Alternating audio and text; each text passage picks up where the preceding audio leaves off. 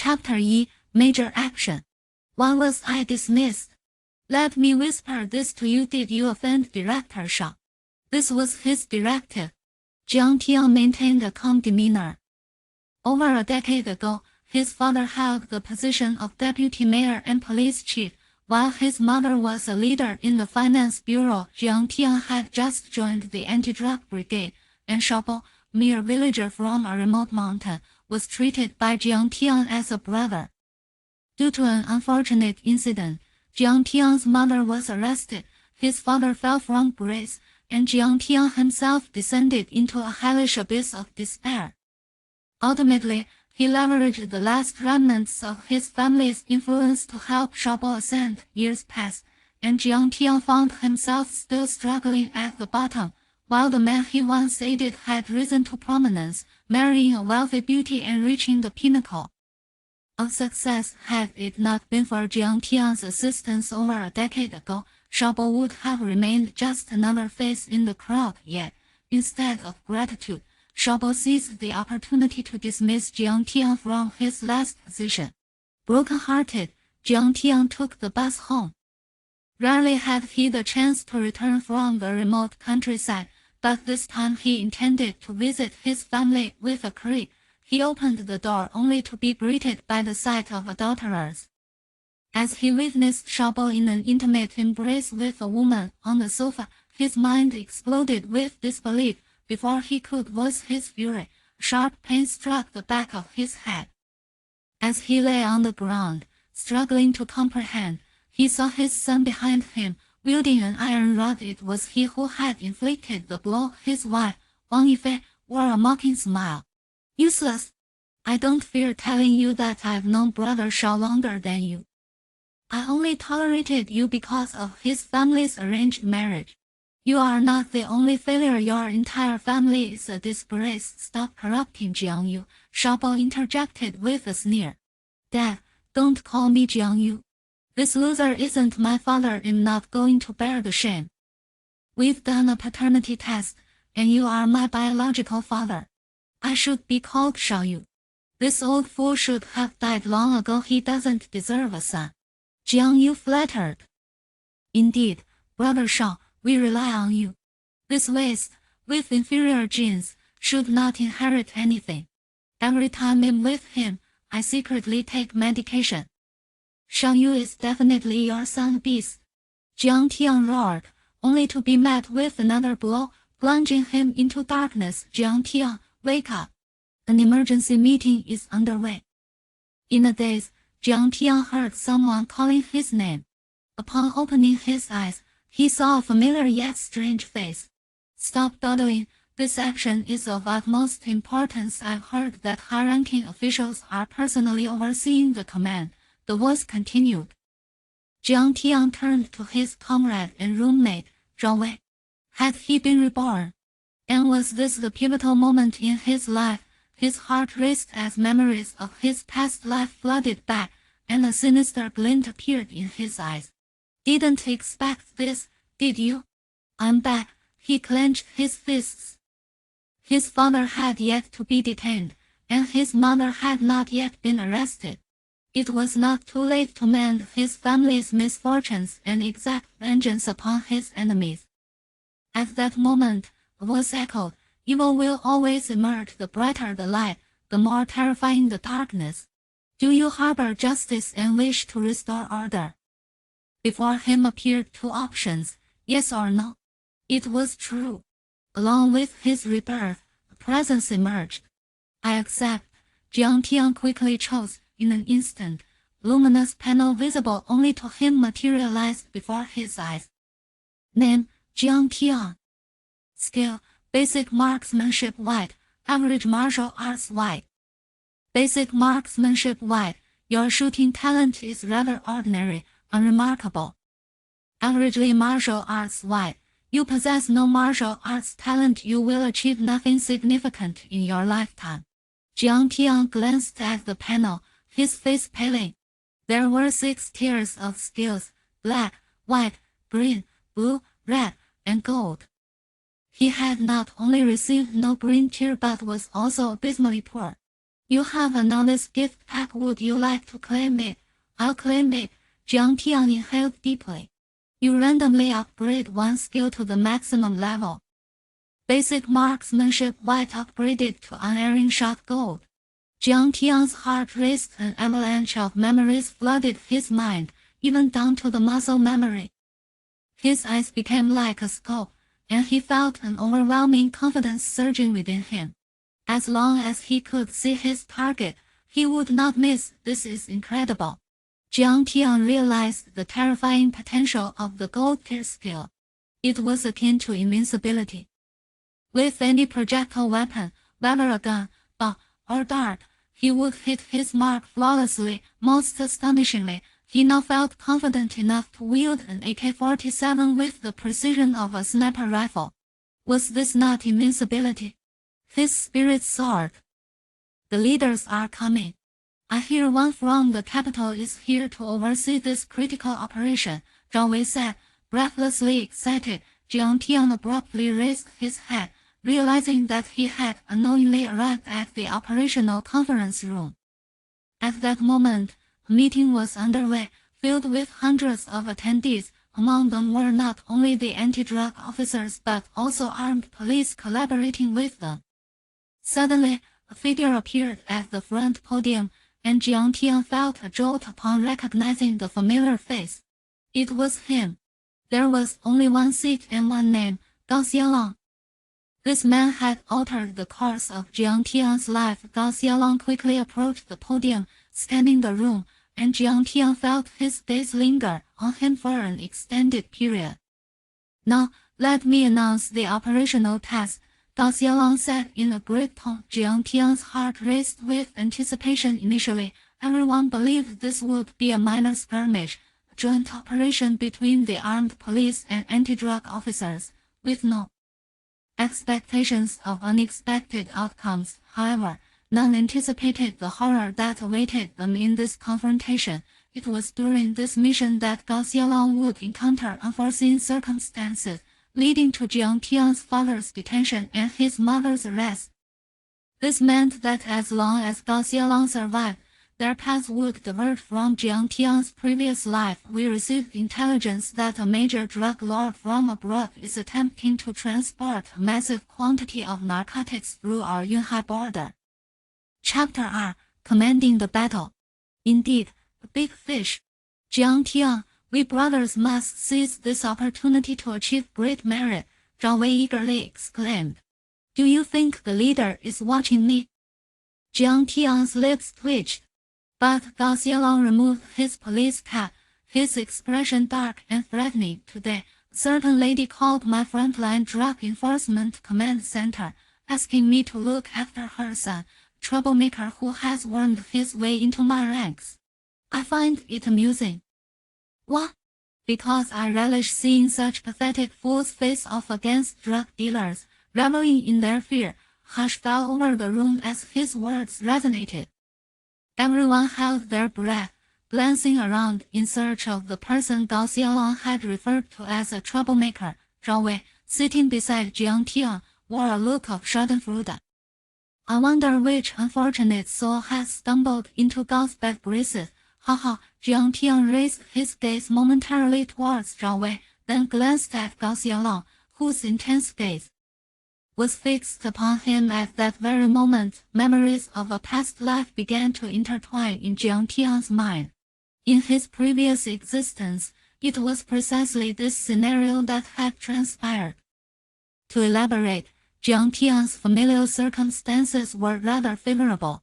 His father held the esteemed position of the police chief in Yunhai and served as the executive vice mayor. His mother was a prominent figure in the finance bureau. To the average individual, their power seemed formidable, and indeed it was a position akin to that of Jiang Tian's father could wield significant influence in Yunhai. However, when compared to Gao Xiaolong, Jiang Tian's father was but a mere trifle. Gao Xiaolong was a person of high esteem, almost celestial in nature. Jiang Tian's mother had initially arranged for him to be gilded with privilege, out of concern for his safety. Yet fate had conspired to embroil him in a monumental operation. The catalyst for this mission, or rather the pivotal moment in Jiang Tian's past life, was vividly etched in his memory. It originated from the capture of the younger brother of the notorious drug lord Tu Chao by the Dragon Kingdom police at the border just this prior. As of now, Tu Chao's brother had not been disclosed to the public as anything more than an ordinary drug trafficker yet. Tu Chao had deliberately leaked information about his drug trafficking activities. This prompted the Dragon Kingdom to take extreme measures, launching a large-scale operation. However, Tu Chao's ambitions extended far beyond mere retribution. He dispatched numerous drug traffickers, splitting them into two factions, one to ambush the police officers involved in the operation, and the other to stealthily attempt a rescue of Tu Chao's brother. It was no wonder this marked a turning point in fate. In his previous life, Gao Xiaolong had, in a fit of rage, personally rushed to the front line to oversee Jiang Tian's actions. Ultimately, he fell victim to Tu Chao's trap and met an untimely demise. This event sent shockwaves throughout the entire Dragon Kingdom, causing an uproar that led to the investigation of all underlying factors. Allegations surrounding Jiang Tian's mother were amplified, culminating in both of his parents being placed under investigation while Jiang Tian himself was relegated to a trivial clerical position in a remote police station, living a life of obscurity and despair. Originally, the Jiang family was destined for greatness, yet they were irrevocably plunged into an abyss. This was the turning point of Jiang Tian's fate. Did my father not arrive because Gao Xiaolong deliberately kept him away? As the meeting concluded, Jiang Tian scanned the room. The deputy director of Yunhai, the head of the drug enforcement team, and leaders of the armed police were all present. Logically, such a significant operation would necessitate the attendance of Jiang Tian's father to conduct the meeting and possibly deliver a speech. In his previous life, Jiang Tian had not pondered this deeply. However, now he comprehended that it was likely due to Gao Xiaolong's wrathful targeting of his father. This formidable figure, who was fiercely opposed to evil, had presumed Jiang Tian's family to be corrupt and self-serving, yet a smile crept across Jiang Tian's lips. The scenes from his past life would not replay themselves. He instinctively reached for the handgun at his waist, a surge of understanding enveloping him. The next step involved the entire team changing into their gear, donning bulletproof vests and equipping themselves with standard-issue weapons, including the QBZ-95, recent addition to the arsenal. Jiang Tian felt a rush of data flood his mind. The QBZ-95, utilizing a small caliber 5.8mm bullet, boasts an effective range of 400 meters, capable of firing 40 rounds per minute in single fire and 100 rounds in rapid succession, with 5 magazines, each containing 30 rounds. Drug Enforcement Team 1, report headcount. Inside the transport convoy, the head of the Drug Enforcement Team, Song Liguo, was conducting a headcount. Yunhai Drug Enforcement Task Force, expected 35 personnel, present 35, report concluded. The deputy team leader quickly reported. Song Liguo nodded slightly, his gaze shifting to Jiang Tian with a hint of concern. After all, he bore significant responsibility for this operation. Initially, Jiang Tian's mother had called him, but coincidentally, Gao Xiaolong had answered, recognizing the official number, which incited Gao Xiaolong's fury. Shao Jiang, you will accompany me during the operation, Song Liguo stated after a moment's contemplation. Understood, Jiang Tian replied, a slight twitch at the corner of his mouth. Having experienced his past life, he was aware that their drug enforcement team typically provided support, while the armed police conducted the primary operations. Indeed, Jiang Tian recognized that Gao Xiaolong, despite his fierce demeanor and hatred for evil, would ultimately rise to protect him in critical moments. Although the unfortunate beginnings were instigated by Gao Xiaolong, Jiang Tian had never harbored resentment.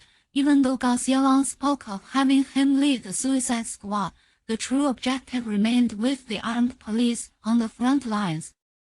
Their drug enforcement officers were merely providing support, yet none anticipated that two trust main forces would be lurking along this route, resulting in catastrophic losses, marking it as one of the gravest cases since the establishment of the nation, with far-reaching implications in recent years. In his previous life, Jiang Tian had been paralyzed with fear upon first encountering the drug traffickers. However, in this life, he gripped the QBZ-95 with fervor, his eyes alight with unprecedented excitement and determination. In a pivotal moment against the drug traffickers, Jiang Tian had once been too terrified to act, leading to an early targeting by the traffickers. It was Gao Xiaolong who had pushed him out of harm's way, allowing Jiang Tian to survive, albeit at the cost of Gao Xiaolong's life. Yet in this lifetime, the narrative would be rewritten. Jiang Tian gazed out of the window, inhaling deeply to center himself. The next moment, the sound of the transport vehicle's door creaking open resonated. Gao Xiaolong entered the vehicle, flanked by two heavily armed bodyguards. Everyone instinctively stood, the faces of the entire Yunhai Drug Enforcement Task Force reflecting shock and astonishment. Even Song Liguo's heart raced in response. Chapter 3. Changing Destiny. Let us not be anxious. I will accompany you this time for better command. Gao Xiaolong smiled and gestured to calm everyone. His gaze subtly flicked towards Jiang Tian, filled with a cold intensity and suppressed rage. Sir, you cannot come. Song Liguo's face turned pale. The idea of Gao Xiaolong joining the operation was almost madness. If anything were to go awry, the ramifications would be catastrophic for the entire Yunhai team. From top to bottom, Song Liguo could hardly bear to imagine it.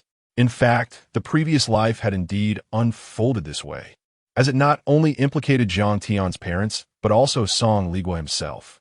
An investigation later revealed that a certain backdoor phone call had been made to Song Liguo, leading to his ultimate downfall. Reflecting on this, Jiang Tian exhaled deeply, relieved that having traversed to this moment with a golden opportunity was not too late. At that moment, Gao Xiaolong's gaze fell upon Jiang Tian, his face contorted into a mocking sneer. Why can't I come? If I hadn't tea, I would never have known that there were such cowardly souls within our ranks. If one is so fearful of death, why join a narcotics unit that endangers both oneself and others? Gao Xiaolong's ire was palpable.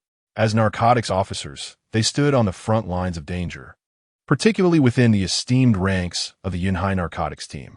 Yet, here they were, confronted with such cowardice, which could ultimately jeopardize not only their own lives, but also those of their comrades. A malignant presence.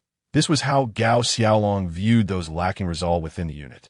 Sir, Song Liguo attempted to interject, but Gao Xiaolong cut him off. There is no need for you to speak. As the squad leader, you are equally culpable. Do you not comprehend the peril of inviting incompetence into our ranks? In his eyes, Jiang Tian epitomized the inept and cowardly offspring of privilege. Upon hearing this, Song Liguo was drenched in cold sweat, but remained silent. His family desired someone to care for him, so here he was, prepared to personally oversee this operation. Should anyone dare to retreat in the heat of battle, he would not hesitate to eliminate this worthless individual. For the narcotics team was no place for those seeking to gild their reputation. Previously, with a larger group, maintaining appearances was essential, but now, with fewer members, Gao Xiaolong's words grew increasingly scathing and louder. The atmosphere within the transport vehicle turned tense, with all eyes darting between one another, scrutinizing their comrades. Gao Xiaolong did not name anyone specifically, leaving all to speculate who he meant. Jiang Tian's identity, of course, could not be publicly proclaimed. However, those who joined the narcotics team possessed keen insight, and the intensity of their gazes lingered on Jiang Tian, leading them to deduce certain truths. Is everyone clear? Song Liguo addressed the group loudly. Understood, came the chorus of responses, including Jiang Tian, who offered no rebuttal. There was no need. Actions would speak louder than words. Any further discourse would merely present an image of impotent fury. You shall ultimately see me in a new light, Jiang Tian mused inwardly. Move out, Song Ligua ordered, his face a mask of bitterness as he spoke to the driver. The Yinhai narcotics operation comprised 35 individuals, with 4 or 5 vehicles in tow. The large 12-seater official vehicle they occupied had 3 seats available for Gao Xiaolong. "Sir, will you sit?" Song Ligua offered his front seat. But Gao Xiaolong shook his head and walked directly towards Jiang Tian. Beside Jiang Tian sat Zhao Wei, who trembled at Gao Xiaolong's approach, rising to salute. "Hi." Zhao Wei began to stammer. "What hi? Go sit anywhere else. I'll take this seat." Gao Xiaolong brusquely shoved Zhao Wei aside. With hardly a sound, Zhao Wei scurried to the back, still shaken by Gao Xiaolong's presence beside Jiang Tian. Jiang Tian, though outwardly calm, felt his mind racing. Zhao Wei's reaction to Gao Xiaolong and the latter's disdainful treatment were unusual. Having weathered decades of life's tribulations in his previous existence, Jiang Tian sensed that Zhao Wei's background was likely far from ordinary. A shiver ran through him as he realized the depths of the team's hidden talents. In his past life, Jiang Tian had squandered his days in a bureaucratic role, yet he was aware that many within the ranks were shrouded in anonymity. They appeared unremarkable, but their actions often seemed guided by fate, with victories falling effortlessly into their laps. Initially, Jiang Tian envied their fortune, but he later understood that their success stemmed from genuine backing. However, he chose not to dwell on this, for his immediate concern was how to confront the formidable drug lord Tu Cha. Undoubtedly, as they approached the designated route, the armed police were advancing towards the main road, while their smaller contingent of 35 diverted onto a narrow path. The atmosphere inside the vehicle was somber, yet there was little psychological burden. Many, including the squad leader and Gao Xiaolong, had never considered that their seemingly innocuous detour aligned with the drug lord's true intentions. Crucially, Jiang Tian could not reveal this information. Initially, he contemplated warning Song Ligua to exercise caution, but due to Gao Xiaolong's misunderstanding and disdain, he found himself rendered mute. Any protest or comment would merely position him as a fool in Gao Xiaolong's eyes, utterly useless. Throughout the journey, Jiang Tian's mind replayed the events of his previous life. Soon, the convoy entered a dense forest. His gaze scrutinized the surroundings. Memories from decades past began to blur, yet upon entering the thicket, an overwhelming sense of familiarity washed over him. It was here that Zhao Wei had met his demise, here that Gao Xiaolong had fallen, and among the 38 individuals, only 8 had survived. Recalling the harrowing scene of Zhao Wei bleeding out and sacrificed, Jiang Tian had never uncovered the truth of Zhao Wei's identity. And Gao Xiaolong, oh no, the tumult of their past was not solely attributable to him. Jiang Tian glanced at Zhao Wei, releasing a deep breath. He gripped his Type 95 rifle tightly. This time, things would be different. He was eager to test his marksmanship, determined to alter the fates of his father, mother, and himself. Chapter 4. Deception feeling tense? Beside Jiang Tian, Gao Xiaolong cast a sidelong glance, his piercing gaze instantly noting Jiang Tian's hands tightly gripping the Type 95 rifle. In Gao Xiaolong's eyes, this was a sign of weakness and anxiety. He couldn't help but scoff inwardly, deeming him a worthless scion. Such inept second-generation individuals, having muddled through life elsewhere, had the audacity to bring their corrupt ways into the anti-drug squad. This thought only intensified Gao Xiaolong's fury.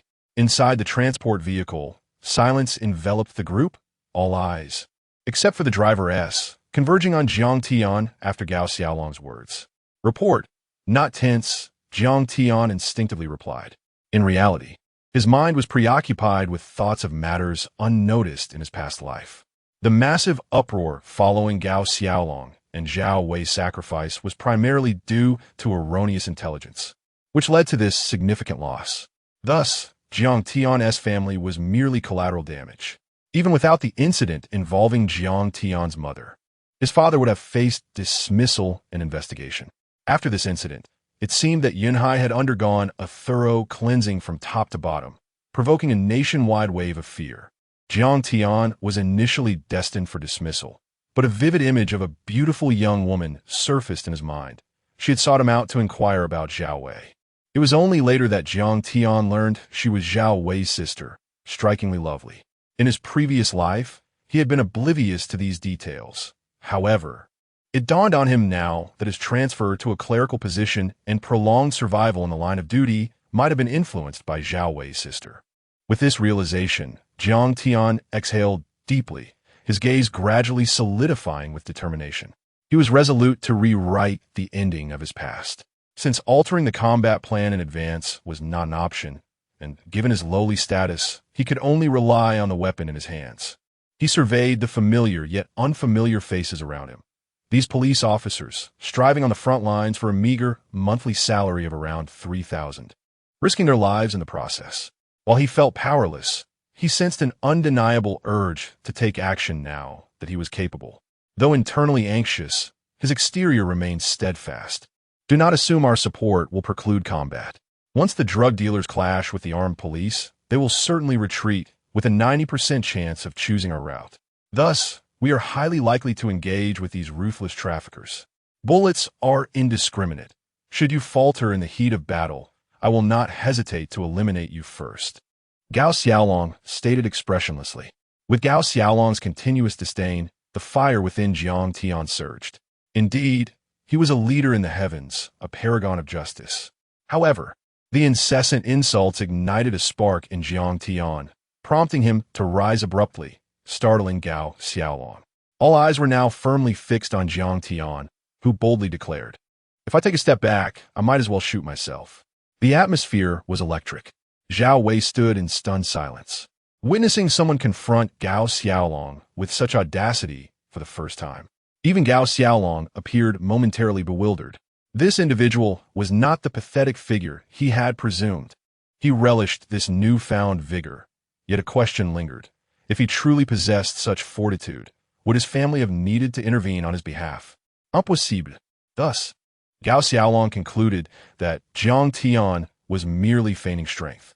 As Gao Xiaolong reflected with a sneer, he recognized Jiang Tian's resilience. The latter had endured relentless humiliation and could no longer tolerate it. Jiang Tian resolved to take decisive action. Before Gao Xiaolong could respond, Jiang Tian continued, "In the battlefield, I move swiftly and penetrate deeply. For your safety, it is best you do not follow. Otherwise, should you encounter danger, we would be unable to bear the consequences of your hindrance." The impact of his words was akin to a bombshell. Shocked gasps filled the air. As Song Ligua sputtered in disbelief, and Zhao Wei stared in a daze, as if caught in a surreal dream. The colleagues around them felt their skin prickle as they absorbed the scene. Gao Xiaolong's initial insults, calling Jiang Tian cowardly and inept, had now backfired spectacularly. Gao Xiaolong stood, his fists clenched, his heart raging with indignation. "You're talking nonsense," he retorted through gritted teeth. Jiang Tian, exhaling softly, glanced around, puzzled by Gao Xiaolong's vehement response. He understood his own combat prowess well. With numerous drug dealers in the fray, he would inevitably need to infiltrate enemy lines to minimize casualties. If Gao Xiaolong watched over him as he had in the past, he would surely lag behind, and even if he managed to keep pace, the risks would be insurmountable. Gao Xiaolong could not afford to fail.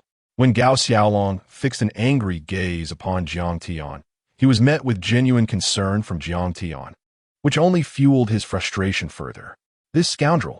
Gao Xiaolong's fists trembled with suppressed rage until a thought struck him, and he chuckled. "Do you think that by saying this, I will stop watching you? I will not cease my supervision. Such provocations are futile against me." Jiang Tian remained silent. Words would bear no fruit now that Gao Xiaolong had firmly labeled him as a worthless second generation. The vehicle had arrived, and it was already 2 in the morning. The mountain roads were treacherous, winding sharply. Upon reaching a junction, everyone disembarked and took cover. Song Ligua approached a fork in the narrow path. In truth, the severe casualties in the previous life had also stemmed from misinformation. Initially, there were only 4 or 5 drug dealers stealthily approaching. After they were subdued, the team did not take the situation seriously. Yet soon, a horde of traffickers surged from all directions. After disembarking, Jiang Tian equipped the night vision goggles and concealed himself behind a tree along the roadside. "Do not be overly anxious. It's normal to feel this way the first time, especially as fresh graduates. You will adapt, Gao Xiaolong remarked, squatting not far from Jiang Tian. After they exited the vehicle, the armed police had already driven away. At that moment, the 35 officers lay hidden in the dense forest, enveloped in a profound silence. To Jiang Tian's surprise, Gao Xiaolong's demeanor was unexpectedly supportive. Chapter 5. You were right at this moment. Gao Xiaolong recalled the obstinate words Jiang Tian had spoken in the car, and he couldn't help but let out a sigh. After all, he was merely a fresh graduate, a child in his early 20s. Watching Jiang Tian silently perched behind the dark tree, Gao Xiaolong chuckled to himself, thinking it futile to be upset with a mere child. Despite his somewhat deplorable behavior, there remained a semblance of virtue within him. He was simply overly cautious about life. But such traits could be amended. Jiang Tian remained silent, not responding to Gao Xiaolong.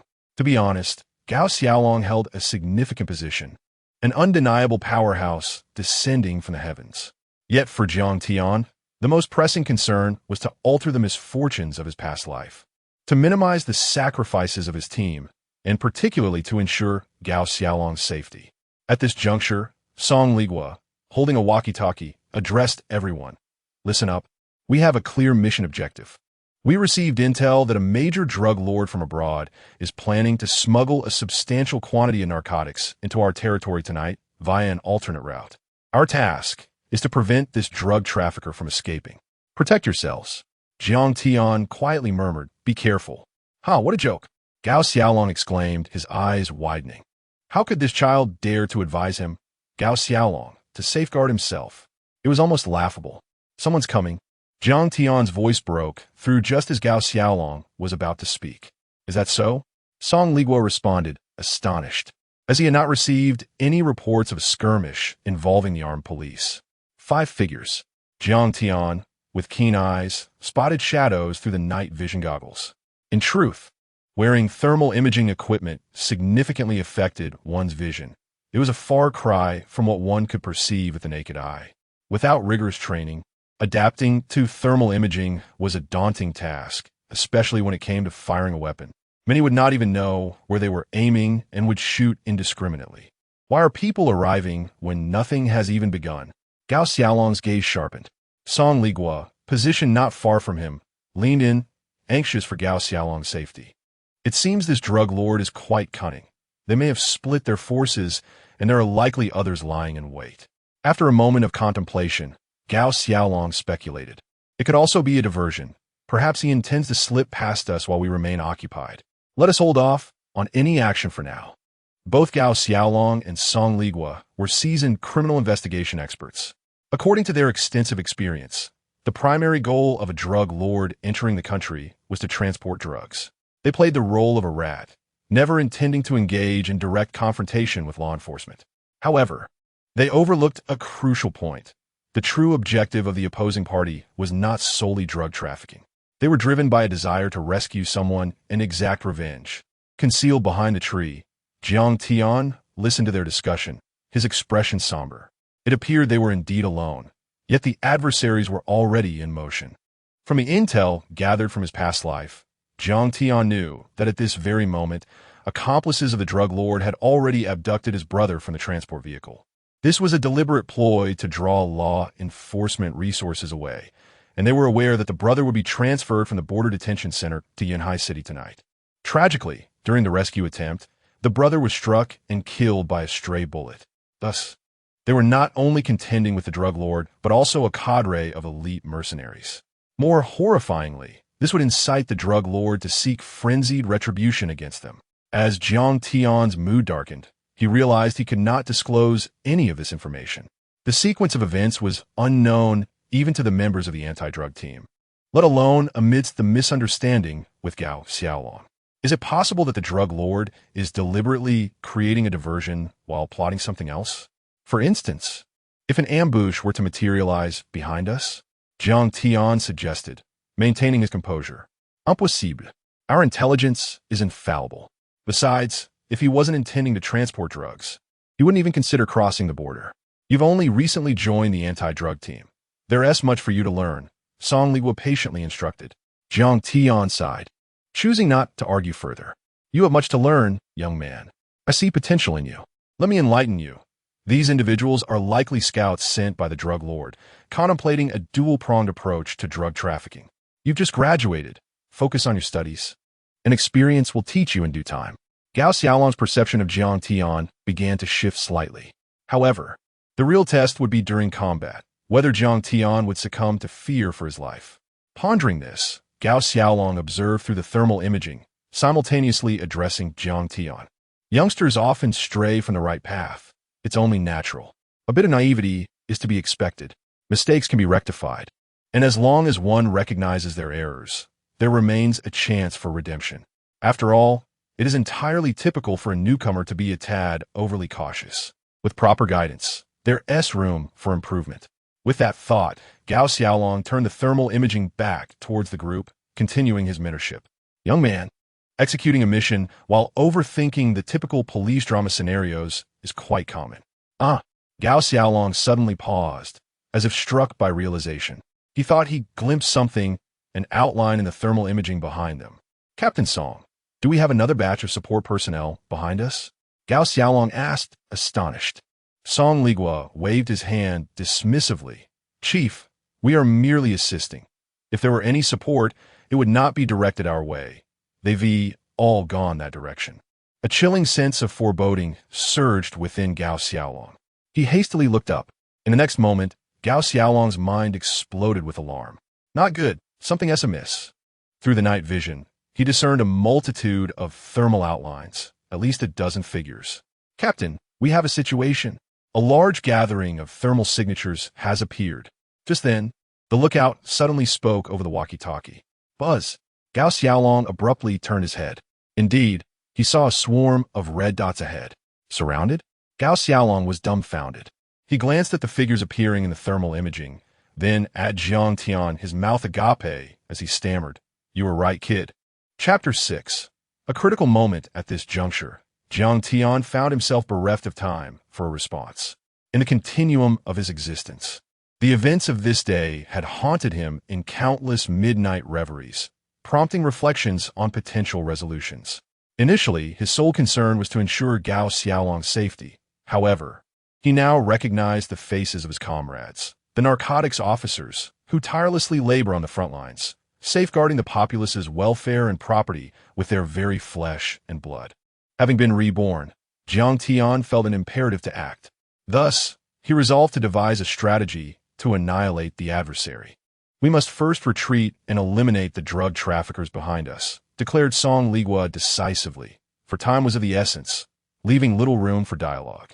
The number of red dots representing drug traffickers continued to multiply and draw closer. Everyone refrained from engaging.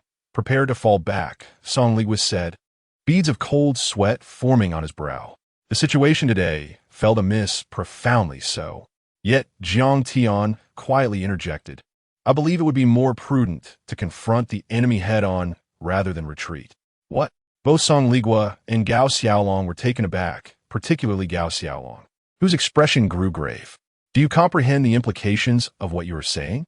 The heat vision indicates at least 100 individuals ahead, with more coming from behind. But have you not observed that while the drug traffickers in front are disorganized, the dozen or so behind us demonstrate a remarkable degree of coordination and discipline?" Jiang Tian articulated. Without the memories of his past life, he would not have been so astutely observant. It was this very group of mercenaries that had struck them forcefully during their retreat. The narcotics task force, though trained, was not professional. There existed a significant disparity in combat capability and coordination when compared to elite armed police or special forces. While their skills were effective against common traffickers, the thought of facing seasoned mercenaries filled Jiang Tian with trepidation. He recalled a past encounter where, upon confrontation, 9 out of 38 personnel, including Gao Xiaolong, had been ruthlessly slain. The opposing force was professional. Even Jiang Tian, with his unerring aim, could not muster complete confidence against such well-coordinated adversaries equipped with cover and superior weaponry. Just as Jiang Tian concluded his statement, Gao Xiaolong and Song Ligua stood in disbelief. "Are you certain? A miscalculation could have dire consequences. If this is the case, We might be facing foreign forces.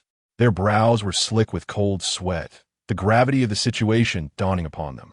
Both men, seasoned in criminal investigation, quickly recognized their perilous predicament. A mere cursory glance from Gao Xiaolong sent chills down his spine as it corroborated Jiang Tian's assessment. A detailed observation revealed that the positions of the mercenaries behind them were meticulously arranged, in stark contrast to the chaos of the drug traffickers ahead. If they were to breach from the rear without addressing the immediate threat, the ramifications would be catastrophic. He shuddered at the thought. Removing the thermal imaging goggles, Gao Xiaolong stiffly turned his head toward Jiang Tian. You are quite remarkable indeed. You have just earned your stripes. He exhaled deeply. I have. Jiang Tian's eyebrows lifted in surprise. Is this truly a commendation? Indeed. Without your insight, we would have recklessly charged in, likely leading to significant casualties. Song Li was stated with apprehension. You must contact the armed police for immediate support. At that moment, a series of rapid gunfire erupted, transforming the atmosphere. The countenances of all present grew somber. Though the two paths diverged significantly, the sound of gunfire echoed ominously in the still night. What should we do, Chief? Song Li's forehead glistened with perspiration. Jiang Tian glanced back and surmised that Song Li had just made contact with the other team, which was unlikely to arrive in time. Both the armed police and narcotics officers had already mobilized, leaving Yinhai devoid of reinforcements. If military support were to arrive, it would likely be after the confrontation had concluded. With a grave demeanor, Gao Xiaolong swiftly made a decision. We will leave 10 personnel to provide covering fire against the rear enemy, while the remainder prioritizes the elimination of the drug traffickers ahead. He slammed his hand on the table. Simply providing covering fire will not suffice, regardless of how well-equipped and trained the opposition may be. Song Li retorted, exasperated. He had dealt extensively with Tu Cha, the notorious drug lord of the Golden Triangle. After all, the sole entry point for narcotics from the Golden Triangle into the country was through Yinhai. The narcotics police were on the front line of drug enforcement, making Yinhai a critical battleground. Under such circumstances, Gao Xiaolong reflected, it was clear that the primary objective of drug traffickers was always to transport drugs and amass wealth. No, something is amiss. If Tu Cha's intent were merely to transport drugs, why would there already be individuals on our side of the border? This contradicts the intelligence we received. Moreover, why are large numbers of traffickers not following the usual routes? This suggests that Tu Cha's primary goal may not be drug trafficking, Gao Xiaolong analyzed calmly. Song Ligua, too, began to perspire heavily, realizing the implications. If their intent was to transport drugs, they would not be in imminent danger. However, if their objectives diverged from that, it could spell disaster for them. Cold sweat dripped from Song Ligua's chin. He was not afraid for himself, but feared for the lives of the narcotics officers who had fought valiantly alongside him, as well as for Gao Xiaolong's safety. First, we must cover the chief's retreat, Song Ligua commanded decisively. That's absurd. According to our operational plan, do not concern yourself with me. That is an order, Gao Xiaolong thundered. Before Song Ligua could respond, Jiang Tian stepped behind Gao Xiaolong, raising his weapon with an air of determination. What are you doing, Jiang Tian? Song Ligua's eyes widened in alarm, nearly causing him to faint. From his perspective, it appeared as though Jiang Tian was aiming at Gao Xiaolong, a notion that seemed utterly insane. In the next instant, a gunshot rang out. As Gao Xiaolong turned, he felt a bullet graze his ear, a fleeting sensation that sent him reeling. Chapter 7. Upgrade of the entry, a sudden shot. Hai Xiaolong broke into a cold sweat, genuinely startled by the unexpected turn of events. Do you have a problem with me? He exclaimed. I admit, I spoke a bit loudly during the meeting, but you surely wouldn't resort to shooting at me. His voice trembled with disbelief. Before Jiang Tian could explain himself, Song Ligua rushed forward, gripping his Type 95 rifle tightly. The commander reprimanded you for your own good. Do not act impulsively, he cautioned. No, I just saved the commander. Jiang Tian raised his hands in exasperation. You shot me to save me? Hai Xiaolong gasped in shock. Jiang Tian nodded affirmatively. Both Song Ligua and Hai Xiaolong turned to each other, their faces frozen in disbelief. Suddenly, a noise erupted from the spot where Jiang Tian had fired. A body, its head blown apart, tumbled out of the underbrush. The sight sent shivers through Hai Xiaolong and Song Ligua, their minds buzzing with confusion. An enemy? When did they get here? Why didn't the thermal imager detect them? They felt an icy dread. The enemy had crept up behind them without their notice. The intruder had camouflaged well. Had it not been for Jiang Tian's past life experiences, he would not have recalled this moment. In his previous life, the same position and direction had yielded no detection of the enemy. How did you know someone was here? Hai Xiaolong asked, astonished. Jiang Tian chuckled lightly. This person evaded the thermal imager, but we had scouts watching after we disembarked. In other words, this individual has been hiding here for quite some time. I only just noticed a slight anomaly in the thermal imaging. Remarkable. Jiang Tian's words left Hai Xiaolong and Song Ligua dumbfounded. Who looks at the ground with thermal imaging? As they approached the fallen figure, they noted it was caked in mud, a clear attempt to evade detection. This meant the enemy had been lying in wait for an extended period, and their own narcotics team had already been exposed. You genius! Hai Xiaolong exclaimed, staring at Jiang Tian in a new light. You're so observant. If I recall correctly, you haven't even been officially promoted yet? To be precise, Song Ligua interjected, he is still a senior student, currently in his internship, having just joined the team over a month ago.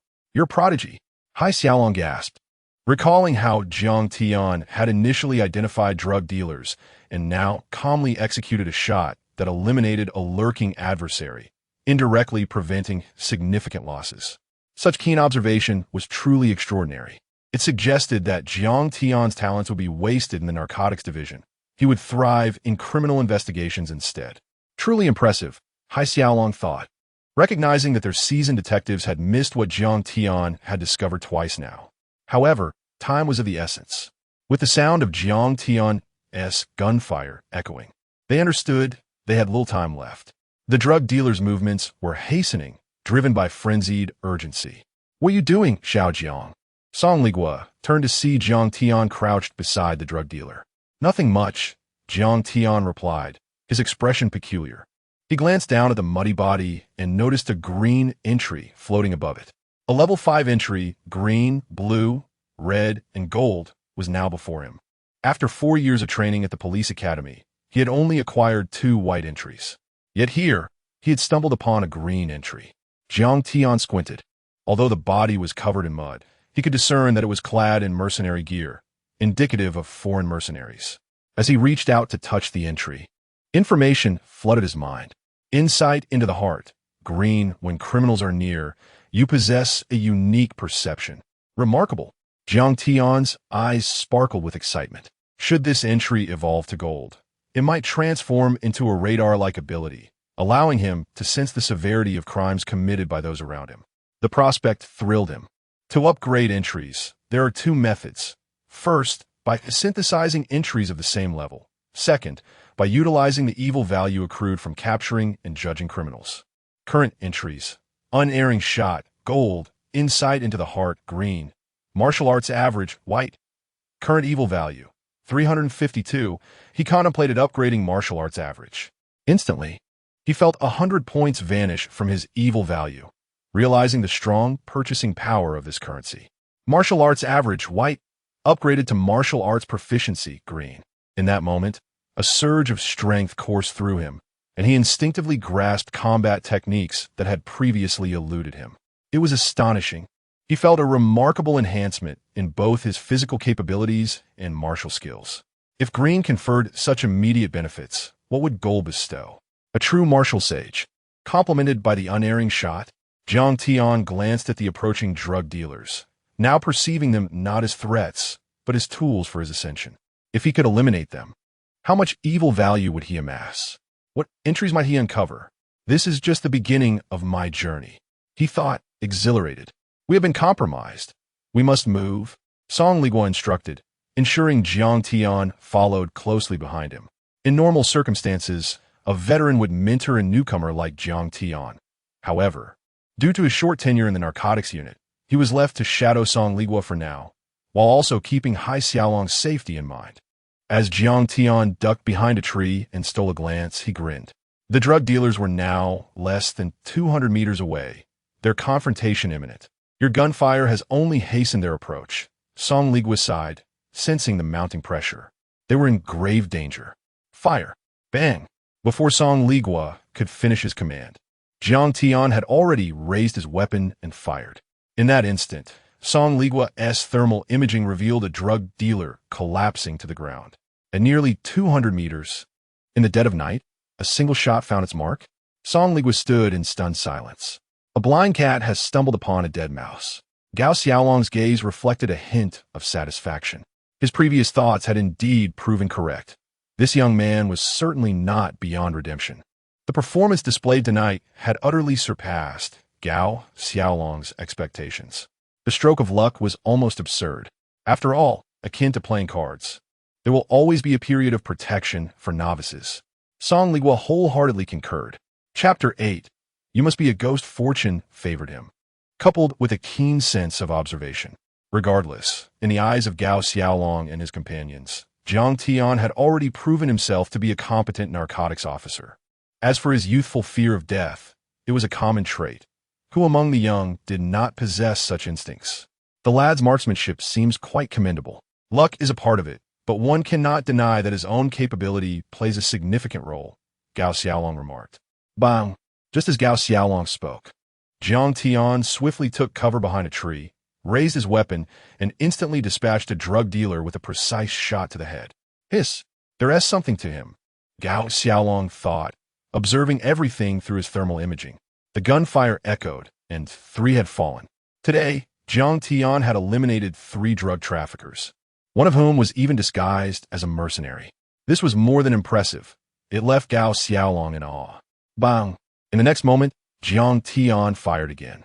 The Type 95 automatic rifle, developed in 1995, had become a staple by the early 2000s. Although it utilized small-caliber ammunition, its advantages were evident. It was portable and had minimal recoil and was relatively easy to calibrate. Its drawback, however, lay in its effective range of merely 400 meters. Yet, for Jiang Tian, even that was ample. He could achieve lethal accuracy at distances reaching 600 to 800 meters. Typically, beyond 400 meters, one would lose track of the bullet's trajectory, but it was essential to remember that Jiang Tian was an impeccable marksman. The moment an enemy exposed themselves, he could eliminate them in an instant, as if they were connected by an unspoken understanding. Equipped with thermal imaging in the darkness, Jiang Tian perceived a multitude of malevolent presences, each representing a potential opportunity. Such abundant resources were hardly commonplace. These individuals were notorious drug dealers. Each dealer carried a minimum of dozens of crimes against them, with some exceeding 100. Jiang Tian inhaled deeply, his eyes filled with avarice, his lips involuntarily moistening. If he were to cultivate his skills and eliminate his youthful fear of death, he would undoubtedly become an elite asset to the police force. Gao Xiaolong's eyes sparkled with excitement, completely forgetting his previous scorn for Jiang Tian as a liability. Rest assured, we shall prioritize his training, Song Ligua said, standing at attention, relieved that the matter seemed to have passed. Gao Xiaolong would not be seeking retribution now. However, before Song Ligua could completely relax, a fierce exchange of gunfire erupted nearby. As Jiang Tian opened fire, both sides were engaged in a fierce battle, and Jiang Tian showed no signs of retreat. After all, this was an opportunity ripe for the taking. Each shot fired was a step closer to accumulating his evil merit. After this incident, Jiang Tian would emerge fully developed, unable to contain his eagerness. With a swift leap, he sought out an advantageous angle and fired again. Bang, bang, bang. Don't be reckless, Song Ligua shouted from behind. Gao Xiaolong's expression stiffened. Was he feeling the sting of his own words? Just moments ago, he had remarked on Jiang Tian's timidity, and yet here was Jiang Tian charging forward. In truth, despite Gao Xiaolong's earlier bravado about sending him on a death mission, Jiang Tian was still a novice, lacking the necessary experience. Charging forward would be tantamount to courting death. Even when Jiang Tian had underperformed, Gao Xiaolong would never have deliberately placed him in harm's way. Get back, Gao Xiaolong shouted, barely able to suppress his frustration. Yet, in the next moment, as Jiang Tian continued to fire, the distinct sound of rapid shots resonated, almost resembling a sustained barrage. Random firing served no purpose other than to expose one's position, and such reckless shooting would only alert the drug dealers to their whereabouts, putting them at risk of being shot. This reckless charge is futile, Gao Xiaolong exclaimed, his frustration mounting. Jiang Tian's impulsive actions could jeopardize not only his own life, but also the lives of his comrades. This position is critical. We need to execute a careful retreat, especially for newcomers like Jiang Tian and Zhao Wei, who need to be evacuated together. Ignoring commands, Jiang Tian's reckless bravado, believing such display of fearlessness would earn him respect, was misguided. His indiscriminate shooting risked exposing their position. Jiang Tian, cease fire immediately, Song Ligua commanded, wishing to coordinate a strategic withdrawal instead of recklessly revealing their location. But just then, Gao Xiaolong's gaze swept over the area, and he witnessed 3 approaching drug dealers fall lifelessly to the ground. Hiss! Incredible! This defensive line allowed Gao Xiaolong to see clearly through Jiang Tian's thermal imaging. After a flurry of shots, the figures on the thermal display crumpled to the earth, motionless, evidently shot in the head. This was not mere random firing. How had 3 men gone down so swiftly? Did you hit them? Gao Xiaolong stammered, astonished, his mind buzzing. This young man seemed to possess genuine skill. Of course, what is the problem? Jiang Tian replied innocently, blinking as if questioning the matter. Gao Xiaolong nearly choked in disbelief. What problem could there possibly be? Jiang Tian had not only shot accurately, but had executed 3 rapid shots in the dead of night, effortlessly eliminating 3 drug dealers. At such a distance, under the cover of darkness, firing 3 consecutive shots with precision was nothing short of supernatural. Could it be that he was indeed a ghost? It was not enough to merely possess hands. True skill was evident in his actions. Chapter 9. Acting on behalf of justice, how did you manage that? Song Liguo gasped in astonishment. In truth, during most missions, thermal imaging equipment is seldom provided. However, due to the particular nature of tonight's operation, a special approval was granted. This was to prevent the drug traffickers from fleeing. Ironically, the very equipment intended to aid them allowed for the revelation of Jiang Tian's almost divine prowess. Observe closely. I shall demonstrate once more, Jiang Tian declared, firing a shot with a resounding bang. He did not even aim at the drug dealer. Nor did he turn his head. His neck remained directed towards Song Liguo as he spoke. In the next instant, Song Liguo and Gao Xiaolong witnessed a drug dealer collapse to the ground, clutching his throat. Good heavens! Song Liguo's eyes widened in disbelief, nearly popping from their sockets. It is that simple, Jiang Tian remarked. Silence ensued. Gao Xiaolong was speechless. The thought of being outshone was the least of his concerns. Before him stood a figure akin to a celestial being. He took a deep breath, feeling his heart race involuntarily. Young man, I acknowledge my initial tone was somewhat loud and perhaps ungracious. I hope you do not take it to heart. Nonetheless, you are still within your probationary period, and the battlefield is perilous. Do not presume that mere skill with a firearm grants you the liberty to act recklessly, nor should you let it inflate your ego. Gao Xiaolong suppressed the tumult within him. Having witnessed many grand spectacles, he felt as if he were in the presence of a deity. However, he could still maintain composure. Even the elite soldiers in the military district could achieve such feats. Jiang Tian's marksmanship was indeed exceptional, bordering on that of a sharpshooter. Yet, the battlefield was no simple matter. A newcomer without professional training was far from the specialized troops of the military district. This was a dangerous arena. This is a remarkable talent, Gao Xiaolong recognized, fully aware of the potential Jiang Tian possessed. He conceded that his earlier comments may have been overly harsh, yet he could amend his approach. Now, his eyes sparkled with newfound clarity. The discovery of such a prodigious individual ignited a sense of admiration within him. But before Gao Xiaolong could voice his thoughts, Jiang Tian had already vanished into the dense foliage ahead. His voice echoed faintly. It is safer here. You two remain put. The drug traffickers will not arrive immediately. I will resolve the situation up front. Time was of the essence for Jiang Tian. Each moment was a bare-faced opportunity, a chance to accrue points in the form of crimson moral transgressions. Return, Jiang Tian. I order you to come back immediately. It is dangerous ahead. You are still in your probationary period, Song Liguo urged, his tone laced with urgency. This reckless youth is utterly unrestrained. Gao Xiaolong seethed, his anger mounting. This is an affront to authority. Song Liguo, equally indignant, echoed, Commander, are you not overseeing this young man? If he disobeys orders on the battlefield, he deserves to be eliminated. He is a blight upon our team, a detrimental presence that must be eradicated. If he dares defy orders now, he will certainly challenge authority in the future. Such a liability cannot remain in our ranks. However, Gao Xiaolong's ire was abruptly stilled as he fixed his gaze on Song Liguo. He had initially reprimanded Jiang Tian for his fear of death, pushing him toward the battlefield to assert that frontline units were not a playground for those who circumvented protocol. Yet, what had Jiang Tian demonstrated? He had delivered an impeccable performance, accurately predicting the drug trafficker's movements, neutralizing a dangerous enemy, and indirectly saving him. Now, he had already taken down 5 drug dealers with the ease of a casual meal.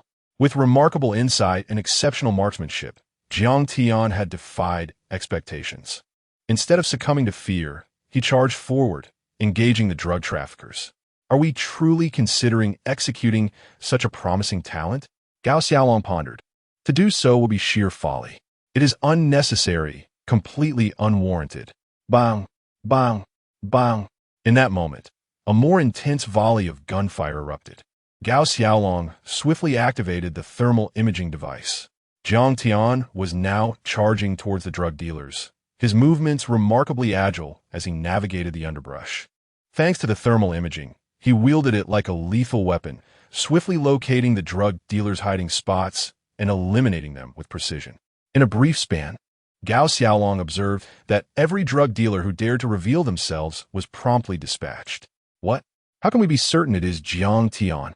He wondered aloud.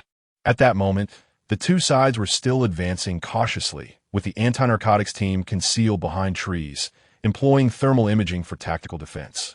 Only Jiang Tian surged forward against the drug traffickers, moving with astonishing speed. In the darkness, the only thing obscuring his presence was the mud that clung to him, hindering thermal detection. Otherwise, any heat signature could be easily identified. Incredible, Gao Xiaolong thought, his eyes wide with disbelief. This is absolute madness. Having spent years within the police department, he had encountered elite soldiers and sharpshooters.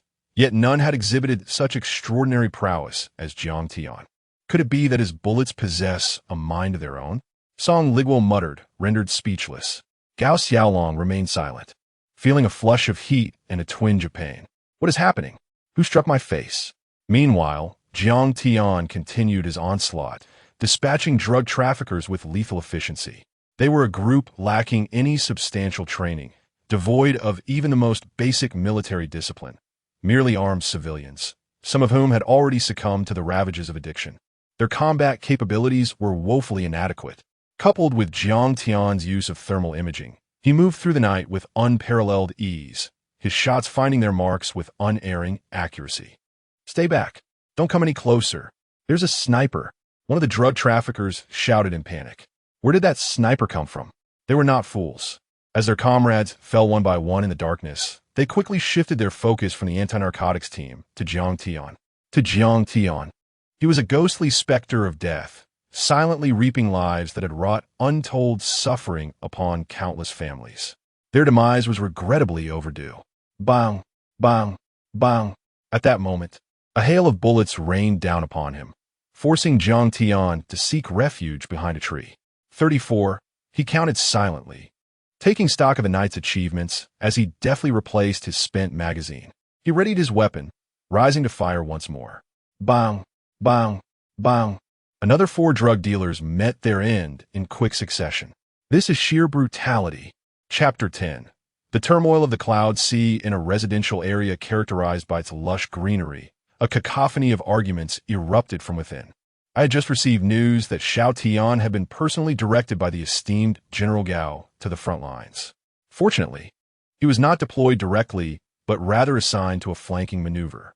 Jiang Peng exhaled deeply, his gaze lingering on the woman seated on the sofa, her head bowed. With a complex expression, he sighed, I'm truly sorry. I had no idea that the person on the other end of the line was General Gao from Kyoto. Jiang's mother bowed her head in acknowledgement of her error. It's futile to dwell on this now. I can only hope tonight's operation proceeds smoothly. Jiang Peng continued to sigh. Ultimately, it was all for Jiang Tian. It was merely a matter of unfortunate luck. Yet, a sense of unease lingered. Xiao Tian was merely an intern, yet to be formally appointed. Was it wrong for me to be concerned? Now, under the direct supervision of General Gao, Xiao Tian, a novice about to face his first real combat. Oh, how my heart aches. Jiang's mother pressed her hand against her chest, distressed, sensing an impending calamity. Her sorrow culminating in tears. General Gao is a decent man. He won't take personal vendettas into account and deliberately endanger Jiang Tian. So, try not to worry too much. Moreover, tonight, over 100 armed police are deployed, along with all personnel from the Cloud Sea anti-drug operations. There should be no unexpected incidents, Jiang Peng reassured her. Jiang's mother felt a slight relief, but the very next moment, Jiang Peng's phone rang. Then came the buzzing. Upon grasping the content of the call, a wave of dizziness washed over Jiang Peng, nearly causing him to faint. His complexion shifted to a pallor of distress. In the Cloud Sea Police Department, brightly lit, Jiang Peng, the police chief and deputy mayor, wore an expression of urgency. Contact the military and summon the armed police and the resting investigative team for immediate support. Hurry! Jiang Peng's mind raced with adrenaline. So many significant events had transpired today. Initially, he was to be present at tonight's operation, even during the meeting, but the call from Jiang Tian's mother had altered everything. He had been sidelined and targeted by Gao Xiaolong. Consequently, he was not required to participate in tonight's operation. He had been anxiously pacing at home, but now, the secretary had called him, detailing the situation on the ground. Jiang Peng's scalp tingled as he rushed to the police station, where Secretary Zhou Zhao awaited, his face grave and urgent. After organizing the arrangements, Secretary Zhou placed a reassuring hand on Jiang Peng's shoulder and said, "Do not worry. We have a considerable number of personnel deployed. We have just confirmed that it was the drug lord Tucha's brother who was captured, and the traffickers are attempting to rescue him. The initial reports were merely a smokescreen. The military's special operations team is already en route. You can rest assured, there will be no issues." Yet despite these reassurances, Secretary Zhou harbored his own anxieties. The danger loomed large, particularly concerning General Gao's safety. How long until the military arrives? Jiang Peng inquired. Most of the troops are engaged in exercises nearby. The closest support will take about an hour to arrive. Secretary Zhou explained. An hour? In an instant, Jiang Peng sprang to his feet. It was too late to do anything, whether it was recalling officers from the police station, initiating emergency operations, or waiting for military support. Time was slipping away. This was madness. Tucha's brother had been accidentally shot and killed during the rescue attempt, leading to retaliatory actions from Tucha. As Secretary Zhou spoke, he ushered Jiang Peng into a vehicle. The convoy swiftly gathered at the police station entrance. These are all the personnel we can mobilize. Others are still en route. Let us go assess the situation, Secretary Zhou remarked. Known for their professional demeanor, Zhou Zhao and Jiang Peng had rarely interacted outside of work. However, tonight was distinctly different. Zhou Zhao grasped Jiang Peng's hand with a sense of urgency that hinted at something ominous. How many traffickers are involved? Jiang Peng asked gravely. Secretary Zhou sighed and provided a staggering figure. Buzz! Jiang Peng felt a surge of shock. Initially, it was merely a trap. The intelligence was flawed. But upon hearing the numbers, dread washed over him. There were over 100 traffickers on the armed police's side, and nearly 200 from the Cloud Sea anti-drug team, including a squad of foreign operatives suspected to be mercenaries. Jiang Peng's complexion turned ashen. What about Jiang Tian? He thought, a chilling premonition gripping him. Beyond his son, it became clear why Secretary Zhou was so frantic. Because if General Gao and the anti-drug team were in jeopardy, the consequences would be catastrophic. None of us are exempt from this. We're all in the same boat, Secretary Zhou stated. They arrived at the scene of the incident. The suddenness of the attack took everyone by surprise. The traffickers had set a trap. Neither Zhou Zhao nor Jiang Peng spoke of their fears. They both understood the gravity of the situation. Their arrival was merely a last-ditch effort. The anti-drug team would likely be overwhelmed by the sheer numbers and the presence of seasoned mercenaries, notorious for their ruthlessness. "Secretary, I apologize," Jiang Peng stammered, his voice trembling. He realized that if his son Jiang Tian were to perish, the repercussions would be dire. General Gao, prompted by a call from Jiang's mother, had personally overseen Jiang Tian's deployment to the front lines. Thus, if anything were to befall Gao, the blame would inevitably fall upon him. Given the current circumstances, even if they arrived promptly, it might only be to recover bodies. It's too late for words now. Jiang Tian is merely an intern, and it's natural to look after him. You're not to blame. If General Gao were aware of the situation, he wouldn't be so furious, Secretary Zhou sighed. At this moment, words held no meaning. In contemplating Gao Xiaolong and the anti-drug team, Zhou Zhao's heart was heavy with foreboding. Jiang Peng thought of his son, feeling a deep ache. He had only one son and one daughter. His daughter had just been accepted into a prestigious university. Jiang Tian had graduated from the police academy, and no one had foreseen this calamity. "May you find peace," Secretary Zhou murmured as he gazed out the window. Upon hearing those words, Jiang Peng felt a jolt of realization. The anti-drug team was likely doomed. Chapter 11. The First World War annihilates 105 drug traffickers. Shocking revelations, they had prepared for the worst, for the messages and circumstances they had received indicated that the front lines were perilous. Whether it was Jiang Tian or Gao Xiaolong, it was likely that both had encountered grave danger. Their survival hinged solely on fate. As for the 35 members of the anti-drug task force, they were no match for the enemy. The traffickers had targeted them from the very beginning. 35 against nearly 200, and under the guise of an ambush. Zhou Zhao and Jiang Peng felt increasingly heavy-hearted. Trouble was brewing, and it was bound to be monumental. A catastrophe of unprecedented proportions loomed. Should there be significant casualties, it could be said that even in the absence of Gao Xiaolong, they would bear immense responsibility. Should Gao Xiaolong be involved, the repercussions would be deemed one of the most severe and detrimental cases in decades. Upon their hurried arrival, they beheld a silent jungle, a scene that evoked profound dread. It seemed like the gaping maw of a demon. "Leader, the situation ahead is perilous, and our communication with the anti-drug unit has been severed. The traffickers are evidently prepared. We cannot recklessly proceed," spoke Sun Jianhua, the Deputy Director of Public Security, with a grave tone. "How far are we from the ambush site?" Zhou Zhao inquired. The Deputy Director, well-versed in the circumstances, replied, "Approximately less than 2 miles. 2 miles? A chill ran through Jiang Peng and Gao Xiaolong, their faces paling at the Deputy Director's words. It was over. The sky had fallen. This singular thought consumed their minds. Jiang Peng felt dizzy, nearly collapsing, but the Deputy Director was there to support him. "These wretched traffickers, do they not fear our wrath? Should we not deploy the military to eradicate them?" Zhou Zhao seethed. "The armed police will not pose an issue for now, but the anti-drug unit is at the greatest risk. 2 miles. We should be able to hear gunfire. But now, damn it, these traffickers deserve their fate." Jiang Peng clenched his fists, his eyes bloodshot. When the gunfire ceased, within their hearts, the anti-drug unit seemed to have met its end, effectively obliterated. As for the annihilation of over 200 traffickers and a contingent of foreign mercenaries, the 35 members of the anti-drug unit, such thoughts were unfathomable. Even if special forces were to arrive, they would likely falter tonight. "Find out when military support will arrive. I demand retribution for blood debts."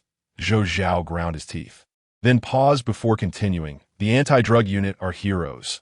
Their sacrifice must not be in vain." He understood that everything was lost. In the entire Yanhai region, from top to bottom, a complete overhaul was imminent. And, as the Secretary of Yanhai, Zhou Zhao could not evade accountability. Being the head of the provincial capital, a high-ranking official, he was still culpable. Such dire circumstances would render him unable to advance further, and he may be entirely dismissed due to the severity of the incident. An unavoidable fate. Let the criminal investigation team assess the situation. Jiang Peng gritted his teeth, enunciating each word. Just as the team leader prepared to act, a series of footsteps echoed in the darkness, resounding ominously. All present swiftly sought cover. readying themselves for battle. Damn it, these traffickers are approaching too swiftly. Zhou Zhao surmised that the traffickers were indeed upon them. Everyone had resigned themselves to the fate of the anti-drug unit. The arriving criminal investigation team readied their weapons, aiming towards the source of the sound, holding their breath in anticipation. I do not care what methods you employ. Delay these traffickers until the military arrives, Zhou Zhao commanded. Ensure the mission's success, the team leader promised solemnly. Even with only 20 personnel, he resolutely added, rest assured, leader, I will not allow the anti-drug unit's sacrifices to be in vain, nor will I let Captain Song's sacrifice go unavenged. I will hold them off with my life. Good? Zhou Zhao nodded, his gaze softening.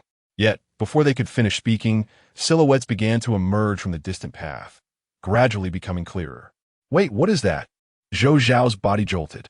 The moon tonight was exceptionally round. Beneath the moonlight, everything appeared remarkably bright, although it was not as illuminating as daylight. Visibility extended clearly within a 10-meter radius, with outlines discernible even at a distance of several dozen meters. To be candid, tonight's moonlight mirrored Gao Xiaolong's mood, transitioning from an ominous overcast to the present illumination. The feeling of having survived a calamity did not evoke excitement in Gao Xiaolong. Rather, he remained entranced, believing himself still ensconced in a dream. He thought himself gravely ill, deeply ensnared in a dream state. Otherwise, how could everything appear so vivid? In his dream, he witnessed an anti-drug cadet who had yet to complete his internship, wielding a firearm with deadly precision. CSGO super sharpshooter? Even a super sharpshooter cannot achieve this, he mused. One man against a horde, growing bolder with each moment. He envisioned the cadet firing an automatic rifle, which appeared to be fully automatic or perhaps semi-automatic due to the rapidity of fire, effortlessly sweeping down 20 or more traffickers with headshots. Gao Xiaolong often organized military drills with police forces, having encountered numerous elite soldiers. Yet, none compared to the prowess of the figure in his dream. He had seen elite soldiers deftly reload and eliminate entire battalions, but this dream figure eclipsed them all. This individual had single-handedly taken down 130 traffickers in a brief span, also dispatching 2 mercenaries. As the remaining traffickers fled in terror, while he relentlessly pursued them, ultimately emerging victorious. The total kill count reached 148, expending 150 rounds, with even the 2 spent rounds striking their targets. In summary, he believed himself afflicted by illness, wandering in a daze, contemplating when this dream would end. It was not until he emerged from the dense forest that he realized his dream had yet to conclude. In a daze, he emerged, hands clasped behind his back, only to be approached by a group of police officers, led by Xiao Zhou, who eagerly approached him. Slap! Gao Xiaolong struck his palm against his face, pain radiating through him. He was not dreaming. He felt elated, for he was indeed awake, and this was all unfolding in reality. The cadet he had previously berated, Jiang Tian, was a sharpshooter of exceptional skill. It is not a dream. This is all indeed real, Gao Xiaolong murmured, gazing at his hand in disbelief. Old Gao, you're still alive? I'm not dreaming. This slap also jolted Zhou Zhao back to reality, tears of joy welling in his eyes. He is alive. Old Gao is truly alive. Thank heavens. Indeed, I'm not dreaming, Gao Xiaolong replied, his voice subdued. If none were dreaming, then everything must be authentic. He recalled his earlier words, scolding Jiang Tian as a liability. Gao Xiaolong was engulfed by waves of guilt within his heart. This was not merely a case of a rogue element. He was, without a doubt, a guardian deity. Rest assured, Gao Lao, reinforcement from the military will arrive shortly, and they will surely deal with those drug traffickers. You must flee quickly. We will hold them off. Zhou Zhao seized the opportunity to reassure him. The erroneous intelligence was their fault. The chaos in Yanhai had already caused dissatisfaction among the higher-ups, particularly concerning the increasing number of drug dealers. Arrests only led to more.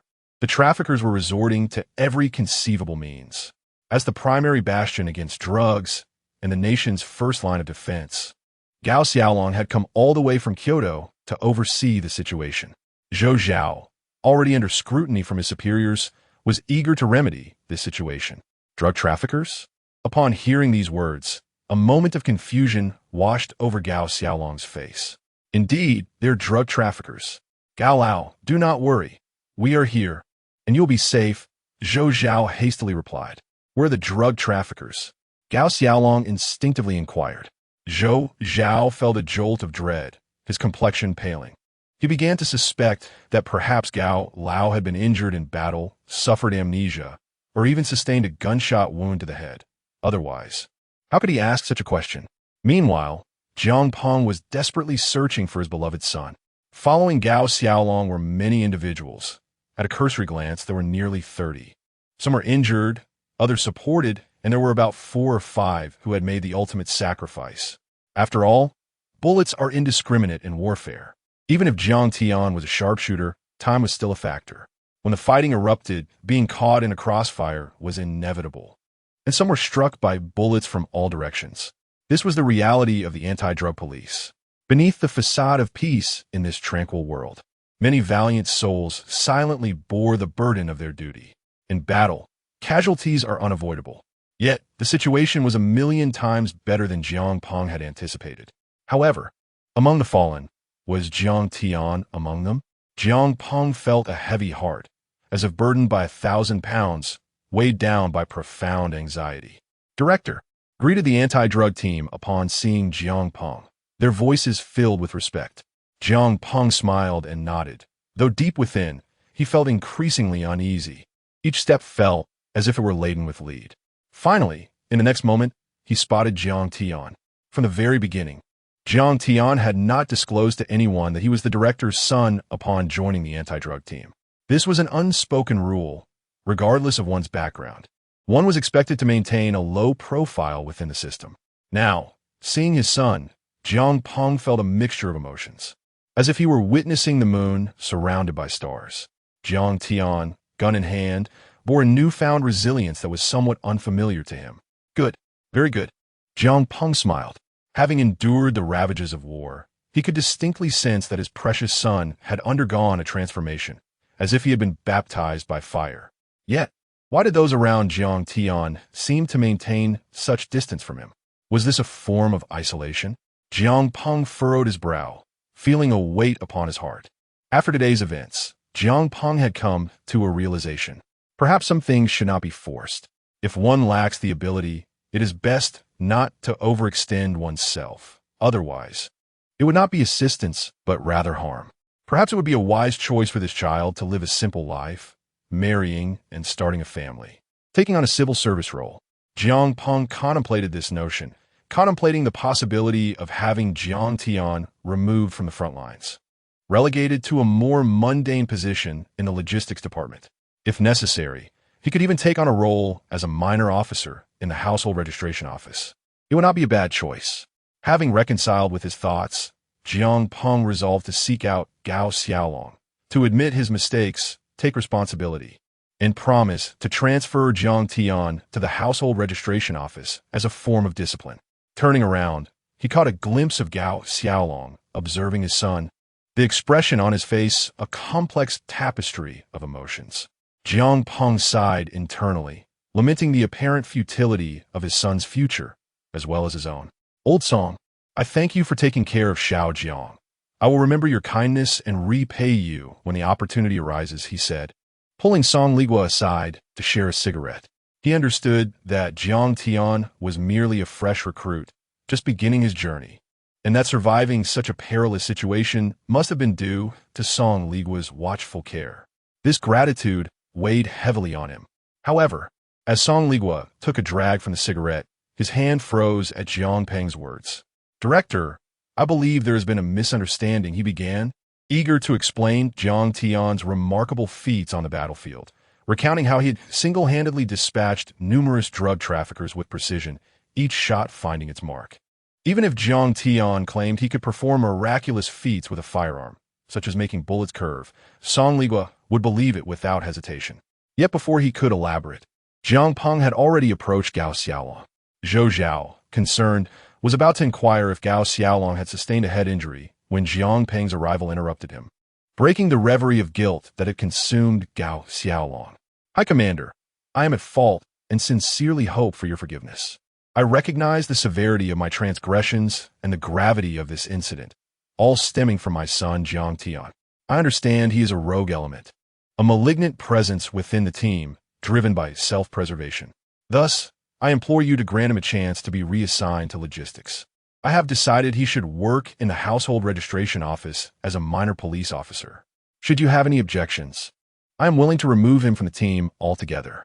Jiang Peng's words were earnest, filled with remorse and regret, as if he lamented the impulsive decision to allow his son to join the police force. Now, he was resolute in his contrition, willing to share the burden of punishment should that be deemed necessary. A sense of dread enveloped Jiang Peng as he perceived the fury burning in Gao Xiaolong's eyes. He understood all too well that he had crossed the line, and his heart sank further. Chapter 12. The Hexagonal Warrior. Unmatched upon emergence, the atmosphere in the venue was somewhat somber. Even Zhou Zhao, at this very moment, cast a slightly anxious glance towards Gao Xiaolong. Gao Xiaolong held a position of immense significance, a true figure descended from the heavens, a person whose words bore the weight of authority within the police force. Even Zhou Zhao, the esteemed secretary of the municipal committee, dared not utter a single word at this juncture. After Jiang Peng made his statement, he too fell silent, apprehensive of the repercussions. However, Gao Xiaolong felt as if the world was collapsing around him. The sky had fallen, turned upside down, and everything had reversed. The Han faction had indeed turned against him. I am aware that my son, Xiao Tian, is a detrimental influence. As a father, I failed to rectify this in a timely manner, and I share the blame. He is a cancer within the frontline team, yet even a malignancy deserves a chance. Gao Shouzhong, I beseech you, Jiang Peng implored. This request was reasonable. Even Gao Xiaolong could detect no fault in it. It was a perfectly justifiable appeal. Did he possess grounds to refuse? Absolutely not. Gao Xiaolong jolted awake from his reverie. The situation had escalated. Someone dared to propose the removal of his warrior from the police force. Preposterous! Gao Xiaolong bellowed, silencing the room. Jiang Peng trembled, his gaze flickering. Did Gao Shouzhong truly intend to cling to his stance, refusing even this modest request? Jiang Peng's heart sank heavier. At that moment, reinforcements from the military arrived, swiftly passing by on their way to the site of the recent conflict. The military leader, having arrived at an unknown time, stood behind them, his brow furrowed. He too had come seeking assistance, but upon discerning the situation, his heart sank, mourning the loss suffered by the Yunhai anti-drug police. Yet in this moment, he spotted a familiar figure. Although the military was not part of the same system, Gao Xiaolong frequently graced the screens during national conferences. Gao Xiaolong is unharmed? A wave of relief washed over the military leader. But the next moment, Gao Xiaolong's voice resounded, sending a jolt through the military leader. Gao Xiaolong's countenance was dark, reminiscent of the calm before storm. The military leader understood that, despite Gao Shouzhong's survival, the leaders of Yunhai would likely face repercussions. The extent of the fallout remained uncertain, and silently, he prayed for the leaders of Yunhai and the police force. Indeed, Gao Xiaolong was enraged. In a fit of fury, he thundered, "You dare to suggest that Comrade Xiao Jiang be removed from the front line? What is your ulterior motive?" Astonished, Jiang Peng lifted his gaze. Zhou Zhao, who had been calculating how to distance himself from Jiang Peng while mourning silently for him, also shifted his focus. Initially, he believed Gao Xiaolong had encountered trouble.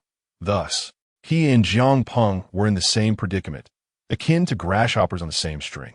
However, with Gao Xiaolong's survival and the impending accountability, it was prudent for Zhou Zhao to sever ties with Jiang Peng to ensure his own safety. This was merely a natural instinct to evade danger. He had prepared to watch the unfolding drama, yet Gao Xiaolong's tone was disconcerting, indicating that this was not merely a reckoning. The next moment, Gao Xiaolong's voice, brimming with indignation, echoed, "Do you not realize the magnitude of contributions made by Xiao Jiang?" Contributions? Jiang Peng's face contorted with confusion. Had Jiang Tian performed exceptionally? Gao Xiaolong's furious inquiries persisted.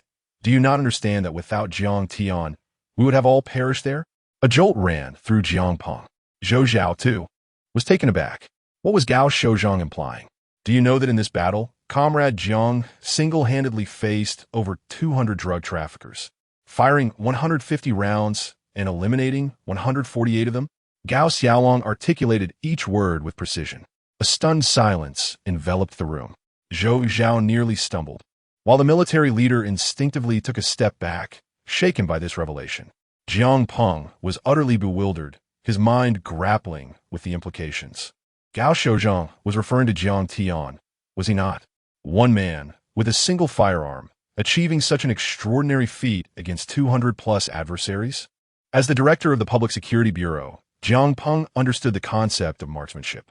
During the anti-Japanese war, many veterans had not even accumulated double-digit kills over 10 years. Yet what was he hearing now? An automatic rifle, not a sniper rifle, capable of achieving what seemed impossible. Gao Xiaolong's gaze swept across the room.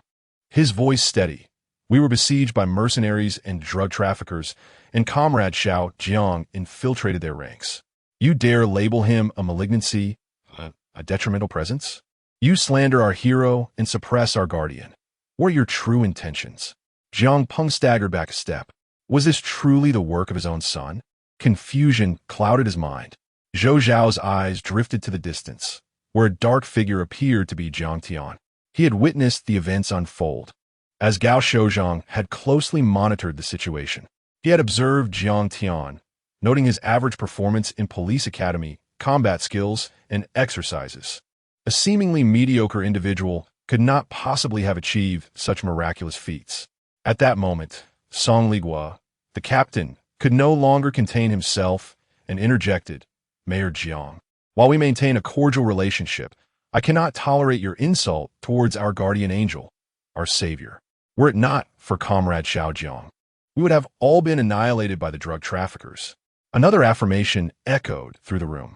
Everyone absorbed this shocking revelation, leaving the newly arrived military leader in a state of bewilderment. Had he not known Gao Xiaolong, he might have assumed the Yinhai police were merely staging a dramatic performance. As a military leader, he understood the enormity of such achievements. It was a miracle deemed impossible. The next moment, a soldier rushed in, standing at attention as he saluted. Report. We have just surveyed the battle site and counted a total of 167 drug traffickers, 5 of whom are still alive but wounded. 14 succumbed to their injuries, while 148 were executed with a single shot to the head. It was true.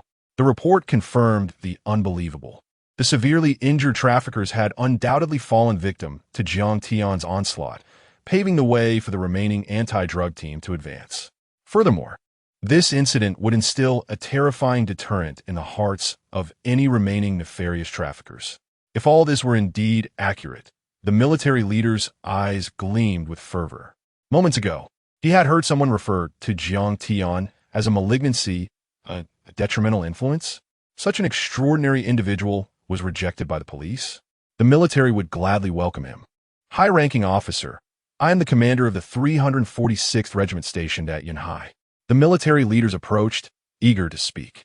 Silence. Leave at once, Gao Xiaolong interjected, denying him the chance to voice his thoughts.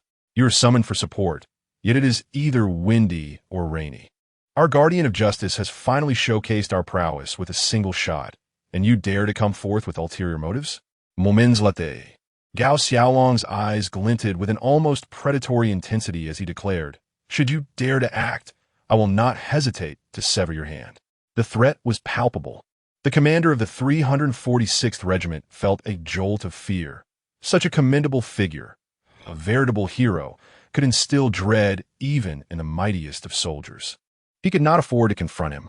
Gao Xiaolong disregarded him and turned his attention to the cowering Jiang Peng. A wave of disappointment washed over Gao Xiaolong. He had not anticipated that his son, a paragon of justice and heroism, would shrink in such cowardice. However, acknowledging Jiang Peng's contribution to nurturing such talent within the police force, Gao Xiaolong resolved to temporarily overlook his shortcomings. As Gao Xiaolong laid bare the situation, Zhou Zhao swiftly led his team towards Jiang Tian. He was convinced. The truth was undeniable.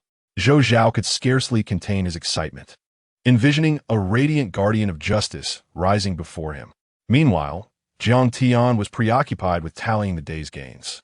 The profits were staggering. Indeed, it was a night of frenzy throughout Yanhai. The events reverberated all the way to the capital, prompting inquiries from the authorities. Upon grasping the details, they were taken aback.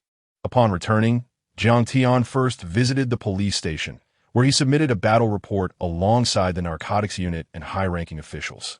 The only regret Jiang Tian harbored was that the despicable inspector had not shown his face throughout the ordeal. Had he eliminated that inspector, the accumulated value of evil would have been unfathomable. Nevertheless, Jiang Tian felt a sense of contentment. After all, one must not be too greedy. After a long night of toil, Jiang Peng returned home without divulging the day's events to his mother, merely stating that Jiang Tian had achieved merit. In contrast, Jiang Tian hurried to his room to assess his spoils. The rewards were plentiful. Opening the panel, Jiang Tian's excitement surged. Unerring Accuracy, gold. Insightful Perception, green. Scanning Radar, gold. Martial Arts Proficiency, green. Martial Arts Master, red. Robust Physique, green. Disguise Proficiency, green. Exceptional Memory, green. Gambling Skills, green. Evil Value, 1200. A cursory glance at his panel revealed 2 golds and 1 red, alongside an array of greens. Many entries, such as those related to theft, have been synthesized by Jiang Tian, rendering them less useful, leaving a sea of green in their wake. He had struck it rich, after vanquishing over 100 drug traffickers. These were the fruits of Jiang Tian's labor. Much of the wealth had been utilized for upgrades. For instance, the golden scanning radar had been acquired from the very trafficker Jiang Tian had eliminated, which he prioritized for enhancement. With the scanning radar, any criminal within a 1,000-meter radius could be detected instantaneously. In essence, Jiang Tian could visualize a map in his mind, sensing all nefarious individuals within that realm. This was nothing short of a divine skill, specifically upgraded for the annihilation of drug dealers. No disguise could escape Jiang Tian's keen perception. Next, he upgraded to the Red Martial Arts Master, tantalizingly close to achieving gold. In Jiang Tian's mind, this title encompassed all existing combat skills and techniques in the world, strikes to the eyes, kicks to sensitive areas, and other lethal maneuvers. Coupled with his robust physique, albeit green, he ranked among the elite within the Special Forces. This bounty had transformed Jiang Tian into an all-encompassing combat force, a veritable hexagonal warrior. With a slight enhancement of his physical abilities, he would transcend human limits, rendering him utterly invincible. However, these accomplishments paled in comparison to the most significant change. His destiny had been irrevocably altered. The following morning, Jiang Tian awoke to the ceiling above him, not the despairing scenes of his previous life, and he realized he had truly been reborn, not merely dreaming. Xiao Tian, breakfast is ready, his mother's gentle voice echoed. Coming, Mom, Jiang Tian replied, his eyes moistening. This was the voice he had longed to hear day and night in his previous existence. Seated at the dining table, Jiang Peng consumed his breakfast while their mother poured Jiang Tian a bowl of millet porridge and handed him a peeled egg. In that moment, tears brimmed in Jiang Tian's eyes. In his former life, following the battle where Gao Xiaolong had perished, Jiang Peng was immediately suspended and investigated. Jiang Tian himself was left at home, awaiting inquiries. Soon after, their mother was also subjected to investigation and sentenced to 2 years for abuse of power. Indeed, the previous life had been a nightmare, plunging him into the depths of despair. Their mother, melancholic in prison, succumbed to a grave illness, passing shortly after her release. Jiang Peng, heartbroken over their mother's death, fell into despair and left this world within a few years. Jiang Tian became a wandering soul, adrift in life until he encountered that woman. In his years of gloom, when Jiang Tian was plagued by depression and illness, her cruel words pierced through him. You worthless creature, you dare to have a child? This child belongs to Xiao Ge. I've raised him for over a decade, and since you're near death, I fear not telling you that every time we were together, I secretly took medication. You are a failure, and your entire family is worthless, unworthy of leaving a trace in this world. With these memories, Jiang Tian clenched his fists, his eyes shimmering with a deadly light. Wang Yifei, are you prepared to face my vengeance? And you, Xiao Bo Chapter 13. A vicious beating of enemies. Xiao Tian. You are currently basking in glory, yet it is imperative to remain modest. There are times when being overly conspicuous is not advantageous. Jiang Peng advised Jiang Tian over breakfast. This wisdom comes from experience. Jiang Tian understood all too well that excessive brilliance breeds envy, a universal truth, particularly in his previous life. Clenching his fists, Jiang Tian recalled how he had regarded Xiao Bo as a brother. After his family's fall from grace, the connections left by his parents could have provided him with a certain level of support. However, he inadvertently used those connections to elevate Xiao Bo instead. While part of this was due to Wang Yifei's meddling, a greater portion stemmed from Jiang Tian's belief in their fraternal bond, leading him to unreservedly entrust everything to Xiao Bo. Ultimately, he was betrayed in a manner he could never have anticipated. By the way, I have arranged for your colleague Xiao Bo's promotion. It should be resolved in a few days, Jiang Peng remarked suddenly. This revealed Xiao Bo's hypocrisy. Even Jiang Peng, a leader, failed to see through Xiao Bo's true nature. Had Jiang Tian not been reborn, he would never have imagined that Xiao Bo could commit such treachery. What's wrong? Xiao Tian, aren't you pleased? You asked me for this several times, Jiang Peng said, puzzled, noticing the chill that enveloped Jiang Tian upon hearing Xiao Bo's name. It was the aura of impending violence. After Jiang Tian had dispatched over 100 drug dealers, an unsettling and formidable presence had unknowingly manifested within him. I asked you for this. Jiang Tian was taken aback. As memories flooded back, he realized that in his past life, although Xiao Bo had obstructed him at every turn, Wang Yifei had incessantly whispered in his ear, leading Jiang Tian to foolishly assure Xiao Bo that he would resolve the promotion issue. He felt a pang of regret at his own naivety. How foolish I was, he thought, wishing he could slap himself. It was evident that the two had colluded, one whispering sweet nothings while the other pretended to be virtuous and self-effacing. Jiang Tian had been blind to this deception and had even placed undue trust in Xiao Bo. If not for the events leading up to his rebirth. Yes, and then there was Jiang Yu. Wang Yifei, who had always maintained a distance, had suddenly become close, likely already carrying Xiao Bo's child and seeking Jiang Tian as a willing scapegoat. Jiang Tian's forehead throbbed with fury. Xiao Tian, Jiang Peng interjected, noticing his son's distress. Father, let Xiao Bo's promotion be, Jiang Tian replied, attempting to mask his rage. What is it? Jiang Peng inquired. Xiao Bo mentioned he dislikes taking shortcuts. I reflected on it and thought it best not to press him, Jiang Tian said, lowering his head to eat, striving to suppress his murderous intent.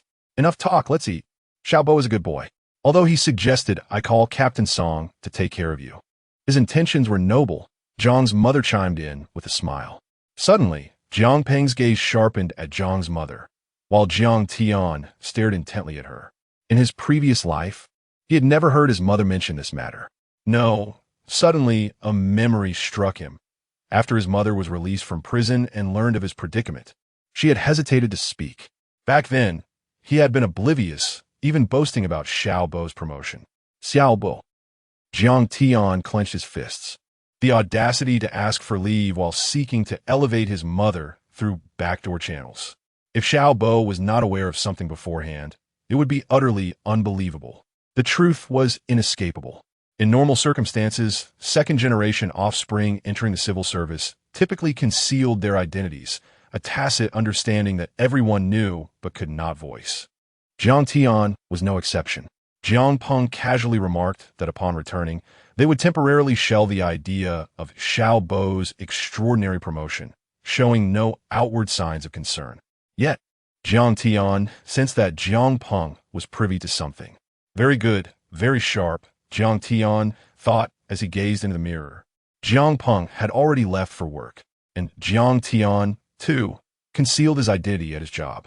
Apart from Captain Song, none of his comrades were aware of who he truly was. After a long absence, he donned his police uniform once more. The reflection revealed a sturdy figure with a tall stature and a fair complexion accentuated by resolute features, handsome enough to elicit compliments from anyone. A new life was set to commence. Descending the stairs, Jiang Tian hopped on his small motorcycle. The millennium had just dawned, and the nation was still grappling with economic challenges while simultaneously advancing rapidly. Public servants were not well compensated. Though narcotics officers enjoyed decent benefits, they too faced financial strain during these frugal times, barely managing to make ends meet. A narcotics officer's monthly earnings, including bonuses, hovered around 1,000 yuan, while Jiang Tian, as an intern, earned merely 500. As the wind whipped against him, Jiang Tian watched an affluent vehicle pass by, envy coursing through him. He thought of the drug dealers, all living lavishly, while the lives of narcotics officers were fraught with hardship. This disparity presented a significant challenge to narcotics officers, who constantly resisted the temptations of bribes from drug dealers. Arriving at the police station, Jiang Tian recalled that before he left, Gao Xiaolong had promised him a surprise. He was filled with anticipation. Top honors? Jiang Tian mused, feeling a surge of hope. Perhaps even a direct promotion? His spirits lifted. Xiao Jiang is here. Someone shouted. What's with Xiao Jiang? Call me brother, he retorted, chuckling as he entered. Upon his arrival, his teammates from the previous day greeted him with exceptional warmth. It was no exaggeration to say that their lives had been saved by Jiang Tian. Furthermore, despite the mistakes made by the anti-drug unit, the elimination of so many drug dealers warranted collective credit. As everyone beamed at him with friendly smiles, a sudden voice cut through the atmosphere. Jiang Tian, you're here? That's wonderful. I thought you had taken a day off. I heard that Chief Gao berated you as a cancer, a harmful element. What transpired? Concern and empathy filled the air. Within the anti-drug unit, silence reigned, the tension palpable. Jiang Tian's expression turned sardonic as he glanced at Xiao Bo, who feigned worry from his workstation. How ironic. This man, whom Jiang Tian had once considered his closest ally, was now revealed to be the architect of his misfortunes, cloaking his malevolence beneath a veneer of concern.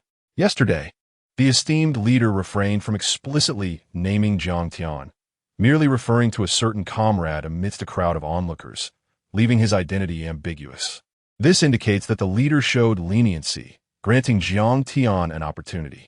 However, today, Xiao Bo boldly clarified the matter, nearly calling out Jiang Tian by name before everyone present. In other words, had Jiang Tian not achieved a significant feat yesterday, even if the leader returned safely, the reprimand directed towards him would have been disseminated through Xiao Bo's words to all ears. This despicable individual likely never imagined that last night. I eliminated over 100 drug traffickers, earning the leader's admiration as a police deity. Jiang Tian's eyes glimmered with amusement, though a cold derision simmered within as he regarded Xiao Bo. Both Jiang Tian and Xiao Bo graduated from the same institution. Yet Xiao Bo was 2 years senior, and their relationship had always been amicable. From the outset, Xiao Bo was privy to Jiang Tian's true identity and had consistently sought to befriend him. Regrettably, in his past life, Jiang Tian had been foolish enough to overlook the repugnant nature of this individual. What are you doing, Xiao Bo? Have you lost your mind? Zhao Wei frowned and stood up abruptly. Xiao Bo hastily touched his lips, feigning contrition. My bad, my bad. I shouldn't have spoken out of turn. How about this? Xiao Tian, let me treat you to dinner tonight, and we can let this slide. By the way, could you fetch me a glass of water? I'm a bit parched, and then I'll resume teaching you about drug interdiction techniques. Jiang Tian felt a chuckle rising within him as he observed Xiao Bo's placid demeanor, devoid of any true remorse. In their previous life, Xiao Bo had excelled academically and served as the vice president of the student council, while Jiang Tian, with mediocre grades, had followed in his footsteps upon joining the drug enforcement team. This was a reason for Jiang Tian's previous loyalty toward Xiao Bo. However, now that he had discerned Xiao Bo's true character, Jiang Tian approached him with an impassive expression. Xiao Tian, did you not hear me?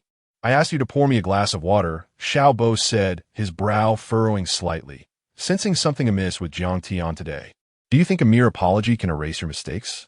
Jiang Tian retorted, a cold smile gracing his lips. Xiao Tian, I've noticed a troubling attitude from you. This must be corrected. How can one be a competent narcotics officer with such a narrow mind? Xiao Bo's irritation flared at Jiang Tian's words. Are you even a narcotics officer? He shot back. Jiang Tian, What do you intend to do? This is a work environment. This is the narcotics team, not a venue for your emotional outbursts, Xiaobo exclaimed, rising from his seat in anger. After speaking, Xiaobo awaited Jiang Tian's apology, having encountered similar situations before. Yet, each time Xiaobo displayed anger, Jiang Tian would hastily apologize and offer to treat him to a meal as a form of atonement. How audacious of you to confront me today. After the gathering tonight, I intend to stand my ground against Wang Yifei, Xiaobo thought, a smirk creeping onto his face. Jiang Tian, despite being a second-generation elite, was still someone whose goddess he coveted. Yet here he was, standing resolutely against him. Before he could finish his thought, a resounding slap echoed through the room, jolting Xiaobo from his reverie. You dare strike me, Jiang Tian? You a parasite, a toxic presence. How dare you? Xiaobo exclaimed, clutching his face in disbelief. In the next moment, a searing pain erupted in Xiaobo's lower body, causing him to crumple to the ground, trembling from the agony. Indeed, I am a parasite, a toxic presence. What of it? Are you dissatisfied? Jiang Tian scoffed, his expression chilling. This was a visage Xiaobo had never witnessed in all the years they had known each other, a countenance filled with an unsettling ferocity.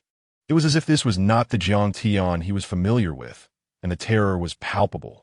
Yet, in this moment of suffering, the hypocritical side of Xiaobo resurfaced. What do you intend to achieve with this? Do you wish to be expelled?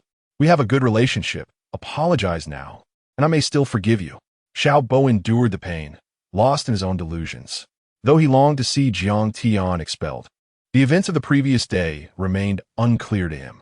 However, after the altercation, Xiaobo recognized that he was no match for Jiang Tian. Contemplating for a moment, he altered his approach, convinced that after yesterday's incident, Jiang Tian would not be able to remain in the team. The elite status was widely disliked, and given the recent events, Xiaobo was certain the leader would not simply overlook it. Jiang Tian, however, wore a cold smile. Had yesterday's events not transpired, Xiaobo might have had a chance. This hypocritical expression now laid bare the disparity between them. Do you comprehend the magnitude of the favor owed to a savior? Do you realize the significance of the contributions made to the collective? Very well.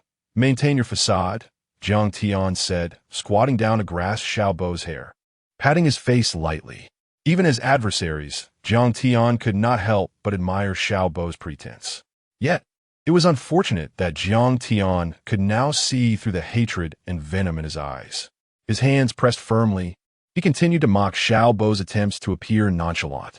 Just a moment ago, he had been berating Jiang Tian, exposing his flaws, only to quickly seek to absolve himself once the tables had turned. With a swift motion, Jiang Tian delivered another forceful kick to Xiaobo's face. Chapter 14. Outstanding Achievements and Honors. A fracture mindset, seeing a person like this as a brother, Jiang Tian felt an overwhelming urge to slap him repeatedly. How could one be so self-deprecating?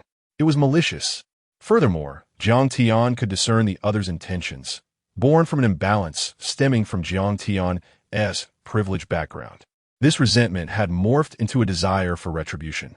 If only yesterday, Jiang Tian had not exhibited such twisted behavior, even if he had miraculously survived. And even if Gao Xiaolong had also managed to live, Xiaobo had publicly exposed Jiang Tian's attempts to leverage connections to bypass the system, leaving his colleagues with the impression of a cowardly opportunist. With the presence of the armed police, numbering in the hundreds, who could ascertain whom Gao Xiaolong was referring to? As long as Jiang Tian remained silent, no one would know he was the target of Gao Xiaolong's ire. Yet, Xiaobo had deliberately brought it up today, casually mentioning it in front of Jiang Tian upon his return to work, intact and unscathed. This subtle manipulation did not escape Jiang Tian's keen perception. It was an attempt to incite public outrage against him, especially in light of yesterday's events. A slight misstep today could lead to his ousting from the team, and if things escalated further, he could lose everything. It was reminiscent of his previous life. In that past existence, Jiang Tian had leveraged the connections left by his parents to push Xiaobo down, only to be ensnared by the deceitful charm of Xiaobo and Wang Yifei. Jiang Tian had wandered aimlessly for over a decade, ultimately facing a dismal end. Meanwhile, Xiaobo seemed to have opened the door to miracles, marrying the daughter of a wealthy businessman. His career ascended rapidly, a trajectory Jiang Tian had once envied. Countless times, he had envisioned how different his life might have been had that incident not occurred. However, a flicker of realization crossed Jiang Tian's mind. He recalled Wang Yifei whispering to him during her pleas, mentioning that Xiaobo's current fiancée was indeed the daughter of that affluent merchant, who had deemed Xiaobo's qualifications inadequate. Xiaobo was 2 years senior to Jiang Tian, having graduated over 2 years ago and recently promoted to a third-level police officer. There were levels above him, second and first-level officers, but due to the structure of the public service system, the rank of officer was typically reserved for vocational and high school graduates. Given that the formal police selection began at the undergraduate level, officers were a rare sight, except for the probationary period where one might serve as a second-level trainee officer. Upon successful transition, one would directly become a police officer. Under normal circumstances, Xiaobo would require 3 years to advance to the next level. It would take nearly 2 additional years to rise from third-level to second-level officer, assuming all went smoothly. Yet, in this competitive landscape, falling behind could mean waiting an additional 3 years. Many spent their entire careers as minor officials, a classic case of 1 carrot per hole. The conditions set forth by the wealthy merchant's daughter demanded Xiaobo prove his abilities by achieving a promotion to second-level officer within a year. In that moment of excruciating pain, Xiaobo steadied himself against the table and stood up slowly, adopting a serious demeanor. I misspoke earlier, brother. I know your temper is volatile, and I shouldn't provoke you. After all, those words were merely the opinions of others, calling you a scourge and a blight. Xiaobo was mistaken. My words lacked discretion. Now, let's consider this matter settled. With those words, Xiaobo's inner fury almost distorted his being. At that moment, he longed to crush Jiang Tian beneath his heel. Yet, reason cautioned him against such an action. To do so would jeopardize his own advancement, as Jiang Tian was instrumental in navigating the complexities of his promotion. His demeanor had softened. Typically, when he said such things, Jiang Tian would revere him, viewing him as a true man of honor, magnanimous in spirit. Not only would they reconcile, but Jiang Tian would also feel compelled to offer apologies and treat him to a meal. However, not this time. Before Jiang Tian could speak, Zhao Wei interjected angrily, "Enough. Who are you calling a scourge and a blight?" Xiaobo, interrupted in his scheming, furrowed his brow slightly. Yesterday, the higher-ups were furious about someone using backdoor connections during the meeting. "Oh, Jiang Tian, I wasn't referring to you. Please don't take offense. We all made mistakes, and we must endure the consequences. It's natural to fear for one's life. Everyone understands that, especially on the front lines. The important thing is that we can rectify our errors in the future." He even flashed an encouraging smile at Jiang Tian, believing himself to be enigmatic and profound. Just then, the door to the office swung open with a heavy thud. A grave voice resonated. "You claim Jiang Tian is a coward and a blight?" Emerging with a dark expression was Song Ligua. He had been listening to the commotion outside, unable to remain passive any longer upon hearing Xiaobo's remarks.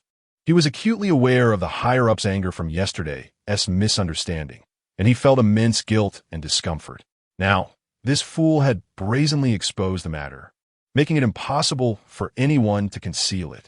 Not only had he declared it openly, but he had also presented himself in such a duplicitous manner before the very person he had insulted. Initially, no one knew that the target of the higher-ups' ire was Jiang Tian. They assumed it was some officer from the armed police or the narcotics unit. Now, however, everyone was aware that Jiang Tian was the one called out for being a coward and a blight. This was not merely embarrassing for Jiang Tian. It was a significant loss of face for the higher-ups. Song Ligua had managed to keep this from Jiang Tian in his previous life, but he could not fool these seasoned individuals. Previously indifferent, they had chosen not to intervene. But now things had changed. Who was Jiang Tian? He was a police deity, a strategic asset to their narcotics unit. Song Ligua approached Xiaobo with a forced smile, offering him a cigarette. "Captain, I'm at fault. This matter shouldn't have come to light, but I believe it will eventually be known. We are teammates. After all, you can't keep secrets indefinitely." Song Ligua's face darkened, his anger simmering. His fists clenched involuntarily as he ground his teeth. Xiaobo, you have gone too far. Unaware of the brewing storm, Xiaobo continued with an air of righteousness. No, Captain, we are on the front lines. Who would feel secure in trusting their safety to someone who fears for their life? I believe it is essential for everyone to know the truth. This is for the greater good. Xiaobo cast a furtive, venomous glance at Jiang Tian. Did they harbor animosity? Not really. However, Xiaobo harbored jealousy towards Jiang Tian, the privileged offspring. Particularly, his deeper motive was political resource acquisition. He understood clearly that with Jiang Tian in the unit, the political resources would not only elude him, but could also serve as obstacles. He could not accept this. Toppling Jiang Tian, then, with a mere apology, would likely elicit a grateful response, prompting Jiang Tian to utilize his resources to assist him without hesitation. In the depths of his scheming, Xiaobo was caught off guard when a sudden sharp pain struck his face. He turned in bewilderment to see Song Ligua. His expression thunderous, delivering a measured reprimand. You dare call Jiang Tian a coward? With another resounding slap, Song Ligua continued. You dare label Jiang Tian a blight? Do you claim Jiang Tian is afraid for his life? Each accusation was punctuated by a slap. Previously, Song Ligua had regarded Xiaobo as a somewhat clever young man, worthy of nurturing. But now, the fury within him was on the verge of eruption. This scoundrel, Song Ligua, infuriated, exclaimed, Who gave you the audacity to utter such words? Comrade Jiang Tian bravely fought against the enemy on the battlefield last night while you lay in the comfort of your home. Comrade Jiang faced over 200 drug traffickers in a life-and-death struggle while you lounged in your air-conditioned abode. How dare you accuse him of cowardice? Who then? Is the true cancer within our ranks? Xiaobo's face was contorted in pain, visibly swollen, yet the physical agony paled in comparison to the turmoil within his heart. He turned to see all eyes upon him, many surrounding Jiang Tian, expressing their concern and support. He reflected bitterly. I bet he received news yesterday and fled. He has never taken a day off in over 2 years. I thought he was dedicated. Yet, coincidentally, he chose to be absent during a major operation. Could it be that he anticipated danger and, out of self-preservation, shamelessly slandered comrade Jiang Tian? Absurd. Do they not know that Jiang Tian saved the entire anti-drug team? Had it not been for him, they had conducted tactical analyses post-battle, predicting only one outcome. None would survive before reinforcements arrived. They simulated this scenario multiple times, and each time, it ended in total annihilation. Knowing this, who would not feel dread? But thanks to Jiang Tian, they managed to retain most of their strength, sacrificing only a few comrades. He granted them a second chance at life. Xiaobo, once supported by many, found himself isolated, save for one friend, Zhao Wei. Now, the tables had turned. What had transpired? Xiaobo's mind was on the verge of madness when a group of leaders entered the room. Among them were Director Jiang Peng and Deputy Director, with the foremost being the esteemed Gao Xiaolong. The atmosphere was jubilant, celebratory, with the presentation of a first-class merit plaque. Comrade Jiang Tian, may you continue to thrive. Inside the room, everyone congratulated Jiang Tian. Xiaobo, his face darkened with disbelief, scoffed. Are you jesting? This good-for-nothing is to receive a first-class merit? Yet, in the next moment, Gao Xiaolong's expression turned serious as he approached Jiang Tian, the crowd instinctively parting to create a path. Comrade Jiang Tian, your urgent report last night astonished the higher-ups, and they have specially awarded you a first-class merit. This was the surprise Gao Xiaolong had prepared for Jiang Tian, expedited under urgent circumstances. Jiang Tian gazed at the medal, its brilliance overwhelming. Zhang's father, following Gao Xiaolong, could not help but wipe away tears. In that moment, he longed to proclaim, "This is my son," but knew he must remain silent. Jiang Tian inhaled deeply, glancing at his supportive comrades and the scornful Xiaobo, then at Gao Xiaolong, who personally adorned him with a first-class merit medal. It had changed. At that moment, he fully realized the wheel of fate had shifted. On this very day, in a past life, he would have been at home awaiting a notification of suspension. Instead, strangers had come to arrest his parents. Days later, he met Zhao Wei's sister and was reassigned to a menial position. But now, Everything had transformed. His parents were proud of him, bringing honor to their family. The significance of this first-class merit was immense. As the saying goes, third-class merit is received standing, second-class lying down, and first-class is awarded to family. Although not absolute, it underscored the daunting challenge of earning a first-class merit in peacetime. When the first-class merit medal was pinned to his chest, Xiao Bo's mind shattered. How could this be? A first-class merit? This represented a glorious future, and it was clear Jiang Tian would be prioritized for promotions, irrespective of his family background. Just then, Gao Xiaolong added, "Comrade Xiao Tian, I apologize for the inconvenience you faced." What? Xiao Bo's eyes widened in disbelief. A first-class merit, and he was being told it was a burden? This was absurd. He trembled, scanning the room, only to find that everyone accepted this statement as normal, even wholeheartedly agreeing. Did they not feel astonished? The shock rendered Xiao Bo momentarily numb to his pain. Indeed, the senior leader was right. Given the circumstances, even a special merit would have been justified. Sir, was this not a special merit? After 1955, everyone believed that special merits could no longer be conferred in peacetime, leading to their abolishment. It was madness. Xiao Bo staggered backward, his face a mask of shock. Gao Xiaolong concurred precisely. I originally applied for a special merit for you, but higher-ups deemed it too impactful to reinstate the special merit, considering your youth and the numerous opportunities ahead. He patted Jiang Tian's shoulder. The future belongs to you young people. Xiao Tian, you have not disappointed anyone. I apologize for my rash judgment and the wrongful accusations. Last night, I thoroughly investigated the situation and discovered that the alleged favoritism stemmed from your mother concealing matters from your father and you.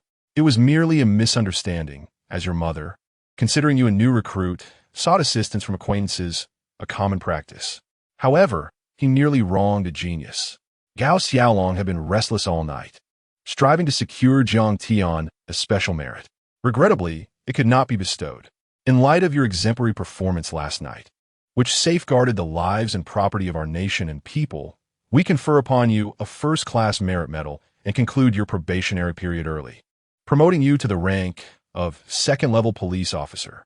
He bypassed the second-level advancement entirely, propelling Jiang Tian directly to a rank that had taken Xiao Bo 3 years of arduous effort to attain. Gao Xiaolong personally removed Jiang Tian's probationary badge, replacing it with the insignia of a second-level police officer, thus saving him 4 years of time, 1 year of probation and 3 years of promotion. Xiao Bo watched in disbelief as Gao Xiaolong honored Jiang Tian with the first-class merit and offered his apologies, leaving him utterly shattered. Witnessing Jiang Tian's accolades felt more agonizing to him than death itself. At this very moment, Xiao Bo, overwhelmed by indignation, stood up and exclaimed vehemently, "On what grounds does he, and in turn, deserve to be awarded first-class merit? What justifies his promotion to second-level inspector? He is merely driven by self-preservation." Chapter 15. Promotion and salary increase. Explosive mindset and jealousy gone mad within the confines of the system. The path to advancement is indeed a gradual ascent to the heavens. Starting from the position of a regular third-level police officer, the foundational requirement for promotion is a minimum of 3 years. One is afforded an opportunity once every 3 years. However, this opportunity is not universally accessible. Among the multitude of newly inducted officers, the quotas are exceedingly scarce. What merit does one possess to warrant promotion? Missing one chance means waiting for another 3 years, effectively 6 years of time. As for Jiang Tian, he managed to forego an entire year of probation and simultaneously save 3 years. This situation has caused Xiao Bo's mental state to spiral out of control. A first-class merit, and yet he feels utterly aggrieved? The high-ranking official Gao Xiaolong personally extends an apology, and with a direct leap to the position of second-level police officer. He is transformed overnight from being Xiao Bo's subordinate, serving tea and water, to becoming his immediate superior. The psychological rupture has stripped Xiao Bo of all reason. There is indeed a dark underbelly. In this moment, Xiao Bo is unequivocally convinced that Jiang Tian is entangled in some underhanded dealings, operating without restraint, utterly unbridled. The disdain for these privileged second-generation individuals is palpable. He had presumed that the high-ranking officials would abhor evil, only to discover they are complicit in it. Xiao Bo trembles with rage, pointing an accusatory finger at Jiang Tian, exclaiming, "This is a worthless individual. By what right has he received first-class merit? By what right has he been promoted out of turn? He is merely a cowardly second generation who has taken shortcuts. Often, reality can drive a person to madness, particularly when stark contrasts are apparent." Witnessing Jiang Tian ascend to new heights, with a future brimming with promise, while he himself struggles in the mire, is an unbearable sight. The demands of his fiancée weigh heavily upon him, and after toiling tirelessly to orchestrate his own advancement, he realizes that for Jiang Tian, receiving first-class merit is merely a side benefit. "What did you say?" Gao Xiaolong, with a beaming countenance, had just patted Jiang Tian on the shoulder when he was abruptly interrupted by a discordant voice, causing him to furrow his brow. The unfamiliar face, issuing sharp and caustic inquiries, caught his attention. The strangeness stemmed from Gao Xiaolong having scrutinized the faces of everyone in the Drug Enforcement Unit, including those who had perished just the day before. He could ascertain that he had no recollection of this individual. The Drug Enforcement Unit is a pivotal establishment. "Who are you, and how did you gain entry?" Gao Xiaolong demanded, his expression tightening. Xiao Bo hastily clarified, "Sir, I am also part of the Drug Enforcement Unit." "Why didn't you see me last night?" "Didn't I mention that everyone in the unit was to participate in the operation?" Gao Xiaolong pressed further, "So, you were indisposed?" Xiao Bo's swollen face betrayed his discomfort. I was feeling a bit unwell." "Then, do you discredit Comrade Jiang Tian's accomplishments, deeming him a malignancy?" Gao Xiaolong's expression remained inscrutable. Xiao Bo hastily nodded. "Sir, he is utterly inept. He was a failure in police academy. And this is not an insult, but a matter of accountability.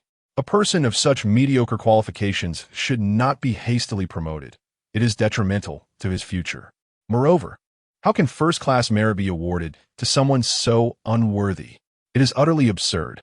Jiang Tian, observing from the sidelines, wore a gradually mocking expression. He was baffled by the audacity Xiao Bo displayed in questioning Gao Xiaolong or contesting the accolades for his own heroism in eradicating over 100 drug traffickers. Jealousy had rendered him utterly irrational. However, Gao Xiaolong possessed a fiery temperament and would not indulge such insolence. Upon learning of Xiao Bo's situation, his fury ignited further. Slap! Xiao Bo was met with a resounding blow, causing his already swollen face to swell even more, nearly closing his eyes into slits. "You take leave when your teammates are in action, sleep while they face danger, question their achievements, and harbor jealousy when they are promoted." As Gao Xiaolong raised his hand again, he inhaled deeply, forcing himself to quell his inner rage. The fury was genuine. It was Jiang Tian who, amidst life-threatening peril, had wrought a miracle, saving them from certain doom while simultaneously decimating a significant number of drug traffickers. And here was a man on leave, questioning Jiang Tian's merits? "What is your name?" Gao Xiaolong's voice simmered with barely contained anger, resonating with a low growl. Xiao Bo's heart sank. "Sir, my name is Xiao Bo, from the first squad of the first team of the Drug Enforcement Unit." From a throng emerged a robust middle-aged man, the captain of the first team and also the leader of Jiang Tian's operational unit. "Very well, Xiao Bo. From this moment forth, you are indefinitely suspended and sent home for reflection," Gao Xiaolong declared, his voice laced with fury. Boom! It was as if a thunderclap had struck. Xiao Bo's countenance turned ashen. It felt as if the sky had collapsed upon him. Hailing from a rural village, he was the first university graduate among the nearby communities in recent years. Especially after entering the police academy, his family had basked in newfound glory, and for this reason, he had strived relentlessly to ascend the ranks. Now, the thought of his family's reaction to his suspension shattered his composure. "I refuse to accept this. By what right does Jiang Tian, a mere incompetent, receive first-class merit? Why is it that when he receives a few commendations, he is suspended, while those of us who are ordinary citizens have no recourse? Just because he stood his ground against drug traffickers, does that alone warrant first-class merit when we all face similar threats?" Xiao Bo sought to evoke sympathy from those around him. However, as he surveyed his surroundings, he found no one willing to support his claim. Gao Xiaolong's expression remained icy. Let me clarify why Comrade Jiang Tian received first-class merit. Because he single-handedly eliminated 150 drug traffickers. Gasp! Xiao Bo's pupils contracted. 150 drug traffickers? Preposterous. Furthermore, your suspension is not solely due to this. It stems from your interference in contacting Jiang Tian's family and precisely timing it to my office hours. You provided that home phone number to Jiang Tian's family. Did you not? Gao Xiaolong's face darkened. He had never anticipated that upon his arrival, he would be ensnared by such a petty individual, nearly wrongfully accusing a police prodigy. I was merely concerned for Comrade Jiang Tian, allowing his family to be aware of the situation. What is wrong with that? Xiao Bo protested. His neck craned defiantly. How absurd. The assembled crowd was nearly in stitches with laughter at his deluded attempts to twist the narrative. You are the true malignancy. The true cancer. Gao Xiaolong's face was cold as ice. Had he not retained his composure, he might have drawn his weapon on this despicable individual. At this moment, Jiang Tian cast a sidelong glance at Xiao Bo, his expression one of profound disappointment. Xiao Bo, now utterly defeated, sat on the ground, drained of all strength. To be honest, his combat effectiveness was woefully inadequate. He had initially intended to bide his time for revenge, to make Xiao Bo's existence a living hell. Who would have thought that before Jiang Tian even had to lift a finger, Xiao Bo would be vanquished, indefinitely suspended for reflection? Yet when Xiao Bo uttered these words, it was tantamount to a blatant declaration of his imminent dismissal from public office. Xiao Bo's fate was sealed. Jiang Tian exhaled softly. One cannot help but acknowledge the capriciousness of destiny. In his previous life, Jiang Tian endured a similar fate, being trampled by Xiao Bo and subsequently descending into the abyss. For over a decade, he languished in a state worse than death, with his family succumbing one after another under extreme torment. Ultimately, even his most cherished son betrayed him. The wife he believed was his partner turned out to be his greatest conspirator. Regrettably, enlightenment came too late in his past life. However, it is not too late now. Everything has been salvaged. Unexpectedly, Xiao Bo, who appeared amiable on the surface, harbored such venomous intentions. Astonishingly, he cunningly leveraged Jiang's connections, stealthily providing the high-ranking official with a phone number to facilitate backdoor dealings. How utterly malicious. The onlookers were left in shock, including Song Ligua, who had not anticipated such machinations. Behind it all, this man had orchestrated everything. Truly despicable. As Xiao Bo departed, Jiang Tian was surrounded by a chorus of accolades. To further compound this, Gao Xiaolong presented a monetary bonus of 50,000 yuan and a collective second-class merit award. The collective second-class merit was commendable, primarily due to Jiang Tian's remarkable contributions. Others could only attest that this honor was derived from his efforts. Initially, the previous day's operation yielded no merit, with erroneous intelligence resulting in significant losses. And accountability was to be assigned to the entire Yunhai anti-drug unit. However, balancing the merits and demerits, coupled with Jiang Tian's annihilation of numerous drug traffickers, a collective second-class merit award was specially conferred upon them. Gao Xiaolong proceeded to announce this. The reaction was overwhelming, a prestigious honor and an extraordinary surprise for all involved. As Xiao Bo reached the threshold, he turned sharply upon hearing the announcement, his eyes ablaze with fury. He beheld Jiang Tian, the center of admiration, adorned with a first-class merit and a second-class rank insignia, truly radiant. And he, from this moment forth, he was suspended. Xiao Bo's eyes, consumed with envy, regarded Jiang Tian as the person he loathed most. Witnessing Jiang Tian's ascension to success was more painful than death itself. Just then, a phone rang, interrupting Xiao Bo's reverie. Bowing slightly, he answered, "Yunner, what a pleasant surprise to receive your call." Yunner, his fiancée, had set a condition for their engagement. He must secure a promotion this year. "How is your promotion progressing?" "My father insists that if you do not advance this year, our plans will be impossible. You know our family does not tolerate failures." The coldness in her voice was palpable. Xiao Bo, with feigned eagerness, reassured her, "I am confident, Unerring. Wait for me. We will surely be engaged by year's end." After ending the call, his expression morphed into one of malice, gripping his phone with such intensity that it seemed on the verge of shattering. In his mind, all of this should rightfully belong to him. Jiang Tian ought to be the one to depart in disgrace, while he should bask in the spotlight, celebrated by the masses. It was he who had been robbed of everything. Unperturbed by Xiao Bo's exit, Jiang Tian remained focused. Although everyone had contributed, he warned against premature celebration. The recent actions were a provocation to our nation and an affront to our entire department, a situation that could not be tolerated. Continuing, Gao Xiaolong stated, beyond the recent provocations, the situation in Yunhai is dire. Drug traffickers are increasingly rampant, directly linked to inadequate oversight in Yunhai. I have but one demand: eradicate the drug traffickers in Yunhai. This matter is of utmost importance. Statistics reveal that 70% of narcotics entering the country pass through Yunhai. This is your dereliction of duty. The drug situation in Yunhai is severe, as it has become the primary route for drug trafficking from the Golden Triangle. With its extensive transport network, Yunhai has become a veritable paradise for drug traffickers, who exploit numerous methods daily to smuggle drugs into the area. Some can be apprehended, while others evade capture due to the sheer volume of tactics employed. Once Gao Xiaolong departed, Song Liwa promptly canceled the merit celebration, his demeanor grim as he convened an emergency meeting to chastise his subordinates. Now, everyone must act immediately. Each team will receive assigned tasks. From this moment forth, we will implement a sweeping operation to apprehend drug traffickers. Additionally, Jiang Tian, your team leader, was killed in action yesterday. Until further personnel adjustments can be made, you will lead your team. Remarkable. Promoted and receiving a raise? Jiang Tian's eyes sparkled with excitement. This not only elevated his rank, but also his position. Incredible. Jiang Gu is formidable, Zhao Wei exclaimed, giving a thumbs up.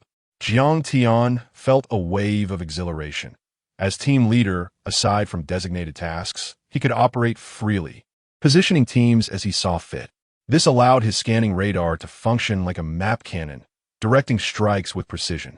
The team leader who had been with Jiang Tian and Zhao Wei tragically fell in the line of duty, making Jiang Tian the ideal candidate to fill the vacancy.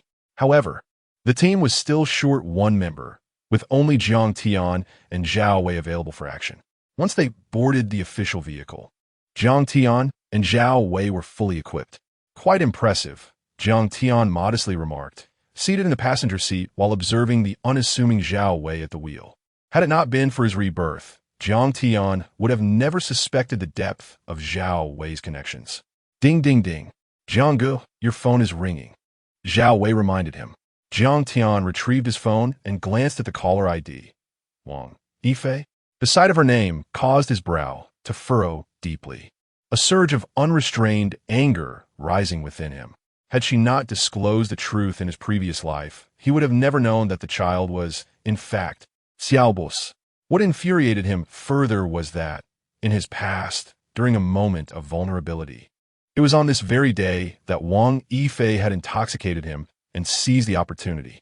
A month later, she had revealed her pregnancy. In truth, Wang Yifei was already with child at this moment. Chapter 16. The rescue of Jiang Xiaoyu due to Jiang Tian's despondency. His mother arrested and his father suspended. His world collapsed overnight.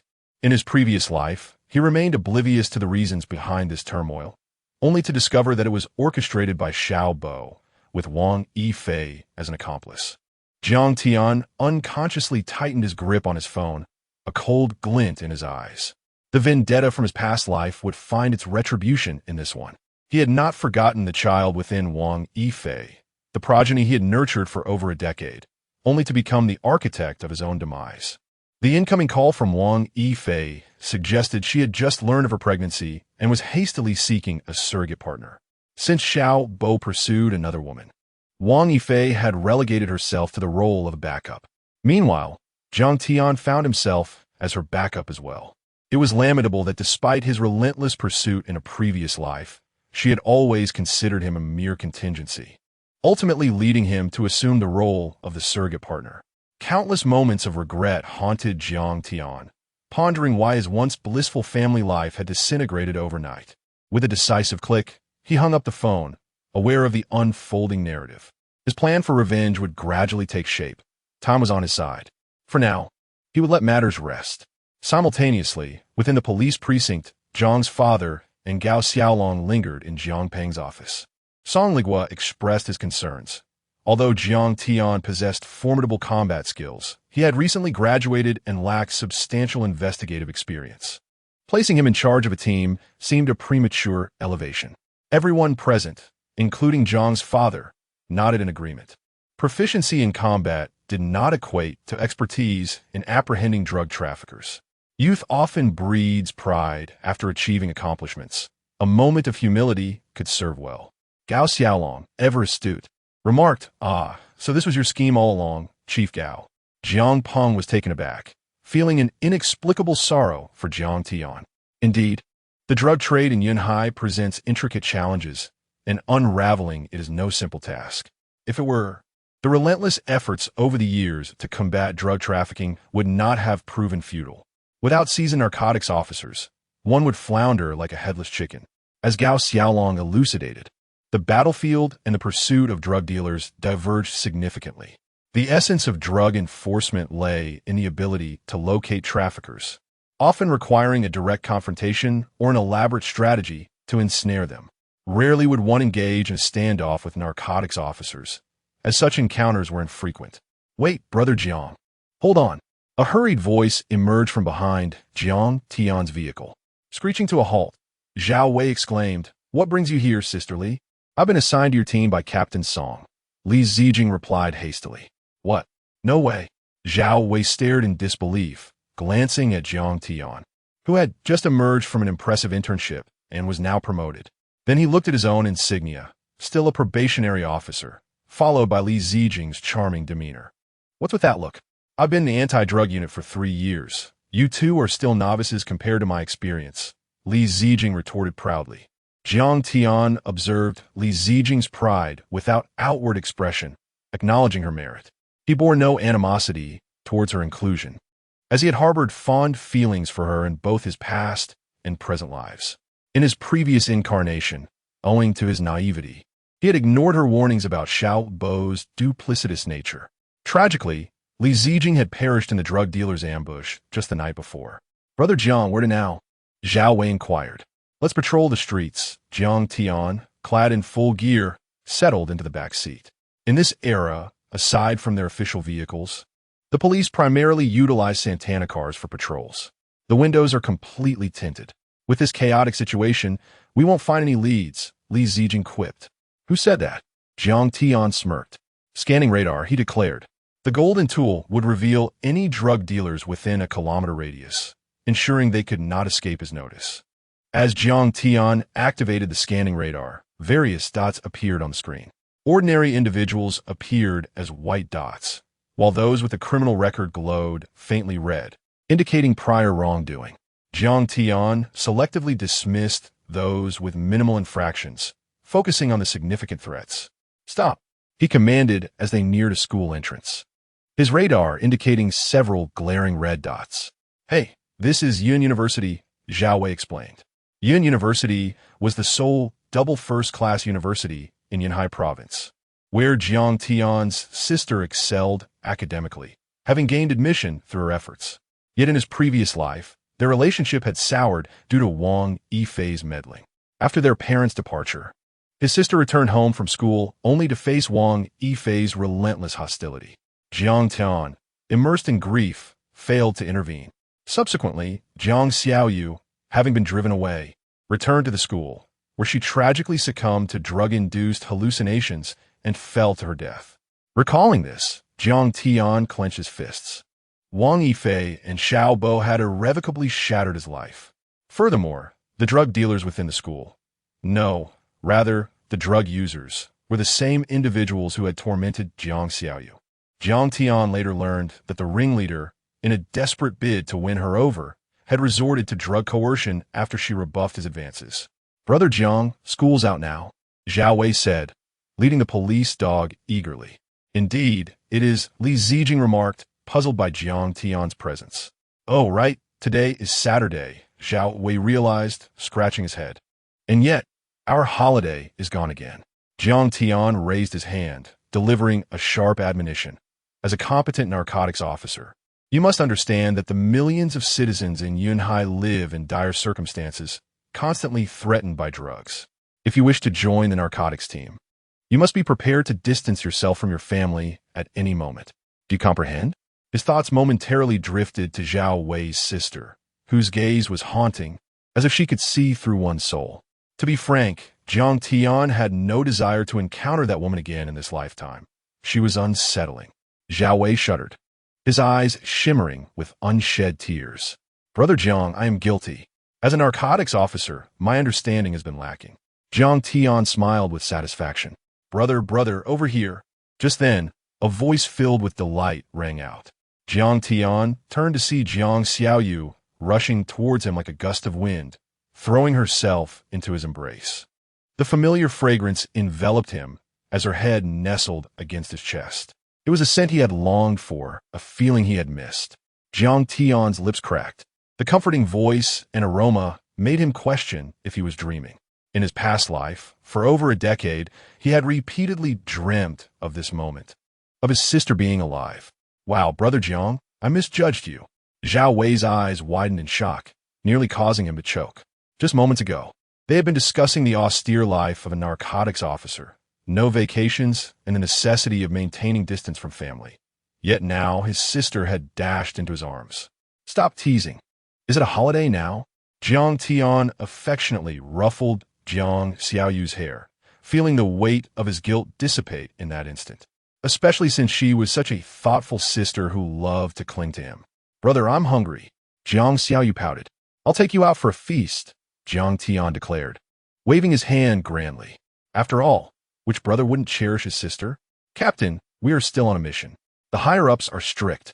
Failure to meet our targets could result in penalties. Li Zijin interjected, her heart heavy with reluctance to interrupt this tender moment. Yet, the urgency of the situation and the rampant drug trade in Yunhai compelled her to speak out. Nothing is more important than dining with my sister, Jiang Tian asserted with a flourish. Brother, what about me? At that moment, a small girl following Jiang Tian brightened with curiosity. Jiang Tian squinted, turning to regard the girl behind Jiang Xiaoyu. He had been so engrossed in reminiscing with Jiang Xiaoyu that he had overlooked a crucial detail. Xin, he thought, recognizing her as Lien Xin, Jiang Xiaoyu's best friend from his past life, who had revealed the entire truth to him. Later, Lien Xin had even partnered with Jiang Tian to gather evidence against the drug dealers for revenge on behalf of Jiang Xiaoyu, ultimately aiding in the downfall of those criminals. However, everything had been rewritten now. Let's all go together, Jiang Tian encouraged, waving his hand. With a recent bounty of 50,000, he felt quite generous. Long live, brother, Jiang Xiaoyu cheered. Yet, Jiang Tian paid little heed to her excitement, his gaze scanning the surroundings until he spotted a shadow attempting to slip away. In that moment, a fierce glint flashed in his eyes, but he swiftly suppressed it, then calmly addressed the figure. That classmate, I noticed you were with Xiaoyu. You should join us for dinner. There's no need to rush off. That's not a friend, brother, you've got it wrong. Jiang Xiaoyu's complexion shifted as she hurriedly protested. How can that be? Xiaoyu, I must insist that you not abandon a friend during a meal. I just saw that classmate speaking with you, Jiang Tian gently remarked. Jiang Xiaoyu was exasperated, pounding her tiny fists against Jiang Tian's chest. Brother, you're infuriating me. I'm not talking to you anymore. Hello, I'm Gao Fei, Xiaoyu's classmate. The boy trailing Jiang Xiaoyu stepped forward to shake Jiang Tian's hand. Jiang Tian smiled faintly. We're all friends here. Let's dine together without hesitation. Thank you, brother. Gao Fei replied, casting a surprised glance at Jiang Xiaoyu, nodding eagerly. Due to limited seating, Jiang Tian led them directly to a luxurious hotel across from Yun University. On the way, Jiang Xiaoyu eyed Jiang Tian's police insignia with wide, curious eyes, glancing back at the two intern officers following him. Brother, aren't you an intern? Where did you get that badge? She whispered. Don't speak nonsense. Does my brother's rank look like something to be stolen? Jiang Tian replied, a hint of annoyance in his tone. Brother, you didn't actually get promoted, did you? I thought you just graduated. Lien Xian exclaimed, astonished, as they ordered their meals. Just a lucky break, a special promotion, Jiang Tian humbly responded. But brother, isn't it too extravagant for just the three of us to dine in a private room? Jiang Xiaoyu hesitated. Company expense. No need to fret, Jiang Tian assured her while discreetly observing Gao Fei. Indeed, it is not extravagant at all, especially compared to Gao Fei, he thought, noting the glimmer of excitement in Gao Fei's eyes. Today had turned out to be unexpectedly delightful for him. Gao Fei was fervently pursuing Jiang Xiaoyu, drawn not only by her beauty, but also by the knowledge that Jiang Peng, the chief of the Yunhai police, was her brother. If he could smooth things over with Jiang Tian, perhaps Jiang Peng would be inclined to assist him, or even facilitate a connection with Jiang Xiaoyu. Gao Fei had already begun to plot his strategy. Meanwhile, Li Zijin and Zhao Wei remained silent, their attitudes shifting. Their team leader was no longer just a revered figure. As they had witnessed, he was indeed a rogue. The blatant misuse of public funds was troubling. Ahem, Captain, our team's budget is quite tight.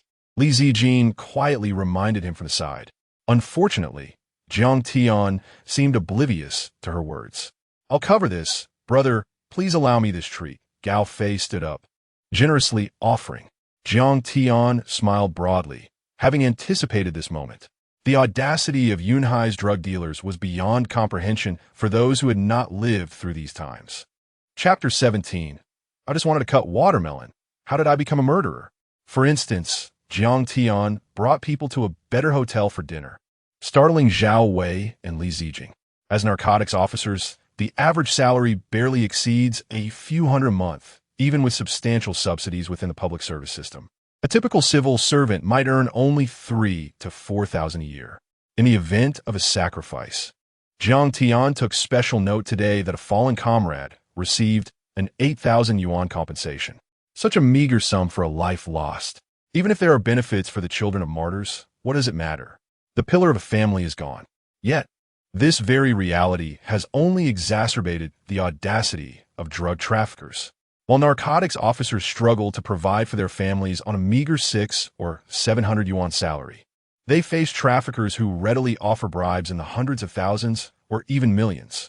The most terrifying aspect is that many traffickers have infiltrated the anti-drug team, possessing knowledge of the officers' family situations. Jiang Tian is aware that there have been multiple incidents affecting his comrades' families in the past. The brutality of drug traffickers is beyond imagination. Captain Jiang, I have fallen for Jiang Xiaoyu at first sight. Could you grant me a chance to pursue her? I swear to treat her well, Gao Fei declared. Raising his glass, Jiang Xiaoyu, sitting beside Jiang Tian, turned crimson with fury, her palms sweaty as she clenched Jiang Tian's hand. Jiang Tian gently patted his sister's hand. He then spoke with an inscrutable expression. My sister is exceptionally beautiful. Many suitors vie for her attention. Who do you think you are? Gao Fei, unperturbed, glanced around, his eyes glinting before he smiled at Jiang Tian. Captain Jiang, might we step outside for a private conversation? Oh, certainly. Jiang Tian nodded in agreement. Brother, Jiang Xiaoyu said, a hint of anxiety in her voice.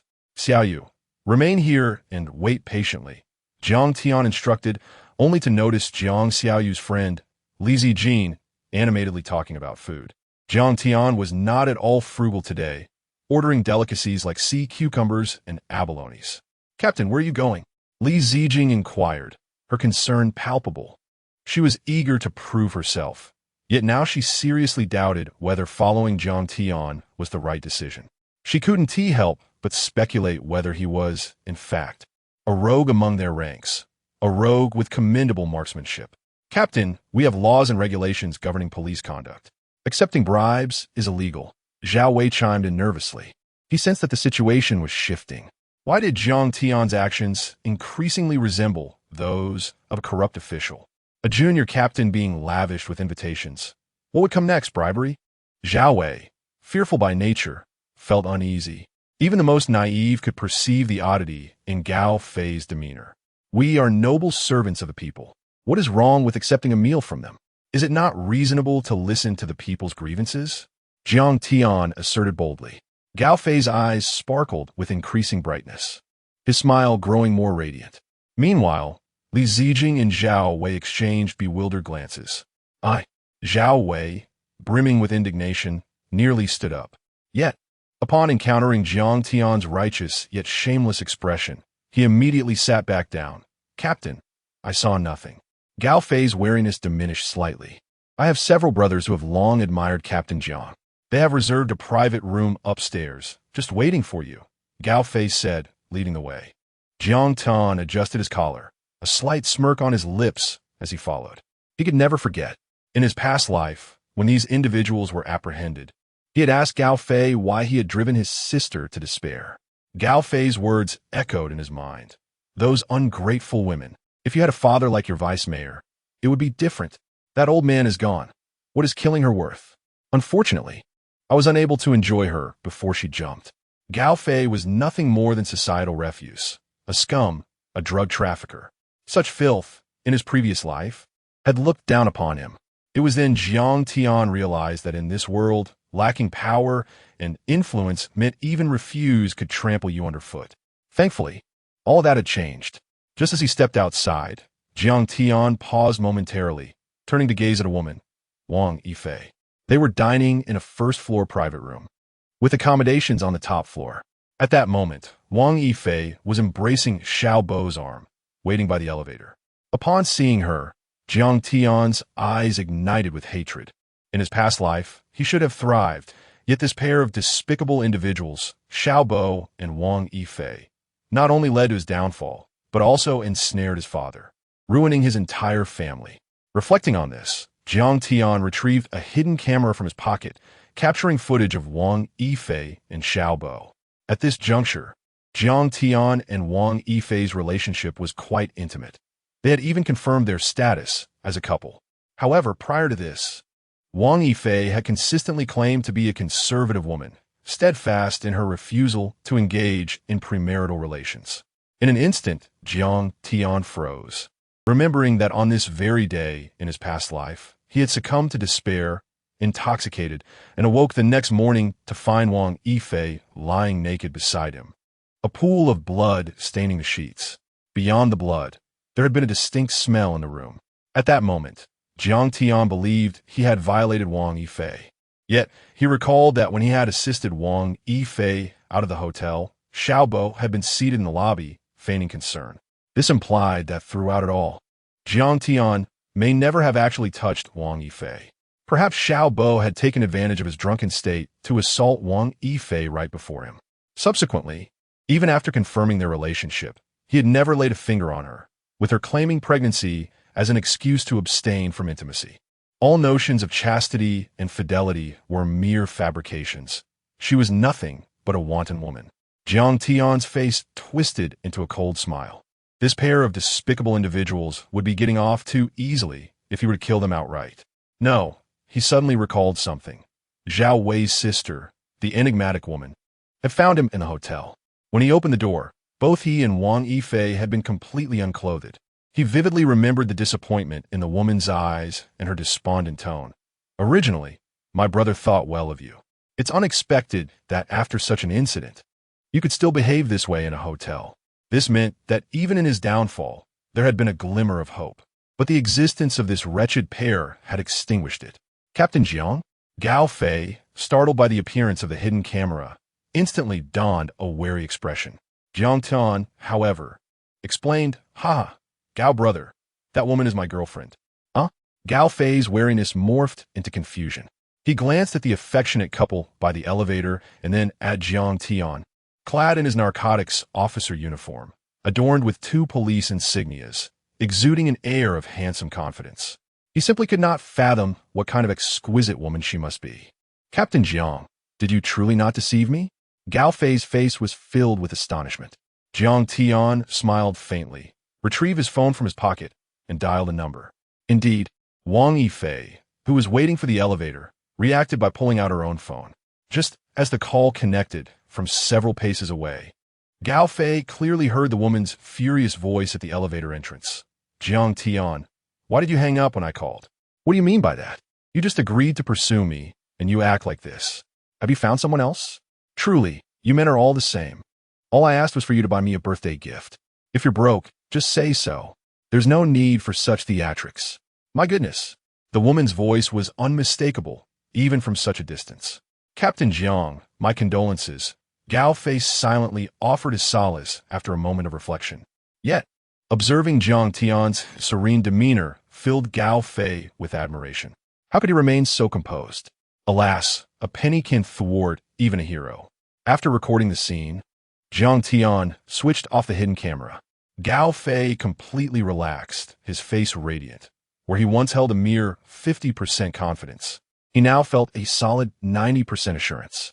Minutes later, Jiang Tian and Gao Fei ascended to the private room on the upper floor. 4 individuals were present. Jiang Tian's brow furrowed slightly. Something was amiss. In his previous life, this group had consisted of 6 people when apprehended. This indicated that 1 individual was absent from the gathering. Allow me to introduce Captain Jiang, the son of our Vice Mayor of Yanhai, currently the leader of the narcotics team. Let's give him a warm welcome. Gao Fei announced grandly. Greetings, Captain Jiang. It's an honor to meet such a prominent figure. The welcoming voices resounded. Yet, Jiang Tian remained noncommittal. After the enthusiastic reception, Gao Fei felt the atmosphere had settled and could not resist asking, Captain Jiang, how much does a narcotics officer earn in a month? Jiang Tian, with a sidelong glance, replied unperturbed, 600 yuan. Only 600? Captain Jiang, you risk your life. And that's all you make in a month? Laughter erupted around the table. Jiang Tian surveyed the faces before him, each one etched in his memory, as they were all the culprits responsible for forcibly injecting his sister with drugs in his past life, leading to her demise. After all, it was for the sake of safeguarding the nation and its citizens that Jiang Tian expressed a hint of indignation. This only served to heighten Gao Fei's excitement. He believed there was a chance. Captain Jiang, a small token of appreciation. From beneath the table, Gao Fei produced a box with great effort, placing it atop the table. What is this? Jiang Tian feigned surprise. Captain Jiang, this is a gesture from our brothers, Gao Fei explained. Jiang Tian lowered his gaze, opened the box, and after a moment of contemplation, prepared to turn the tables. Inside is 1 million. If you work, can you earn this much in a lifetime? Gao Fei inquired. 600 a month, that totals 7,000 a year. Indeed, to accumulate 1 million would take at least 130 years. What do you want? Jiang Tian inquired calmly, yet a cold smile lingered within him. We have a shipment we wish to bring in, Captain Jiang. When will you be on duty at the border? We would appreciate your assistance, Gao Fei stated. As he spoke, Jiang Tian discreetly scanned the table and noticed that everyone present was tense and watchful, as if sensing something amiss, and in an instant, they were ready to act. You are all the pride of Yin University. How did you end up on this path? Jiang Tian feigned ignorance. Pride of the heavens can earn little. Just like you. Captain Jiang, you graduated from the police academy with great effort, and your father is the police chief and vice mayor. Yet what good does that do? You still end up empty-handed. We make a single trip and earn astronomical sums that you would never see in a lifetime, Gao Fei continued. Jiang Tian shook his head in righteous disapproval. Ah, you all are mistaken. The risks are far too great. You must find another way.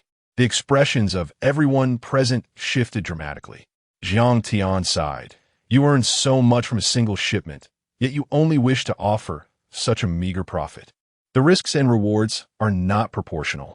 Gao Fei visibly relaxed. Captain Jiang, name your price. Jiang Tian extended one hand. What? Gao Fei shot up in shock.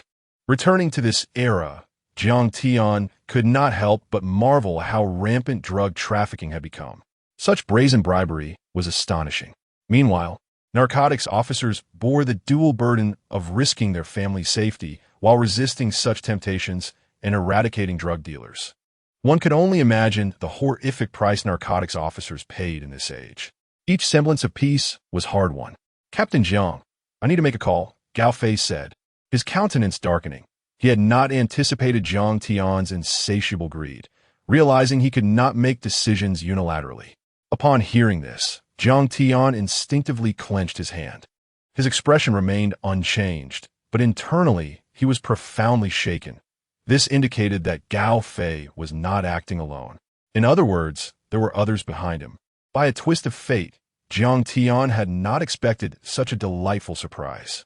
He initially aimed to rescue his sister while dismantling a small drug ring, but he was now inadvertently entangled with a larger drug trafficking organization. The credit was now within reach. After Gao Fei left, his intentions were unclear, but an hour later, he returned with several boxes, 5 in total, amounting to 5 million. Such audacity! This was the extent of the drug trade's rampant terror in this era. Jiang Tian was certain that their generosity aimed to ensnare both him and his father. Once money exchanged hands, they would be irrevocably bound. However, they likely had no inkling of the consequences that awaited them. Captain Jiang, the money is all here, Gao Fei said, his teeth gritting. He secretly loathed Jiang Tian for his avarice, but the thought of being able to manipulate Jiang Tian and his family from now on sent shivers of excitement through him. He thought of Jiang Xiaoyu. Gao Fei's heart darkened with a cold smile. He would take what was owed to him in full, including interest, and not only that, but he would also involve Jiang Xiaoyu. As he pondered this, the pain in his heart lessened slightly as he picked up a fruit knife to cut the watermelon. Captain Jiang, this watermelon is quite delightful, Gao Fei remarked, his mood buoyant. What do you intend to do with that knife? Jiang Tian suddenly stood, fury etched on his face. Me? Gao Fei was taken aback. It was only then he realized the hidden camera had somehow attached itself to Jiang Tian's chest. At that moment, Jiang Tian, visibly shaken, declared, "You drug dealers are not only audacious, but also dare to openly threaten police officers with a knife?" Gao Fei's mind buzzed with confusion, further bewildered as he saw Jiang Tian draw his gun. "No, I was just cutting watermelon." Bang! Simultaneously, at the entrance of the private room, Li Ziqin stood with Jiang Xiaoyu and 3 others.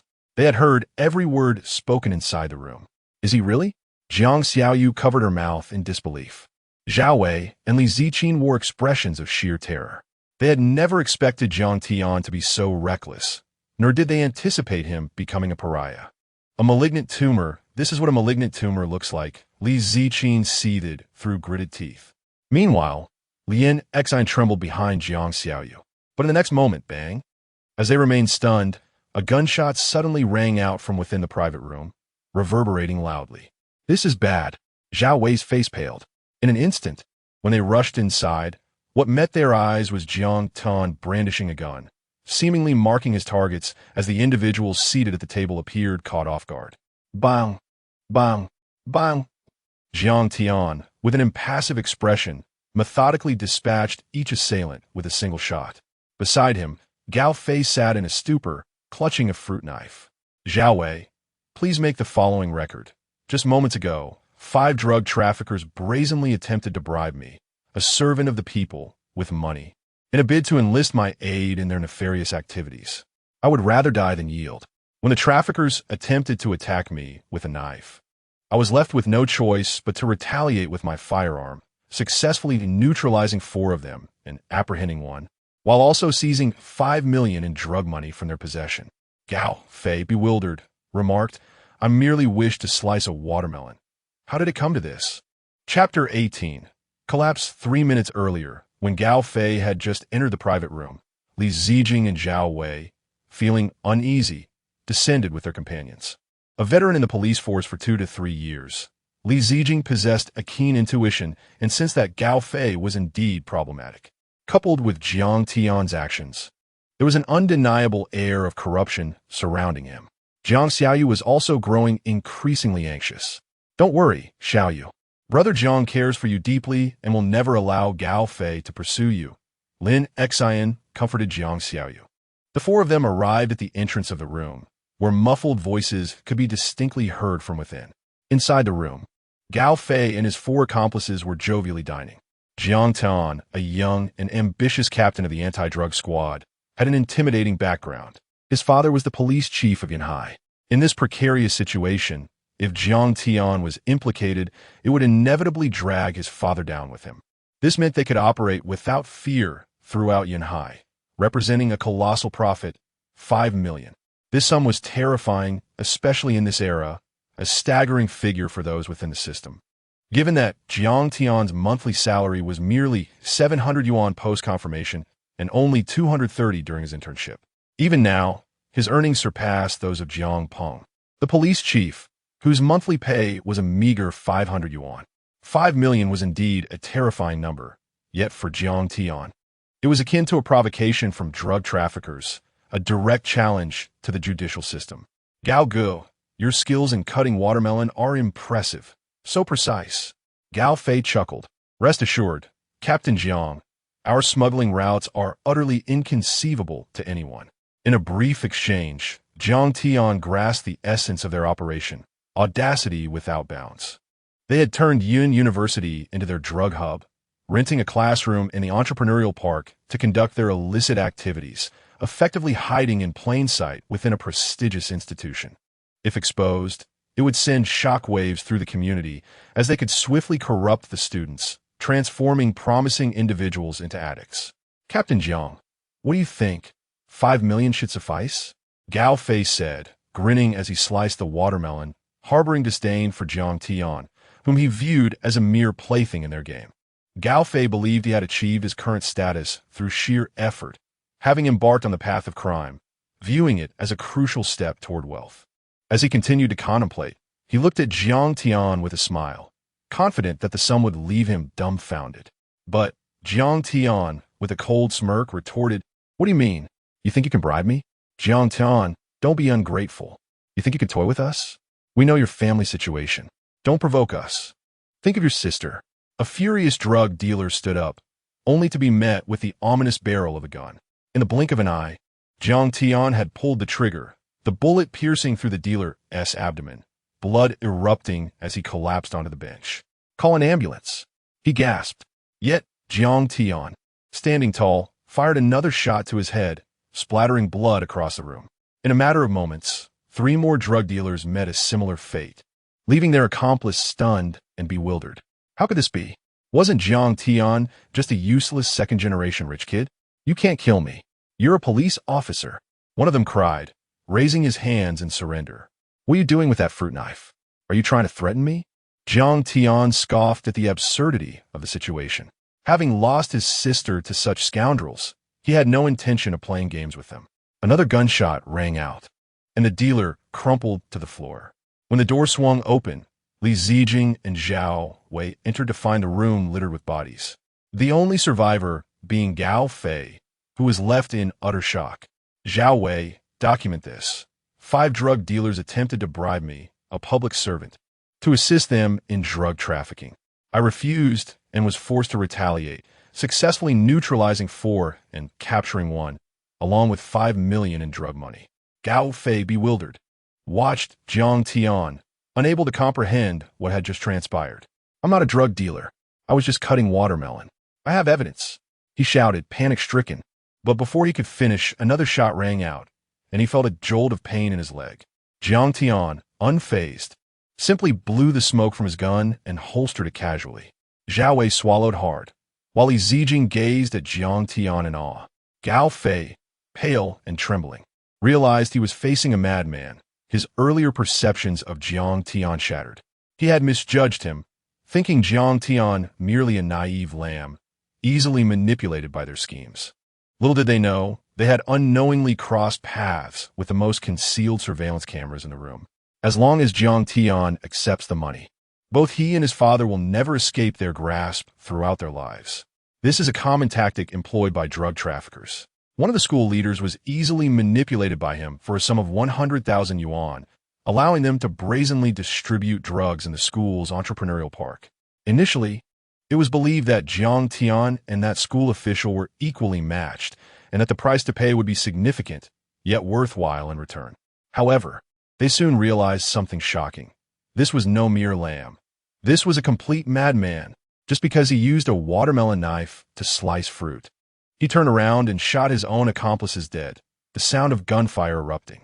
In that moment, Gao Fei, with bloodied hands, slapped himself in disbelief. How foolish he was to think he could bribe a lunatic, especially one who kills without hesitation. What was he waiting for? Had he taken notes? After just having killed several individuals, Jiang Tian was brimming with murderous intent, his eyes seemingly glowing red, and his words carried an overwhelming aura of violence. Zhao Wei, startled, trembled and swiftly pulled out his notebook and pen, scribbling furiously. I've taken note. Please don't kill me. Jiang Tian, puzzled, wondered if he truly appeared that terrifying. If these drug traffickers had merely threatened him and his sister, it might have been tolerable, but the audacity they displayed in openly threatening his sister and family was intolerable. Moreover, the police's duty to combat drug dealers is a matter of principle. The narcotics officers are strictly mandated by law to respond with unlimited self-defense whenever they perceive a threat from traffickers. This self-defense is indeed quite substantial. Jiang Tian, observing Li Zijing's stunned expression, sighed inwardly. It was no wonder these drug dealers felt so emboldened. For Jiang Tian, the only way to eradicate these traffickers was to be even more audacious, more ruthless, and more merciless. He pulled out handcuffs from his waist. With a sharp click, he secured Gao Fei's hands behind his back. Bleeding. I need to go to the hospital. Gao Fei cried in despair. As time passed and adrenaline waned, the pain became excruciating and his face turned pale. With a swift motion, Jiang Tian slapped him. Be quiet. Can't you see I'm performing my duties? Obstructing justice will only worsen your situation. As he spoke, he scanned the radar, noting the vividly red mark indicating Gao Fei's presence. He was eager to discover the terrifying number of judgment points that would come from sentencing Gao Fei. I'll sue you. You deranged bastard. You're not a police officer. You're an executioner, a lunatic, a complete madman. Gao Fei was nearing insanity, convinced that Jiang Tian was indeed a lunatic, infinitely more brutal than the drug traffickers themselves. They were the traffickers, yet they had been shot down without trial by a police officer. Did they not require evidence to execute? Just because he wielded a fruit knife? Jiang Tian accused him of hostage-taking? At that moment, a sudden sound of vomiting erupted. Jiang Tian turned to see Jiang Xiaoyu and Lian Xian outside the door, violently retching. The two young girls, still in school, were witnesses to a horror they could hardly fathom.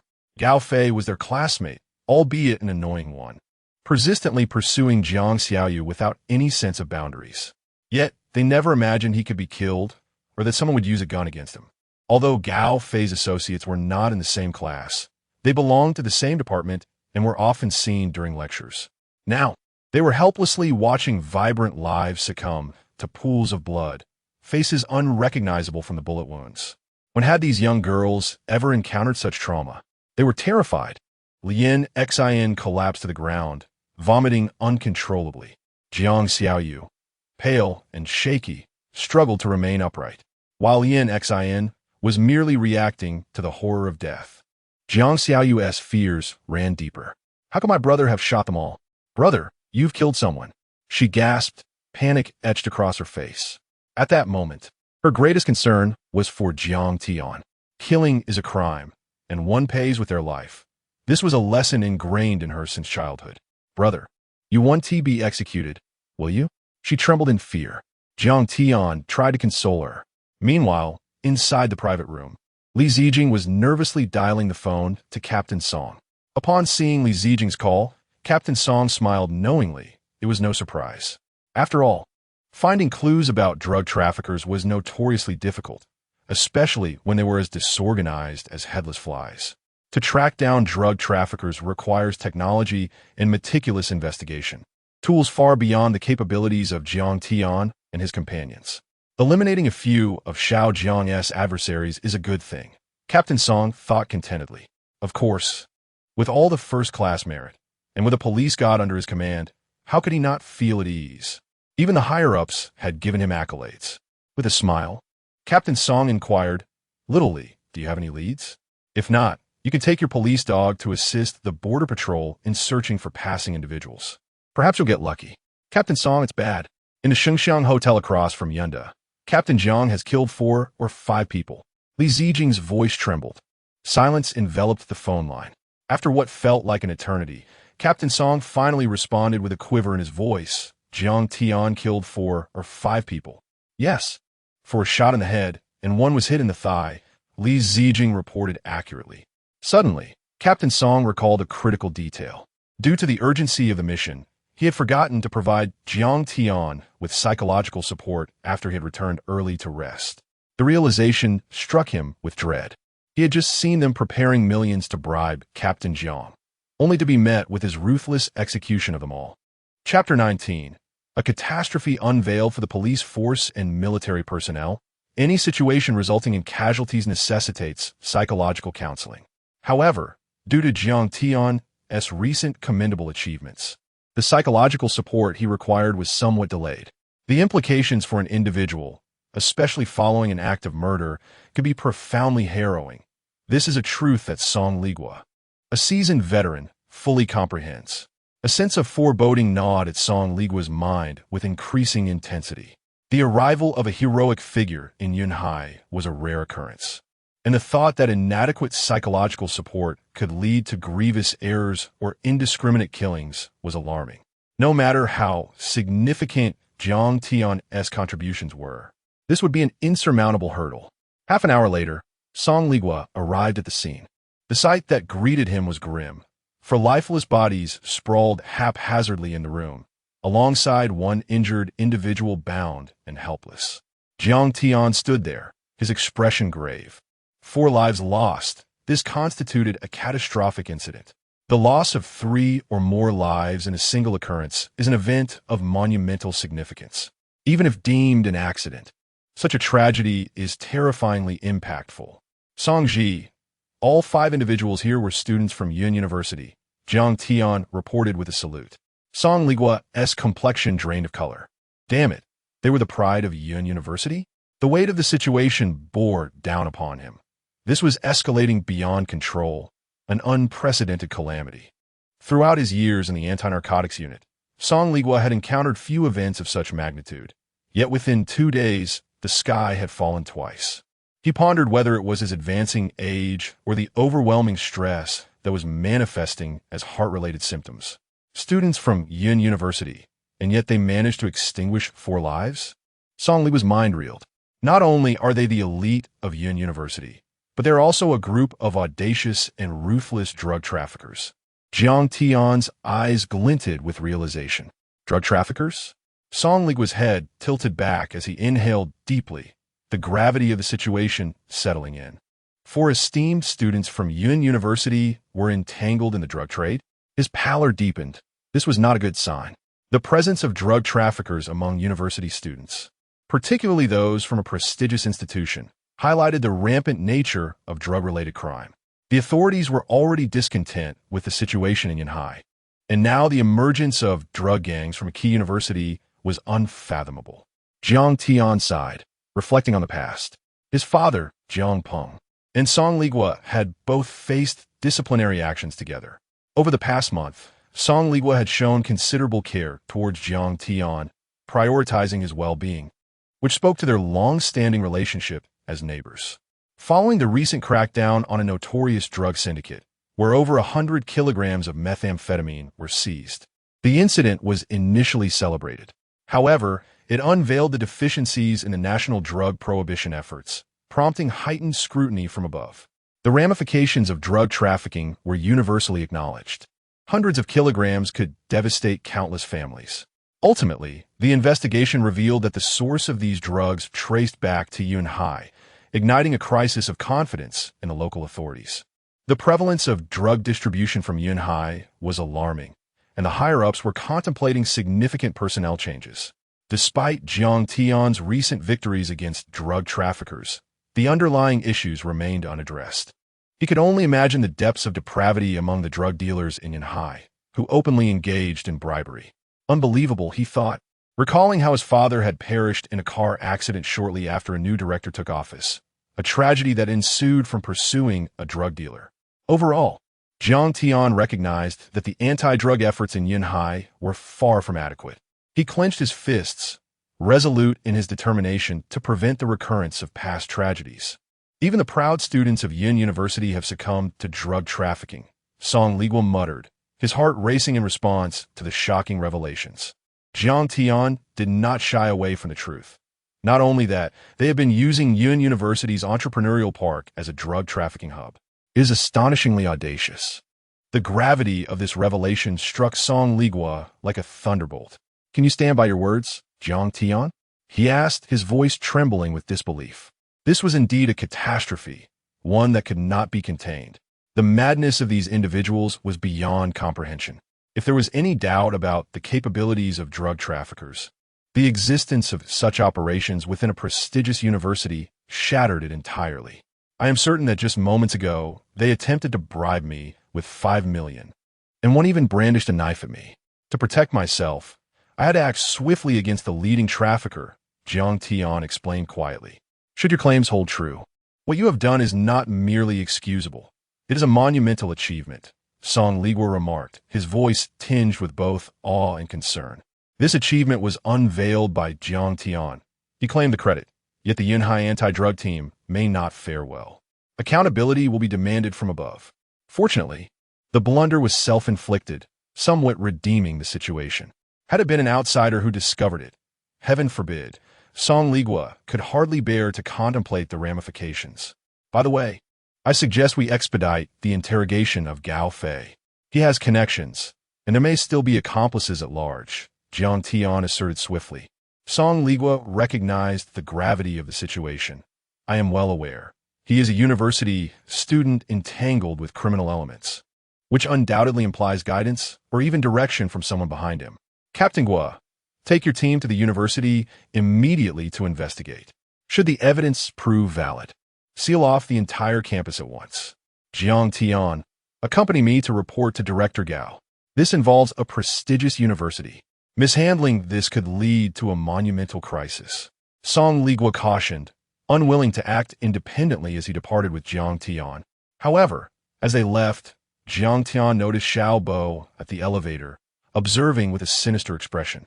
In his hand, he clutched a phone. Yes, Director's son, I assure you this is genuine. It's utterly audacious to malign university students as drug traffickers, especially after several were shot dead due to a rivalry. Rest assured, I would never deceive you. I stake my reputation on it. Xiao Bo's credibility seemed significant. For once the call ended, his subsequent actions were unknown. Jiang Tian and Song Ligua, accompanied by witnesses Jiang Xiaoyu and Lian Xian, 2 first-year students, sat in the back of the police vehicle, their faces pale as the sirens wailed through the streets. The urgency of the situation left no room for discretion. As they approached the police station, Secretary Zhou Zhao of the Municipal Committee, along with Chief Zhang Peng and other officials, awaited their arrival. Gao Xiaolong led the charge, his demeanor grave and solemn. If Jiang Tian's claims held any truth, Gao Xiaolong could hardly fathom the rampant drug trafficking within Yunhai. With a prestigious university turned into a drug den and its students becoming dealers, a blatant affront to the authorities. Report, this is Action Team 2. We have uncovered 20 kilograms of methamphetamine at the Innovation Park. Upon reaching the police station, Captain Gua had already stormed into the university, successfully gathering evidence of drug-related activities.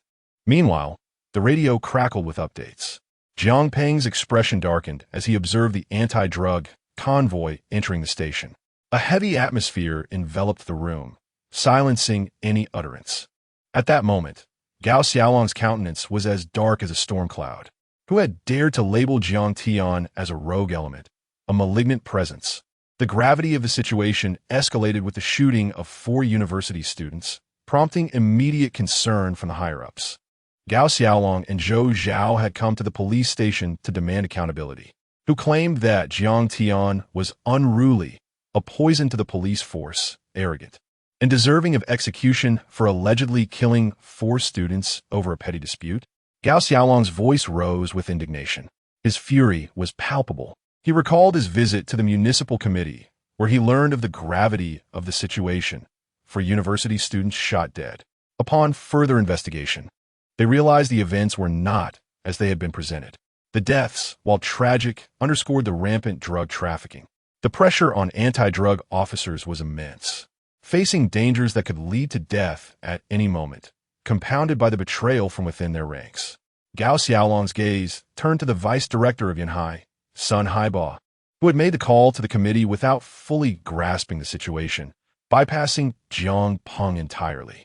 A mutual disdain had existed between Jiang Peng and Sun Haiba, with the latter frequently undermining the former. Typically, Jiang Peng chose to ignore it, but this incident was far beyond acceptable. Sun Haiba's actions had led to a miscommunication that escalated the situation unnecessarily. Gao Xiaolong's frustration was mounting. How could the drug trade flourish under such leadership? At this moment, Sun Haiba's mindset was perhaps the most volatile. He understood Xiao Bo well, had once held him in high regard, believing him to be a promising talent worthy of leading the anti-drug unit in the future. Now, however, Sun Haiba felt betrayed, recognizing the precariousness of his own position. I place my trust in you, and you have led me to this calamity. Sun Haiba seethed internally, resentment brewing in his eyes. Yet Gao Xiaolong, focused on the pressing issue at hand, declared, "Comrades, this is a disgrace, a monumental disgrace. I have been dispatched here, fully aware of the rampant drug trafficking in Yanhai. Yet I never anticipated it would reach such terrifying proportions, with a prestigious university becoming a drug den. This is a failure of our anti-drug efforts, a collective failure of Yanhai." His fury erupted like a storm. Chapter 20. I am making achievements. Xiaobo, what are you doing? At this critical juncture, it is imperative to expedite the interrogation of the captured Gao Fei, as he is the sole survivor. Jiang Peng, the police chief, reluctantly found the courage to speak. To be candid, the severe and terrifying oversight in his jurisdiction was inescapably his fault. As for Liu Haiba, who had been discreetly reporting behind the scenes, Jiang Peng could hardly afford to concern himself with him at this moment. However, it was evident that Sun Haiba's political career was essentially over after this incident. The small report had reached the municipal committee, and ultimately, it resulted in a significant blunder that sent shockwaves throughout the entire department. It is worth noting that the senseless shooting of several university students, particularly those from Yanhai, stemming from a conflict of pride, could leave Jiang Tian with no means of escape. Even Gao Xiaolong could not evade the ramifications of such a scandal, as it was a matter that could truly shake the foundations of society. Consider, if a student were to jump from pressure, the entire university would be in a state of emergency. How much more so when several lives are lost? Yet, if these individuals were drug dealers, the implications would not diminish in the slightest, for it would signify a more terrifying influence. As Jiang Tian disembarked from the vehicle, an ambulance was already on site, attempting to rescue Gao Fei. It could hardly be called a rescue, as he had merely sustained a gunshot wound to the thigh, which necessitated some urgent measures but did not impede the interrogation process.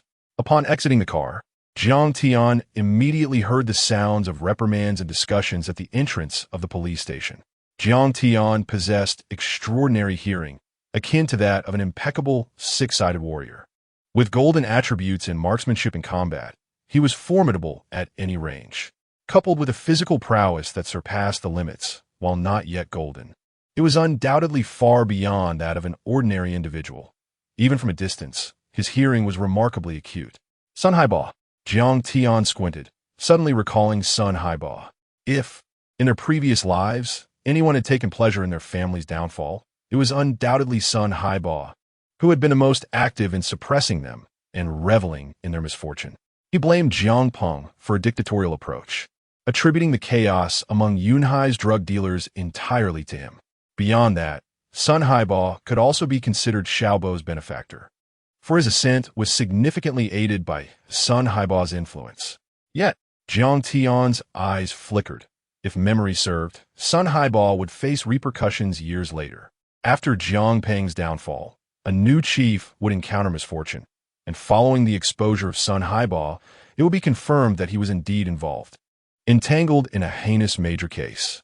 The whistleblower, if all went according to plan, would be none other than Xiao Bo, whom he had personally promoted. Xiao Bo would leverage this achievement to further his own career, advancing beyond Jiang Peng before Jiang Tian's time travel, achieving prominence before the age of 40. In that era, he was truly flourishing. However, fate had a way of unfolding. In this life, Jiang Tian was eager to discover what path Xiao Bo would tread. Yet now, having seen through his true nature, Jiang Tian mused that this time it appeared Xiao Bo had misled Sun Haiba, creating a significant misunderstanding. Xiao Bo, in this life, what leverage do you still possess? Jiang Tian pondered, feeling a lingering sense of insecurity. He considered seizing an opportunity to present the photographs he had taken to Sun Haiba's fiancée, Comrade Jiang Tian, you have done exceptionally well. The case you have cracked is crucial. Time is pressing. You must immediately assist Team Leader Song in investigating the drug trafficking operations behind Gao Fei. After Jiang Tian approached, Gao Xiaolong immediately addressed him. To be honest, during the meeting at the municipal committee, Gao Xiaolong had lamented alongside Zhou Zhao that Jiang Tian's personal abilities were sufficient. Yet the role of a narcotics officer was unlike that of the military. Merely possessing exceptional marksmanship and agility does not guarantee one's fitness for the position. Extensive experience in drug enforcement and criminal investigations is essential. Narcotics officers represent the most perilous and challenging branch of law enforcement, requiring comprehensive knowledge and expertise. Although Gao Xiaolong acknowledged Jiang Tian's combat prowess based on yesterday's performance, he still harbored doubts regarding his investigative and narcotics experience, primarily seeking to challenge him through an atypical promotion. Given the administrative hierarchy, a squad leader is akin to a deputy section chief, and a team leader is equivalent to a section chief. Having only worked for a month, Jiang Tian's sudden promotion was seen as an opportunity for him to hone his skills. Unexpectedly, on his first day, he had resolved such a significant case, demonstrating a decisiveness and ferocity that was much needed among narcotics officers. As he reflected on this, Gao Xiaolong increasingly admired Jiang Tian. Just the night before, he had been berating Jiang Tian for being a liability, even inquiring about the opinions of others, many of whom branded Jiang Tian a detrimental force and an opportunist. Gao Xiaolong had felt considerable disdain for Jiang Tian then, yet now he was eager to uncover the source of the rumors. Who was targeting this prodigy? In the grand conference room of the police station, which spanned over 400 to 500 square feet, accommodating dozens to hundreds of people, it was necessary to gather more than just Jiang Tian's testimony. Despite the irrefutable evidence, regulations demanded adherence. Subsequently, Jiang Tian recorded a statement regarding the events of the day, along with his colleague, Jiang Xiaoyu. Their accounts were largely consistent. Jiang Tian had no intention of concealing anything, openly presenting the entire narrative before the leadership, including the 5 million yuan bribe. Wait, how can we be sure this wasn't an initial attempt at extortion, which escalated to murder upon discovering someone eavesdropping outside? Sun Haiba interjected eagerly, as if he had unearthed a critical clue. Jiang Tian's reputation continued to shine brightly, leaving Sun Haiba feeling as though he had consumed something foul. As a deputy chief, lacking influence and presence within the police department, he questioned the value of his position, especially with Jiang Tian rapidly gaining acclaim and a promising future. Sun Haiba felt increasingly aggrieved. As long as Jiang Peng remained in power, he faced the prospect of stagnation until retirement. Now, having finally obtained leverage, Sun Haiba could not afford to relent. After all, Jiang Tian's accomplishments had already caused quite a stir, and with another major breakthrough, who could possibly quell the momentum of the Jiang family? Sun Haiba's understanding of the case deepened as Jiang Peng, unable to suppress his frustration, rapped his knuckles on the table, his expression dark. Sun Haiba's insinuation carried a potent undertone of guidance and manipulation. A poorly constructed response could imply that Jiang Tian had indeed sought bribes, potentially leading to repercussions that could overshadow his achievements. As Sun Haiba's assertion hung in the air, all eyes turned to Jiang Tian. This was no trivial matter. In fact, such suspicions had long existed within the police force, particularly concerning the stringent oversight of narcotics officers. Drug traffickers employ a myriad of relentless temptations to lure narcotics officers, utilizing wealth, allure, and every conceivable means. They even resort to coercing officers through threats against their families. The bloodshed of the past and every regulation established serves as a grim reminder of the harsh lessons learned. The interrogation of the high-flying suspect continues.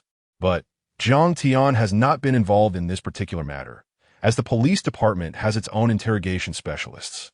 Initially, Jiang Tian was assisting with the case, but unexpectedly found himself called in midway. After Sun Haiba's thorough analysis, Jiang Tian felt a sudden clarity as the intricate web of cause and effect became apparent. The reasoning presented was sound, and all present seemed to find it reasonable. Yet, An unsettling odor lingered in the air, sensed by everyone. Jiang Tian gazed at the man who had once reveled in his downfall, linking him to significant cases that no one had anticipated. The implications of Vice Director Sun Haibao's connections were terrifying, potentially jeopardizing Xiao Bo's political aspirations.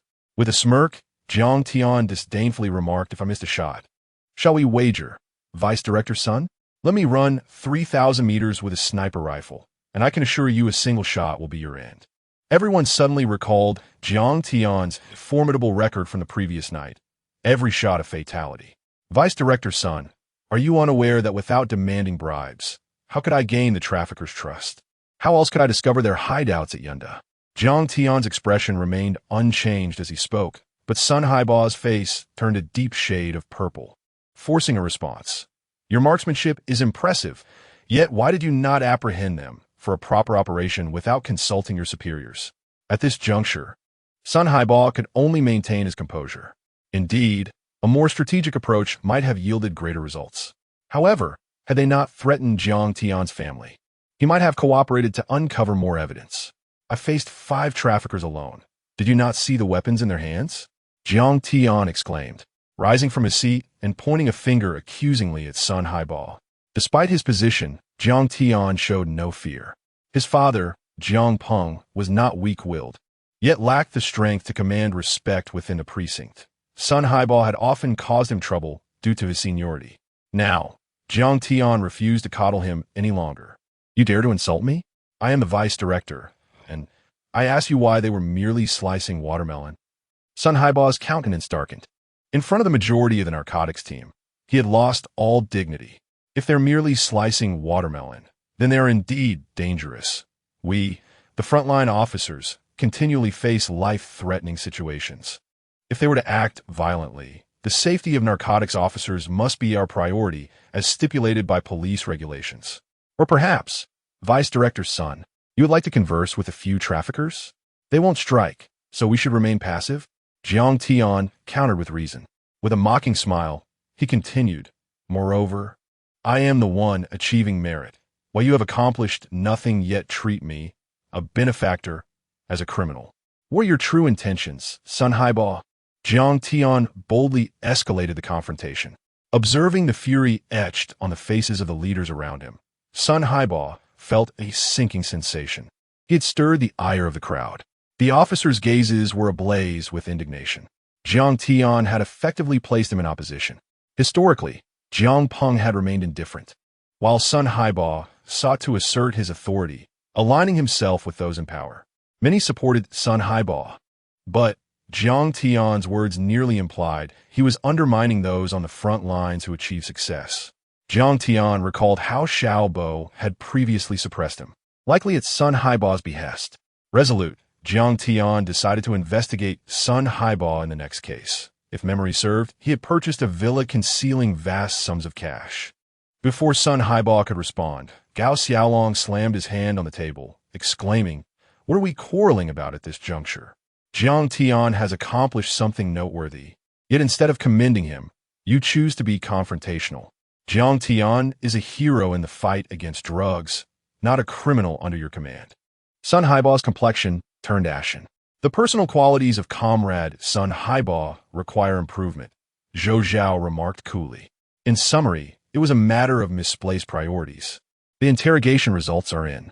Although Gao Fei initially remained tight-lipped, our interrogation experts successfully made him realize his errors, and he has since confessed comprehensively. At that moment, the conference room door swung open as Song Ligua entered briskly, holding a report. This situation had escalated beyond the narcotics team's capacity to manage. The ramifications were severe, potentially reaching the capital.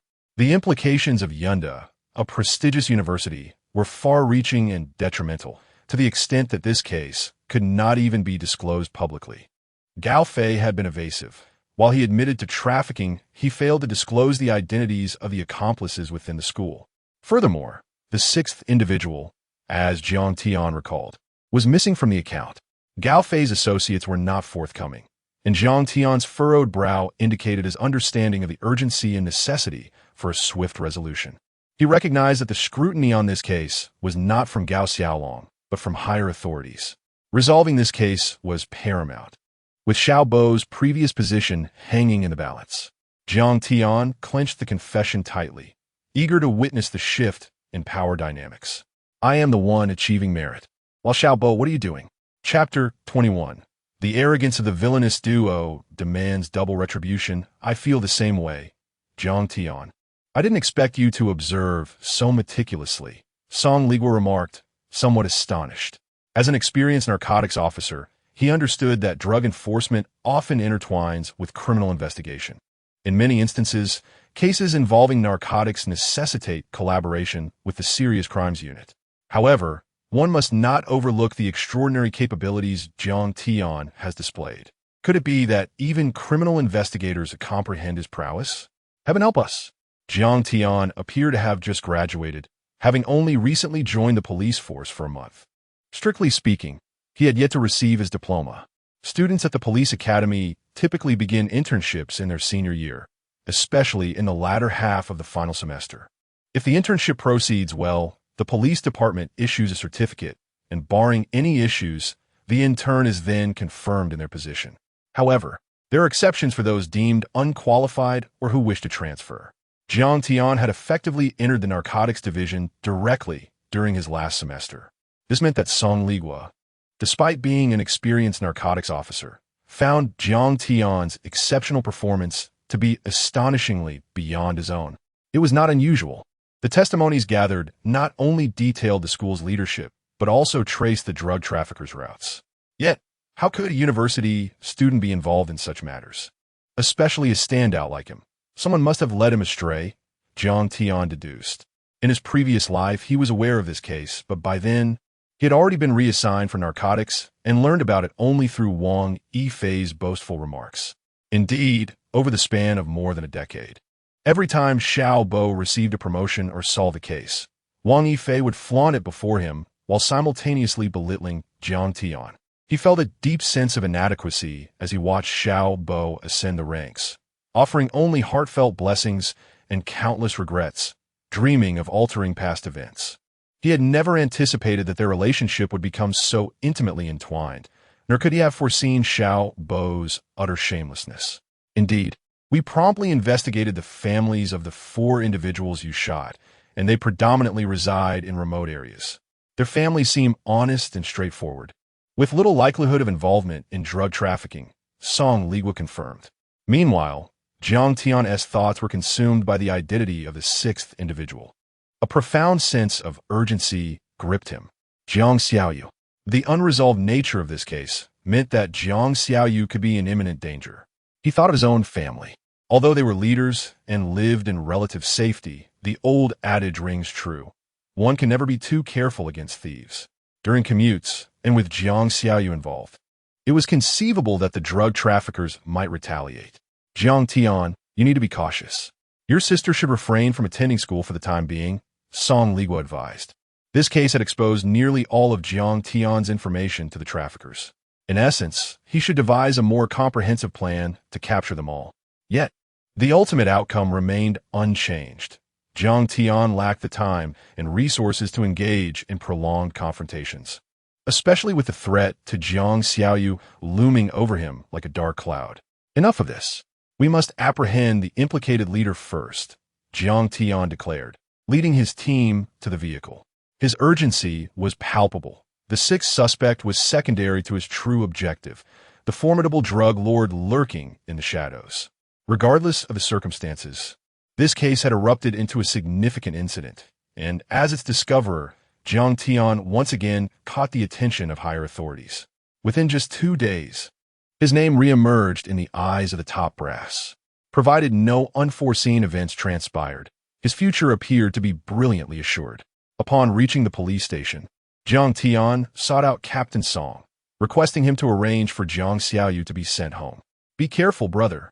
Jiang Xiaoyu was aware of the gravity of the situation, understanding that those individuals were major drug lords. The implications of this case were terrifying. She looked at Jiang Tian, her face etched with concern. I'm fine, he reassured her. Turning, he noticed Lien Xing gazing at him with admiration, causing him to stand a little taller. It was noteworthy that in his previous life, Lien Xian had looked upon him with disdain and resentment, believing that had it not been for Wang Yifei, Jiang Xiaoyu would never have returned to school. Most importantly, Wang Yifei had bullied Jiang Xiaoyu, and Jiang Tian had turned a blind eye. But it was too late to change the past. No amount of self-reproach could alter the course of events. Before his time travel, Jiang Tian recalled a significant case seminar in their region, where a partner from a prestigious law firm in Kyoto spoke jovially with the party leaders, while he himself could only observe from the sidelines, taking notes. That partner was Lien Xian. More than a decade later, when they met again, Lien Xian still seemed to harbor resentment towards Jiang Tian, though she had softened considerably. She invited him to dinner and offered to help him obtain a law license, facilitating his entry back into the elite law firm. When Jiang Tian relayed this to Wang Yifei, she erupted in anger, accusing him of colluding with that bitch and berating Lien Xian. At that time, Jiang Tian had been furious and threatened divorce, only for Wang Yifei to apologize, claiming her overprotectiveness stemmed from love. Jiang Tian had foolishly believed her, unaware that she was, in fact, scheming against him. It was likely that she had relayed this information to Xiao Bo, fearing Jiang Tian's resurgence, and orchestrated the task at hand. Yet this time, things would be different. Lien Xian, you and Jiang Xiaoyu should stay at my house for now and avoid school until we resolve this case. We need to prevent the drug traffickers from retaliating in desperation, Jiang Tian instructed. Each regulation and every precaution stemmed from lessons learned through bloodshed. Narcotics officers, no matter how accomplished, must conceal their identities. The vendetta of drug traffickers against them has never ceased, nor will it ever cease. Understood, Yang Yi. Jiang Xiaoyu, and I will heed your words, Lien Xian replied, her admiration for Jiang Tian evident. In his past life, over a decade later, Jiang Tian could only look up to her from a distance, while now she had transformed into a devoted admirer. Reflecting on this, Jiang Tian felt a profound sense of fulfillment as he nodded and prepared to depart. At the moment he turned away, sunlight illuminated his profile. His tall, armed figure emanated an aura of security, leaving Lien Xian mesmerized. She vowed to remember that scene, as if it were a photograph, for the rest of her life. Hey, wake up! Lien Xian snapped back to reality, noticing Jiang Xiaoyu puffing her cheeks, her eyes filled with vigilance. Are you going to eat my brother? Jiang Gu, you're amazing. Once we wrap up this case, it'll surely earn you another first-class merit, Zhao Wei exclaimed, driving the car and giving Jiang Tian a thumbs up. Having come from Kyoto, Zhao Wei looked at Jiang Tian with eyes that sparkled with admiration. Goodness, what a remarkable individual. After executing such a crucial task yesterday, you've already earned collective second-class merit right after graduation, even if you're merely a bystander. I feel as though I've encountered a deity. Zhao Wei had initially thought that working alongside Jiang Tian in the same team might yield some accolades, yet he had never anticipated such swift success. Just a day later, Jiang Tian had achieved greatness once again. This is a powerful figure, an immensely influential one.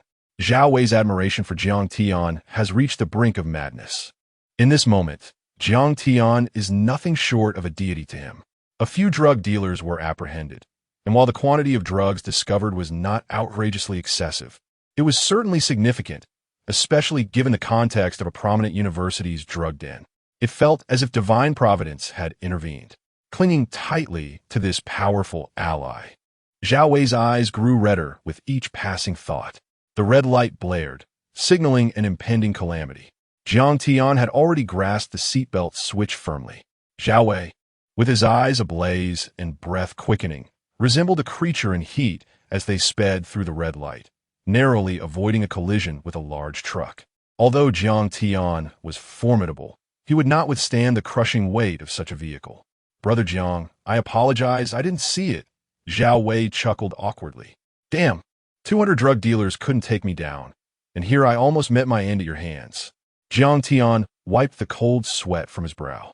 Brother Jiang, we will never doubt you again, Zhao Wei exclaimed excitedly. Jiang Tian rolled his eyes. Hurry to Yun University. It's currently on break. We must seize the moment to conduct our investigation. At this juncture, Jiang Tian could only investigate from the periphery. Song Ligua and Captain Guo were following up, but none could usurp Jiang Tian's credit. They could only share in the spoils of his success. Presently, Jiang Tian enjoyed a considerable degree of autonomy in assisting with the case. As sirens blared, they rushed towards Yun University. Upon arrival, the campus security, upon seeing the wailing police cars, quickly emerged from their booth. I am Jiang Tian, team leader of the Yunhai Anti-Drug Unit. Here is my identification. Jiang Tian presented his credentials. Given that this was a school, the potential fallout required careful consideration, especially regarding the dissemination of information, which needed to be tightly controlled due to its serious implications. Understood, officer. I will open the gate immediately, the security guard responded, hastening to comply. The guard had already sensed something amiss.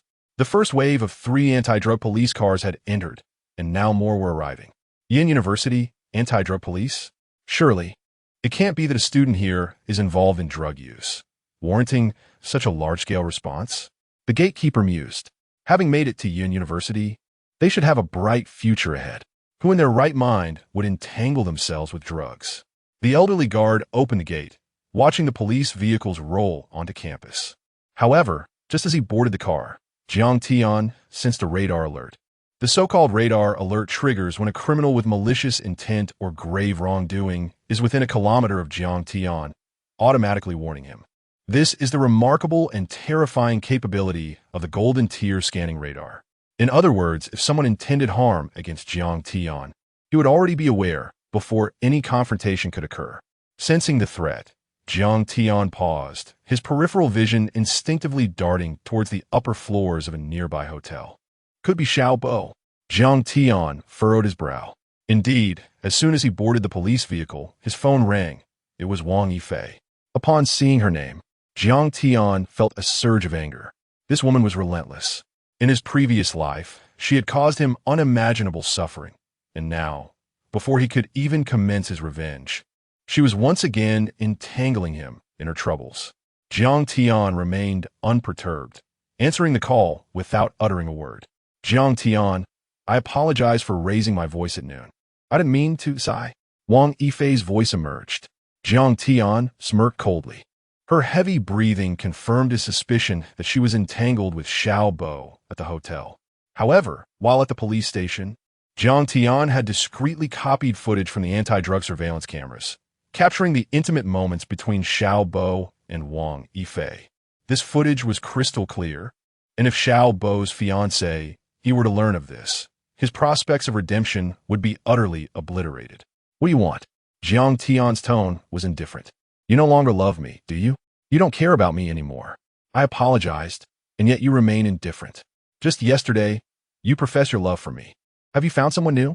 Wang Yifei's probing escalated. Jiang Tian was nearly driven to laughter by her audacity. This woman had the gall to question him after her escapade with another man. You think I don't know you went to the hotel with Xiaobo? What face do you have to call me? Jiang Tian was utterly exasperated by her shamelessness. You were following me? Suddenly, Wang Yifei's voice sharpened. After a brief pause, she seemed to realize her slip, her tone softening.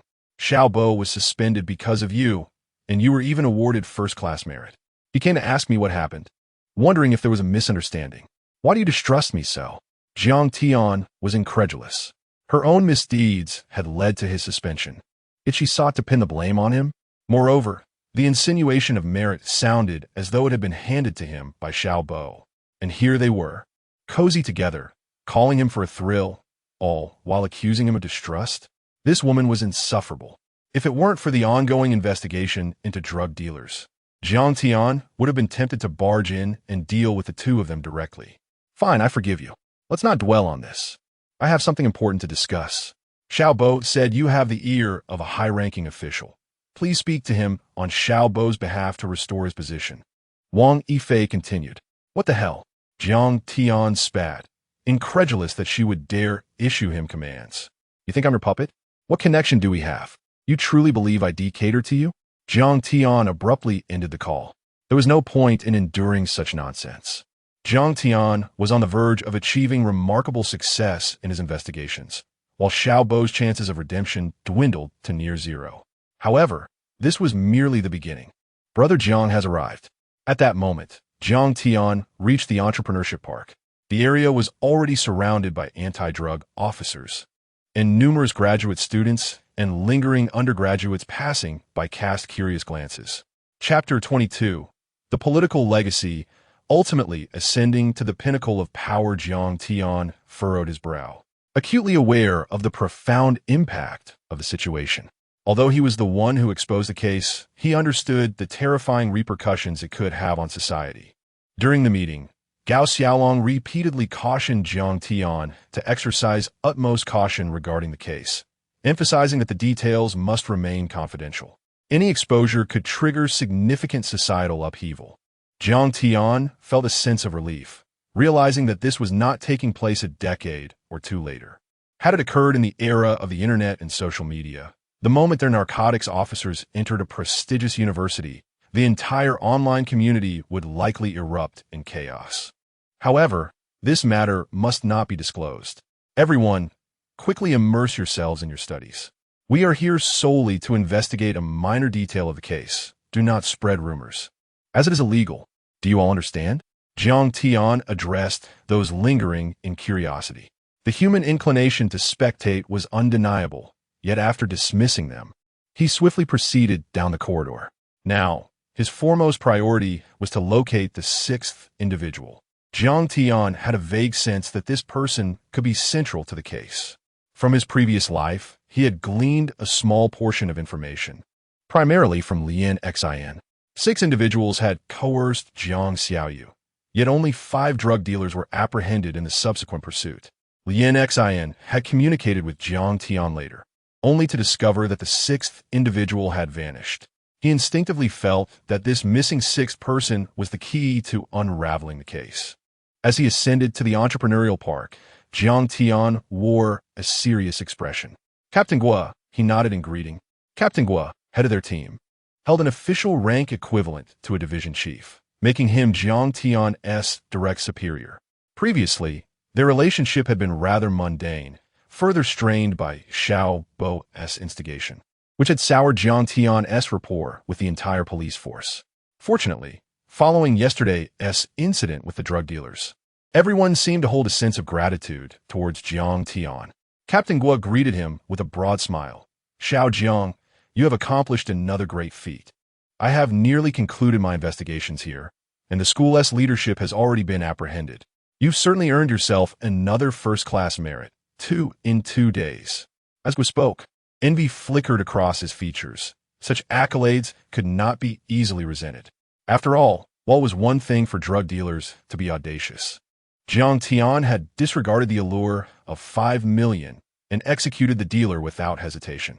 That was an astounding sum, one that even Captain Guo would find staggering. How many years would it take for them to hope to amass 5 million? Naturally, Guo also implied that Jiang Tian needn't worry about others taking credit for his accomplishments. They were unmistakably his own, and others could only share in the glory to a limited extent. Being a newcomer, Guo could empathize with him. Captain Guo, I have some details about the case I wish to discuss, Jiang Tian began. Guo's brow furrowed slightly. What is it? Let us bring in the school administrators involved, and I'll inquire about the situation, Jiang Tian insisted, eager to find the elusive 6th individual. In his previous life, he had repeatedly enlisted Xiao Bo's assistance in hopes of locating this person, but over a decade had passed, and the 6th individual seemed to have vanished without a trace. Reflecting on the case, Jiang Tian was alarmed to uncover that it was far more complex than he had initially perceived. The school administrators corrupted by Gao Fei were not high-ranking officials, but merely an administrator of the entrepreneurial park. Despite his seemingly minor position, the administrator wielded significant authority over the rental and allocation of the entire park. When brought to the large classroom, the administrator appeared pale and struggled to walk, barely managing to move with the support of 2 narcotics officers. What a pity, Jiang Tian lamented, wishing he had acted differently from the start. Did you know they were dealing drugs? Jiang Tian probed while meticulously searching the simple classroom, which contained only 2 basic pieces of equipment. Although he had been in the police force for merely a month, Jiang Tian recognized the apparatus immediately. It It was designed for the meticulous processing of meth, the final step in its refinement. Alas, there was not a single criminal investigation lead to be found, Jiang Tian mused, frowning deeply. Truthfully, based on the evidence at the scene, he found little to indicate wrongdoing, apart from the drug packaging and scattered meth on the tables, along with 5 stools. Could this be the end of the clues? Jiang Tian felt a chill in his heart. If these leads were lost, the vanished 6th individual could pose a grave threat to Jiang Tian and his family. Especially if Jiang Xiaoyu continued her studies at this university. She might be in imminent danger, for drug dealers were a ruthless breed. I had no idea. They offered me 100,000 yuan just to let them use a small classroom. Had I known they were involved in this, I would have never consented. The administrator exclaimed, his legs trembling and his face contorted in despair. Did you really dare to accept 100,000 yuan? Jiang Tian asked sternly. The administrator was a man in his 30s, without any official title at the school, yet he wielded considerable power. This reminded Jiang Tian of later cases where employers hired trucks at exorbitant rates to transport drugs. I made a mistake, officer. Just give me a chance, and I'll return all the money, the administrator pleaded, tears welling in his eyes. Jiang Tian activated his scanning radar, examining the administrator, whose evil value was faintly colored. This indicated that he was indeed not aligned with the drug dealers, which only added to Jiang Tian's disappointment. List all individuals who entered and exited clearly, Jiang Tian demanded directly. There were 5 people renting together, but 2 unfamiliar faces often accompanied them. The administrator replied promptly. Are you certain? Jiang Tian's frown deepened. I'm sure there are 5 of them. The administrator nodded vigorously. The critical aspect of drug dealing is the connection between suppliers and consumers. Gao Fei had revealed all his connections. The 2 outsiders were dispersed as they conducted transactions, which occurred within the confines of the school classroom. What a predicament! A prestigious university has become a hub for drug trafficking, Jiang Tian thought. Did they have any contact with others? Jiang Tian pressed, racking his brain for more details. I assure you, no one else was involved. They paid me so generously that I paid extra attention, the administrator insisted, shaking his head in haste. This complicates things, Jiang Tian reflected. The subordinates of Gao Fei had already been apprehended, while the higher-ups primarily communicated through direct lines, only contacting them when delivering goods. The delivery point was here, but they only reached out when they arrived. Jiang Tian continuously compared the details of the previous case with this life, uncovering numerous secrets, particularly regarding the 6th individual. No, perhaps the 6th individual was not merely overlooked in my previous life. They might have been captured, yet their identity must remain concealed, possibly even deliberately hidden. Jiang Tian pondered. In his previous existence, he had ceded credit for the case to Xiao Bo, whose familial influence had propelled his political career. However, in this life, the circumstances had drastically reversed. As Jiang Tian continued to contemplate, the phone rang. Jiang Tian picked up his phone and saw it was a call from Song Ligua, prompting him to answer swiftly. Are you currently with Team Gua? Song Ligua inquired directly. Yes, we are at the school conducting an investigation, Jiang Tian replied. Good. Your intuition was correct. There is a 6th individual involved. Gao Fei has just confessed during our interrogation, Song Ligua quickly stated. Jiang Tian's eyes brightened, and his heart thudded heavily. Indeed, he thought, the revelation that only 5 individuals were exposed in the past was suspicious, given the magnitude of this case. It was inconceivable that someone could manipulate events behind the scenes and evade capture. Gao Fei could not possibly conceal the truth from an interrogation expert. In other words, the identity of the 6th person was a closely guarded secret, belonging to someone with a unique status. Wei Rong, a senior at Yunda, the president of the student council, and one of the university's top 10 outstanding students, was potentially still on campus. You need to search the school immediately. Additionally, according to Gao Fei's confession, Wei Rong harbors a strong desire for revenge, so exercise caution, Song Ligua urged. Understood, Jiang Tian responded, feeling a wave of relief wash over him. As long as they had identified the individual, that was sufficient. However, Jiang Tian remained puzzled. Although a student council president could have a negative influence, it hardly warranted an absolute secrecy. He sensed a much broader entanglement behind this. and the accolades for resolving the case would only grow. Just then, a flurry of hurried footsteps echoed through the corridor. Jiang Tian turned to see a group of impeccably dressed individuals, sweating profusely, rushing in. The leader's eyes widened as he took in the classroom, filled with various equipment and the conspicuous small bags of white powder on the table. What on earth? The leader's face paled, nearly causing him to stumble. Jiang Tian could empathize. If a student were to succumb to the pressure and jump from a building, it would spark immense public outrage, let alone a group of students engaged in drug trafficking. If he were in the position of the school's administration, he too would be utterly horrified. Hello, young comrade. I am Lianing, the principal of the school.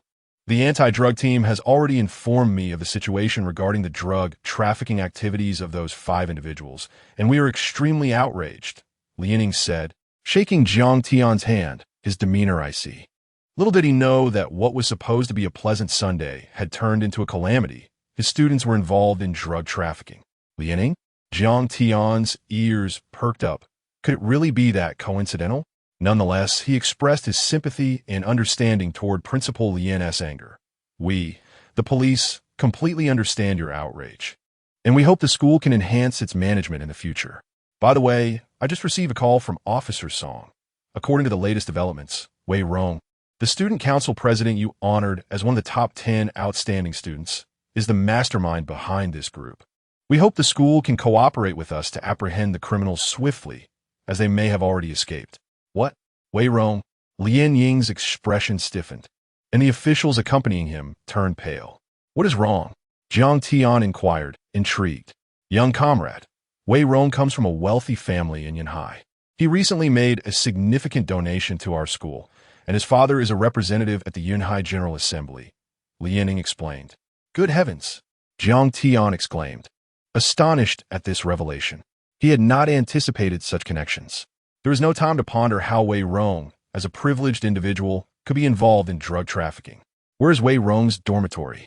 Jiang Tian asked directly. By the time Officer Song had called, a large contingent of police had already mobilized to investigate and pursue Wei Rong. In addition to the campus police, others have been dispatched to locations Wei Rong might frequent. With the turn of the millennium just behind them, the coverage of surveillance cameras across the nation was still limited, making the resolution of cases and apprehension of suspects considerably more challenging than in later years. The crime resolution rate during this era was exceedingly low. I know the location. I will lead the way, Lian Ying said hastily. Jiang Tian could hardly believe it. Just days prior, Lian Ying had visited Wei Rong's dormitory to discuss matters with this exemplary student and inquire about his living conditions. Now, given the circumstances, Lian Ying's desire to see Wei Rong apprehended was palpable. Observing Lian Ying's urgency, Jiang Tian remained silent. At that moment, he began to understand why. In a previous life, Xiao Bo had soared to success after hitting rock bottom. It was because Xiao Bo had been handed the clues and accolades for resolving cases, not only garnering significant exposure and recognition, but also gaining favor with Lian Ying. As the principal, capturing drug dealers within the school and eradicating the evil at its inception would shield Lian Ying from potential fallout, which could otherwise ensnare numerous students. The implications were alarming. If the situation spiraled out of control, Lian Ying could find himself directly implicated. Jiang Tian suddenly realized that in his previous life, Lian Ying may have felt immense gratitude toward Xiao Bo. The political connections and position held by the principal of such a prestigious institution as Yunda were beyond what Jiang Tian's father could fathom. Yet in the present, he mused, what is rightfully mine, Xiao Bo, you shall never possess. Jiang Tian exhaled deeply. If that were not enough, Xiao Bo showed no signs of gratitude. Instead, he sought to undermine Jiang Tian at every turn, ultimately attempting to sever all paths to his survival, even facilitating his dismissal and leaving him to perish at the hands of beasts he had cared for over a decade. However, now, Jiang Tian's eyes glimmered with determination. He was destined to ascend to the pinnacle of power. Young comrade, ahead is Wei Rong's dormitory building, Lian Ying remarked amiably, his demeanor seemingly growing more favorable towards Jiang Tian as they approached. Chapter 23. Rescuing Principal Yun. The drug dealer's frenzy, he resided on the 3rd floor, in room 309. and at present, Wei Rong's whereabouts were uncertain. After all, today was Sunday, and Wei Rong's family was in the city. Perhaps he had returned home. Li Yining spoke up. Good heavens! Li Yining was intimately familiar with Wei Rong, understanding that due to his family's donations to the school and his commendable academic performance, he was not only the student council president, but had also been recognized as one of the top 10 outstanding students. The thought of this made Li Yining's expression sourer than if he had just consumed something vile. Jiang Tian observed Wei Rong's demeanor and could surmise Li Yining's thoughts. If he were in Li Yining's shoes, he too would feel a surge of frustration. However, Jiang Tian was acutely aware that despite Li Yining's currently amiable demeanor, he was the principal of a prestigious university, a figure of considerable authority. This was genuine power, far surpassing the administrative rank of Zhang's father. To Jiang Tian, Li Yining had once been a figure akin to a deity. Yet now, in light of this case, its early discovery had, without a doubt, salvaged Li Yining's political career. Jiang Tian squinted, recalling that in his previous life, something had felt amiss. Ever since his family's downfall, Xiao Bo's rise had been meteoric. At that time, he had not reflected much on it, but now he pondered that perhaps he had inadvertently provided Xiao Bo with the clues necessary for this case, ultimately granting him ample political resources and enabling him to pursue that second-generation elite, thereby ascending ever higher. It could be said that he had bestowed upon Xiao Bo a divine opportunity. All the leads and information had originated from him, yet Xiao Bo harbored no gratitude. It must be him, Jiang Tian thought bitterly. 500,000 easily obtained. This is the hallmark of a wealthy second generation. And yet, what folly it was for such an affluent individual to engage in drug trafficking. As Jiang Tian pondered this, he turned to Principal Lien, saying, Principal Lien, please remain here for the time being. We cannot ascertain whether the drug dealer is armed. Li Yining expressed his gratitude, his face radiating appreciation. Jiang Tian cast a glance at Captain Guo. Initially, Jiang Tian had not intended to speak much. He believed Captain Guo could handle most matters. However, with Principal Lien approaching him directly, Jiang Tian could only helplessly shrug. No worries, you performed admirably. This time, you've prevented significant losses for our Yinhai. It's just unfortunate that the drug dealer is so audacious, Captain Guo said with a smile, choosing not to elaborate further. Given the magnitude of the case, they might benefit from it later, possibly even garnering collective recognition. After all, Jiang Tian had just saved them. However, just as Captain Guo and his team were about to enter, Jiang Tian suddenly halted him. Wait, what is it? Captain Guo asked, perplexed. At that moment, they were very close to the dormitory building of Yin University, a prominent institution with an expansive campus. Initially, they had not noticed anything amiss. But as they approached the male dormitory, Jiang Tian's map alert triggered a crimson warning. He furrowed his brow. Wei Rong might be armed. He regarded the crimson target. A drug dealer of this caliber could indeed possess firearms. Regardless, Wei Rong is a student. We'll proceed with caution. Nothing will happen, Captain Guo reassured. Li Yining chimed in. Comrade, it's likely that Wei Rong isn't here. His gaze inadvertently flitted toward the dormitory building. As they arrived, students were moving about, casting curious glances in their direction. This was the male dormitory.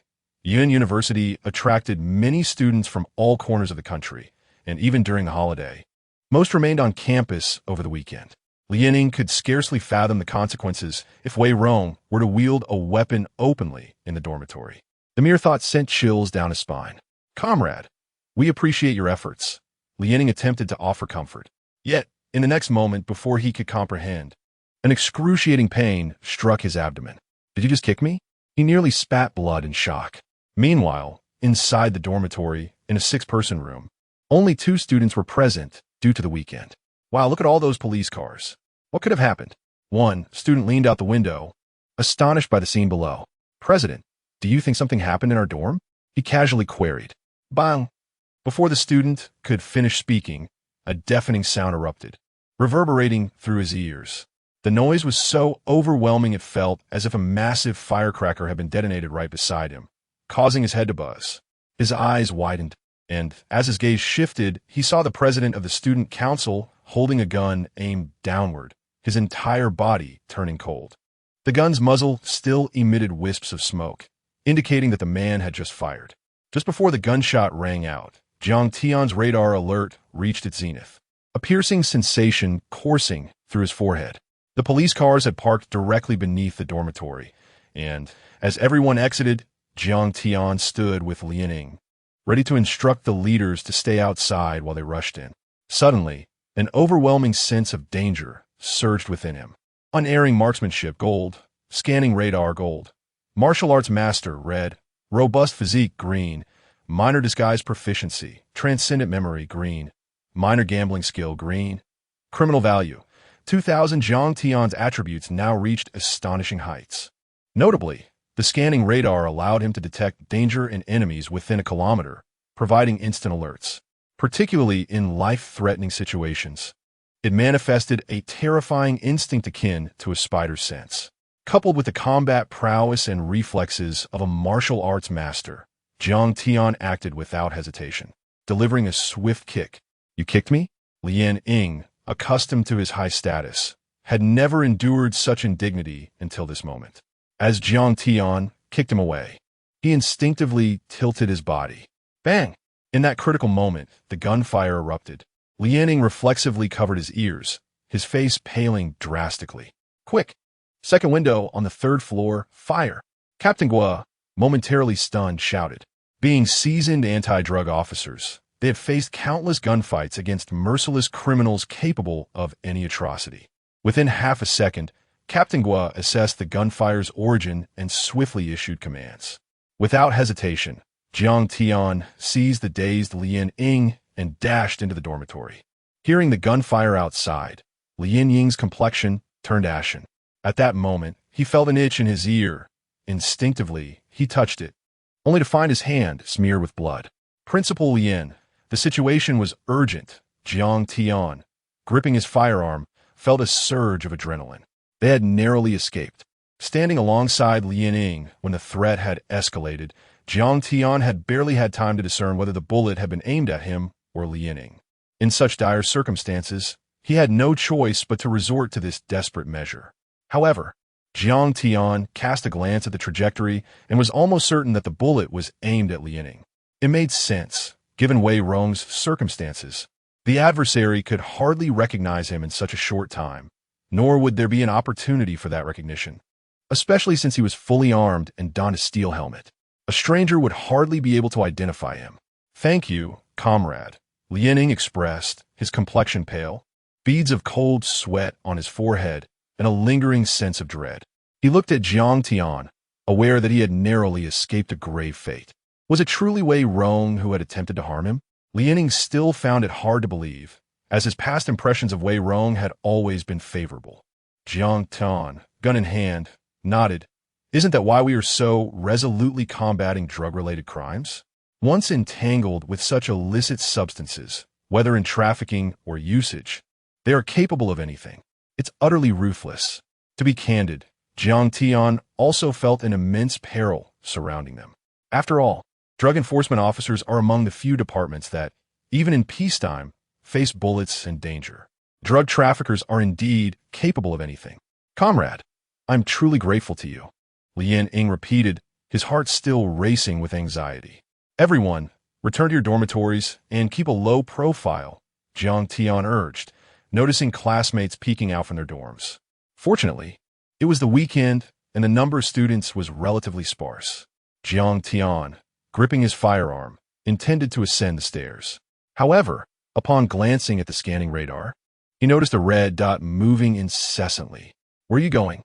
"The drug dealer is upstairs," what Captain remarked, observing Jiang Tian's indecision. "Never mind, he is still young. We'll teach him gradually," what Captain thought, his words trailing off. The crux was that Jiang Tian had acted independently, not following the plan to confront the traffickers. Had it not been for yesterday's incident, Gua Captain would have reprimanded the cowardly miscreant for his recklessness. Jiang Tian, oblivious to Gua Captain's thoughts, was exhilarated by the prospect of having the god's eye perspective.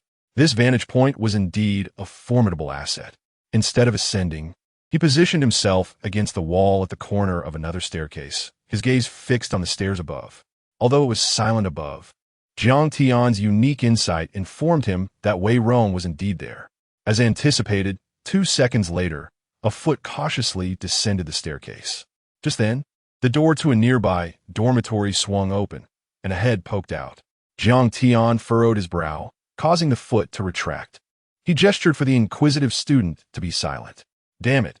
If the situation weren't so dire, I would have slapped him, Jiang Tian thought, incredulous that anyone would dare to indulge in such curiosity. Fortunately, mere seconds later, the foot seemed unable to wait any longer and hurriedly descended the stairs. The next moment, the figure came fully into Jiang Tian's view. Upon seeing Jiang Tian, the individual froze momentarily, and as Jiang Tian aimed his gun, he raised his hands in surrender. Bang! In an instant, Jiang Tian shot the gun from his hand, leaving Wei Rong utterly stunned, even forgetting the excruciating pain in his arm. I already said I surrender. Why did you shoot me? He protested. To surrender, you must first drop your weapon. How could I know whether you intended to resist? Jiang Tian replied matter-of-factly, swiftly cuffing Wei Rong's hands. Looking at Wei Rong's face, Jiang Tian realized this was the first time he had confronted the last of his sister's murderers. Even in his past life, while he knew of the 6th individual responsible for his sister's death, he had never encountered him, nor did he know what he looked like. It's all over, Jiang Tian sighed deeply in relief. To be honest, he had intended to kill him with that shot. In this life, although the incident had yet to occur, the hatred from his previous existence lingered vividly in his heart. However, upon reflection, he realized that Wei Rong's crimes were sufficient to warrant a death sentence, and typically, drug traffickers were captured alive. Upon joining the narcotics enforcement team, Jiang Tian learned that often, officers risk their lives in the pursuit of capturing living suspects, even at the peril of their own safety. This is primarily because a living trafficker holds immense value, serving as a source of intelligence concerning their superiors and subordinates. Wei Rong alive could yield the maximum potential for intelligence. Suddenly, hurried footsteps echoed from the staircase. Gua Captain and his team had rushed down, and upon seeing Wei Rong crouched on the ground amidst a pool of blood, with a handgun lying nearby, Gua Captain felt a wave of relief. We almost let him escape, he exclaimed.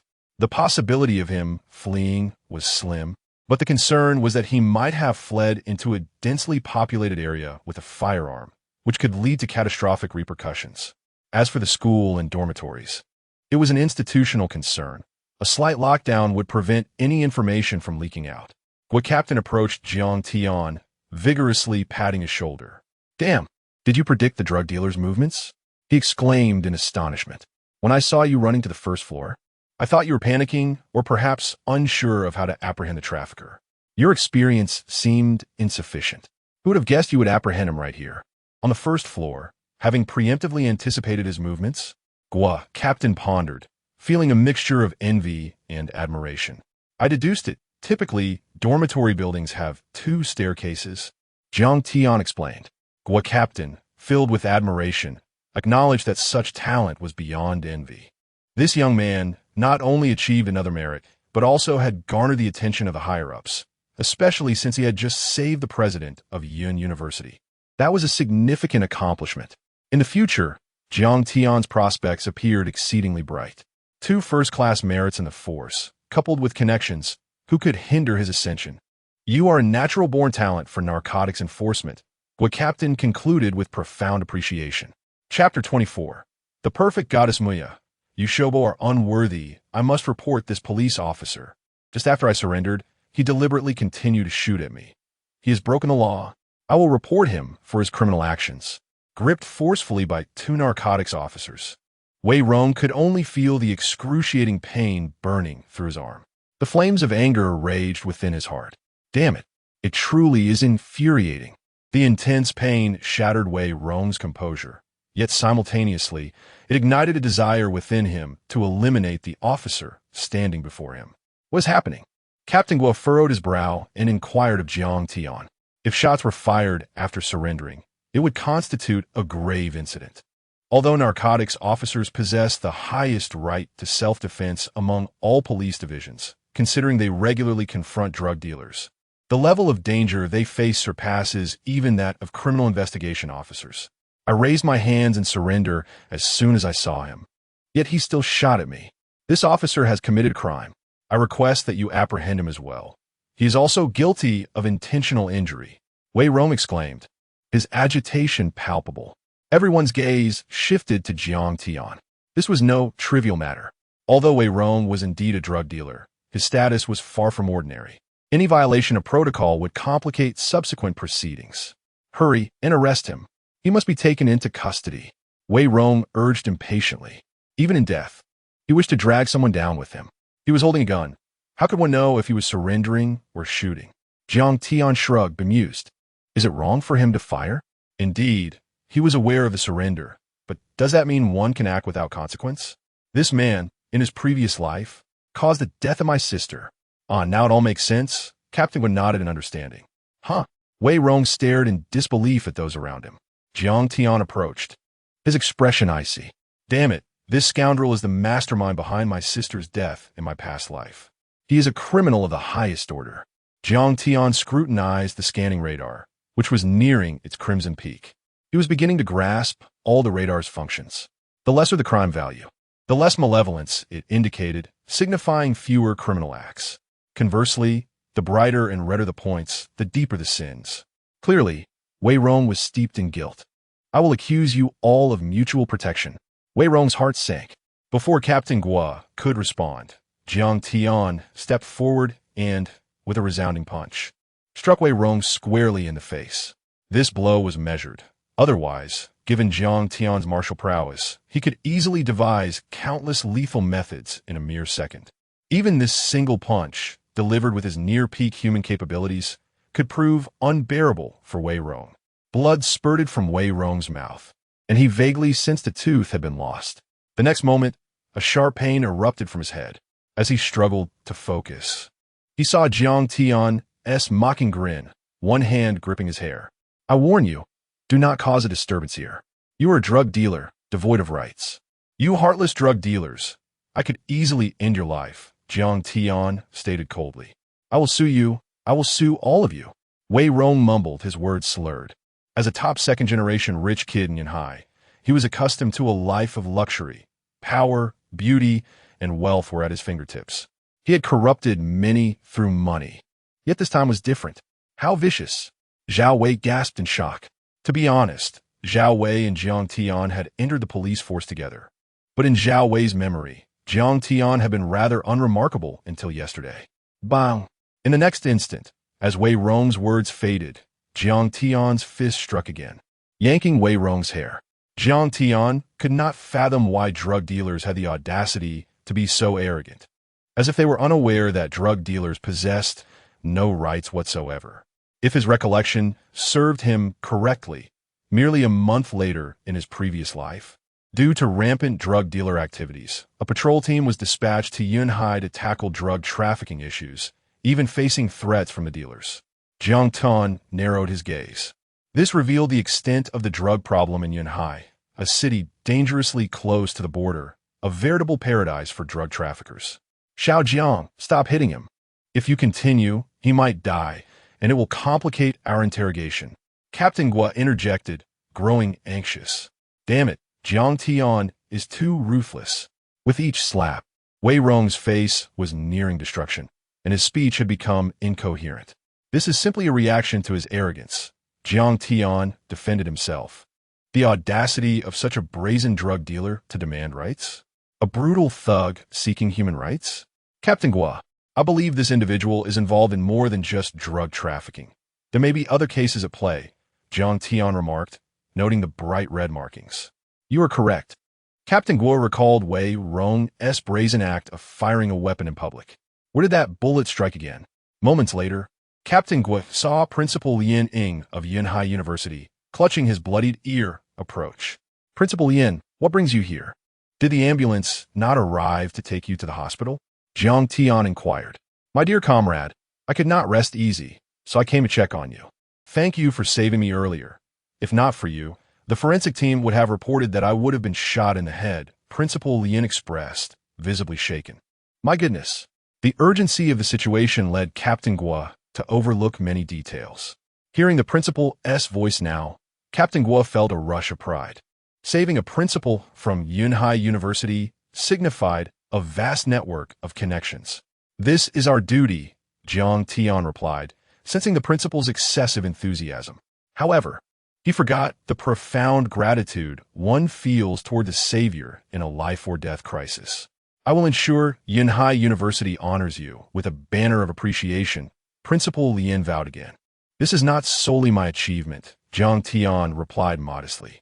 Upon hearing this, Principal Lien's eyes glimmered. His position was powerful, and his connections within Yunhai were formidable. He had already made inquiries and discovered that Jiang Tian had solved the case, unveiling the drug trafficking activities at his university. This not only saved his political career, but also saved his life at gunpoint. Such a double rescue made Principal Lien perceive Jiang Tian as an extraordinary individual. "Yes, my mistake. The police force will indeed receive a banner," Principal Lien amended. Jiang Tian nodded and departed with the others. Once they left, a group of students peered from behind the dormitory, having secretly observed the scene. "Did you see that? That police officer is nearly your age, yet he wields a gun, defending our country and battling drug dealers. Meanwhile, as students of a prestigious university, some among you have engaged in criminal behavior. Do you not feel shame?" Principal Lien's smile faded as he turned to reprimand them fiercely. Unfortunately, these words reached Jiang Tian's ears not. He sat inside a dilapidated official jeep in Kyoto, flanked by Wei Rong, with Captain Guo on the other side. Despite Wei Rong being covered in blood, the case was of utmost importance and complexity, necessitating immediate proceedings. As the police car departed, in a hotel suite across from Yunda, a window afforded a clear view of the university's entrance. Xiao Bo stood by the window, observing the narcotics officers, impeccably dressed in their uniforms, fully armed with newly acquired Type 95 rifles and handguns. A multitude of police vehicles had arrived. What calamity had befallen Yunda? Unbeknownst to him, Wang Yifei had approached from behind, embracing him. "Those are our city's narcotics officers." Xiao Bo gritted his teeth. He should have been part of the operation. After all, this case could be of significant consequence, and cracking it might have earned him considerable merit. Yet now, he found himself suspended. All of this was due to Jiang Tian. That despicable Jiang Tian, ungrateful and cold-hearted, despite the care he had shown him within the police force. Xiao Bo's forehead throbbed with anger. In his fervor, he forgot how he had schemed against Jiang Tian within the precinct. Had it not been for Jiang Tian's foresight the previous day, his family would have faced dire peril today, all because of the machinations he instigated from the shadows. Jiang Tian, that scoundrel, had the audacity to suspend him. Despite Xiao Bo's care, he sought to undermine him, even going so far as to insult him as a worthless person. Wang Yifei spoke through gritted teeth, clearly enraged. After all, now that he had achieved success, Jiang Tian had become arrogant. In a fit of rage, Xiao Bo seized Wang Yifei's hair, venting his frustrations as if it could somehow avenge him against Jiang Tian. "Brother Bo, didn't you say he gained recognition from the higher-ups after his success? Tonight, I'll invite him out for dinner. Trust me, once I sweeten the deal, he'll come crawling back to plead for your reinstatement," Wang Yifei replied with determination. Xiao Bo felt a surge of satisfaction. However, in the next moment his phone rang. He glanced at it and hastily gestured for Wang Yifei to be silent, then stealthily approached the window, cautiously answering the call. "Xiaoya, what is going on? Is there something you need? Are you at the precinct?" "I've come to your station," the voice on the other end replied. Xiao Bo's expression changed dramatically. Muya, the second-generation heiress he had long pursued. A few years ago, the police force had organized a study program at Yunda, and by sheer luck, Xiao Bo had secured a spot to learn advanced narcotics knowledge. It was during this time that he inadvertently discovered Mu Ya's formidable background, which was unknown to anyone else at school. The rumors suggested she came from a family with modest wealth, but in truth, her father was merely a businessman, while her grandfather possessed an even more terrifying legacy. Upon learning this, he had begun to ardently pursue her. Not only was her background enticing, but her beauty was the most innocent and stunning Xiao Bo had ever encountered. He feared losing Mu Ya and employed every means available, yet he could not establish any real connection. It seemed she was always seeking her family's approval, which kept her from committing, but he willingly endured the uncertainty. Recently, as he sought to advance their relationship, Muya's family demanded she demonstrate her capabilities with the condition that she achieve a promotion through her own merit this year. This was a minor test, yet her father had stipulated that until she fulfilled this requirement, Xiao Bo could not lay a finger on her. Considering Muya's background, he dared not entertain any thoughts of impropriety. However, once Jiang Tian entered the force, he began to secretly plot against him, hoping Jiang Tian's family would elevate him. Yet now, he faced suspension and had even offended a high-ranking official. If Muya's family discovered his predicament, he would be utterly despondent.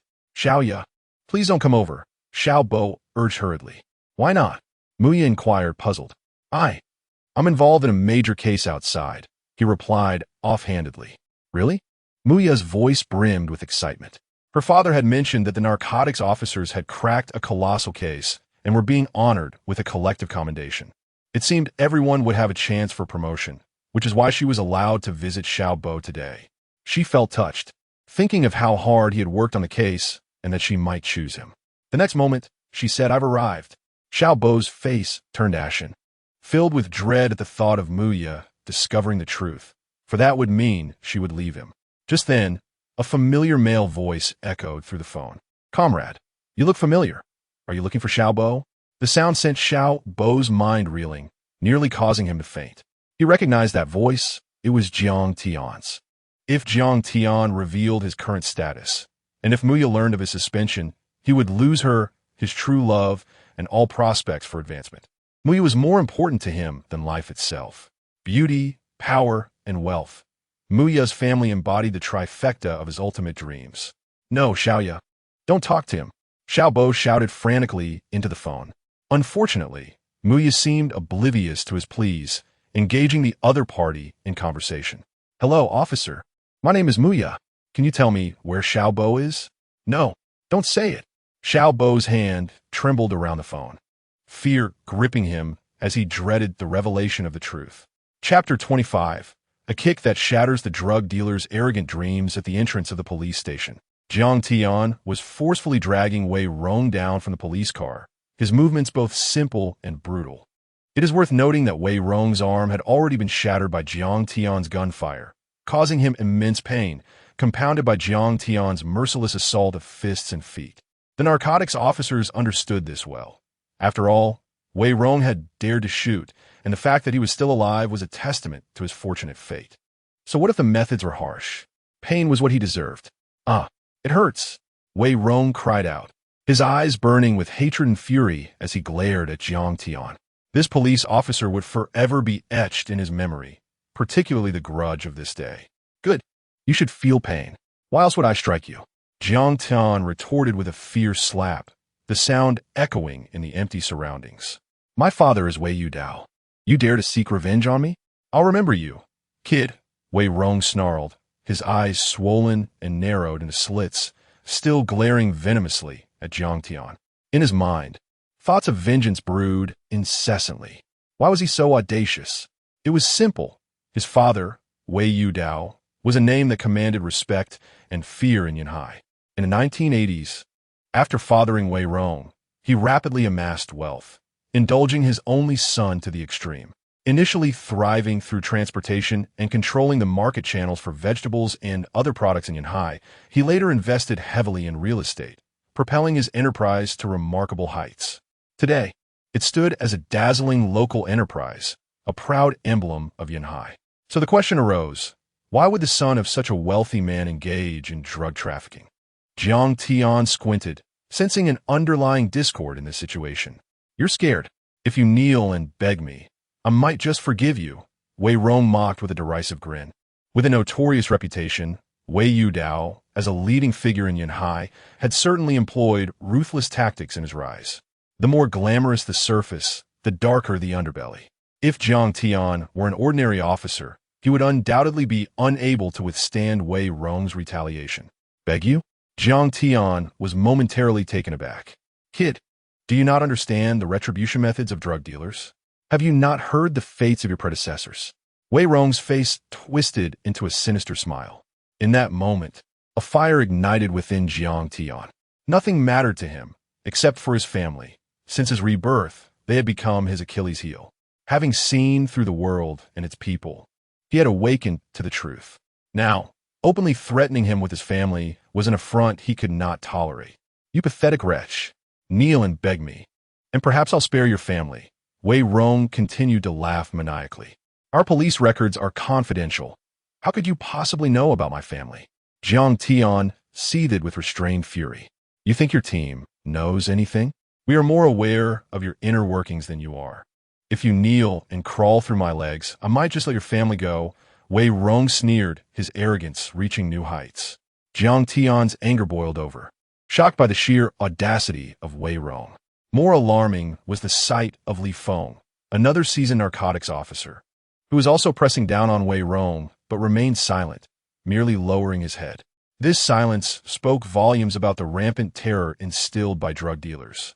As they held Wei Rong down, he momentarily faltered, even spreading his legs apart. When Jiang Tian glanced at Li Feng, he was met with a shake of the head, a gesture urging him to endure the moment and remain composed. This weighed heavily on Jiang Tian's heart. Regardless of his background or achievements, he was not afraid. But seeing Li Feng, a man without such a background, bowing to such a malevolent drug dealer was troubling. The thought lingered. Who had leaked their information? "Come here." Wei Rong growled menacingly. In a crowded school, he could endure, but in a secluded area, he decided to teach this little officer a lesson. Nearby, at the police station, Muyi was still on the phone with Xiao Bo, but her gaze had been fixed on the scene from the very beginning. The audacity of the criminal, exposing his background and threatening the police, made her fists clench in indignation. How could this be? The criminal was threatening the families of the police officers. She was incredulous, her sheltered worldview shattered by the reality before her. Would that young officer kneel in submission? Even if his family were threatened, what choice did he have?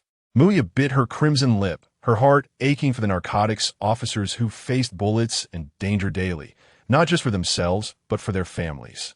Their bravery was monumental. This admiration for the police, particularly those on the front lines, had prevented her from outright rejecting Xiao Bo. Instead, she had given him a test. Now, however, she was witnessing the darkest side of the world. What would that young narcotics officer do next? In the next moment, she observed the criminal spreading his legs, waiting for the young officer to crawl through. But the young officer, instead of submitting, slowly bent his knees. Was he yielding to the drug dealer's threats? Muya's lips nearly bled from biting them, not from embarrassment for the officer, but from a humiliation of a principled narcotics officer being forced to kneel before a threat to his family. Wei Yudao, the wealthiest businessman in Yanhai, a representative of the conference. How could his son intimidate the police? If they hadn't seen it, it would be one thing, but witnessing it was unacceptable. With her determination ignited, Muya prepared to step forward. But just as she lifted her leg, a sudden bang erupted. The kneeling narcotics officer struck. He did not kneel to submit. He raised his leg instead. In Muya's eyes, the young officer launched himself upward with a spring-like motion, his body spiraling gracefully. Then, with a powerful backward kick, his foot struck the criminal's face. Crack, even from a distance of several meters. Muya instinctively felt a jolt of pain in her own nose. Yet, amidst the brutality of the scene, her eyes sparkled with brilliance. Jiang Tian's kick was swift, precise, and merciless. Wei Rong's nose was nearly obliterated by the force. With just a tad more power, Wei Rong's body soared, suspended for a moment before crashing violently to the ground. In that instant, Wei Rong's visage was unrecognizable. His eyes barely opened, but the physical pain paled in comparison to the bewilderment in his heart. Why? How could he dare? His father was a conference representative, a titan of Yanhai. How could a mere police officer defy him? Wei Rong's body convulsed in agony and fear. A powerful kick shattered his arrogant dreams, a display of sheer brutality. Even Li Feng, the captain of another squad within the same action team, instinctively longed to restrain Jiang Tian, who seemed intent on escalating the situation. Xiao Jiang, stop. If you continue, it will end badly, Li Feng exclaimed, clutching Jiang Tian's chest in a panic. The ferocity of that kick had left Li Feng utterly astonished. He believed he could never replicate such grace and force. No. Li Feng quickly dismissed the thoughts racing through his mind as he pulled Jiang Tian back. Meanwhile, Guo Dui, who had almost reached the police station, turned back only to witness the breathtaking display of Jiang Tian's kick. His eyes widened in disbelief. Having just exited the vehicle with documents in hand, he had intended to report to Song Ji, but now he found himself captivated by Jiang Tian's prowess. Xiao Jiang, have you lost your mind? What are you doing? Guo Dui shouted as he rushed forward. In a swift motion, Jiang Tian broke free from Li Feng's grasp and charged towards the fallen Wei Rong. Help him, Guo Dui called out, grabbing Jiang Tian to restrain him. At that moment, Jiang Tian saw his feet held by Zhao Wei and Li Zijing, while Li Feng and Guo Dui clung to him desperately. Though Jiang Tian possessed the fighting ability to easily escape their hold, he hesitated, realizing that his moves could be fatal. Please don't hit me. Don't hit me. Wei Rong, battered and bloodied, could only retreat on trembling legs, terror evident in his eyes as he beheld the 6 individuals restraining Jiang Tian. That kick had snapped him back to reality. Jiang Tian's fury began to subside as he pointed at Wei Rong, declaring, "Do you see? Drug dealers flourish in arrogance, and a swift kick is all it takes to awaken them. We cannot indulge these harmful criminals. A single fierce kick can bring them to their senses." While he could tolerate the hubris of drug dealers, his family remained his bottom line. The officers holding Jiang Tian nodded in agreement. Others were already dragging the incapacitated Wei Rong away. Once the criminal was secured, Guo Dui, after assessing the situation, could not suppress a smirk, realizing that Wei Rong truly deserved this fate. "I've got the situation under control. Xiao Jiang, calm down. You shouldn't participate in the interrogation just yet. We need to gather information from him first," Guo Dui instructed. After a moment's hesitation, Jiang Tian nodded slightly. Though he had not delivered a lethal blow, he had fought fiercely while still exercising restraint. Otherwise, a single strike could have ended Wei Rong's life. Yet, the life of a drug dealer sometimes held invaluable clues. Killing Wei Rong would sever that connection. "You are impressive," Li Feng panted, having exerted every ounce of strength to restrain Jiang Tian, only to discover that he was as immovable as a mountain. Confronting a drug dealer was terrifying, but Jiang Tian's actions filled Li Feng with awe and admiration. That kick had obliterated the dealer's arrogance. He truly fought to win. Li Feng swallowed hard, realizing after a month of interaction that Jiang Tian was genuinely formidable. To confront a drug dealer, one must be fiercer and more ruthless. "Captain, what should we do now?" Zhao Wei asked, still bewildered as he followed Jiang Tian into the vehicle. They had only just arrived when Jiang Tian took action. "Did you not hear? Guo Dui told me to take a break and not to participate in the interrogation yet. We are to await the psychologist's assessment," Jiang Tian replied tersely. Just as he finished speaking, a familiar and enchanting figure caught his eye. Oh no, could it be? The next moment, he was reminded of his past life. Muya. Although she did not recognize Jiang Tian in this life, he understood her deeply from their previous existence. In his past life, Jiang Tian had been oblivious to Xiao Bo's true nature, while Muya, after their marriage, gradually uncovered Xiao Bo's repugnant character. Yet she chose not to divorce him, instead opting for separation, claiming that one should endure in life. Jiang Tian felt a pang of envy. How many women like her existed in this era? In his previous life, Jiang Tian had endured countless threats of divorce from Wang Yifei, driven by his concern for their son. He had even convinced himself that only someone like Xiao Bo was worthy of Muya. Now, he could hardly believe he had harbored such thoughts. Muya had always cared for him, perhaps recognizing Xiao Bo's true character. She had subtly warned Jiang Tian that Xiao Bo was not as noble as he appeared. However, Jiang Tian had been blind to it, caught in a web of deception. In moments of conflict with Wang Yifei, he often sought solace from Muya, viewing her as a beloved sister.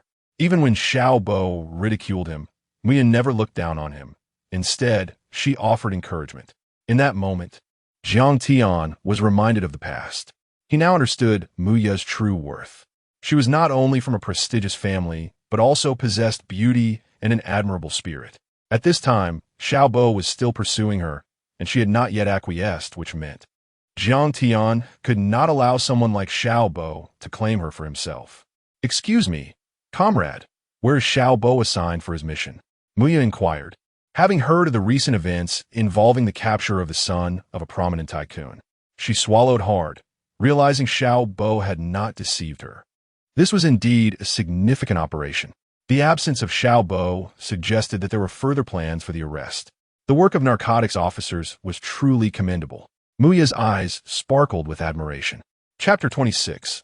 The truth revealed. Xiao Bo is a scoundrel. I am not called little comrade. Allow me to introduce myself. My name is Jiang Tian. With a flickering gaze, Jiang Tian reflected on his past life, realizing that he had missed opportunities then. But in this life, he could not allow such a beautiful flower to be tarnished by that scoundrel Xiao Bo. Having been reborn, Jiang Tian merely contemplated for a moment before comprehending the numerous ways in which Xiao Bo had maliciously undermined him, ruining his reputation. Ordinary, mediocre, and privileged second-generation individuals sought to embellish their status, and prior to this, whispers had circulated within their police department, leading many to harbor a negative perception of Jiang Tian. All of this was the handiwork of Xiao Bo greed and malice. To think that the son he had nurtured for over a decade was actually Xiao Bo's. The destruction of his family was also orchestrated by a Xiao Bo from the shadows. In this lifetime, Jiang Tian resolved to seize the opportunity to pursue the perfect goddess who possessed both beauty and a kind disposition. Jiang Tian? Muya gasped. You know me? Jiang Tian was momentarily taken aback. Muya appeared somewhat embarrassed, unsure of how to respond.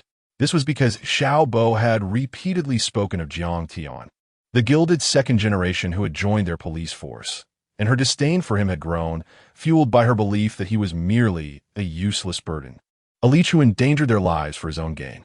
Moreover, the fact that she was now under his command, risking herself for a second-generation officer, only intensified her resentment towards Jiang Tian. Perhaps this credit was truly Xiao Bo's, merely usurped by Jiang Tian. With this thought in mind, Muya took 2 steps back to maintain her distance. Officer Jiang, I apologize, I misspoke earlier. Her tone was cold and distant, laced with contempt as she regarded Jiang Tian. The sudden shift in attitude made Jiang Tian acutely aware of the situation. Damn it. Jiang Tian quickly realized that Xiao Bo, that despicable man, pretended to care for him openly while secretly reveling in his downfall. He exploited Jiang Tian's identity to elevate his own status, unafraid of authority. Fury coursed through Jiang Tian. In his previous life, he had suffered immensely, but in this lifetime, he was gradually rewriting his story. He understood clearly that Muya was not the type to waver in her affections. Despite Xiao Bo's betrayal, Muya had never contemplated divorce, steadfastly supporting him in resolving the troubles he had created. She was the epitome of a virtuous partner. Yet, behind the scenes, Xiao Bo continued to malign Jiang Tian while flaunting his own mistress, Wang Yifei. Pursuing Muya under normal circumstances would be akin to scaling a mountain. Yet Jiang Tian remained unperturbed. He possessed a trump card. Jiang Tian eagerly anticipated the moment Muya would discover that while she was out in the field facing danger, her teammate Xiao Bo was behind her back entangled with his girlfriend. He was curious to see her expression upon learning the truth, especially as she held an extraordinary admiration for law enforcement. Officer Jiang, I came to find your colleague Xiao Bo. He is here, also working as a narcotics officer. Is he still engaged in a significant operation outside? Muya's expression was icy as she spoke, her disdain for Jiang Tian evident. Earlier, when Jiang Tian executed a swift kick, Muya had instinctively put away her phone, forgetting to hang up. Is he engaged in a significant operation?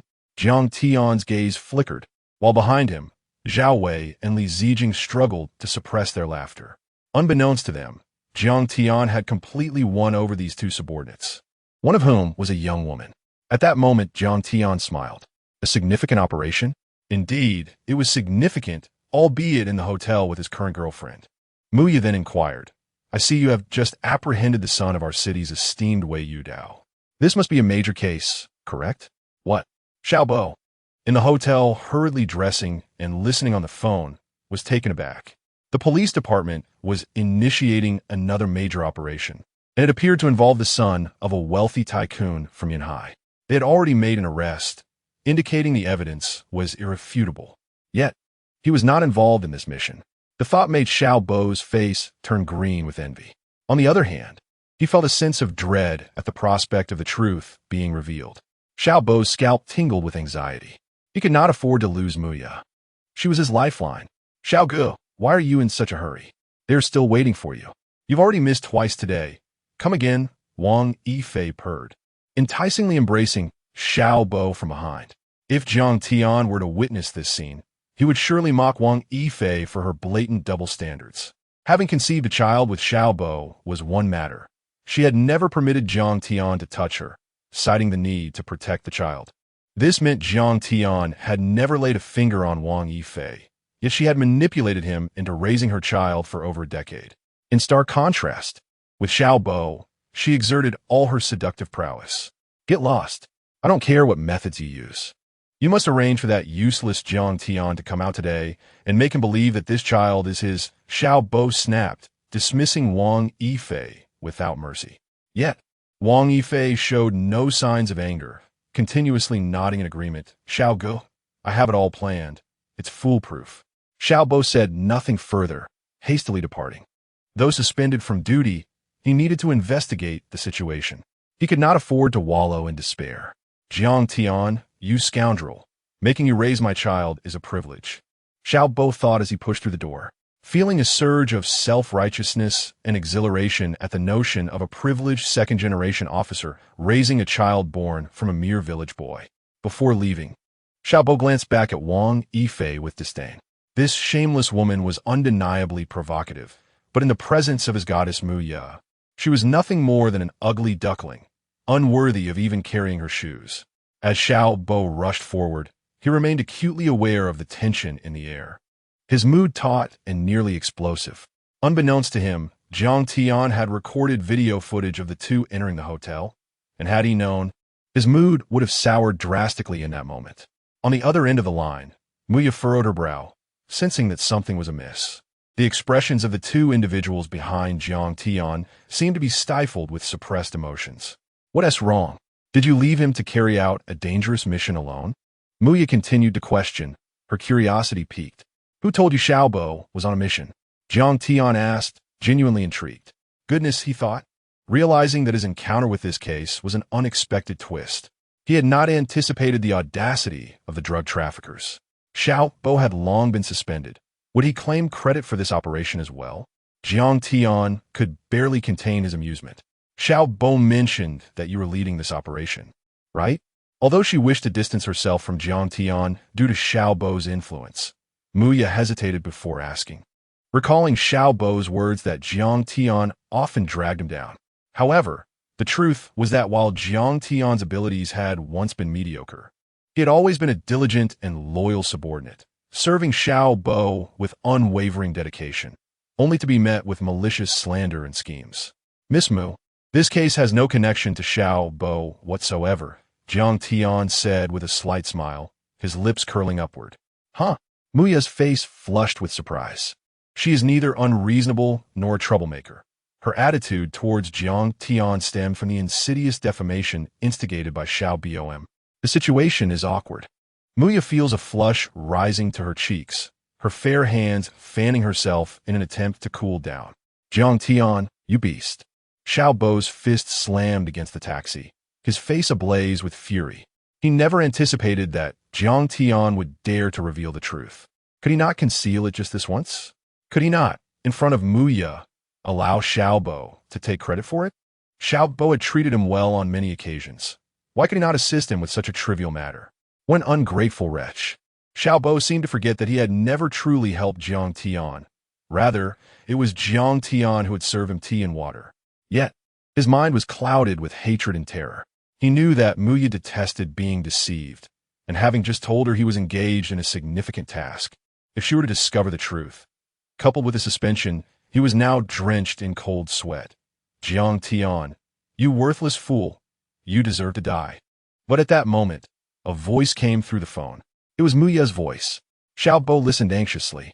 Muya, seemingly embarrassed, attempted to alleviate the tension, Perhaps it's a different significant task. Xiao Bo's heart raced. Jiang Tian, you worthless fool. Surely you wouldn't dare to disclose the truth. For Xiao Bo distinctly remembered boasting to Jiang Tian about his pursuit of Muya, detailing her family's circumstances, hoping to persuade Jiang Tian to use his connections to elevate him. With his thought, Xiao Bo relaxed momentarily. Unfortunately, the next moment, "Oh, you mentioned Xiao Bo?" He was suspended. Jiang Tian appeared to have pondered this for a while before recalling. But his calm words felt like a chilling wind, piercing through Xiao Bo's cold heart. "Jiang Tian, you worthless fool. You truly deserve to die." Xiao Bo's eyes turned bloodshot. Indeed, with that statement, the scene fell into stunned silence. Muya was equally taken aback. She could hardly believe the answer. "Are you mistaken?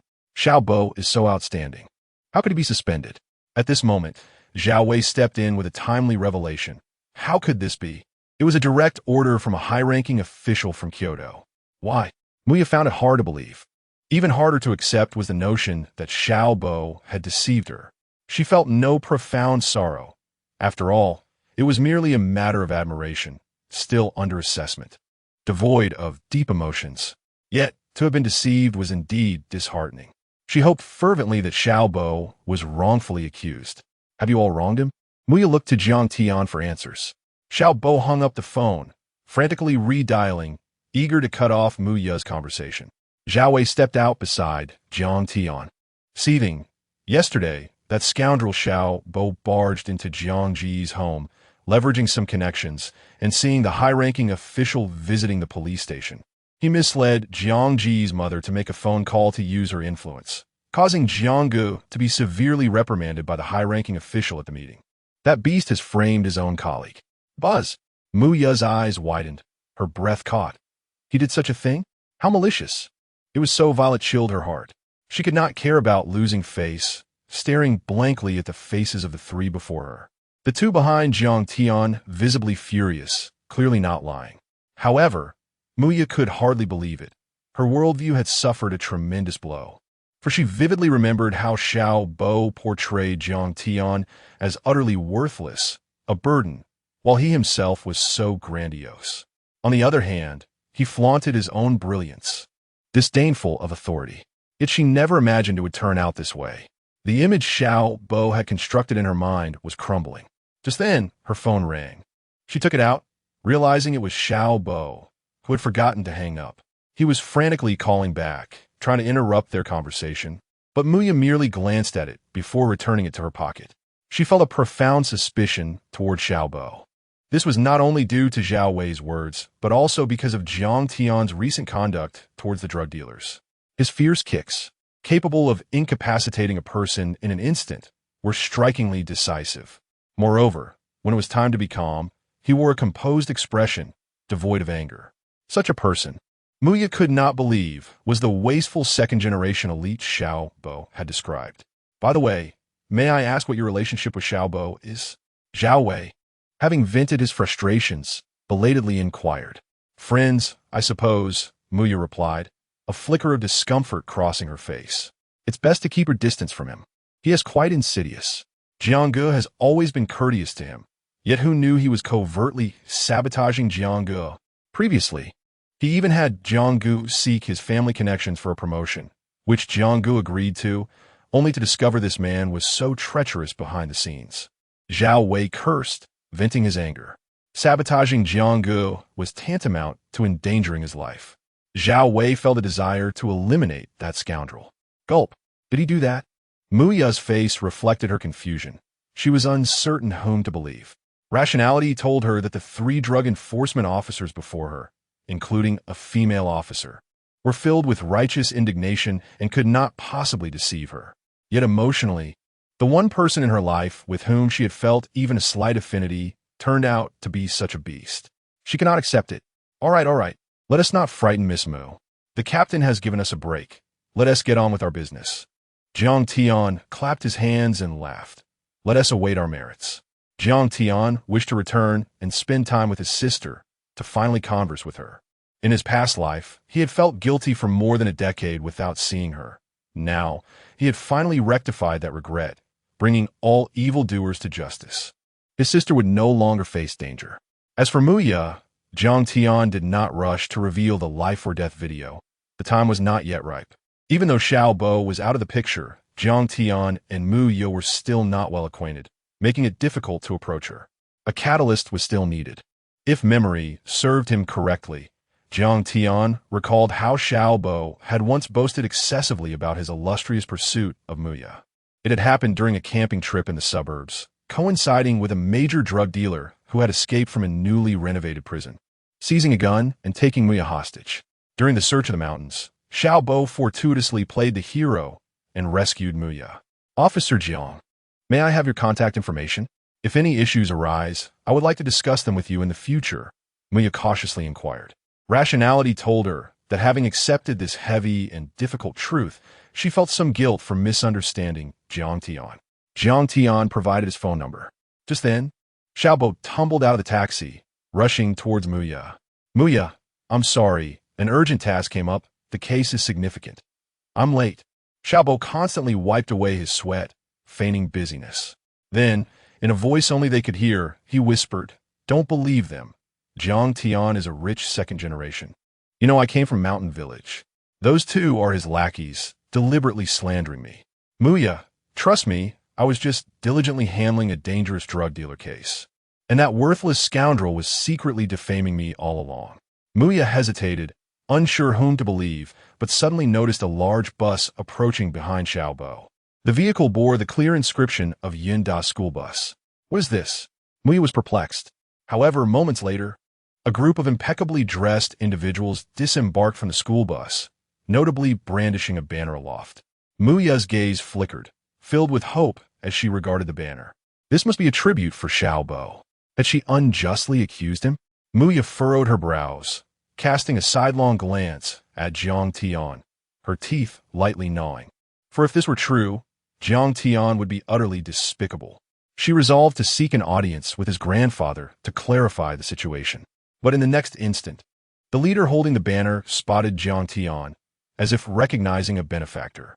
With exuberance, he raised the banner and proclaimed, Comrade Xiao Jiang, our heartfelt gratitude extends to you and the dedicated narcotics officers. On behalf of the entire faculty and student body of Yinda, I present this banner to you. Furthermore, there is another for your police squad, and this particular one is my personal token of appreciation for saving us, Comrade Xiao Jiang. You have indeed rescued the students and faculty of Yinda. Jiang Tian found himself the recipient of two banners. Xiao Bo's head buzzed with confusion. Yet, the events were far from over. In the next moment, a resounding slap echoed, and Xiao Bo felt an intense pain sear across his face. Chapter 27. Paving the way, a resounding clap echoed through the air, causing Lianing to glance up, feeling a sense of familiarity with the girl who had struck someone. However, he had no time to ponder this, as his foremost concern was gratitude. Gratitude towards Jiang Tian, an appreciation for the narcotics officers who had sacrificed so much for them. Without Jiang Tian and the presence of these officers, Yinda University could have unknowingly descended into a den of vice. Yet, Lianing failed to recognize Muya, while she and Xiao Bo were well acquainted with him. Muya had once been a prominent figure at Yinda, the embodiment of many people's dreams and a paragon of perfection. Xiao Bo had furthered his studies there, acquiring advanced knowledge in narcotics enforcement. Thus, they recognized Lianing instantly, and their shock was palpable.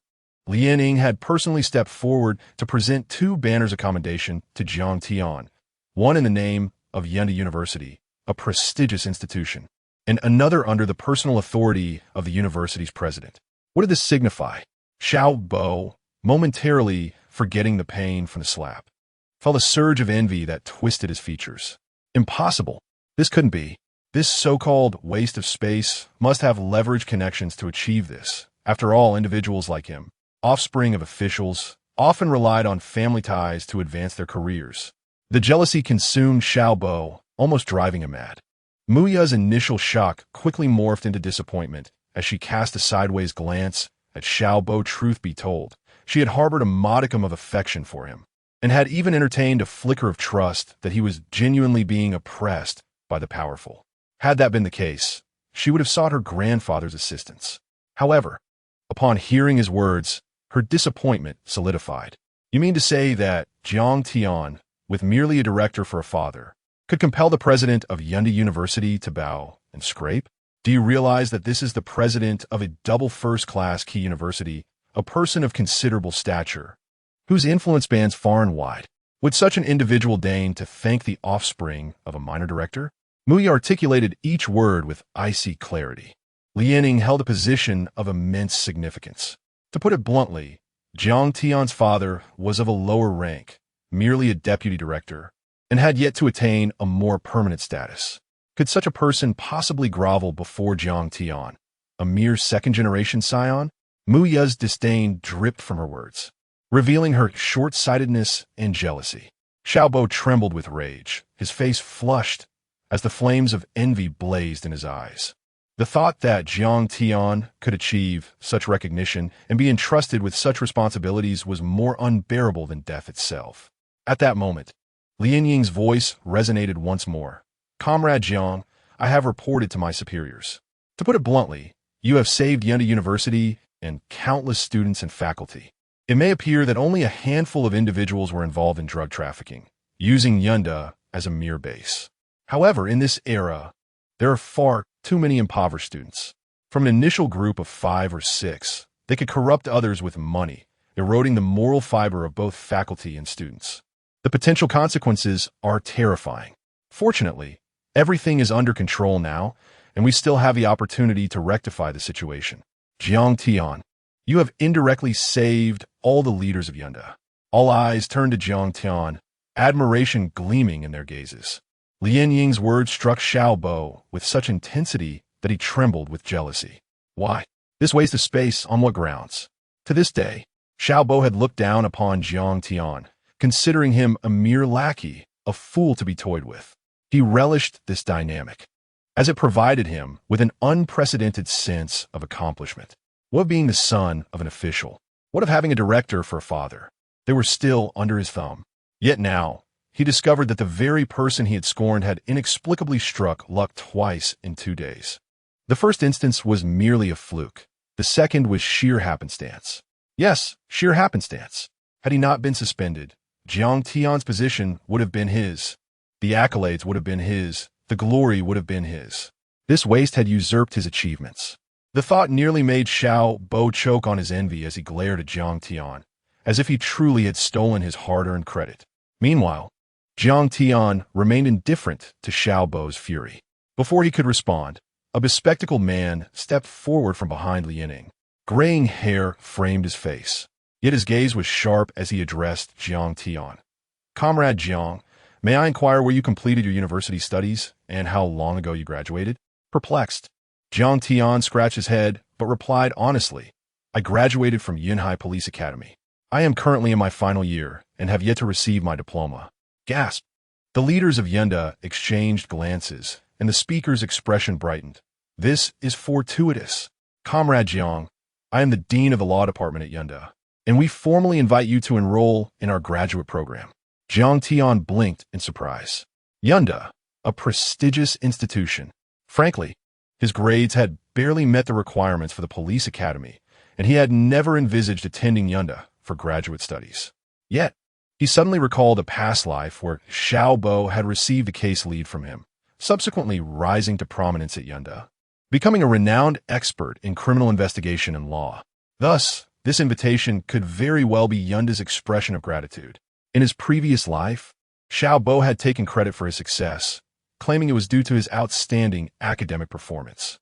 A bitter smile crept upon Jiang Tian's lips as he realized the irony. Xiaobo had benefited from the help and clues Jiang Tian provided, all the while scheming against him, ultimately leading to his downfall. Now, everything was reverting to what rightfully belonged to him. Comrade Jiang, do not underestimate Dean Qinggang.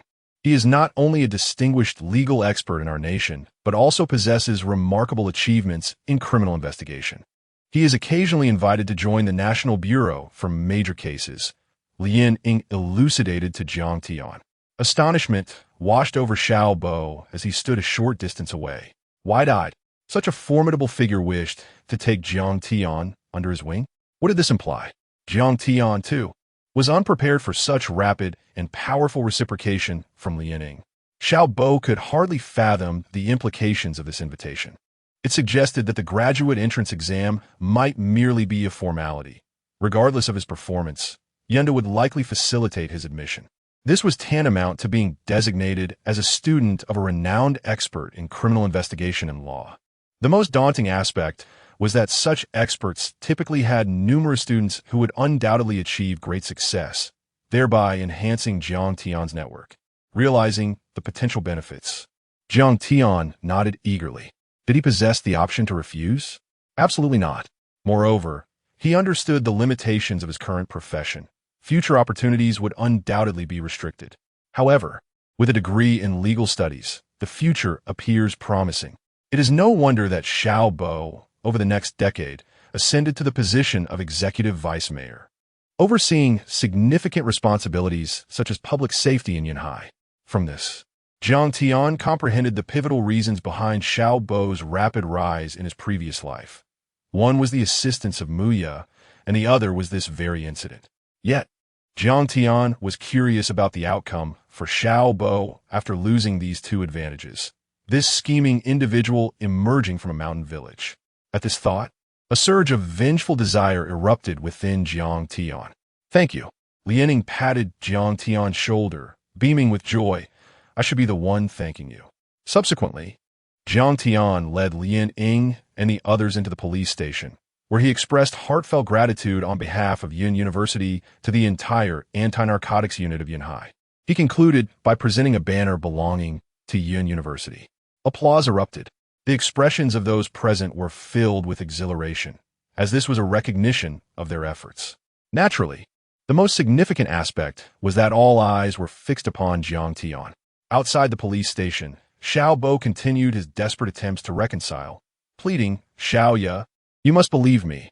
I truly did not deceive you. Jiang Tian is utterly worthless. From now on, we should not meet again. Muya turned away, her face twisted in disgust. Upon learning the details of the situation, even the president of Yun University had come to express gratitude. Could it be that Jiang Tian, merely the son of a director, could summon the entire leadership of Yun University to show their appreciation? It seemed ludicrous. Ultimately, Jiang Tian had indeed accomplished a significant feat. Meanwhile, Xiao Bo, having schemed against his colleagues behind their backs, was also spreading malicious rumors about them. While others were achieving merit, what was he doing? Muya felt disillusioned. She began to ponder whether her father's assertions were correct, that Xiao Bo was not a man of integrity.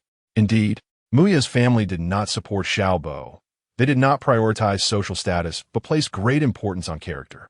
They could see through Xiao Bo's facade of righteousness. Nevertheless, Muya had remained steadfast in her belief. Now, however, she was disappointed to realize that perhaps her family was right.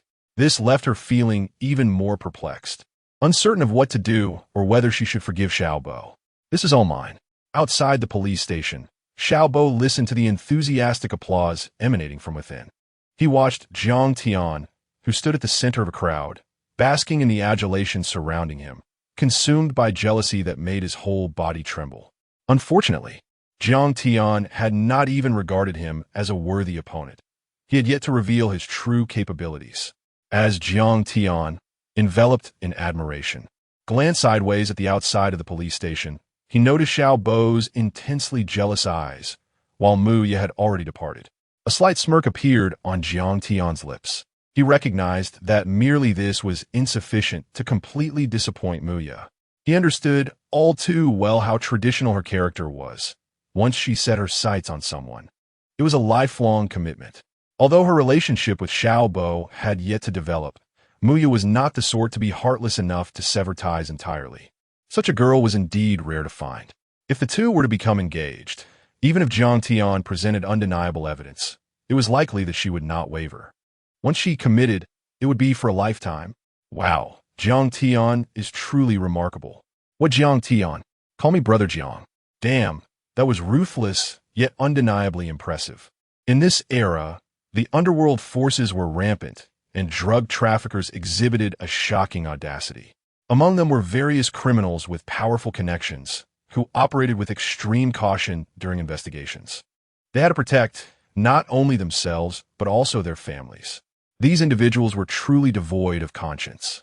A single misstep could lead to their families being annihilated by these merciless drug dealers. Yet, Jiang Tian dared to strike decisively against a trafficker with such significant backing. Many could not help but express their admiration internally, reveling in the thrill of his actions. This was precisely what they aspired to as narcotics officers. "Uncle, where's my daddy? Why can't I find him?" At that moment, Jiang Tian felt a tug on his pant leg and looked down to find a 5- or 6-year-old girl, her eyes wide with innocence and curiosity. Jiang Tian knelt down and asked, "Little girl, what is your father's name?" "Brother Jiang, my daddy is Meng Yang. He sacrificed himself yesterday," a fellow rookie officer nearby quietly informed him. Although Jiang Tian had fought valiantly the previous day, amidst the chaos of gunfire, it was Meng Yang who had drawn the enemy's fire, allowing Jiang Tian to reposition successfully and ultimately secure victory by catching a trafficker off guard. However, Meng Yang had tragically sustained 3 gunshot wounds and perished in the line of duty. This morning, he had been posthumously awarded a first-class merit for his bravery. Sighing, those who were aware of the situation lamented, "Today, the family is here to claim him." Meng Yang had only been married for 5 or 6 years and had a 3-year-old son. His elderly father is nearly 70. They now face an uncertain future. The little girl, still unaware of the gravity of death, continued to seek her father. Jiang Tian's expression turned somber. The sounds of celebration faded.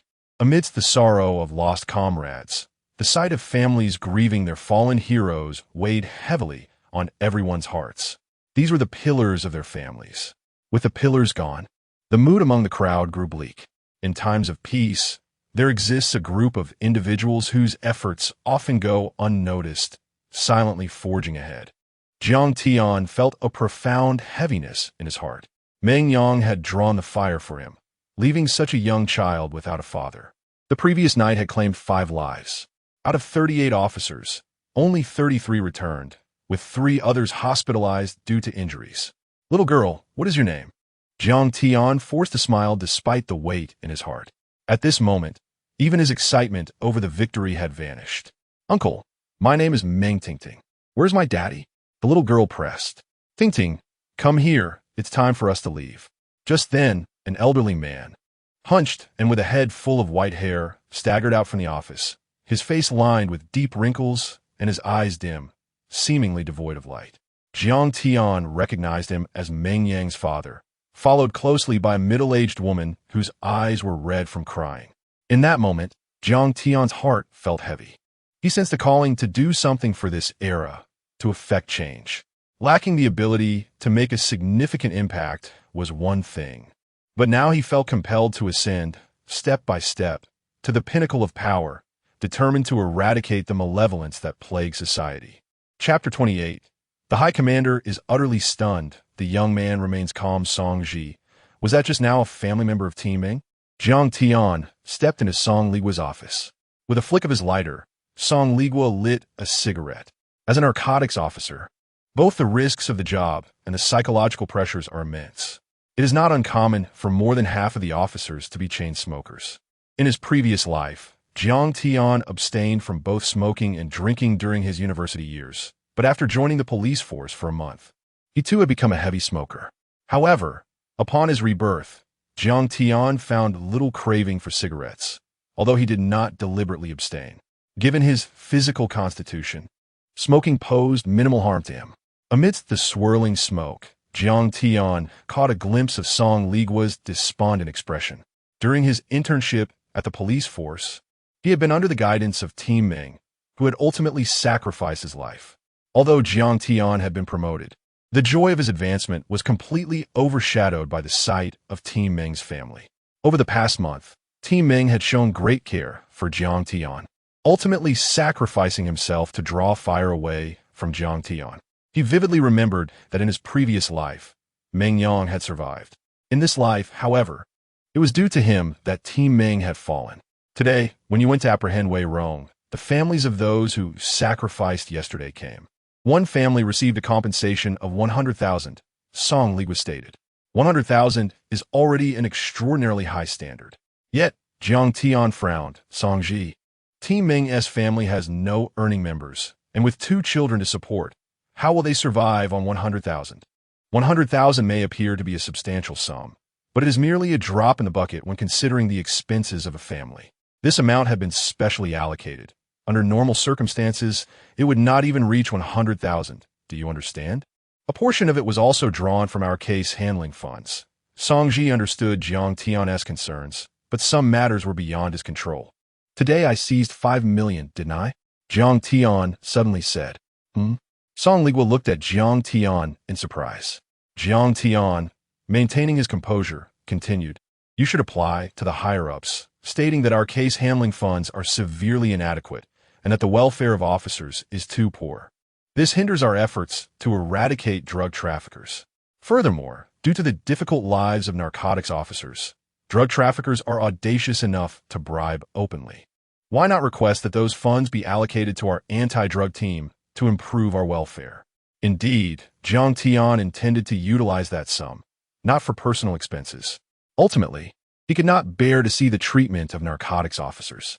It was not that the conditions were unacceptable, but in the battle against the wealthy and ruthless drug traffickers, essential living conditions must be secured.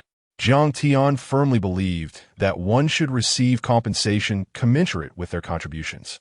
Retaining 5 million as operational funds would be far more beneficial than surrendering it. That's too difficult. Song Ligua thought of the recent contributions they had made, but felt that the hope was slim. "You write the application, and I will approve it." Just then, the office door swung open. Gao Xiaolong, brimming with excitement, burst in. His face lit up even more upon seeing Jiang Tian. Heaven knows the turmoil he felt upon learning that drug traffickers were armed at Yunda, nearly assassinating the university president. The gratitude expressed by the president personally delivering a banner was almost indescribable for Gao Xiaolong, as all of this was made possible by Jiang Tian. Gao Xiaolong had thoroughly investigated the situation at Yunda and comprehended the peril involved, especially as this apprehension involved a significant drug trafficker. He hurried over, and although the university president had already left, Gao Xiaolong felt no disappointment. Upon reaching the office door, he heard Jiang Tian's voice. "This proposal is excellent. Only by enhancing officers' welfare can we ensure that our men fight on the front lines without reservations," Gao Xiaolong stated as he entered. Following Gao Xiaolong was Jiang Peng, who appeared almost as a mere shadow, lacking any sense of presence. However, in recent days, Jiang Peng had been quite prominent in the political landscape of Yanhai. Everyone knew that he was Jiang Tian's father, and that Gao Xiaolong, a high-ranking official, held Jiang Tian in high regard. The fortunes of Jiang Peng had been dramatically altered. Rather than facing suspension, he had garnered implicit support from the leadership of Yanhai. He even learned that, before coming, Secretary Zhou had sought him out for a conversation, subtly praising Jiang Tian's upbringing and hinting that he should report on his work more frequently in the future. This was unprecedented, as it indicated that Zhou regarded him as one of his own. All of this was thanks to the assistance of his son. Jiang Peng had never imagined that the benefactor who supported him would turn out to be his own son. He had not provided Jiang Tian with any resources, yet he was reaping the benefits of his son's success, which filled him with both wonder and secret delight. After Gao Xiaolong finished speaking, he approached Jiang Tian and patted him on the shoulder, saying, "Xiao Jiang, no one believed in you, not even I at first, yet you have proven them all wrong." The office fell into a hushed silence. This statement signified Gao Xiaolong's profound recognition. Ignoring the astonished gazes of others, Gao Xiaolong continued, "Regardless of whether it is luck or skill, your achievements are undeniable. You have salvaged significant losses for the nation and its people on 2 occasions. Your contributions are invaluable." Jiang Tian felt a surge of emotion. This acknowledgement was the highest form of recognition he could receive. Clenching his fists, he realized that both his fate and his father's had been irrevocably altered. The man who had sacrificed himself for him in a previous life, ultimately dragging his entire family into despair, had now bestowed upon him clear and ample recognition. "I can make a decision. If you have the ability, you may keep whatever you seize for the anti-drug team without needing to submit it. This is my promise to you." Normally, such issues would require national resolution, but our current capabilities are limited. Gao Xiaolong sighed as he spoke. To be honest, the police force's conditions are rudimentary, and the welfare of narcotics officers is woefully inadequate. These are pressing issues that he cannot overlook. Yet, he knew there were no solutions available, as the upper echelons also lacked funds. The entire nation was tightening its belt to survive. This situation forced every officer to confront the most ruthless drug traffickers and face terrifying bribes of tens or hundreds of millions. A moment's lapse could plunge them into the abyss. Thank you, High Commander Songji. I hope this money can provide some support to the families of those who sacrificed yesterday. Without their pillar of support, they cannot survive. 100,000 or 80,000 is merely a drop in the bucket, Jiang Tian spoke earnestly. Gao Xiaolong looked at Jiang Tian with admiration. He felt fortunate to have a teammate with such formidable capabilities. How many individuals of this caliber exist in the world?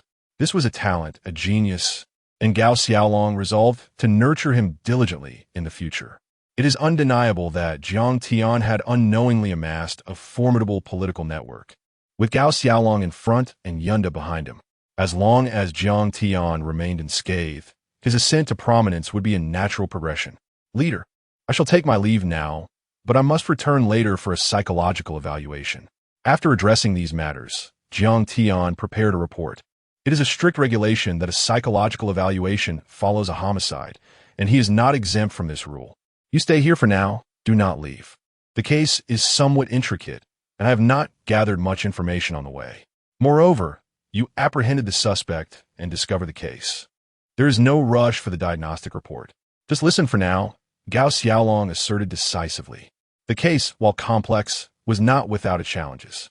Wei Yudao had made his fortune 2 decades ago, ultimately establishing a leading enterprise in the Yunhai region, impacting various aspects of people's livelihoods. Given the magnitude of his business, it seemed implausible that he had no involvement in the recent drug-related incidents. During our recent drug enforcement operations, we found that many young individuals, despite having decent family backgrounds, are drawn to drug use and trafficking. Song Li sighed. He was at a loss for words to describe this prevailing trend. This issue reflects an urgent need for improvement in education. However, it also underscores the necessity of drug prohibition efforts to eradicate this negative culture. Gao Xiaolong furrowed his brow, fully aware of the significant ramifications of this case, which had already attracted the attention of higher authorities. What is the status of Wei Rong's interrogation? Jiang Peng inquired swiftly. Song Li cast an awkward glance at Jiang Tian, feeling embarrassed. Goodness, he remarked, barely able to recognize the face before him. Wei Rong lay unconscious, receiving rudimentary medical attention from the doctors present. He was shot in the arm. How could he be unconscious? This is outrageous. This case is serious, and the higher-ups are monitoring it closely. We must resolve it swiftly. How can we interrogate him in his current state? Who is his superior? And how is he involved in drug trafficking?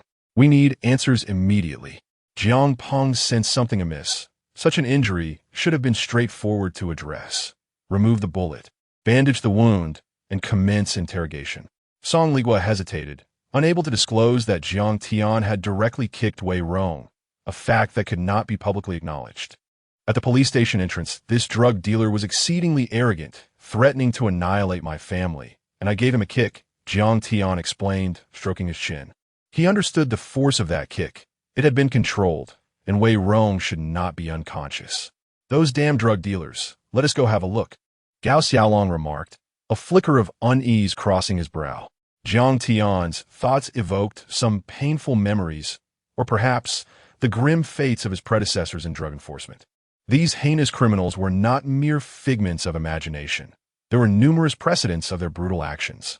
Each incident sent shockwaves through the community, yet such matters could not be publicized, as they would incite widespread panic.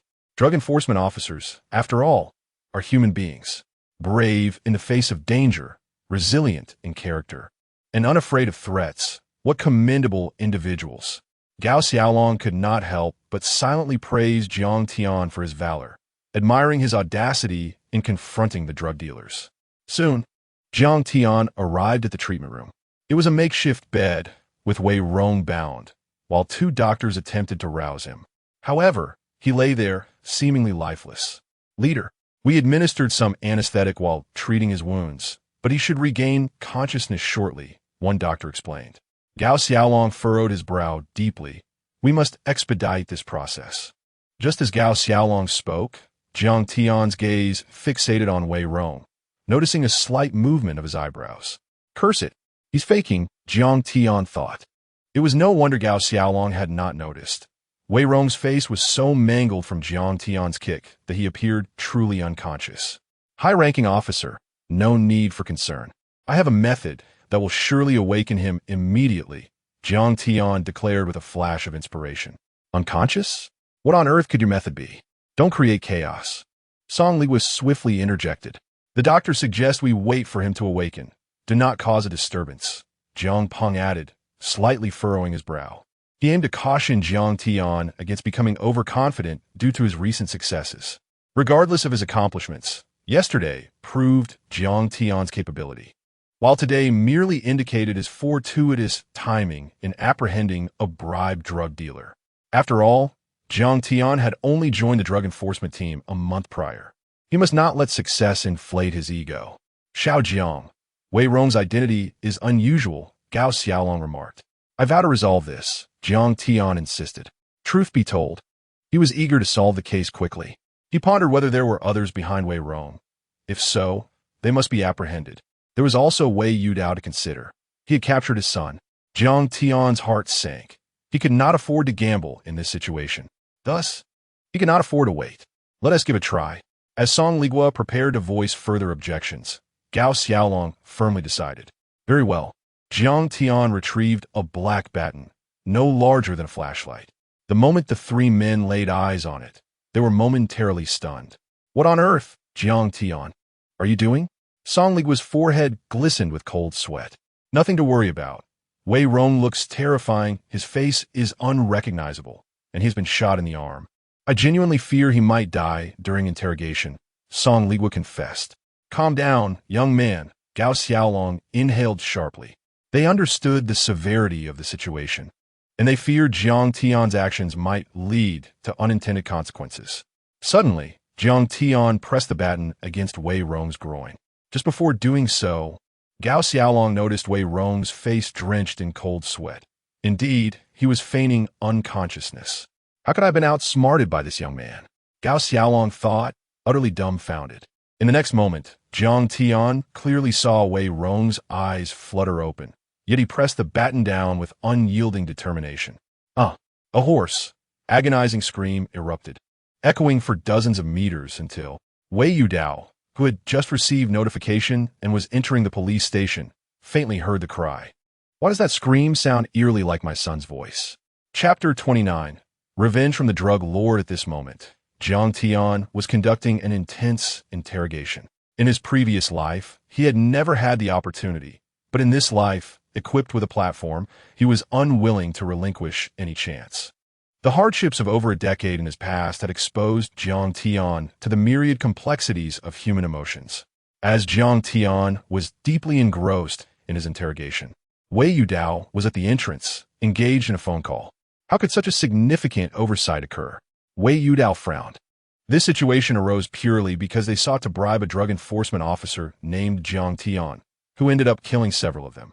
Wei Rong was even shot and arrested at school. A voice emanated from the phone, causing Wei Yudao's expression to shift dramatically. Have they lost their minds? No. It appears Wei Rong has taken an interest in Jiang Tian's sister and instructed his subordinate, Gao Fei, to approach her, hoping to ensnare Jiang Tian in their schemes. According to our investigations, Jiang Tian is exceedingly ordinary. Who would have guessed he would act so decisively? This must be your doing. Wei Yudao suppressed his fury. Don't be upset. You have connections, don't you? With your status, it should be easy to protect your son. The voice on the phone replied casually. Enraged, Wei Yudao abruptly hung up. He turned to enter the police station, muttering Jiang Tian's name with a dark expression. Is there a possibility that Wei Yudao is involved? Gao Xiaolong proposed a hypothesis. Just moments ago, Jiang Tian had mercilessly jabbed Wei Rong with a stunned baton, rousing him with a scream. Professional interrogators would handle the specifics of the questioning. Jiang Tian stood behind Gao Xiaolong and others, facing a one-way mirror that allowed them to clearly observe the interrogation room. After capturing Wei Rong, although no trial had yet taken place, Jiang Tian had already accumulated 2,000 points of malevolence. This meant his total malevolence score now reached 4,000 points, with no arbitrary allocations, primarily due to the absence of suitable attributes. The master of martial arts was already sufficient. His physical condition was adequate for the moment, so he refrained from further allocations. Wei Rong alone had contributed 2,000 points.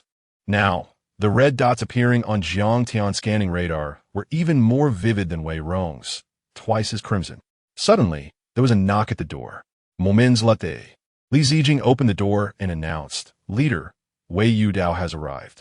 Wei Yudao? Jiang Tian's expression grew grave. Realizing at that moment why there had been no subsequent oversights in this case in his previous life. From what he knew, the number of participants was limited to Gao Fei and a few others, with even Wei Rong being unaware. Was it genuine ignorance?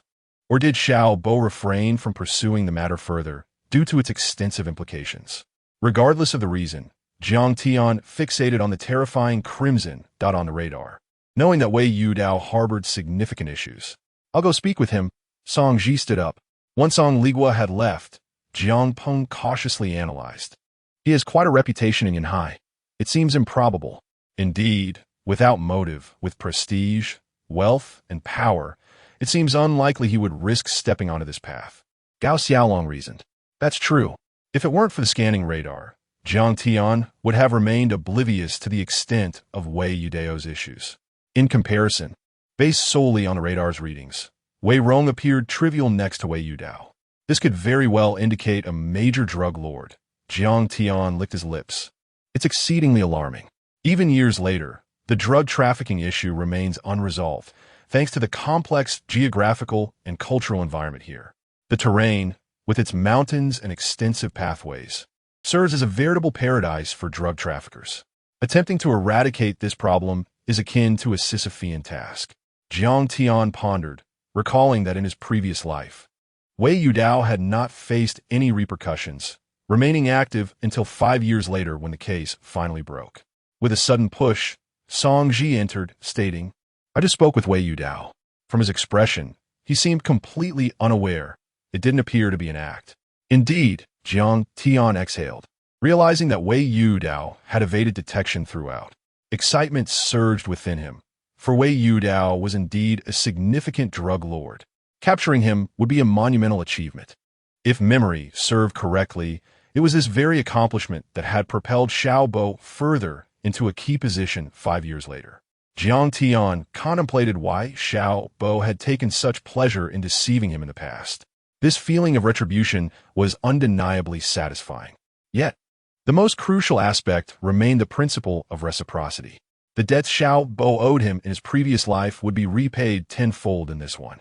"Chief, the interrogation has concluded, and the findings align with Gao Fei's instructions." The interrogation expert entered. "Very well, take him for treatment," Gao Xiaolong nodded. "Xiao Tian, the police station has scheduled a psychological evaluation for you at Yanhai First Hospital. Make sure to attend for the report." Jiang Peng informed Jiang Tian as he exited the police station. Changing out of his uniform, Jiang Tian donned civilian attire but retained his sidearm. Those on the front lines were typically granted special permission to carry firearms, as drug enforcement officers often encountered sudden dangers or retaliation for traffickers. Jiang Tian slipped into his leather jacket, having not worn it in over a decade. Since returning, he had been in his police uniform. The sudden switch back to the distinctive attire of this era felt somewhat disorienting. Overall, he felt a peculiar sense of strangeness, yet he dismissed it. "Young man, may I have a word?" At that moment, a rugged vehicle pulled up beside Jiang Tian, prompting him a halt.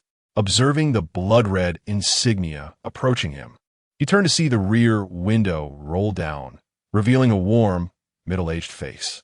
Jiang Tian recognized him as Wei Yudao. To be candid, had it not been for the terrifyingly vivid crimson mark in his mind, he would never have realized that this seemingly affable, honest-looking man was, in fact, a major criminal, a potential drug lord. "I am Wei Yudao. My son has caused you trouble," Wei Yudao began to explain. "Oh, so you are the father of that drug dealer. Given your demeanor, how could you have raised such a deranged individual?" Boss Wei, your education methods are questionable. Are you seeking revenge on me? Jiang Tian feigned surprise. A flicker of menace flashed across Wei Yudao's face, though he masked it well, maintaining a smile. My apologies. I heard you apprehended him. I wish to thank you for bringing him to justice. That scoundrel will be executed shortly. No need to thank me. Jiang Tian waved dismissively. Wei Yudao felt a pang of pain in his teeth. Despite his exceptional patience, he was overwhelmed by an urge to eliminate Jiang Tian there and then. You must understand. Officer Jiang, your actions have spared the nation from a great menace. I must express my gratitude. Jiang Tian wore an odd smile, observing the radar's blaring crimson. He had come to understand that the deeper the red, the greater the malevolence, and the brighter the light, the more intense the hatred directed at him. Thus, it was evident that Wei Yudao was eager to see him dead, especially if one is aware of the circumstances. Yet at the same time, Jiang Tian had also set his sights on him. Jiang Tian, you scoundrel, why didn't you answer my call? At that moment, a sharp voice pierced the air. Jiang Tian turned to see a woman, her appearance moderately acceptable, but her expression fierce, striding towards him. In a daze, memories flooded back to Jiang Tian. Familiar. Too familiar. Wang Yifei. Indeed, Wang Yifei had arrived. Unbeknownst to him, while he was engrossed in solving the case, Xiao Bo had endured unimaginable torment. Losing Mu Ye was akin to losing his very life, and all of this was due to Jiang Tian. Xiao Bo was desperate to make Jiang Tian lose everything. Yet he was consumed by the fear of being dismissed himself. For him, that would truly be the end of the world. Upon returning, Xiao Bo unleashed his fury upon Wang Yifei, completely disregarding the child she carried. He madly vented all his hatred towards Jiang Tian onto her. Then, Wang Yifei, trembling and with lingering flush on her face, sought out Jiang Tian. When enemies meet, the animosity is palpable. Jiang Tian narrowed his eyes, observing Wang Yifei's appearance, as if she had just finished exercising, causing his fists to clench tightly. This was not due to any lingering affection he held for Wang Yifei. Rather, it was simply because this wretched woman was insufferable. However, a sudden thought crossed Jiang Tian's mind. That brute Xiao Bo was so infatuated with her. Let them be together. He would not stand in the way of Mu Ye. This contemptible woman had caused him much distress. Jiang Tian knew her to be devoid of humanity. In his past life, when Xiao Bo had power and influence, she might have been wholly devoted. Yet now, during Xiao Bo's downfall, Jiang Tian found himself curious. Would Xiao Bo tread the same path he had? With this thought, a strong interest stirred within Jiang Tian. With their roles reversed in this life, a smirk curled at the corners of his mouth. Even if he were to eliminate them, it would only be a mercy to those two wretches. Oh, I just blocked you. Of course you wouldn't receive my calls.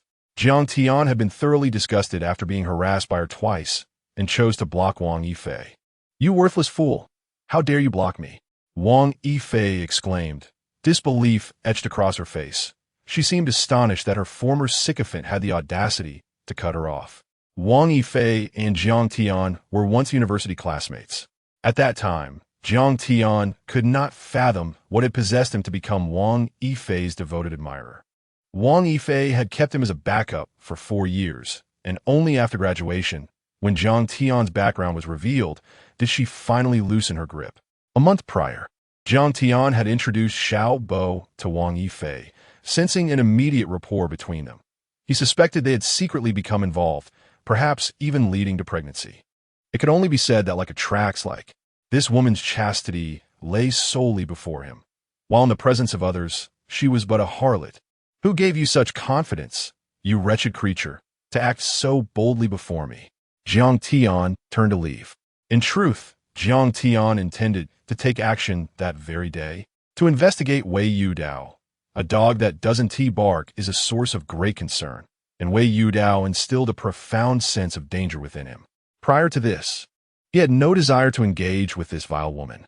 Officer Jiang, I was wondering why you had no time for me. It turns out you were quarreling with your girlfriend.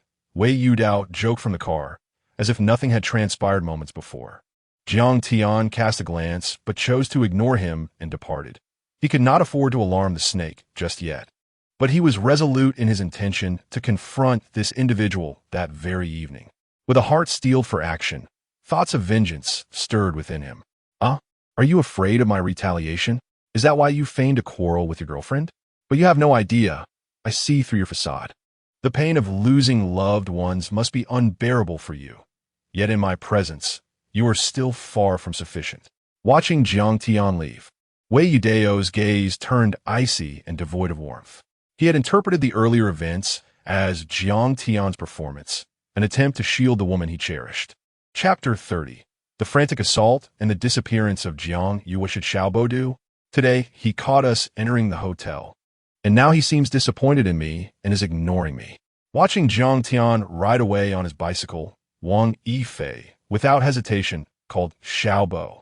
At this moment, Xiaobo was racking his brain on how to explain things to Muya, even hoping to take it a step further. Ignore him. Can't you give him a little sweetness? Xiaobo scolded angrily. But you said he mustn't touch me. Wang Yifei replied, a hint of grievance in her voice. Exactly. They met because Wang Yifei once visited the police station to see Jiang Tian, who was then fervently pursuing her. At that time, Wang Yifei relented, and their relationship was developing when Xiaobo caught sight of them. Upon seeing Wang Yifei, Xiaobo's ulterior motive surfaced. He immediately sensed that she was not a good person. Ultimately, with just a little manipulation, Wang Yifei became infatuated with him, to the point where he couldn't shake her off. In a moment of impulse, Xiaobo entertained the idea of having Jiang Tian raise his child. Thus, the two conspired together, never taking precautions, and fortuitously, Wang Yifei became pregnant within a few days. Xiaobo insisted that Wang Yifei maintain her relationship with Jiang Tian while preventing him from touching her. Wang Yifei complied with his every word.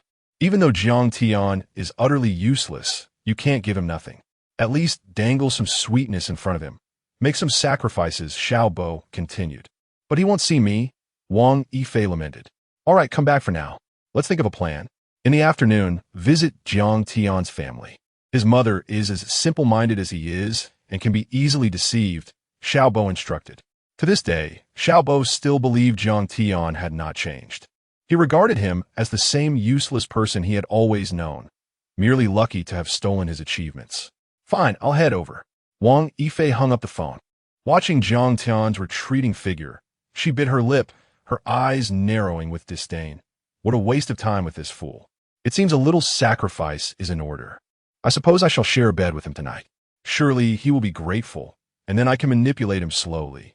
The thought of him touching me is truly revolting. Wang Yifei mused that this disappointment stemmed from Jiang Tian's unattainable desires. A little sweetness might just bring this infatuated fool back around.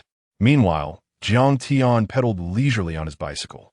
Today was a paid administrative leave, yet he had no intention of resting. He planned to thoroughly investigate Wei Yudao.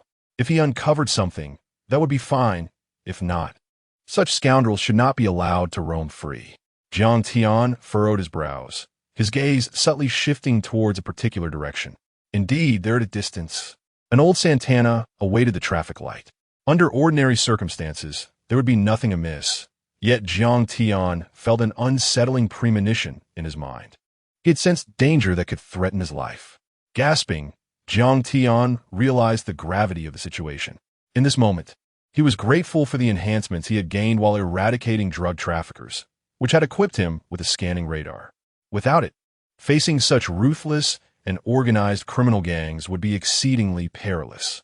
At that moment, every hair on Jiang Tian's body stood on end.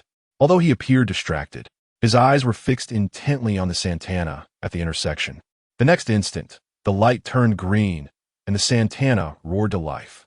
Just as Jiang Tian prepared to evade, he blinked in astonishment, realizing the vehicle was not aimed at him. Not me? Jiang Tian was taken aback. Yet the malice was unmistakable. The radar's warning was genuine.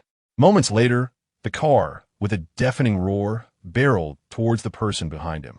Jiang Tian caught a glimpse of the driver's face. A man in his 40s, seemingly intoxicated, embodying the very essence of this unexpected murder. In the next moment, a loud crash resonated through the air. The impact occurred several hundred meters away, the vehicle colliding with a telephone pole before swiftly reversing, evidently attempting to flee the scene. Oh no, If it weren't for the radar in my mind, this would be categorized as a hit and run, Jiang Tian thought, recognizing that this was not a mere case of drunk driving, but a deliberate attack. Stop! Jiang Tian sprinted after the vehicle, but sped away recklessly, showing no signs of halting. On a rooftop 2 intersections away, Wei Yudao, who had long since departed, watched the unfolding scene through binoculars, a mocking smile gracing his face. Let you taste the pain of losing a loved one. Some matters are beyond the reach of a mere narcotics officer. You dare act arrogantly before me? You are not worthy, he scoffed. Tonight, arrange for Lao Lu to cross the border, to hide away in a neighboring country. A moment later, he instructed his secretary. Understood. Boss, the secretary replied. Wei Yudao nodded, his gaze shifting to the distance where Lao Lu, the driver, was situated. However, at that moment, Wei Yudao's expression faltered, his demeanor shifting to one of incredulity. Is this kid out his mind? Or perhaps he's gone mad from losing his beloved woman. Aiming a pistol with a 50-meter range at a moving vehicle 300 meters away. As he contemplated this, a wider smile spread across his face. He had the opportunity to target Jiang Tian directly. Why hadn't he? It wasn't fear of repercussions. No, simply killing Jiang Tian would not suffice to quell his rage. His expression grew increasingly frigid. Having navigated the treacherous waters of crime for decades, he was not one to show mercy. He intended to plunge Jiang Tian into despair, making him believe that having a police officer for a father would grant him immunity. Just a lesson for that naive boy today. Offer him some money and see if he accepts. Let's find a way to rescue Arone. I hope he knows his place. Wei Yudao's expression remained indifferent. But the next moment, a gunshot rang out. Wei Yudao dismissed it, thinking even a marksman could not hit their target. Boss, the car has stopped, the secretary exclaimed, panic evident in his voice. Is Lao Lu still trying to play games? Wei Yudao thought it was time to teach Lao Lu a lesson for his arrogance. Boss, look, Lao Lu has been pulled from the car. It seems he has been shot. The secretary continued. What did you say? Wei Yudao's eyes widened with disbelief. Lao Lu had been by his side since the beginning, not just a formidable bodyguard, but also a brother who had supported him through thick and thin. Most importantly, Lao Lu knew many of his criminal secrets. Gasping in horror, Wei Yudao commanded, quick, find out what happened. Lao Lu cannot be allowed to survive. His calm demeanor shattered. Wei Yudao's mind raced with panic. How could this happen? How could he hit his target? No, Lao Lu must not survive. If he does, I will have nowhere to hide. As Jiang Tian dragged the driver, he immediately took stock of the situation, astonished to discover that the level of malevolence was notably high, at least comparable to Wei Rong. However, there was no time for contemplation. Jiang Tian was eager to check on the injured party. Just then, a voice pierced the air. Child, my child. Turning in shock, he found Wang Yifei lying in a pool of blood, clutching her abdomen. Could it be that Jiang Yu had perished before ever being born? Jiang Tian's face contorted in disbelief. In his previous life, this ungrateful wretch had met his demise at the end of a club, or rather, he should be referred to as a bastard. How could he have vanished under such unforeseen circumstances? The butterfly effect? Jiang Tian pondered, casting his gaze toward the driver responsible for the crime. He was certain it was premeditated. What, then, was the killer's objective? As thoughts raced through his mind, he felt an exhilarating sense of purpose. Regardless of who was behind this, he was determined to uncover the truth. Chapter 31. Do not let him float away, what? He has achieved merit once again. Who sent you? Jiang Tian, dragging the man who was driving, sensed something amiss. The situation fell off. Although Jiang Tian had not been a narcotics officer for long, his experience with drug dealers and addicts was extensive. At first, he thought the man before him was merely intoxicated, but it became evident that he was under the influence of drugs. Jiang Tian had just fired a shot that did not kill him, but struck the side of his brain, grazing past it. This spoke volumes about Jiang Tian's extraordinary marksmanship. The bullet to the lateral aspect of the skull caused a brief disorientation, and with timely medical attention, the man's life would not be at risk. However, this was contingent upon having such remarkable shooting skills as Jiang Tian possessed. I. The reckless driver shook his head, appearing dazed and smeared in blood. Crack. Yet, Jiang Tian remained silent, retrieving handcuffs from his back and swiftly securing them around the man's arm. Once this was done, he turned to face the scene beside him. At that moment, Wang Yifei was clutching her abdomen, blood streaming down her legs. Jiang Tian was taken aback by the unfolding scenario. An unforeseen event had led to the demise of the child that would have been a thorn in his side. Life was unpredictable. Jiang Tian had previously felt a sense of loss regarding that child, who, inheriting the vile traits of Xiao Bo and Wang Yifei, would undoubtedly grow to be a menace. In his past life, this child had even caused his demise. Jiang Tian had contemplated when to seek revenge, only to find that before he could act, the little wretch was no more. "I'll call an ambulance," Jiang Tian said, dialing the emergency services. However, based on his experience, he sensed the situation was dire. Wang Yifei remained motionless on the ground, and there was a real risk that she might be paralyzed from the waist down. "Thank you for saving me," she managed to utter through her pain, gratitude mingled with agony on her face. It was undeniable that the reckless driver had intended to run her over after failing to kill her outright. And Jiang Tian's timely intervention had granted her a chance at life. Particularly significant was the impact of Jiang Tian's decisive action, which resonated deeply with Wang Yifei, a woman who had always been drawn to strength. In that moment, she glanced at Jiang Tian's profile and contemplated the possibility of reconciling with him, envisioning a life together. Perhaps not an entirely unpleasant prospect. It had all begun with Xiao Bo's petty scheming that had led her to obsessively pursue Jiang Tian. At her core, she recognized her own shallow nature. "I've never heard a thank you from you before," Jiang Tian remarked with a hint of scorn. This statement left Wang Yifei momentarily speechless. "Jiang Tian, in this critical moment, you failed to express concern for me, instead fixating on trivial matters. I thought you had matured, yet here you are, unchanged." Jiang Tian was nearly amused. He longed to slap her and retort, "Why should I care about you? I saved you, and somehow I owe you?" He examined the drug dealer's injuries, indifferent to the blood on his hands, primarily concerned that the dealer might die. If he perished here, it would complicate matters significantly. He did not respond to Wang Yifei's words, lost in thought. The situation with Wang Yifei was evidently not the cause of the issue. Rather, it was his own circumstances that were troubling. The recent actions of a certain adversary had raised concerns. Jiang Tian speculated that Wei Yudao had misconstrued something and intended this as a form of retribution and warning against him. The sinister expression on Wei Yudao's face as he departed further cemented Jiang Tian's suspicions. Yet, the audacity of the drug dealer left Jiang Tian breathless. While he had previously encountered similar cases, experiencing it firsthand was a different matter entirely. He could not fathom how he would feel if it were not Wang Yifei lying here, but rather Jiang Xiaoyu. "Wei Yudao." Jiang Tian exhaled deeply. The peril of a narcotics officer extended beyond personal risk.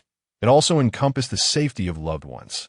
The brazen and terrifying nature of drug dealers in this era surpassed anything he had previously imagined. Determined to act swiftly, Jiang Tian resolved that Wei Yudao must be dealt with by the end of the day. He had complete confidence in his abilities. Jiang Tian took out his phone, preparing to report to Song Ligua. In the office, Song Ligua was enjoying a moment of tranquility, his mood buoyed by recent successes. In the span of 2 days, Jiang Tian's performance had transformed Song Ligua's perception of him. How did this young man accomplish such feats? He mused, recalling Jiang Tian's past of mediocrity. It was not that Jiang Tian was inept, but rather that he had always seemed to languish at the threshold of potential. Song Ligua had once advised against Jiang Tian joining the police force, concerned about his timid demeanor. Yet, the young man had surprised him, demonstrating a decisive and resolute nature during the apprehension of Wei Rong. As Gua Squad leader provided a detailed report on the day's operations, Song Ligua nodded approvingly. Jiang Tian's internship had been under the guidance of Meng Yang, a subordinate of Gua Squad leader who was directly overseeing him. "You are correct, but he is still young. When he returns from the academy, ensure you provide him with adequate support, especially in managing his ego.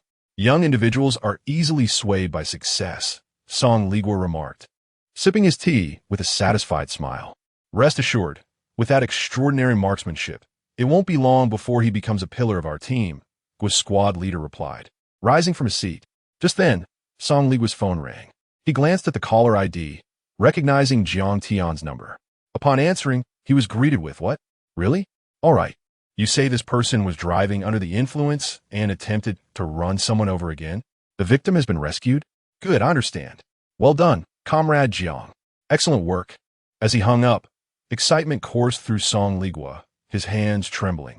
The pressure he had been under was immense. The arrival of Gao Xiaolong had been a constant reminder of their need for results. Despite the chaos in the drug trade, they had yet to secure any significant achievements. Gao Xiaolong's patience was wearing thin. In this context, the narcotics team, driven by a fervent desire to achieve results, finally stumbled upon intelligence regarding foreign drug trafficking. They intended to orchestrate a significant operation, yet unexpectedly found themselves embroiled in a precarious situation. Had it not been for Jiang Tian, their efforts would have undoubtedly ended in catastrophe. Not even a day had passed when, this morning, they apprehended yet another group of traffickers affiliated with Yin University. While returning from administrative leave, they encountered individuals indulging in drug use amidst a murder. As a seasoned narcotics officer, Song Ligua instantly sensed a deeper intrigue lurking beneath the surface. This realization stirred a wave of excitement within him. It is essential to note that prior to this, Gao Xiaolong had berated him on numerous occasions, even suggesting that if he could not handle the task, someone more capable should take over. Jiang Peng had also faced severe repercussions due to the unsatisfactory outcomes in the narcotics operations, as reported by Gao Xiaolong to higher authorities. Goodness, Song, is this fellow about to claim credit again? Guo's squad leader mused in disbelief. What's going on? In just a couple of days, he seems revitalized. A holiday, and he can still seize the opportunity to accrue merit? Guo's squad leader was left in a state of pure astonishment and exhilaration. Previously, during meetings at the provincial office, he had been unable to hold his head high, often facing accusations that the narcotics failures of Yunhai had adversely affected their jurisdiction. A significant portion of the illicit substances had been traced back to Yunhai, and the criticisms regarding their anti-drug efforts were relentless. This young man appeared to be exceptionally fortunate. The first-class merit from Yin University was still under application.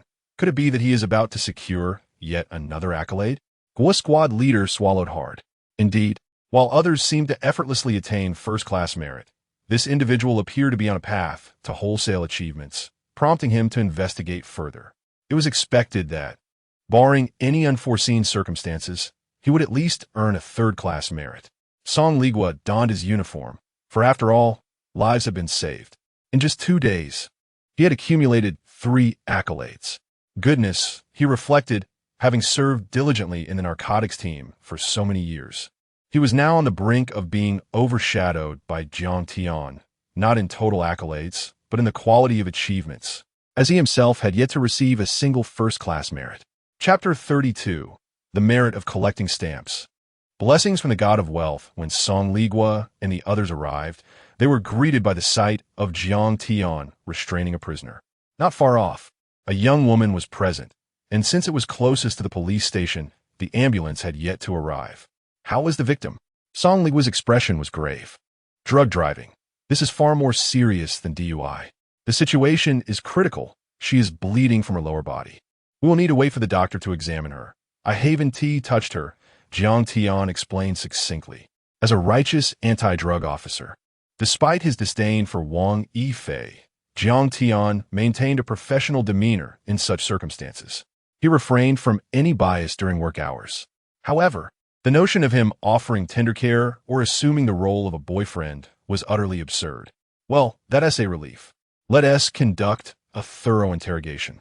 Song Ligua sighed slightly, relieved that there was no loss of life. Moreover, interrogating a drug user could potentially lead them to uncover further leads. Wait a moment, shout Jiang. Isn't that your girlfriend? At that moment, Guo DUI, following closely behind, took a closer look and was taken aback, stepping back in shock, his face turning pale. This evidently stirred unsettling memories for him. Having been in the police force for so long, especially as an anti-drug officer, Guo DUI had witnessed the tragic repercussions of drug dealers retaliating against their families, with precedents to confirm such horrors. Upon hearing Gua Dui's remark, Song Ligua turned his head. It must be noted that there had once been a regret. He had a wonderful daughter who, like Jiang Tian, was a classmate, and the two had grown up together. He had once hoped they would become romantically involved, believing that although Jiang Tian was rather ordinary, he was at least honest, and thus Song Ligua felt assured.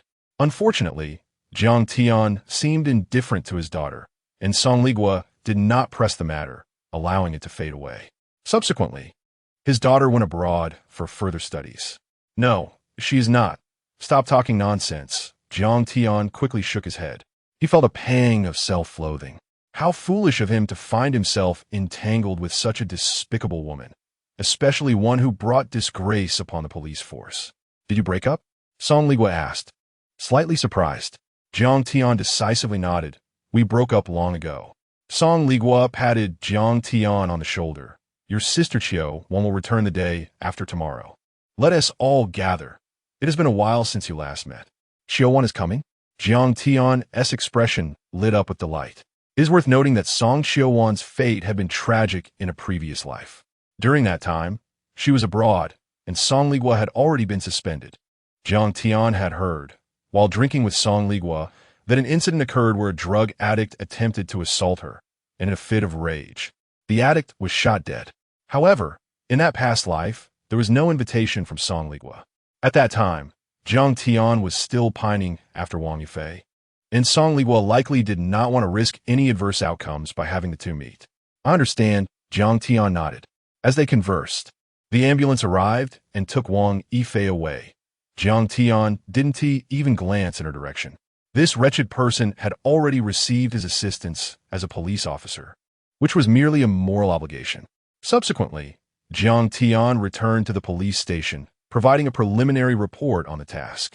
A gunshot had pierced the side of the assailant's head from 200 to 300 meters away, yet remarkably, the drug driver had not been killed.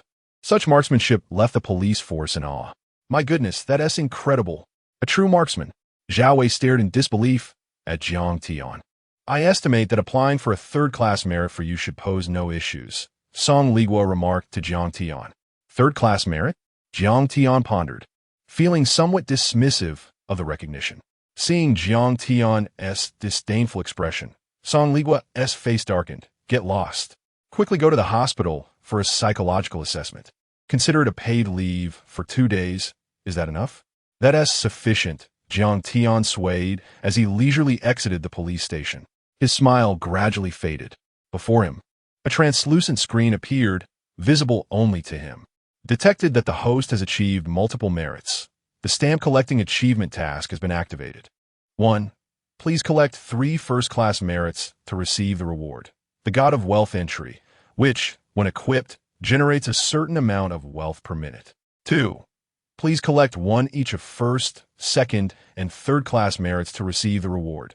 The God of Body Management entry, which, when equipped, grants the host the most perfect physique and coordination in the world. Wow! Jiang Tian's eyes sparkled with excitement. Asforiunda. Merely relying on the case itself isn't enough. Saving Principal Lian Ing should warrant a first-class merit, meaning I'm only 1 first-class merit short. If I manage to eliminate Wei Yu Dao, that would definitely secure another first-class merit. Regarding the second entry, Jiang Tian was particularly eager. Although his physique had improved somewhat, it still lacked harmony, and many parts of his body could not exert full power or execute corresponding movements according to his martial arts expertise. Muscle groups and physique could only be developed through consistent training. With this entry, being granted a perfectly sculpted physique would undoubtedly be exhilarating. The wealth entry was equally enticing. Jiang Tian's father owned a public bus, but he was not permitted to use it for personal matters, and the police vehicles were off-limits as well. He still rode a bicycle to and from work. 5,000 yuan for a car was still insufficient. With the God of Wealth entry, he would no longer fear financial constraints. With these thoughts fueling his motivation, Jiang Tian pedaled his bicycle toward the city center. During his time at the police station, he had already researched information on Wei Yu Dao. Additionally, a fragment of his past life's memory surfaced. 5 years later, it would be revealed that a factory near the suburbs emitted a pungent chemical odor. After reporting it, Investigations uncovered that it was a drug manufacturing facility, with Wei Yudao as its owner. Once one enters the underworld, it is a deep abyss, despite Wei Yudao's desperate attempts to cleanse his reputation. The darkness of his past would forever haunt him. Having entered this world, escaping was an impossibility. Ultimately, when the truth surfaced, Wei Yudao fled, leading to an A-level wanted notice being issued. Yet, even after Jiang Tian's rebirth, Wei Yudao remained at large. Contemplating this, Jiang Tian felt that by resolving this case, securing a first-class merit was assured. With his rebirth, he would grasp 3 first-class merits. The thought quickened his heartbeat. In a moment of reflection, he recalled his previous life, sinking into the depths of despair, where his parents were both under investigation, and he was suspended at home. Relatives who had once fawned over him scattered in an instant, terrified of any association with his family. However, in this life, his fate had been irrevocably altered. As evening fell and the stars sparkled, Jiang Tian arrived at the outskirts of Yanhai. The entire Yanhai region was surrounded by mountains on 3 sides, with various tunnels leading to different parts of the country and even beyond. The vast, interconnected forest environment provided fertile ground for the proliferation of crime. After searching all afternoon, he finally found himself outside a factory at dusk. This is the place. Jiang Tian sniffed the air, a sharp metallic scent assaulting his senses. Although he had only been part of the anti-drug unit for just over a month, he had learned about drugs during his school days. This was the production process for methamphetamine, which, when subjected to high temperatures, emitted an intensely strong metallic odor that was unmistakably pungent. Jiang Tian surveyed the surroundings, noting that the location of the drug manufacturing facility was on the outskirts of Yanhai, nestled in a remote area with only a small village a few miles away, accessible via a winding road. On the surface, it appeared to be an ordinary small steel factory. If it weren't for the dense red dots on Jiang Tian's scanning radar, he might have overlooked it entirely. Such concealment explained why the drug factory had remained undiscovered for so many years. Jiang Tian's keen gaze scrutinized the scene without haste. From his observations, he discerned that there were approximately 2 individuals stationed as lookouts on the perimeter, yet he found it relatively easy to infiltrate. Peering through the gaps in the factory windows, he could see a multitude of shadows, easily numbering over 20 individuals. Undoubtedly, this was a vast drug manufacturing operation. Furthermore, Jiang Tian noted the presence of an opulent vehicle parked in the courtyard. It belonged to Wei Yudao. Jiang Tian's eyes glinted with realization, and he reached for his phone to notify the police team. In the next moment, Wei Yudao emerged from the factory, accompanied by others, and was leading a large Tibetan Mastiff. "Old Ding, I leave this to you. Ensure safety and be cautious not to attract any unwanted attention," Wei instructed. "Rest assured, I know what to do," Old Ding replied, presumably the factory's overseer. "You are aware that Yanhai has intensified its drug investigations, and I've heard that high-ranking officials are personally overseeing the anti-drug efforts here. A significant operation is likely imminent. This shipment is crucial. Once it's completed, we will cease operations temporarily until the storm passes," Wei Yudao stated calmly. "This batch will be ready by tomorrow," Old Ding confirmed. "Swiftly is preferable." Wei nodded and turned to his secretary, saying, "Exercise restraint for now. Do not act against Jiang Tian's other family members, but seek an opportunity to eliminate that drug enforcement officer Jiang Tian." Wei's tone suggested that he regarded the life of a human as casually as that of a mere animal. "Boss, we VE uncovered that Jiang Tian's father is the head of our Yanhai department. Is this prudent?" The secretary hesitated. "Well, the director, if it weren't for the scrutiny from above, I would have eliminated his entire family," Wei replied nonchalantly, indicating that this was not his first encounter with such matters. In his eyes, human life seemed to hold less value than that of a dog. Concealed behind the wall, Jiang Tian's gaze hardened with resolve. Fortunately, he had acted swiftly. Had he delayed, Wei Yudao might have resorted to violence against Xiao Yu and the others. Jiang Tian was now filled with a palpable sense of determination, fully aware that dealing with these drug traffickers was vastly different from confronting ordinary criminals. The drug traffickers were organized and infinitely more ruthless. They were devoid of humanity, capable of any act of retaliation when cornered, and many had blood on their hands. Suddenly, a cacophony of barking broke the stillness of the mountainous terrain, resonating sharply within the quiet factory. The Tibetan Mastiff, held by Wei Yudao, growled menacingly at a specific direction, straining against its leash. Curiosity flickered in Wei's eyes as he turned. Is someone new entering the factory? Old Ding, perplexed, shook his head. Boss, you know that the authorities have been patrolling for clues. We haven't dared to bring anyone new in for over 6 months. As Wei listened, his expression grew increasingly grave. Finally, with a sudden realization, he shouted, "Who is there?" Panic gripped him. If discovered, he was not merely a wealthy tycoon or a well-regarded philanthropist known for donating to numerous schools, but rather a drug dealer facing severe consequences. The law dictated execution for possessing over 50 grams of narcotics, and his long-standing operations had accumulated countless infractions. The stakes had never been higher.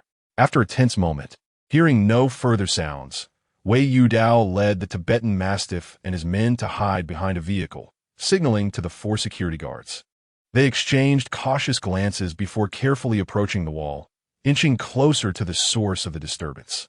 10 meters. 5 meters. In the next instant, a flash of silver glimmered.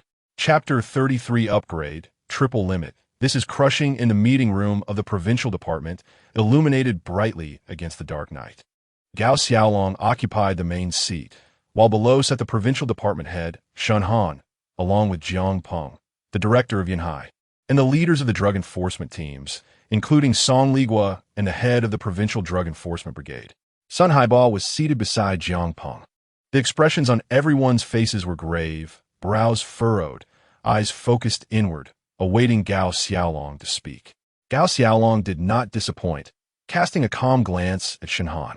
After checking the time, Shen Han solemnly began, "This afternoon, the Drug Enforcement Brigade discovered a group of drug traffickers at the bus station. But to our shock, they were armed with a significant cache of firearms, resulting in the untimely sacrifice of 6 of our officers." Without allowing anyone a moment to react, Gao Xiaolong rapped the table, his demeanor serious. "Comrades, our provincial city has turned into a den of drugs. The drug-related crimes in Yunhai have escalated to a critical level. This is grave. The most terrifying aspect is that the drug problem in Yunhai is not only persistent, but has worsened over time." Both Jiang Peng and Song Ligua were visibly sweating, their hands clenched tightly, unconsciously moist with perspiration. The nervousness was palpable, previously unnoticed. They now comprehended why Gao Xiaolong had come down from Kyoto. He was unequivocally here to scrutinize their operations. Perhaps his intent was to take them down. Yet due to Jiang Tian's valiant performance during the previous confrontation with traffickers, Gao Xiaolong had granted them a chance. "Commander Gao, please allow us to explain." Jiang Peng attempted to interject. Gao Xiaolong raised his hand, cutting him off. "I do not wish to hear any explanations. I demand to see results. A resolute determination in your efforts to apprehend these traffickers, and I expect to see major cases resolved." Major cases were not so easily resolved. As someone who had battled drug traffickers for years, Shen Han understood that these criminals were ruthless, employing unimaginable methods to conceal their operations. Many tactics were nearly impossible to uncover. In a fit of anger, Shen Han directed his ire at Jiang Peng. "The Provincial Drug Enforcement Brigade oversees the entire province, so it is understandable that they cannot attend to every detail. But what is the situation with your municipal drug enforcement team? How are you handling your cases?" Although Jiang Peng wished to argue, he found himself at a loss. Which drug trafficking organization was not seasoned, equipped with extensive experience in combating drug enforcement officers? Some cases, once deeply investigated, had even led to tragedies for the families of the officers involved. This was a serious historical issue, not one that could be resolved in a matter of years. The provincial department had no means to alter this reality. Upon hearing that 6 drug enforcement officers had died during a major operation, everyone instinctively held their breath. This was no minor issue. It was a significant problem that could attract attention from Kyoto, underscoring the incompetence of their municipal department. For years, had they ever managed to present a substantial case? The drug enforcement efforts seemed utterly ineffective, and traffickers ran rampant. Shen Han continued, By the way, Director, let me interject. Just yesterday, one of our sharpshooters eliminated 150 traffickers in a single encounter, Song Ligua asserted, somewhat defiantly. I am aware. Do I need your reminder? Besides this, Shen Han's forehead twitched. As the department head, how could he be unaware of such significant events? He had even rushed to the scene afterward, vividly recalling the sharpshooter known as Jiang Tian. Today, we also cracked a drug trafficking case involving Yun University. Comrade Xiao Jiang is set to receive a second-class merit award. Song Ligua added promptly. Though it was Jiang Tian's achievement, it was still attributable to their team. While speaking, Song Ligua felt his composure hardening, his face resolute. Things had changed. Shen Han's eyelids twitched again.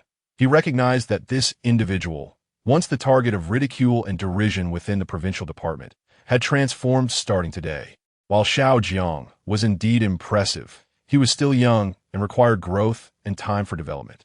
Now, I declare that due to the gravity of today's situation, which has attracted attention from Kyoto, we require a joint task force comprising the Drug Enforcement Brigade, the Criminal Investigation Brigade, and the municipal team to establish a special task force designated 512 with a deadline for resolution. Shen Han, as the department head, you will lead this special task force, Gao Xiaolong declared, striking the table firmly. Regarding Jiang Tian, Gao Xiaolong did not place much weight on him. Ultimately, he was merely young, possessing good marksmanship and a degree of luck. However, apprehending drug traffickers was not a simple task. Given his inexperience, Gao Xiaolong refrained from mentioning Jiang Tian further or suggesting his inclusion in the special task force. Ding ding ding. As everyone stood to respond, a sudden ringtone broke the moment. All eyes turned towards the source of the sound, Song Ligua. Had he been subjected to such scrutiny in the past, he would have undoubtedly been drenched in cold sweat. Yet now, Song Ligua squared his shoulders, having previously entered the provincial department with his head bowed, but this time, he stood tall, boldly answering the call before so many high-ranking officials. Hello, Comrade Xiao Jiang, what is it? Song Ligua answered. Song Ji, I am on the summit of Jailing Mountain, where I have discovered a drug manufacturing facility. Moreover, the owner, Wei Yu Dao, is present. I request immediate backup. Jiang Tian reported directly. However, Song Ligua's face suddenly changed. What did you say? A drug manufacturing facility? He was utterly speechless. Who was Wei Yu Dao? A wealthy magnate, a delegate of the conference, possessing power, wealth, and influence. He had everything one could desire. Thus, even if they had never suspected Wei Rong of wrongdoing, they had never doubted Wei Yudao's integrity. Yet now, to discover a drug manufacturing facility and even see Wei Yu Dao in the act was unfathomable. Song Ligua's heart raced. A monster? No, a treasure. Our department's treasure. He swallowed hard, his mind racing to comprehend the implications. You must hide well. No matter what happens, ensure your safety. I will arrange for comrades to provide assistance immediately, Song Ligua urged anxiously. He was frantic, fearing for Jiang Tian's safety. In Song Ligua's eyes, Jiang Tian's status had skyrocketed to unprecedented heights. Before Song Ligua could contemplate further, a sharp barking sound erupted from the phone. His heart sank. Jiang Tian's voice pierced through. I've been discovered. A dog has caught my scent. Song Ligua leaped to his feet, exclaiming, Hold on, I'm coming right over. Do not hang up. Looking up, he was startled to find several unfamiliar faces before him. Jiang Peng was particularly close, incredulous. What did you just say Jiang Tian found? Young Jiang has just discovered a drug manufacturing facility, but he's been spotted, Song Ligua relayed succinctly. A drug manufacturing facility? The confirmation sent shockwaves through everyone present. A drug manufacturing facility represented a colossal and terrifying criminal enterprise. The operation of such a facility indicated a vast network of traffickers, heralding a significant breakthrough in their drug enforcement efforts. At that moment, from a still-connected phone came a chilling sound. It was the unmistakable noise of a sharp object piercing flesh. A brief silence followed. Bang, bang, bang. The intense sound of gunfire erupted. As they all rushed forward, police cars blaring their sirens sped out of the provincial headquarters, racing through red lights to reach the scene. Meanwhile, A fierce battle had already commenced at Jiang Tian's location. It was in a remote area, and even with the provincial headquarters situated in the city center, reaching the suburban mountainous region would take at least half an hour to an hour, even at full speed. Thus, Jiang Tian had no intention of waiting for reinforcements. Indeed, he was more eager to experience the terrifying combat power of such formidable attributes. At points, "I'll forget it, system, upgrade my strong physique attribute," Jiang Tian exclaimed impatiently. Unerring shot, gold. Scanning radar, gold. Martial arts master, red. Strong physique, green. Talent, blue. Your physical condition has been significantly enhanced, surpassing human limits by threefold. Disguise mastery, green. Exceptional memory, green. Betting skills mastery, green. Criminal value, 5000 to 4000.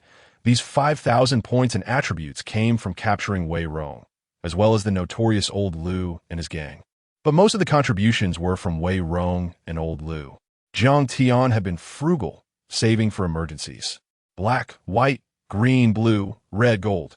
Though these were 6-tier attributes, Jiang Tian discovered that the initial outburst was always white, with black rarely appearing. 100 points of criminal value could upgrade a white attribute to green, while 1,000 points could elevate it to blue. To reach red required 10,000, and gold demanded a staggering 100,000.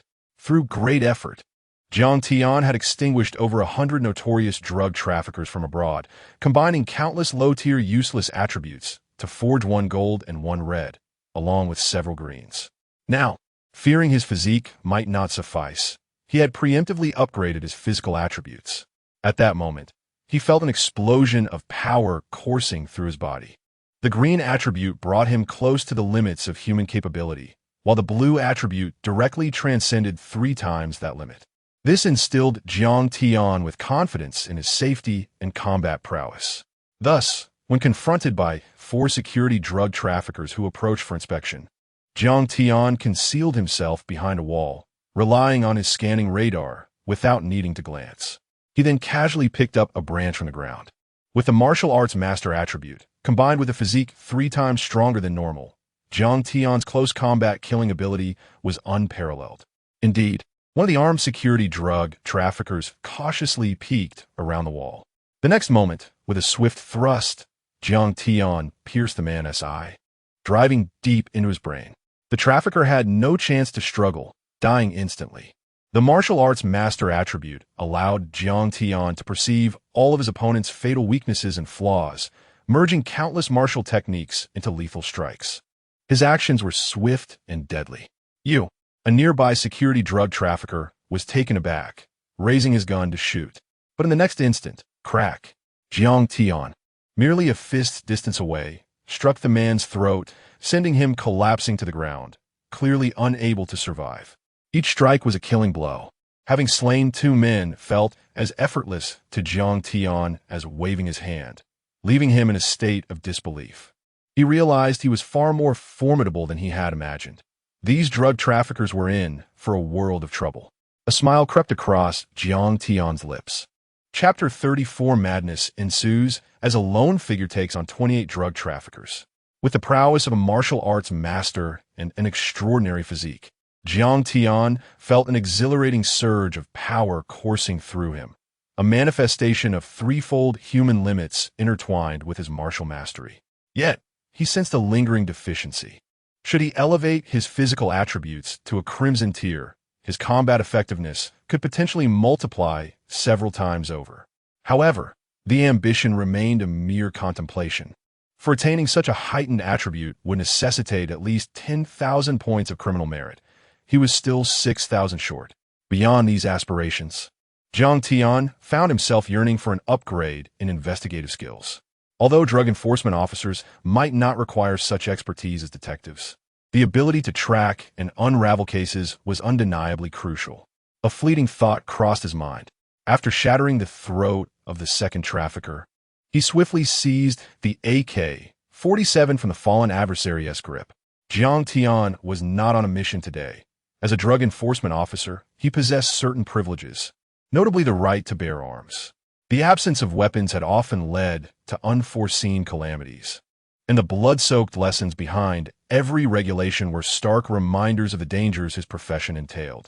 In terms of firearm autonomy, drug enforcement agents enjoyed a level of freedom that even detectives could not claim. However, despite this freedom, Jiang Tian wielded only a standard handgun, a mere magazine of bullets that would soon dwindle. With so many individuals present, the stakes escalated. Bang! Bang! Bang! Just then, two others opened fire. Yet, Jiang Tian's reflexes were unparalleled. He kicked the body of the deceased trafficker into the path of the incoming bullets. In an instant, he unleashed a barrage of fire from the AK-47, striking down both assailants with precision. In a mere blink, 4 lives were extinguished. The entire sequence, from Jiang Tian's initial strike to the demise of the 4, transpired in less than 2 seconds. With unerring accuracy and the advantage of enhanced physicality, it was no exaggeration to declare that Jiang Tian had become a walking strategic weapon. Coupled with the scanning radar, he was, in every sense, fully equipped.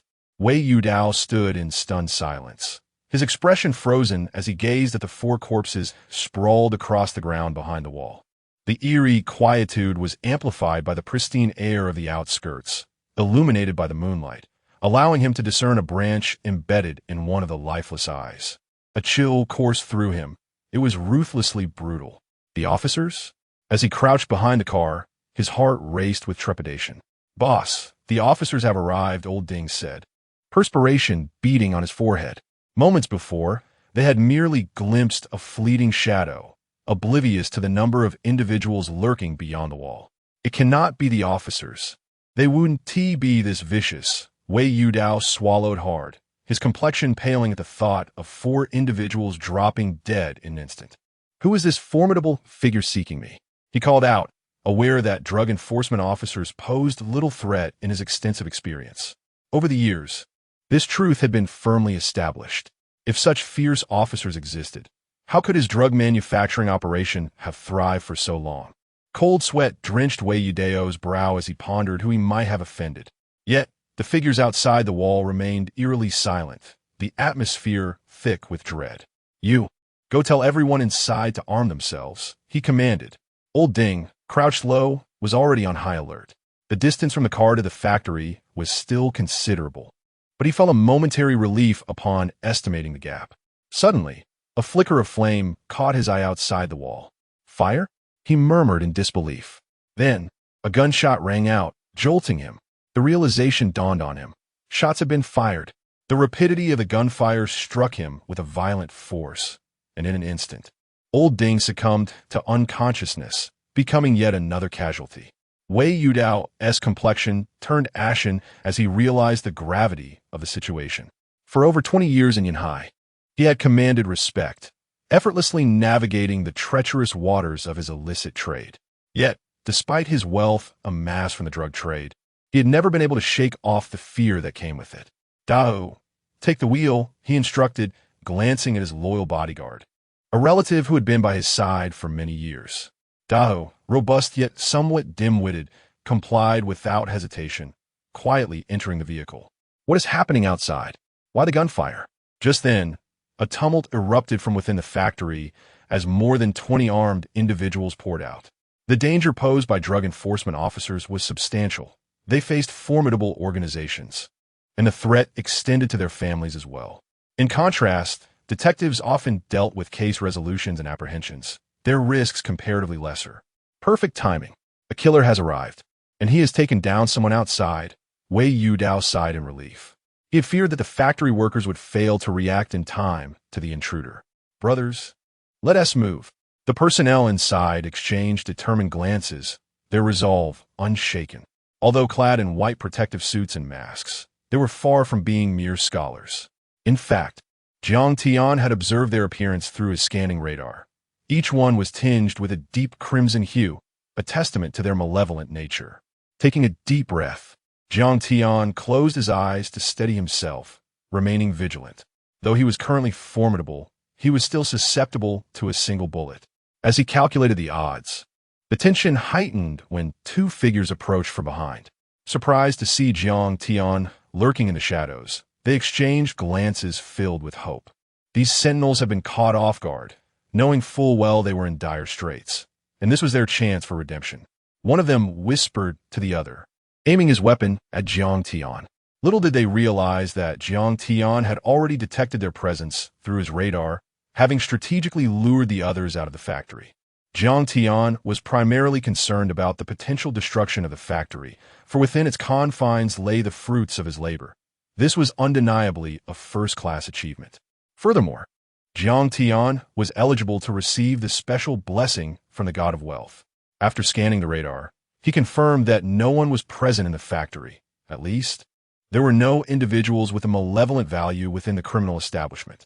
The radar had its limitations, only able to locate those with a criminal disposition. Bang! Bang! Without even a glance, Jiang Tian raised the seized AK and fired 2 shots. The 2 sentinels among the drug traffickers were instantly dispatched, and in their final moments, they remained oblivious to the reason for their discovery amidst the bushes. 26 remained. Jiang Tian silently counted in his mind. At that moment, he sprang to his feet, weapon in hand. Without revealing himself, he directed his fire toward the courtyard beyond the wall, unleashing 3 rapid shots before leaping forward, dashing toward the thicket where the recently fallen drug traffickers had concealed themselves. Inside the courtyard, clad in white protective gear, the drug dealers surged forth, indiscriminately unleashing a barrage of gunfire in the direction Jiang Tian had just occupied. Had he been a moment slower, he would have been riddled with bullets. Amidst the cacophony of gunfire, an explosion erupted, a grenade detonating. A jolt of alarm coursed through Jiang Tian. The armament of these traffickers was formidable, though they still fell short in comparison to him. 23 adversaries remained. With keen eyes, Jiang Tian observed the thicket for a brief moment. As the muzzle of his weapon emerged, 5 drug dealers suddenly became exposed under his aim. For Jiang Tian, these targets represented not merely achievements, but also a bounty of crimson evil values awaiting his harvest. Chapter 35. A resurgence of terms. Ecstasy unleashed at this moment. Jiang Tian found himself in a state where aiming was unnecessary. Merely directing his gaze was sufficient to pull the trigger. The golden term unerring shot imbued him with an almost instinctual awareness of where each bullet would land. The simplicity of the sensation was profound. As long as he fired, he would hit his mark. Bang! Bang! Bang! Without the slightest hesitation, Jiang Tian drew his weapon and began shooting. The AK bullets were notoriously difficult to control. Although the AK had its merits, it was not without drawbacks. Its range was limited, and being an older model, it paled in comparison to the modern Type 95 automatic rifle that Jiang Tian was accustomed to in the police force.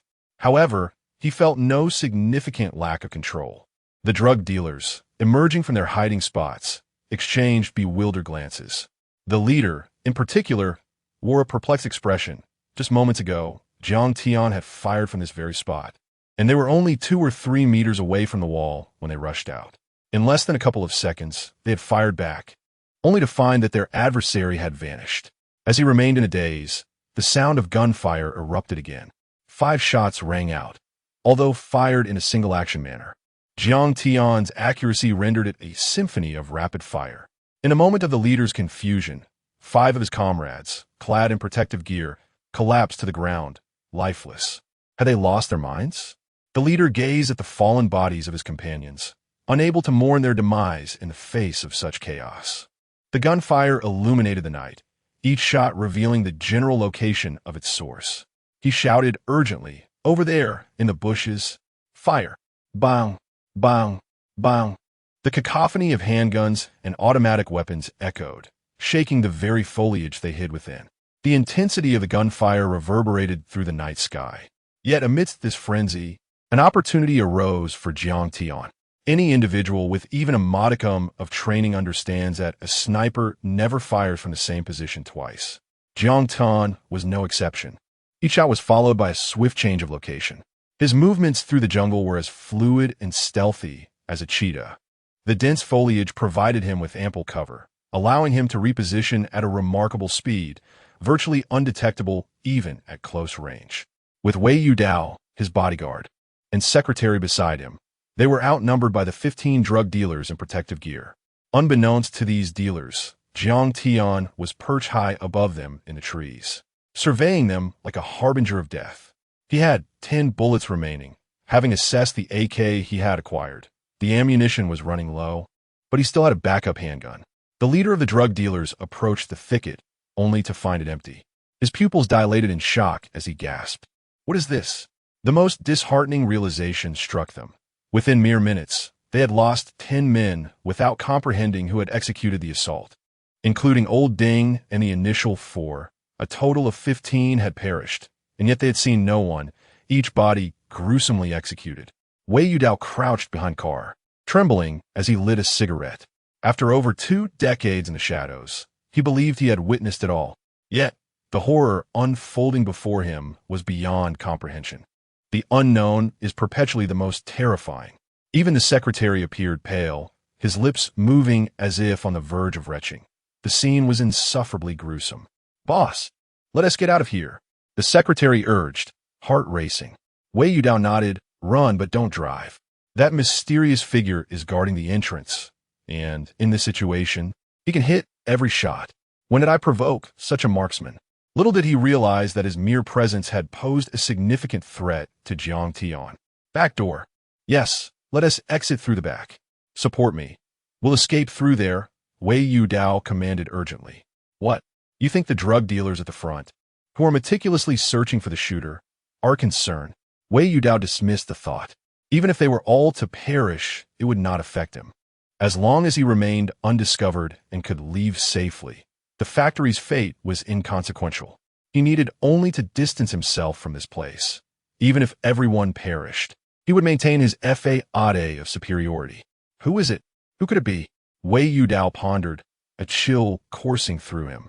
The gunfire outside had momentarily ceased, but Wei Yudao was far from convinced that the danger had passed. The methodical execution of his men led him to believe the threat was aimed squarely at him. Boss, could it be that narcotics officer from this afternoon? He shot at Brother Six from several hundred meters away, the secretary suddenly recalled. This revelation stunned Wei Yudao. The marksmanship was unparalleled. Impossible. The shot this afternoon was merely a stroke of luck.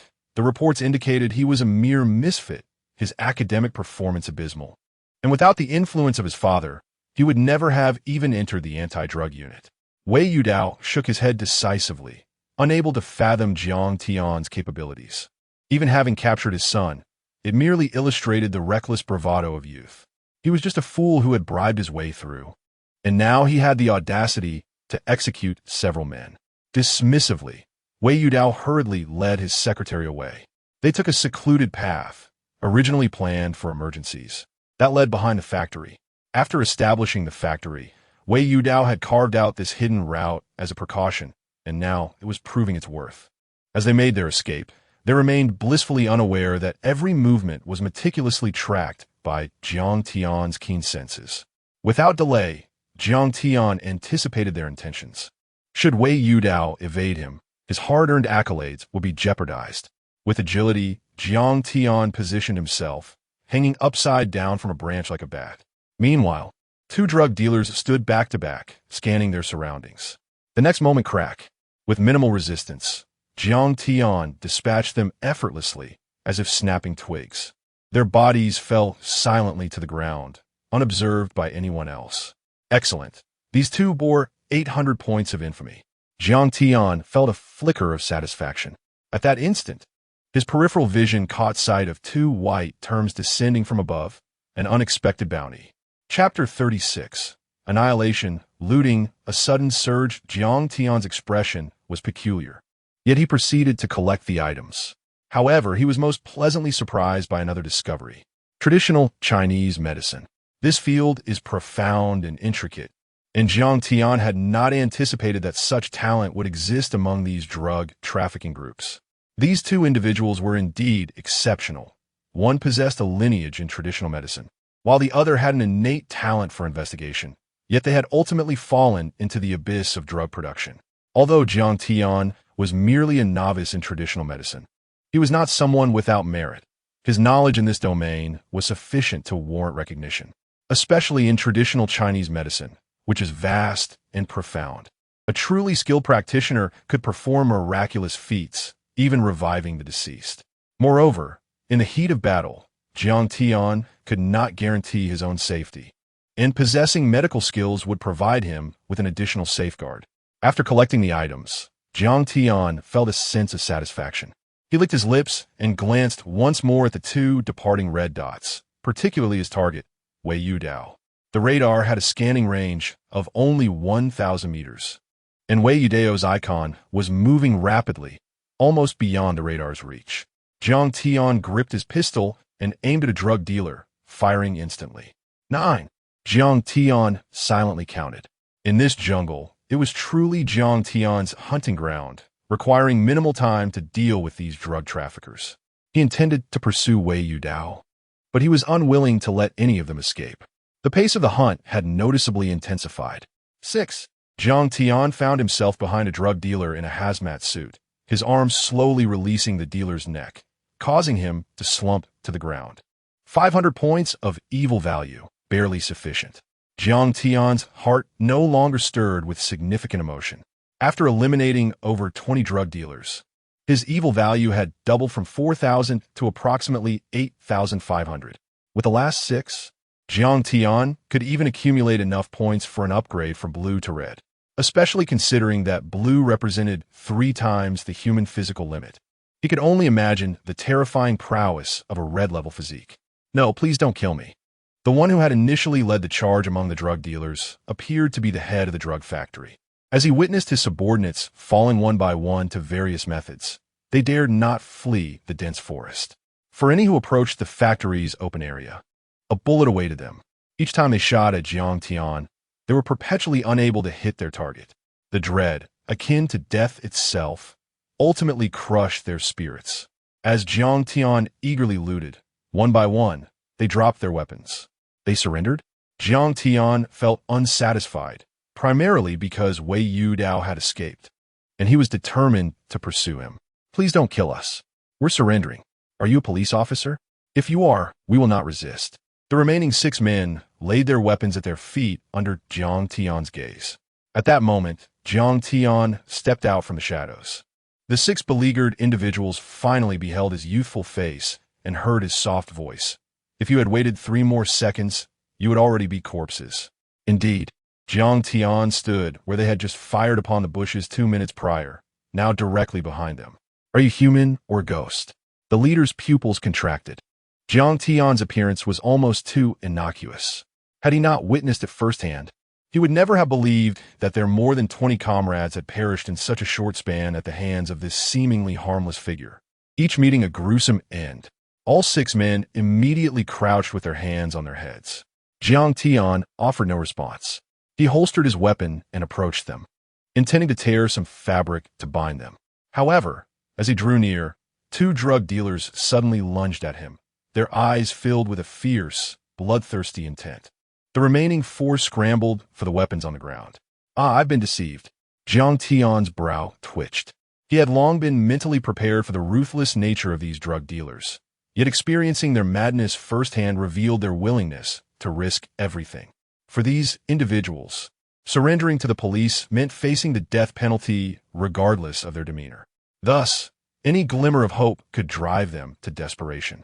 I've long been aware of your wickedness, yet who falls for the trap is uncertain. A smile crept across Jiang Tian's face. The 2 blood-soaked drug dealers lunging at him momentarily faltered. Jiang Tian glanced at the recording device on his chest, shrugging in resignation. I offered you a chance, yet you squandered it. As he spoke, a fist was already hurtling toward him, but Jiang Tian remained unfazed. He seized the wrist of the drug dealer in the hazmat suit, twisting it with a sharp crack before the dealer could even scream. With a slight pull, Jiang Tian yanked him closer, and the next moment, his elbow struck the dealer's temple with a resounding thud. The sound of shattering bone echoed. Before the second drug dealer could approach, Jiang Tian delivered a powerful kick to his chest. The sickening crack resonated through the air. At that moment, Jiang Tian unleashed his lethal technique with unrestrained ferocity. With that seemingly ordinary kick, he shattered the dealer's ribcage, leaving him to writhe on the ground in silence. Meanwhile, the other 4 were just beginning to retrieve their weapons. They barely had time to lift their heads before they were met with Jiang Tian's sinister grin and the barrel of a gun aimed directly at them. "Don't shoot, The leader stammered, his voice trembling in the face of death. "In your next life, don't become a drug dealer." Jiang Tian's voice echoed ominously. Bang, bang, bang. 3 gunshots rang out, plunging the scene into complete silence, littered with lifeless bodies in disarray. Jiang Tian holstered his weapon, not bothering to survey the aftermath. He hastily looted, glancing briefly to discover he had obtained 2 entries. Both were white entries for the skilled system, which almost made Jiang Tian chuckle. Yet he was grateful, as these entries would provide value for future synthesis. In the next instant, Jiang Tian's shadow flickered, and he sprinted at full speed toward the fleeing Wei Yudao. His pace transformed into a blur, embodying the essence of a terrifying speed that surpassed that of a cheetah. With 3 times the physical limit of a human, Jiang Tian could easily overpower a cheetah, a speed that even a 100-meter dash could not match. Congratulations, host. You have judged 25 drug dealers, earning a total of 9,300 evil points. Current evil value, 13,300. As he ran, Jiang Tian could not help but feel elated upon hearing the voice in his mind. In his fervor for destruction and looting, he had scarcely taken the time to assess his accumulated evil value. Upon realizing it, a look of surprise washed over him. Indeed, the report from the system was accurate. His evil value had increased from 5,000 before the operation, then upgraded, with the remaining 4,000 transformed into 13,300. Sufficient for Jiang Tian to elevate a blue entry to red. However, Jiang Tian was not in a rush. He was more than adequately equipped. Compared to the enhancement of his physical capabilities, what he craved most were entries related to criminal investigation and other aspects, reserving these evil points for strategic use in emergencies. Chapter 37. Sun Haibaw's overconfidence in the tranquil village. Some villagers peeked out tonight, seemingly in pursuit of the source of the crackling firecrackers. In stark contrast to this quietude, the entire public security system was in utter disarray. Quick gather. Assemble immediately. Our target is Jailing Mountain. Proceed at full speed. The chaos was palpable. The narcotics officers, especially those on respite, received the urgent call to assemble with great urgency. Fortunately, although dusk had already settled, there remained an emergency response team. Gao Xiaolong and Shen Han, while not directly involved in the urgent operation, remained at the command center, mobilizing all armed forces for assistance. Various units, including the armed police and special forces, swiftly converged on Jailing Mountain. The situation had spiraled into complete chaos, akin to a boiling pot of porridge. Exhilaration surged through the ranks. This was a drug manufacturing facility, a major case of significance. The scale of the operation was monumental. Investigating both upstream and downstream networks would undoubtedly unveil a multitude of individuals involved, leading to an extensive web of drug trafficking. The narcotics officers of Yunhai had long endured the weight of national condemnation. During meetings, they were invariably the targets of criticism, even from provincial narcotics units, who pointed fingers at them. Of the 10 drug cases reported nationwide, 5 were linked to Yunhai. Did the narcotics officers of Yunhai desire such a reputation? No. Previously, they had no choice, but now, with an opportunity at hand, the officers surged forth with fervor. High-ranking officials, we have mobilized a total of 1,000 personnel from the armed police, narcotics teams, and special forces to seal off Jailing Mountain. Shen Han announced after issuing a series of commands, allowing a slight exhale of relief. Good. Gao Xiaolong repeated emphatically, urging them not to underestimate the significance of this major case, which involved dozens of individuals. The numbers associated with both the supply chain and distribution would likely double the final arrest figures. In essence, they were on the brink of a monumental breakthrough. Relay the message. Everyone must rush to Jailing Mountain at all costs, ensuring we arrive before Xiao Jiang encounters any danger, Gao Xiaolong declared with a serious expression. Xianhang, observing Gao Xiaolong affectionately calling out Xiao Zhang's name, felt a pang of envy. He understood that Jiang Tian had already gained the favor of the higher-ups. Though Gao Xiaolong still had a long way to go, he was a high-ranking leader at headquarters. In other words, with Gao Xiaolong's attention, Jiang Tian's future was undoubtedly bright within the public security system. Yet, Shen Han recognized that such admiration was futile.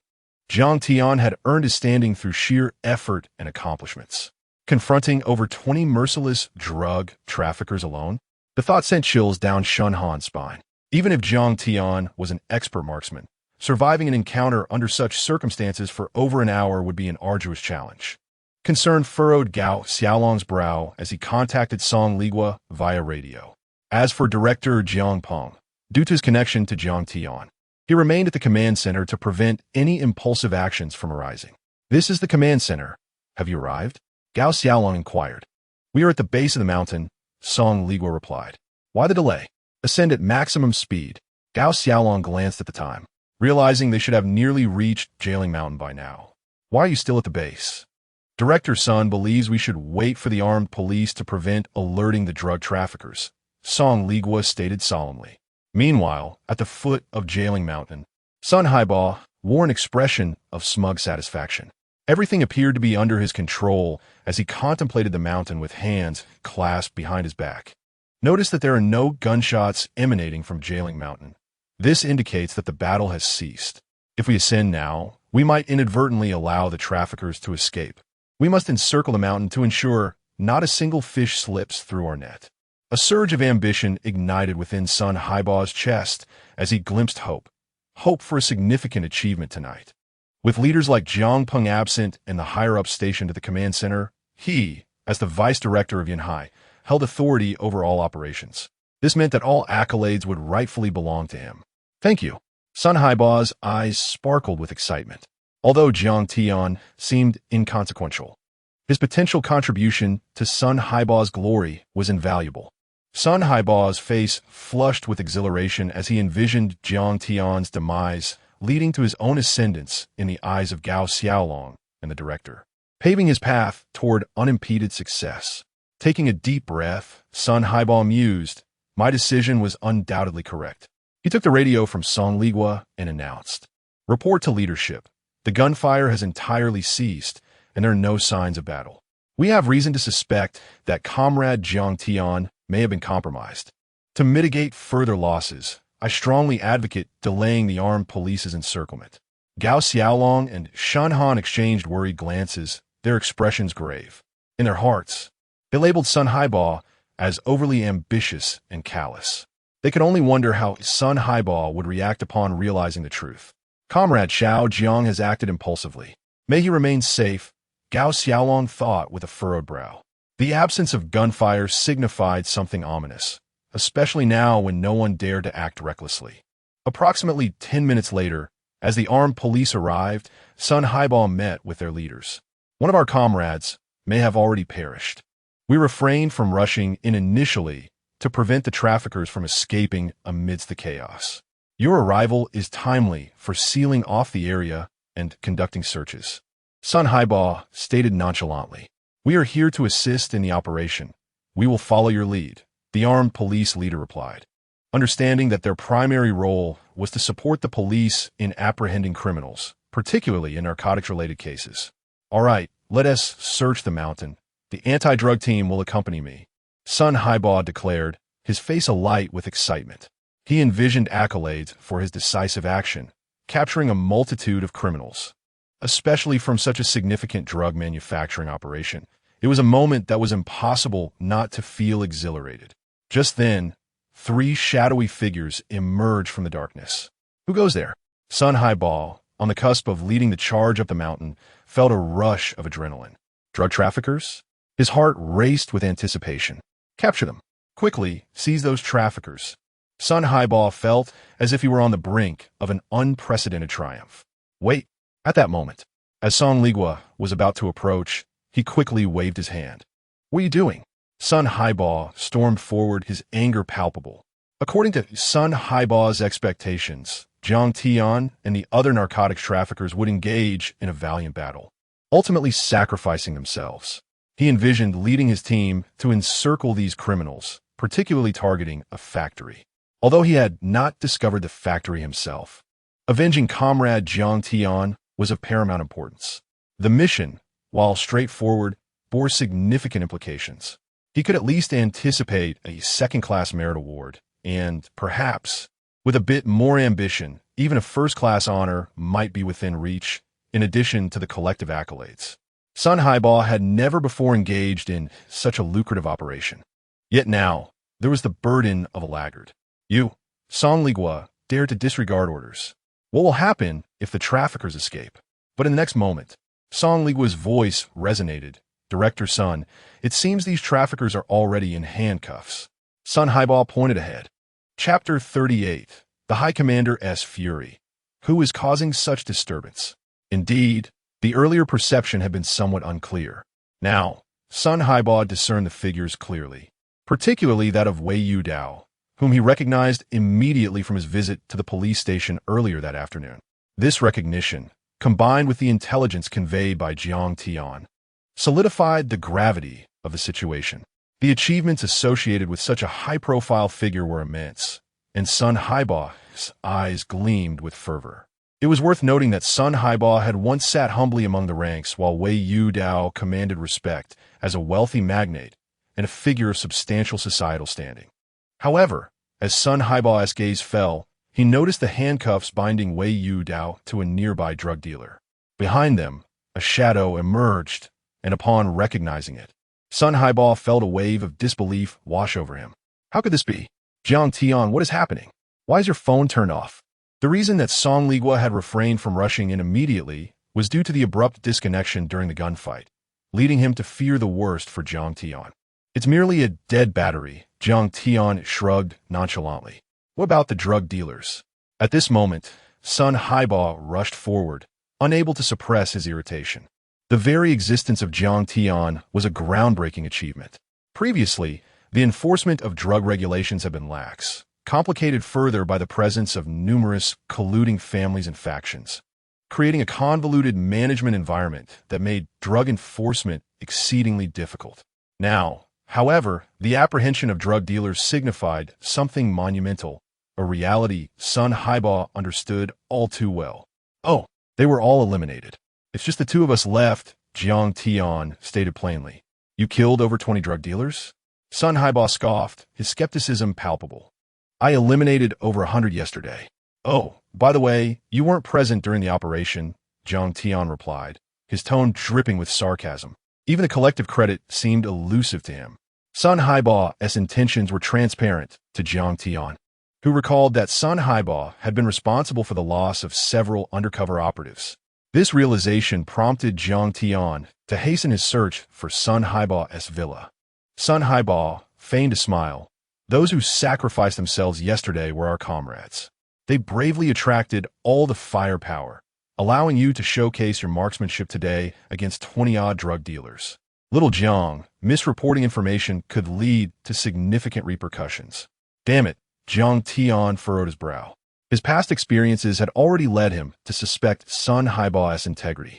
He even harbored doubts about Xiao Bo's motivations for visiting Sun Haiba's residence, suspecting that Sun Haiba might have orchestrated it all to eliminate Jiang Peng and seamlessly ascend to power. Now I understand why Xiao Bo had that cunning mind and access to information. It was likely Sun Haiba's machinations. With this thought, Jiang Tian's conviction solidified. Damn it, Jiang Tian's gaze turned frosty. Yet, he refrained from acting out, recognizing that there was no need to engage with a man on the verge of incarceration, facing the potential of capital punishment. Moreover, given the presence of numerous witnesses, Sun Haiba held the title of deputy director. Jiang Tian, due to Xiao Bo's influence, found himself in a precarious position, a half-exposed identity that he needed to navigate carefully.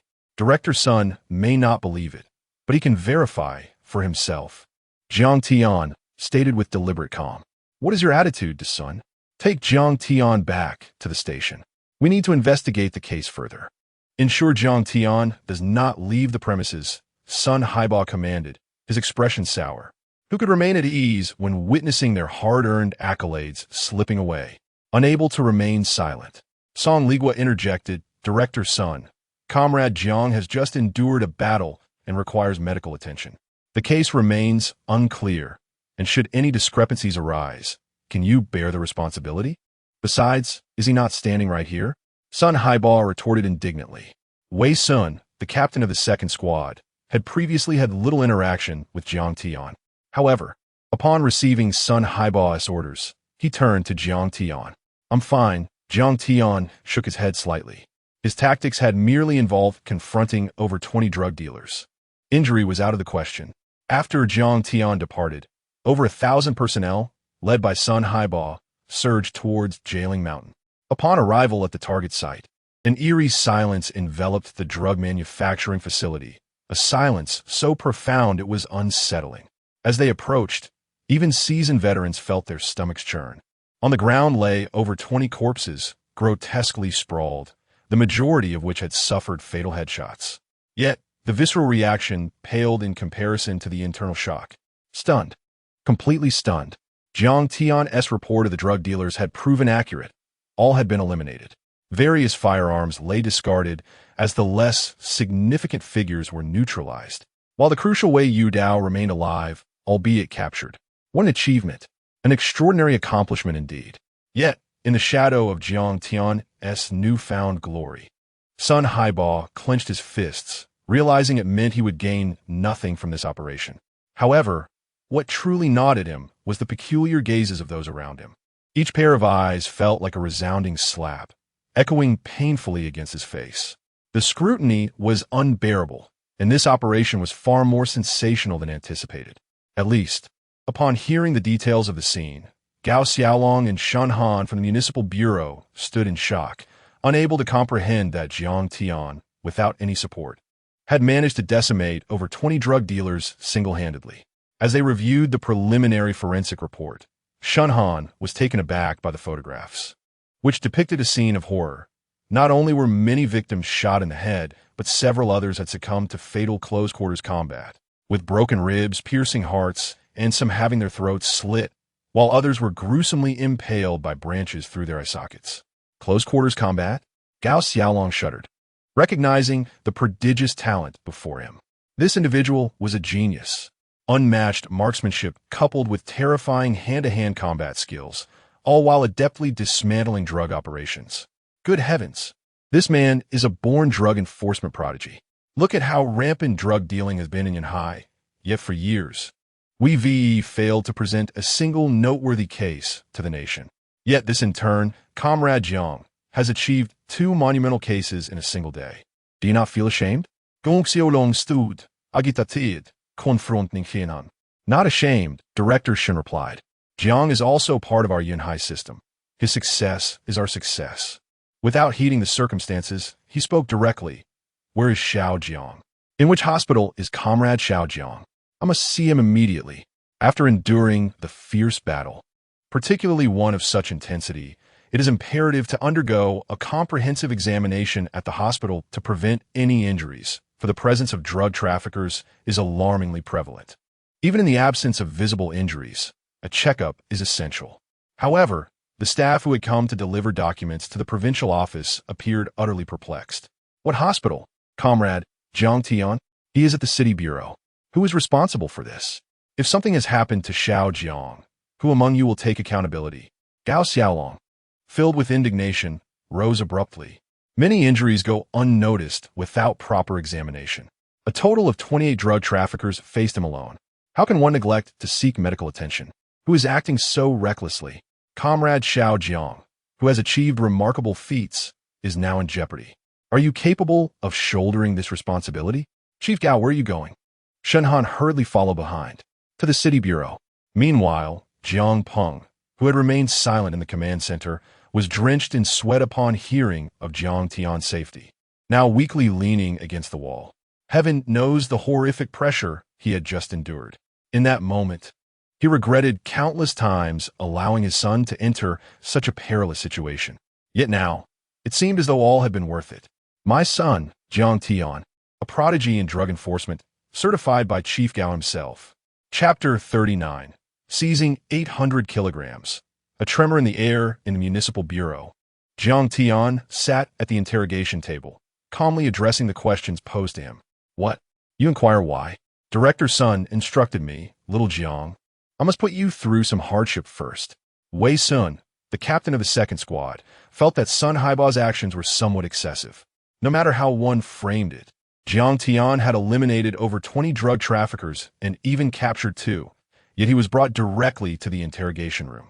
He was required to meticulously answer every question regarding the case, with no room for error. Sun Haiba had even subtly hinted at several points. Why did Jiang Tian's suspect Wei Yudao? How could a drug manufacturing facility so secluded escape the notice of the entire police department, only to be uncovered by a mere intern? Was there some hidden agenda? Moreover, having killed over 20 individuals, who could ascertain if they were all criminals? Was it merely Jiang Tian's word? Sun Haiba's assertions were, undoubtedly, transparent and forthright. Given the gravity of the case, he firmly declared the necessity of keeping Jiang Tian detained until all matters were thoroughly investigated, asserting that releasing him afterward would not pose an issue. As for whether this was a case of personal vendetta, Wei Sun was uncertain. I know you're innocent, and in fact, your contributions are monumental. However, Director Sun has asked me to keep an eye on you. Wei Sun offered Jiang Tian a cushion, recognizing the discomfort of the chair intended for prisoners. Captain Wei, you needn't worry. I understand, Jiang Tian replied with a smile. Wei Sun sighed in relief, fearing that Jiang Tian might harbor resentment towards him. It was widely acknowledged that Jiang Tian was a prodigious talent, garnering significant attention from higher-ups, not to mention being the son of a director. What? You say Jiang Tian is too young for promotion? His father has held a prominent position for many years. Surely he can advocate for him? Ultimately, Jiang Tian's future was indeed bright, and Wei Sun had no desire to offend him unnecessarily. I wonder how you managed to incur Director Sun's displeasure. From a moment you joined the police force, I noticed he seemed to have some reservations about you. Let's have a meal together soon and clear the air, Wei Sun suggested helplessly. Jiang Tian scoffed. With over a decade of experience from his past life, he was well aware of Sun Haiba's intentions, especially after realizing why Xiaobo had so precisely come to his home, coinciding with Gao Xiaolon's presence in Song Ligua's office. If memory served correctly, Song Ligua had been summoned by Director Sun at that time. Thus, Jiang Tian was almost 90% certain that Sun Haiba had orchestrated this situation, using Gao Xiaolon's presence as a cover to manipulate Xiaobo into influencing Jiang Tian's mother. Such underhanded tactics had previously led to the demise of Jiang Tian's family. But this time, Jiang Tian managed to navigate through it, ensuring his father's position remained secure. Sun Haiba would not easily accept this. Moreover, Sun Haiba feared that they might uncover the truth and retaliate. Thus, he would undoubtedly resort to any means necessary to ensure Jiang Tian faltered. The conflict had become irreconcilable. What grievances could I possibly have with Director Sun? If he finds me displeasing, what can I do? Should I apologize simply because he disapproves of me? Jiang Tian retorted coldly. Wei Sun could only manage a wry smile, realizing that he was but a minor bureaucrat caught in a celestial clash, unable to intervene. Meanwhile, Sun Haiba was in a dismal mood. The autopsy report had just come in. Upon storming the factory, they had indeed uncovered a massive drug manufacturing site concealed beneath a steel plant. At that moment, the factory lay eerily silent, filled with various raw materials and tools for drug production. Director, we've discovered 800 kilograms of drugs here, all pure. Good heavens, if this were to spread, how many families would be devastated? Exclaimed an elated narcotics officer as he emerged, proudly leading a police dog. What did you say? Sun Haiba's head felt ready to explode. 800 kilograms. This was the kind of quantity that warranted the death penalty. Sun Haiba clenched his fists. There were times when the entire division struggled for months without seizing such a terrifying amount of ice. The sheer scale of this discovery, combined with the drug factory, could easily earn 2 or 3 individuals a first-class commendation. Yet, such accolades seemed to elude him, as the fruits of their labor were being reaped by others. The more drugs they uncovered, the greater Jiang Tian's merit became. Director Sun, we can now confirm that this is indeed a significant group of drug traffickers. Wei Yudao's vehicle was parked outside, indicating that he is the mastermind behind this operation. This surely clears Jiang Tian of any wrongdoing, doesn't it? Song Ligua interjected. Sun Haiba furrowed his brow and replied dismissively, Little Song, we represent the interests of the state and the people. We must set aside personal feelings. While it is true that Jiang Tian's discovery was commendable, he acted without authorization. Who granted him the right to take such actions? How can we trust his account? Allowing personal feelings to influence our investigation would betray the trust of the people. Song Ligua clenched his fists, feeling the flames of anger rise within him. Jiang Tian had worked tirelessly to solve this case. After a fierce battle lasting through the night, today he had cracked 2 major drug trafficking cases. This current case, involving the drug factory, was monumental. In light of this, rather than ensuring Jiang Tian's well-being, Sun Haiba chose to suspect his own comrade. Little Song, do you have any objections? Sun Haiba, as the chief commander of this operation, inquired with displeasure, astonished that anyone would dare defy his orders. Did he think that being close to Jiang Peng granted him immunity from scrutiny? A shadow flickered in Sun Haiba's eyes, revealing his discontent. At that very moment, Gao Xiaolong and Shun Han had just arrived at the city bureau's entrance. Shun Han, holding a phone, appeared utterly exhilarated. What's going on? Gao Xiaolong asked, his brow furrowed. Good news, Boss Gao. We have seized 800 kilograms of ice from the drug factory. Xian Han exclaimed joyously. This unprecedented seizure was monumental. 800 kilograms. What an astounding figure. If sold, the financial implications would reach astronomical sums, easily exceeding 8 digits. Wei Yudao was indeed a formidable figure, having achieved great success. If it weren't for Jiang Tian, who could have imagined that he was the notorious drug lord of Yanhai? Shun Han marveled at the implications, considering the extensive network involved. Ultimately, the allure of profit drives these individuals to madness. They earn terrifying sums, yet still chase after petty gains, creating a psychological disparity that entraps many traffickers deeper into their criminal lives. Gao Xiaolong had long comprehended the criminal psychology of such individuals.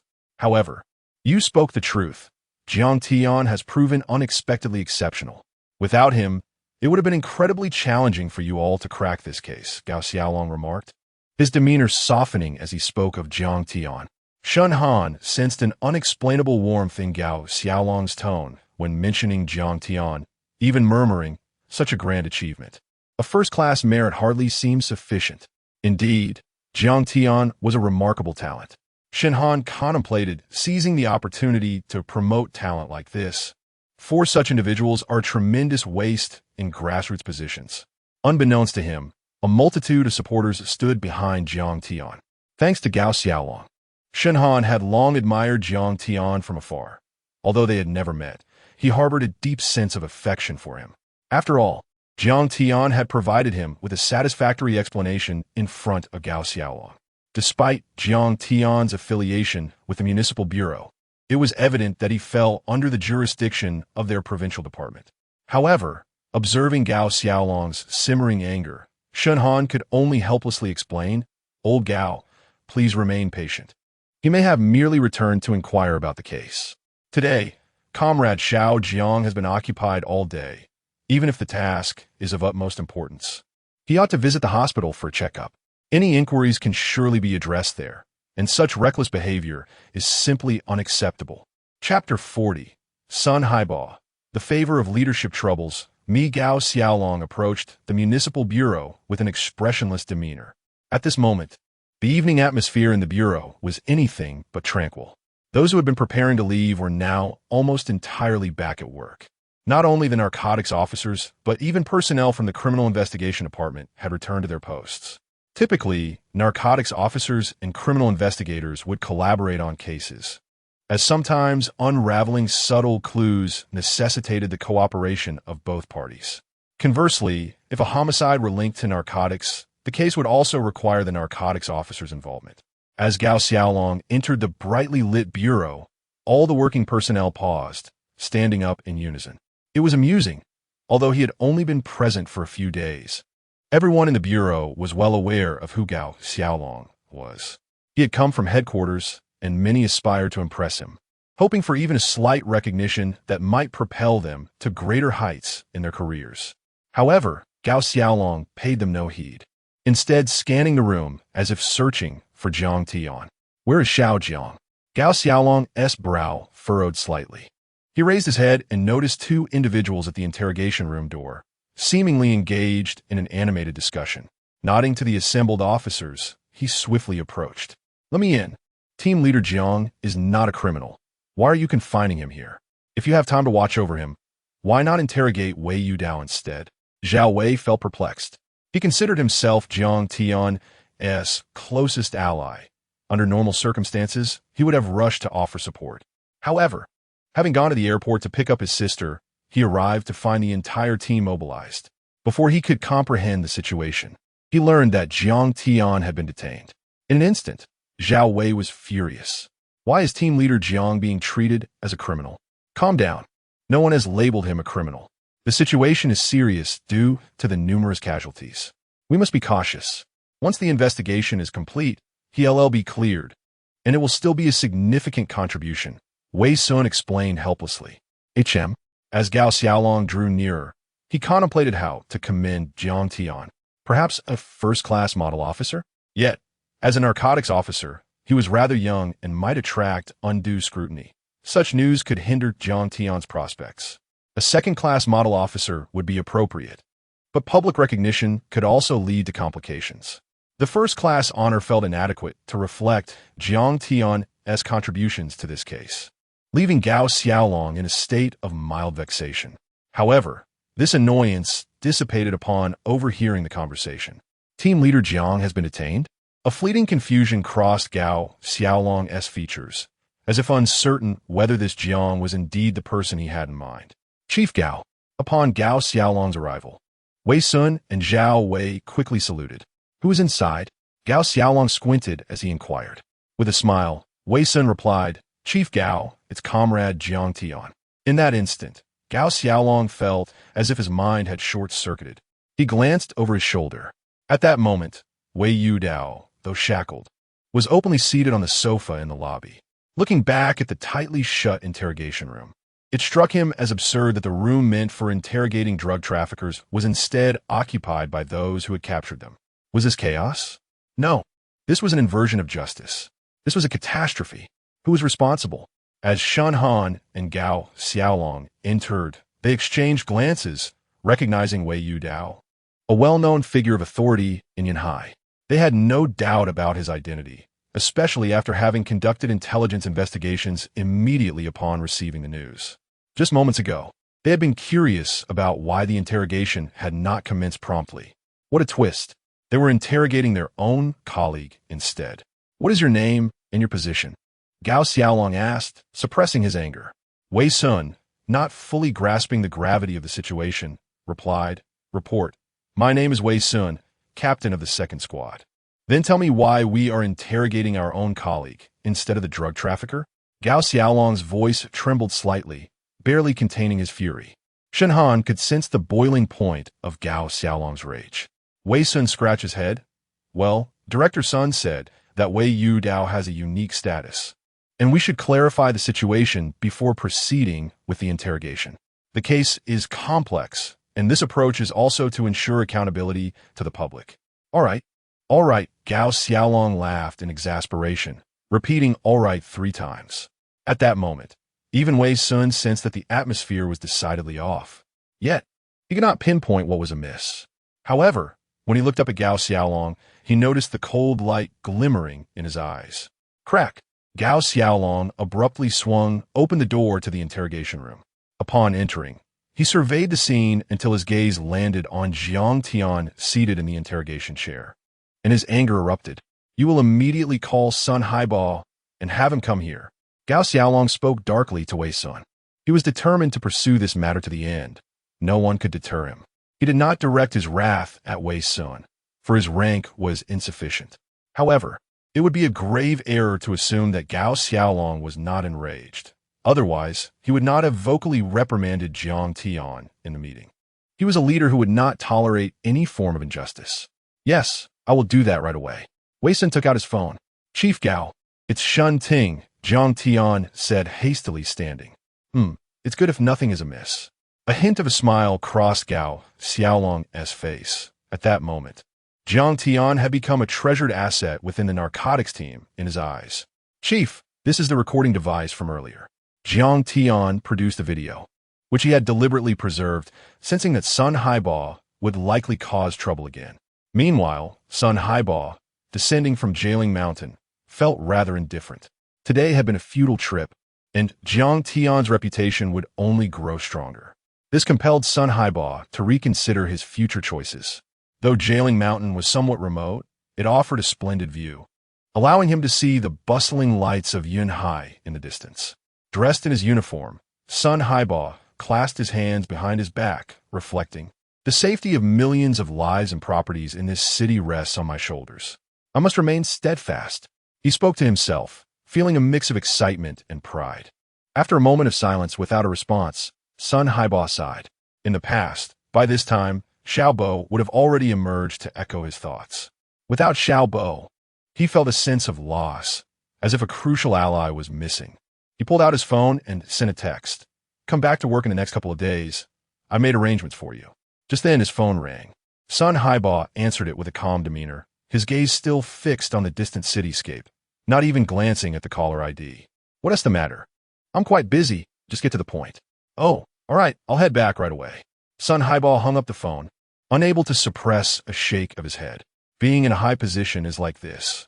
One is often at the mercy of circumstances. The favor from leadership continues to astonish me.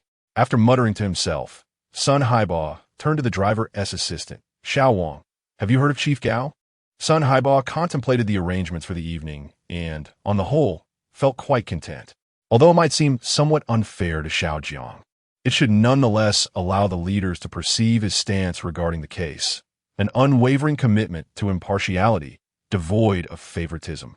"Director, are you going to meet with the senior official?" "I saw it on television," exclaimed Xiao Wang, somewhat surprised and excited. "You're a promising young man. I have high hopes for you. Work diligently, and you may find yourself on the path to permanent status," Sun Haiba replied, feeling quite pleased with the compliment. Before long, he was drawing closer to the city bureau. While he may not have accrued significant accolades, he took solace in his hard work. Suppressing his inner excitement, he cast a glance at the bustling urban landscape. In this moment, Sun Haiba strode confidently into the city bureau. However, as he surveyed his surroundings, he sensed something amiss. The very individuals who typically greeted him with salutes were now hastily bowing their heads, as if they feared being implicated in something, avoiding his gaze entirely. Chapter 41. Attention from the big shot. We now have a powerful backing. Meanwhile, in the conference room, Jiang Tian, along with Gao Xiaolong and others, was watching the recorded footage.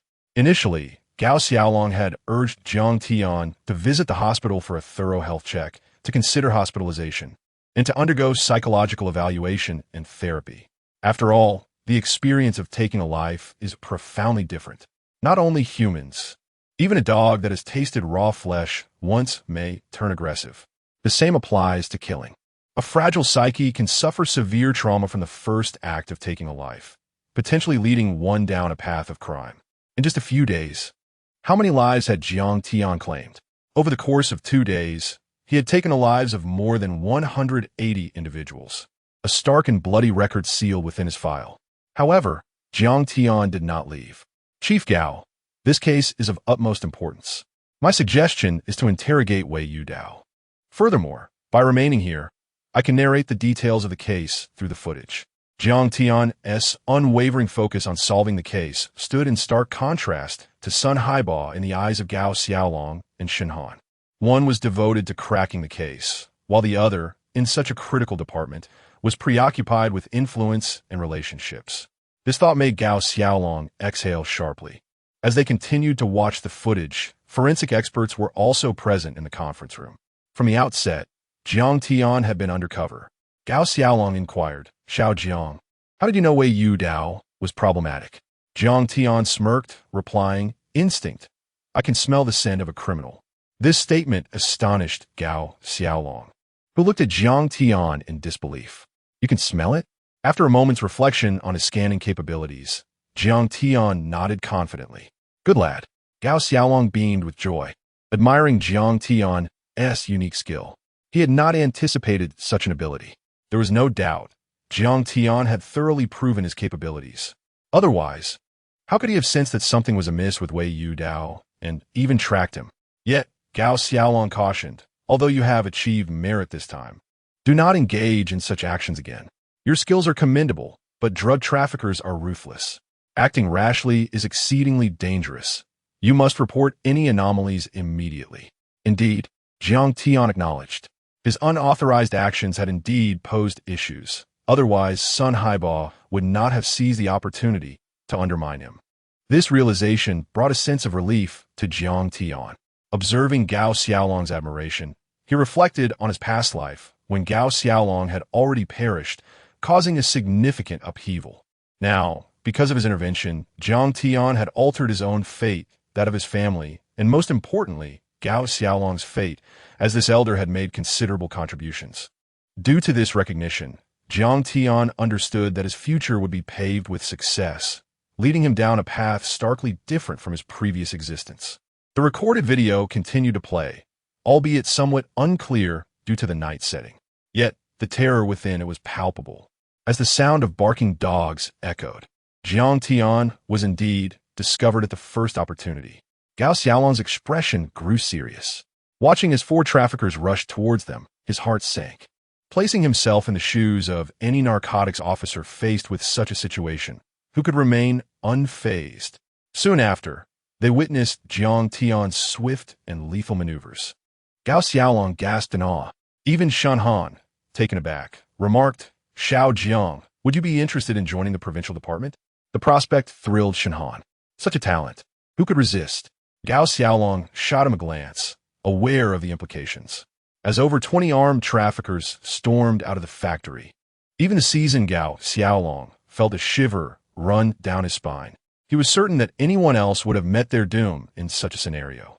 The sheer terror of witnessing Jiang Tian's speed, he moved almost instantaneously, changing positions after each shot, was overwhelming.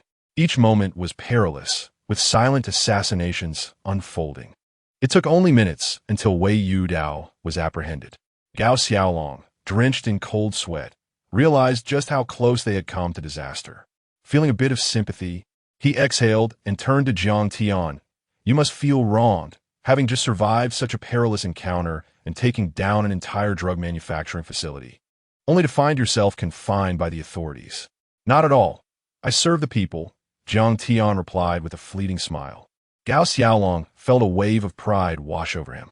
He had initially thought Jiang Tian, being young, would be irate at such treatment. Yet he was astonished by Jiang Tian's maturity. With Jiang Tian's achievements and capabilities, coupled with his background, even if he confronted Sun Haiba directly, the latter would struggle to retaliate. Yet, without foresight, one could only act impulsively, leading to challenges and assuming greater responsibilities. Now, witnessing Jiang Tian's performance, Gao Xiaolong's admiration for him deepened. "Here is my phone number. Feel free to call me if you need anything." He handed Jiang Tian a business card, which bore only 5 words: Headquarters Gao Xiaolong, along with his phone number. She understood the significance of this gesture. Gao Xiaolong was not one to tolerate incompetence and had never before openly supported anyone in such a manner. Now, he had directly provided his contact information, signifying Jiang Tian's entry into Gao Xiaolong's favor. Jiang Tian quickly tucked the card away, his excitement nearly overwhelming despite years of stoic composure. This meant that besides having a director as a father, he now had a powerful ally at headquarters. While Jiang Tian was absorbed in this realization, he caught sight of someone at the conference room door. To his surprise, it was Sun Haiba, whose eyes appeared slightly red. Perhaps from jealousy? Sun Haiba was indeed seething. The mere thought that Gao Xiaolong had given Jiang Tian his card and contact information ignited a storm within him. The perception of this fair and just authority figure, making an exception for Jiang Tian, left Sun Haiba envious, as it signified that Jiang Tian would undoubtedly ascend swiftly in his career. Sun Haiba felt disgruntled. Is Jiang Tian merely lucky and skilled? Will that alone suffice for success? Despite lacking significant achievements, Sun Haiba had endured his share of struggles. Why could he not receive a measure of respect as well? Chapter 42. Who gives you the right to target heroes? Director Gao, you summoned me. Rest assured, We have effectively resolved all follow-up issues. Through arduous investigations by our municipal bureau and treating every suspect with equality and without discrimination, we have reached a comprehensive conclusion regarding this case. Sun Haiba stepped forward, eager to speak, not seeking accolades for himself, but striving to showcase his diligence. However, he was oblivious to the storm brewing within Gao Xiaolong. Upon hearing his words, Gao Xiaolong's countenance darkened, and he coldly retorted, "Your so-called equal treatment means allowing a notorious drug lord to lounge on the sofa without interrogation, while imprisoning our greatest hero, who captured him and dismantled the drug factory in a dark room. Chief, my primary concern was Wei Yudao's special status as a representative at the conference. I thought it prudent to report upwards before taking action," Sun Haiba explained. Strictly speaking, his reasoning held merit, yet he failed to recognize that Gao Xiaolong was a man who could not tolerate injustice. His explanation only fueled Gao Xiaolong's fury. "So you would imprison a hero for the sake of protocol, Sun Haiba? Who grants you the authority to target heroes? Who gives you the right to wield privilege? Let me remind you, authority is bestowed by the people, and equality is not just an ideal, but a fundamental principle.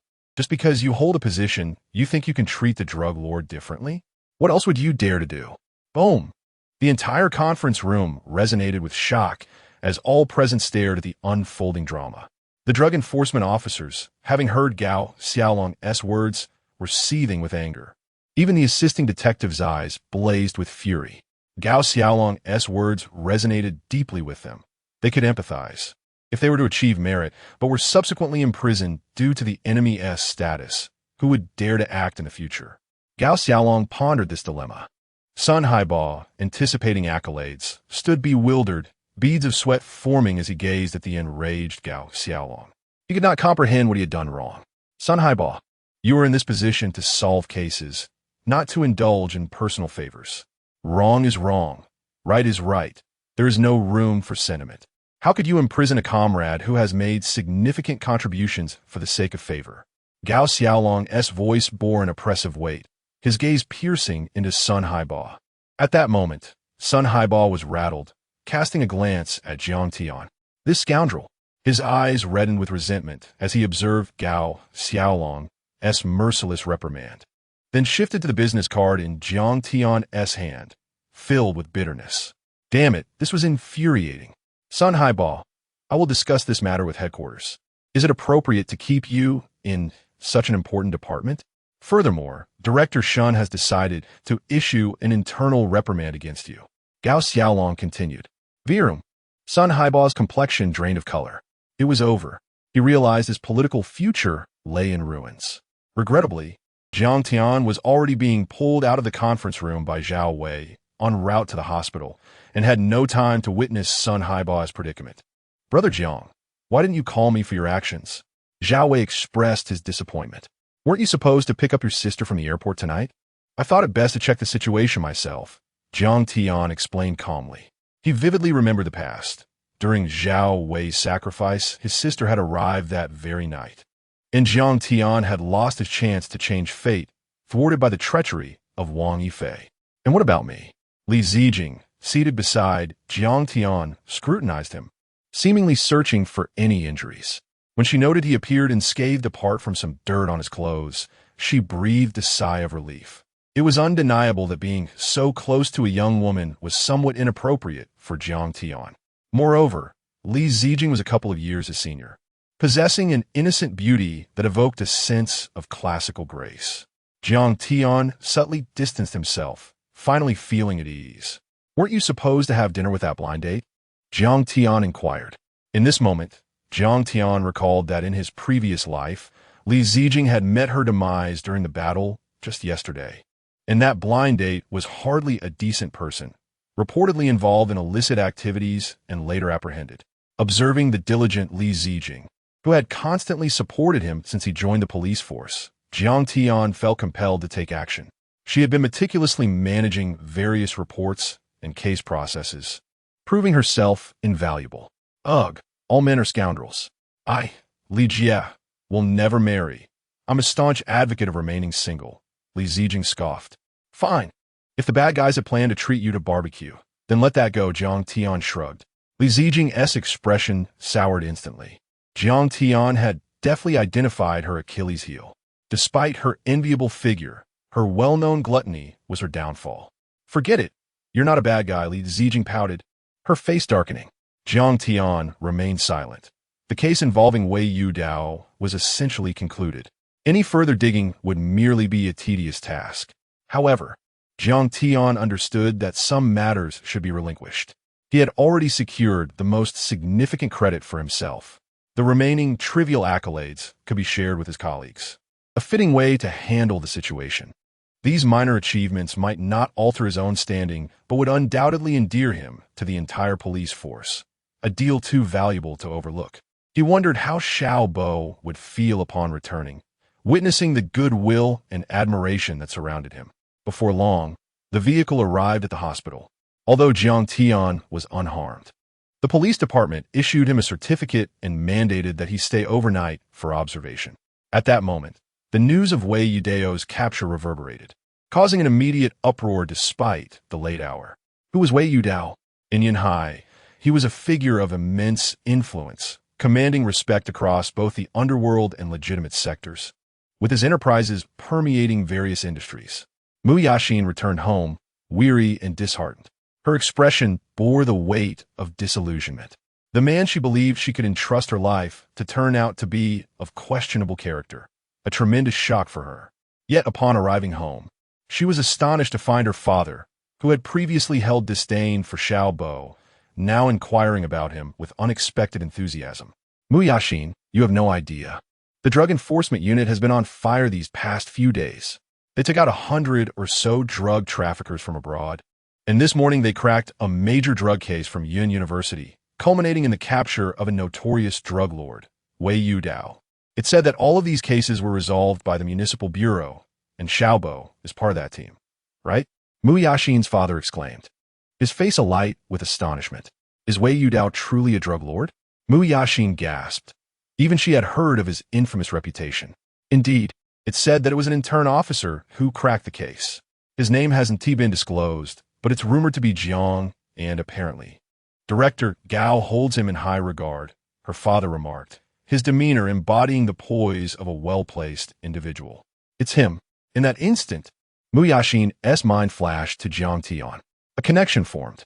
At that moment, curiosity and a desire to explore blossomed within Mu Yaxin, accompanied by an unacknowledged sense of admiration for Jiang Tian. It appears that Xiao Bo has successfully passed the test. As far as I know, it must have required the collective efforts of at least 2 or 3 individuals. Should he exert himself a bit more, Xiao Bo might even achieve personal recognition. It seems he has indeed cleared this hurdle. Muya's father nodded with a broad smile. Aye, Muya Bitadip. She wished to sever all ties with Xiao Bo completely, yet she found herself unable to summon the resolve to do so. The values instilled in her since childhood emphasized loyalty and steadfastness. Although her connection with Xiao Bo was tenuous and undefined, she feared that yielding too easily would render her capricious. I understand, but Dad, I wish to go camping tomorrow, and I insist that you do not send anyone to follow me. Muya desired some solitude to thoughtfully contemplate how to navigate her predicament. Holding her phone, she gazed at Xiao Bo's heartfelt messages, filled with apologies and a tone of pleading, imploring for forgiveness just once. Chapter 43. Endless Endurance. I am invincible. You are free to choose in the city hospital. The morning sun gently cascaded its golden rays. Yet, upon a peculiar hospital bed, Wang Yifei found it hard to accept the news she had just received. We are truly sorry. We have done all we could, but regrettably, the nerves in your left leg are severed. You may have to rely on crutches to walk in the future, spoke the doctor, his voice tinged with sorrow. For Wang Yifei, this revelation struck like a bolt from the blue. Did this mean she would become disabled? Once filled with disdain for the disabled, Wang Yifei had prided herself on her lofty stature, particularly after discovering Jiang Tian's status as a second-generation affluent individual, which only fueled her sense of superiority. Yet now, to be told her leg would be impaired? No, this cannot be true.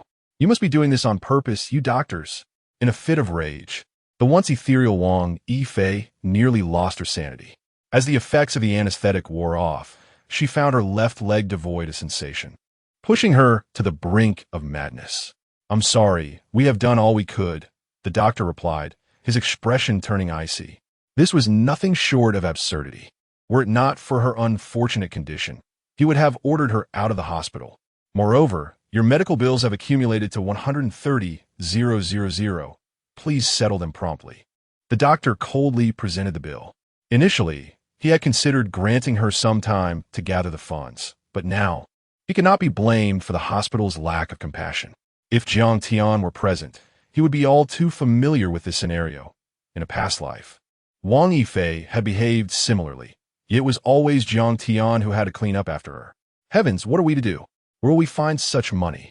The doctor furrowed his brow, unwilling to engage further. If the fees remain unpaid, we will have to discontinue treatment. Should an infection arise, amputation may become a possibility. As the doctor exited, Wang Yifei's parents arrived, their expressions reflecting utter despair. After a tearful outburst, Wang's mother suddenly appeared enlightened, her eyes gleaming as she exclaimed, "Jiang Tian."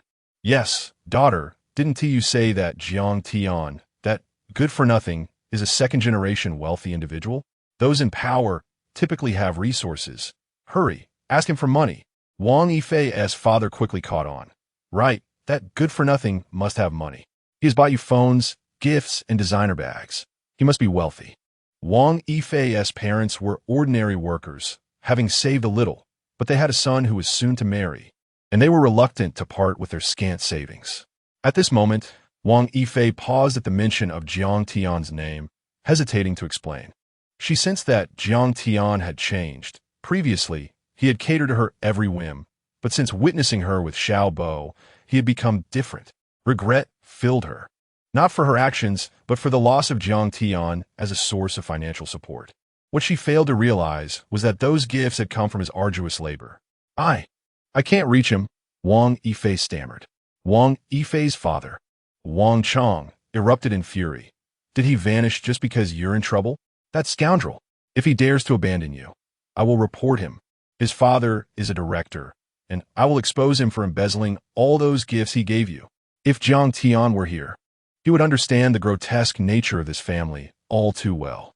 In a previous life, during Wang Yifei's brother's wedding preparations, they had squandered all of Jiang Tian's family's inheritance without a second thought.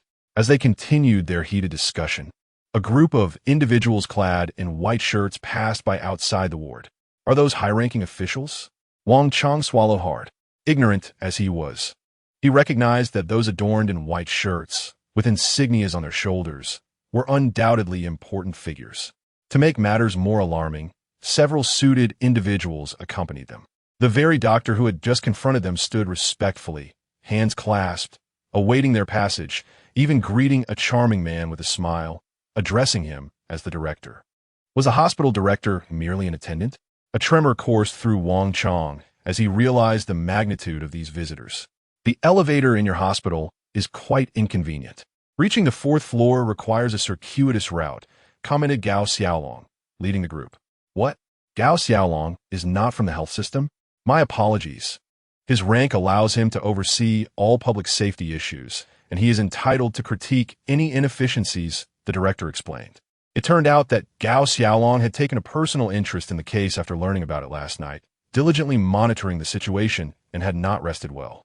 He was anxious about Jiang Tian, whom he considered a precious asset.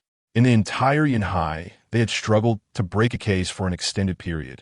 But Jiang Tian had resolved 2 high-profile cases within a day. After deliberation, he and Director Shun had decided to nominate Jiang Tian for the title of Drug Enforcement Pioneer. However, considering Jiang Tian's youth and recent promotion, they were cautious about promoting him again too soon. This honorary title would serve as a significant accolade, and thus, they had come early to deliver this good news to him. "Director, the 1st floor allows direct access. Our 4th floor can also be reached without switching elevators. It was merely coincidental that we took this elevator," the director clarified.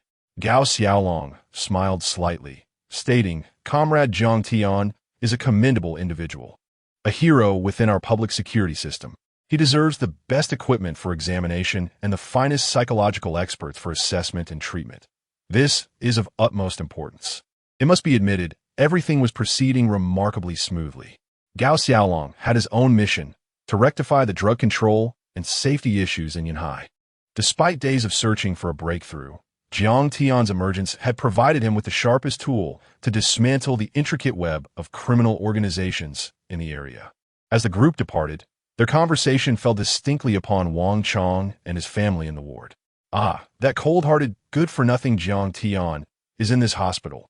This is splendid news. With those leaders present, if he refuses to help us financially, we shall make a scene and report his family's corruption. Wang Chang's face lit up with excitement. Wang Yifei, initially poised to explain, swallowed her words. She did not wish for amputation. She wanted to believe the doctor's words about recovery and the possibility of walking normally again. However, this required substantial medical expenses.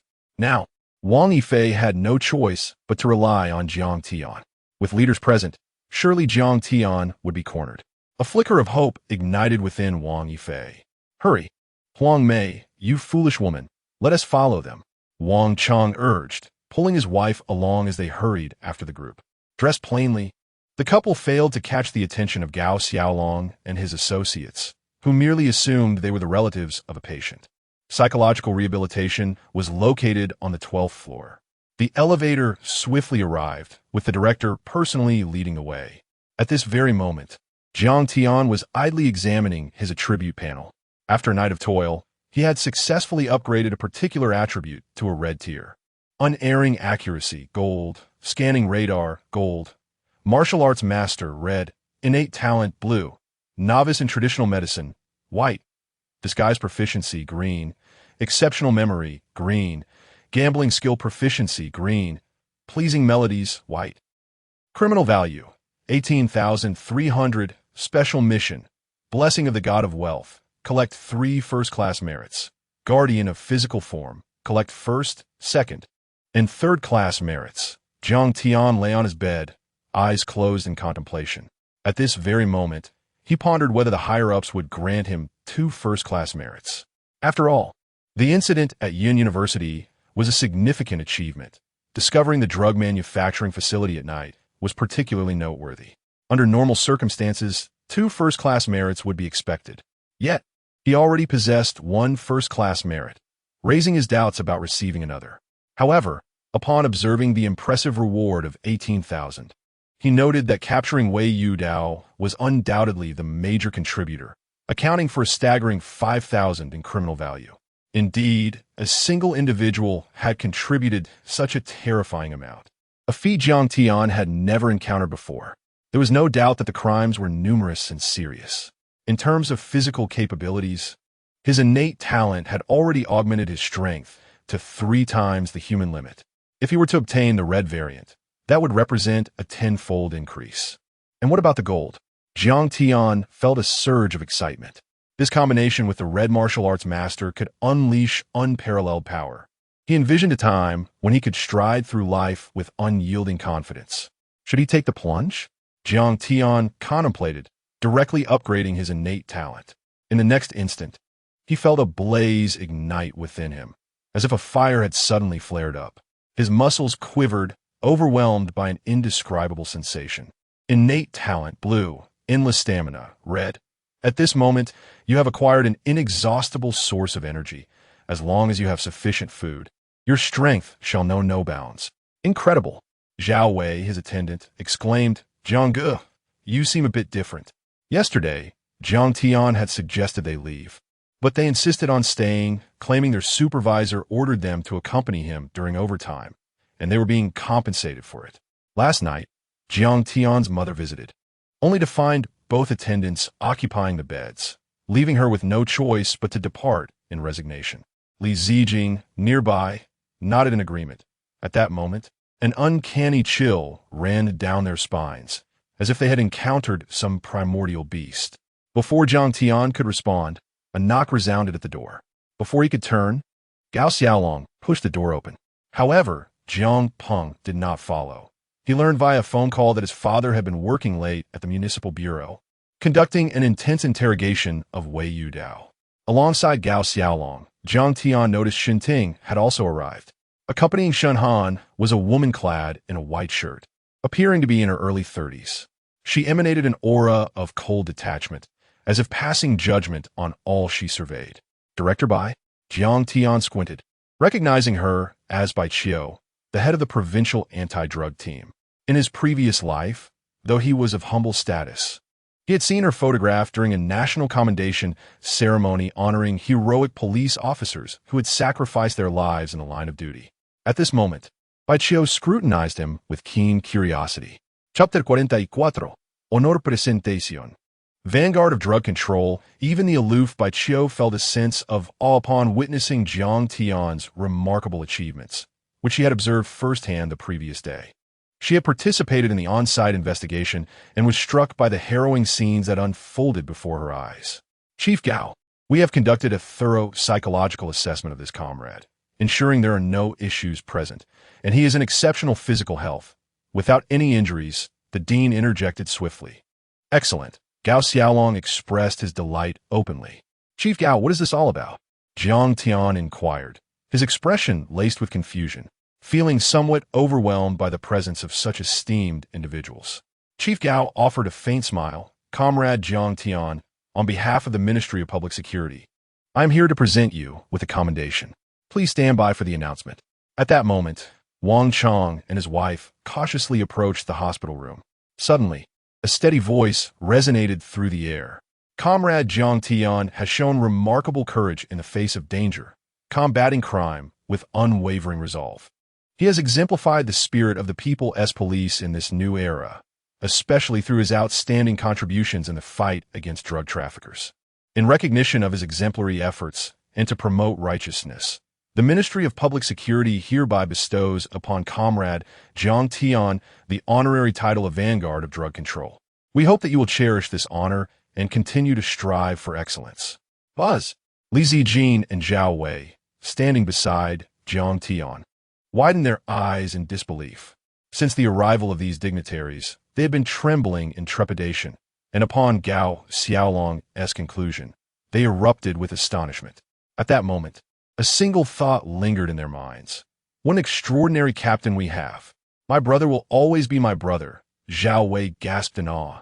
The title of Vanguard of Drug Control lit up Jiang Tian's eyes. Although it may not be a national hero title within the entire police system, it undoubtedly served as a significant affirmation for him. Moreover, Jiang Tian remained unperturbed, for he had only returned to life 2 days prior and had been in the police force for merely a month, with a year of internship still ahead of him. Being promoted ahead of schedule felt excessive. He understood that haste could lead to adverse outcomes. Despite his fearlessness, he aspired to eradicate evil and rise above the ordinary in this life. Thank you, Chief. Jiang Tian expressed his gratitude. Gao Xiaolong shook his head. Your honor certificate is already being expedited through the Ministry of Public Security's approval process and will be delivered to you in a few days, along with your merit medal. Jiang Tian felt a twinge of disappointment. He had hoped to gather the good fortune of the God of Wealth today. In truth, the astonishment was not limited to Li Zijin and Zhao Wei. 2 others outside the door were equally taken aback. Wang, what does the title of Vanguard of Drug Control mean? Huang Mei asked, feeling somewhat guilty, having noticed the favorable demeanor of the leaders towards Jiang Tian. Wang Chong, brimming with excitement, replied, What kind of question is that? It clearly signifies a significant achievement. With so many leaders present, it must be a major accomplishment. Who knows? This might lead to a bright future for him. He is so fond of Wang Yifei. Not only could he secure funds for medical expenses, but perhaps, for his own bright future, he could even extort a bit from these officials who have money to spare. We only need a fraction of what they possess. Moreover, Wang Chang's mind was racing with thoughts of connecting his daughter, Wang Yifei, with Jiang Tian, believing that even if they had to rely on him, they could profit immensely from Jiang Tian's connections. At that moment, the guard station at the door finally spoke up. Who are you, and what are you doing here? We're the patient's in-laws. What kind of attitude is this? Wang Chong retorted boldly. Meanwhile, Jiang Tian was engaged in conversation with Bai Chiu. Comrade Xiao Jiang, our team has recently received information about a drug deal occurring in the Dongqing area of Yanhai.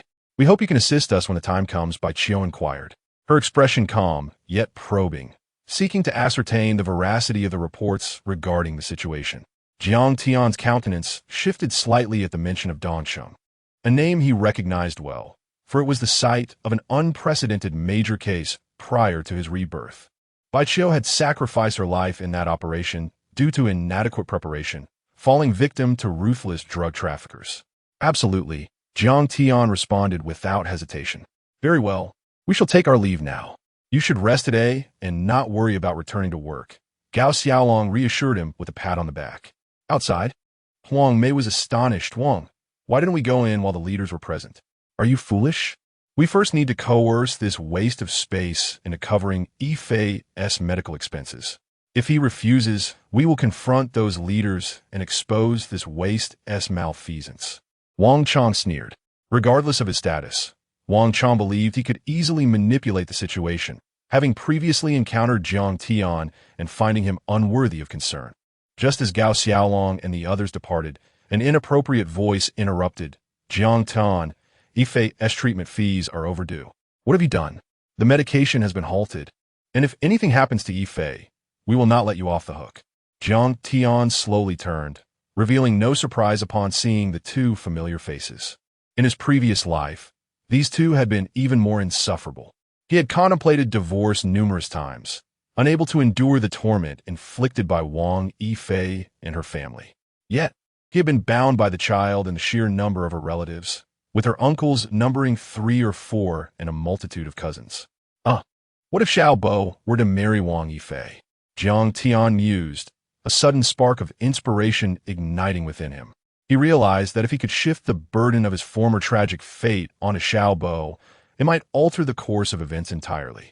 Jiang Tian felt a shiver run through him as he comprehended Wang Yifei's true nature. Initially, her relationship with Xiao Bo was fueled by genuine affection and excitement, but eventually, it would transform into a pursuit of his power and status. Without Jiang Tian, the novelty would fade, revealing Wang Yifei's true colors, and she would undoubtedly create havoc for Xiao Bo's family, who hailed from a humble background. Feigning surprise, Jiang Tian remarked, Uncle Wang, we have already broken up.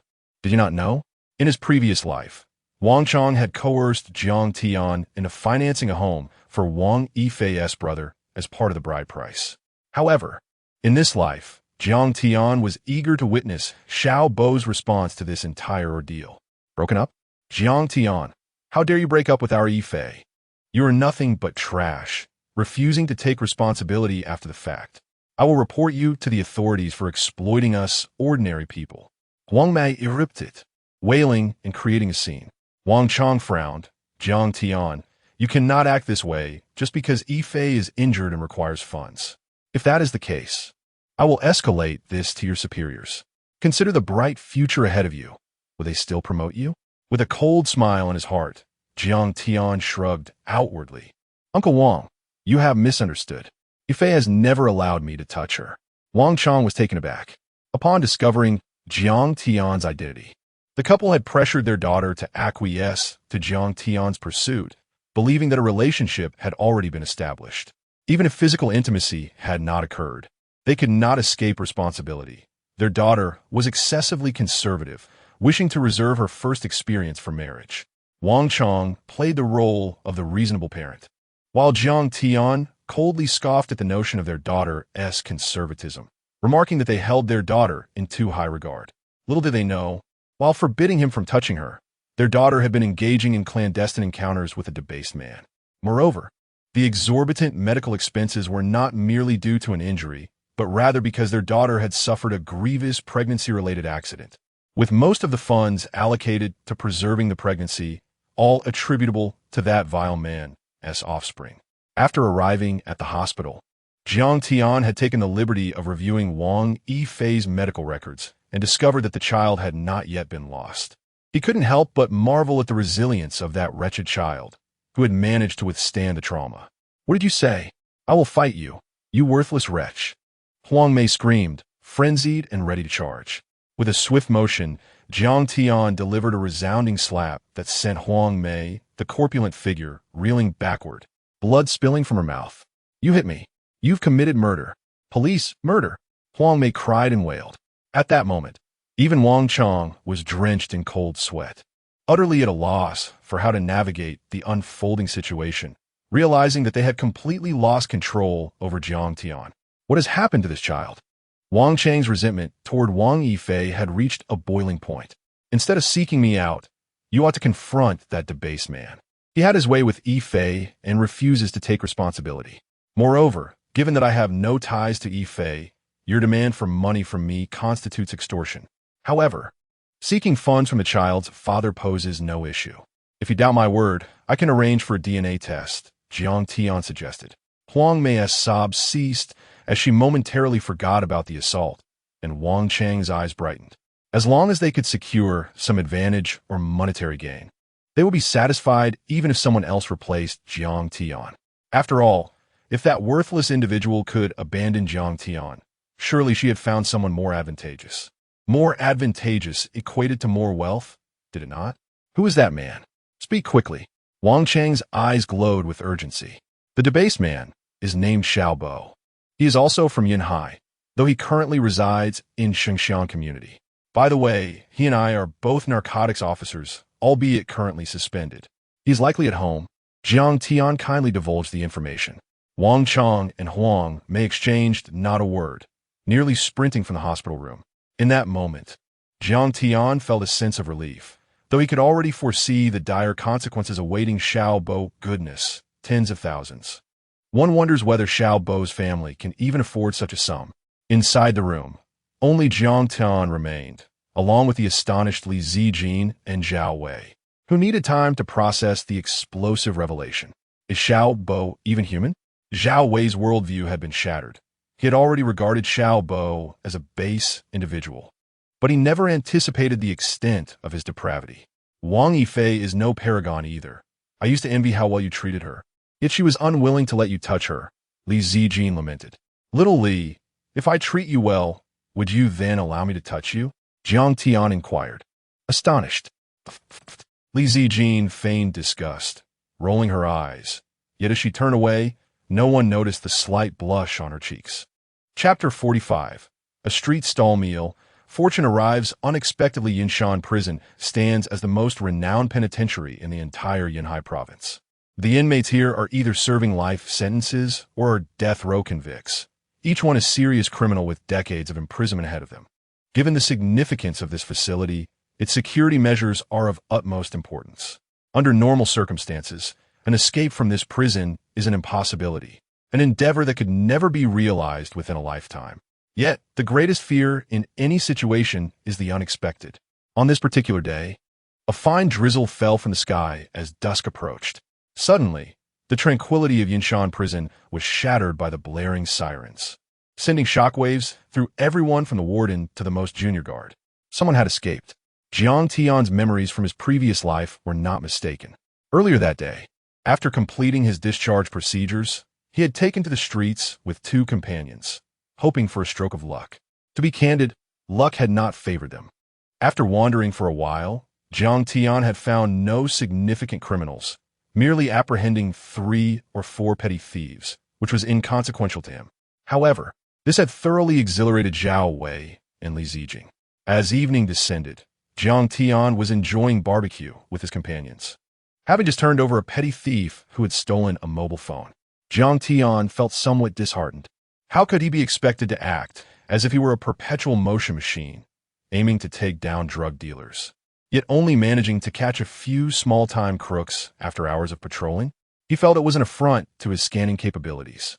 Captain Jiang, this is fantastic. Today, we've solved 3 cases and safeguarded the people's property, Zhao Wei exclaimed, his face brimming with satisfaction. Jiang Tian sighed, thinking how easily satisfied this naive boy was. Delicious, delicious.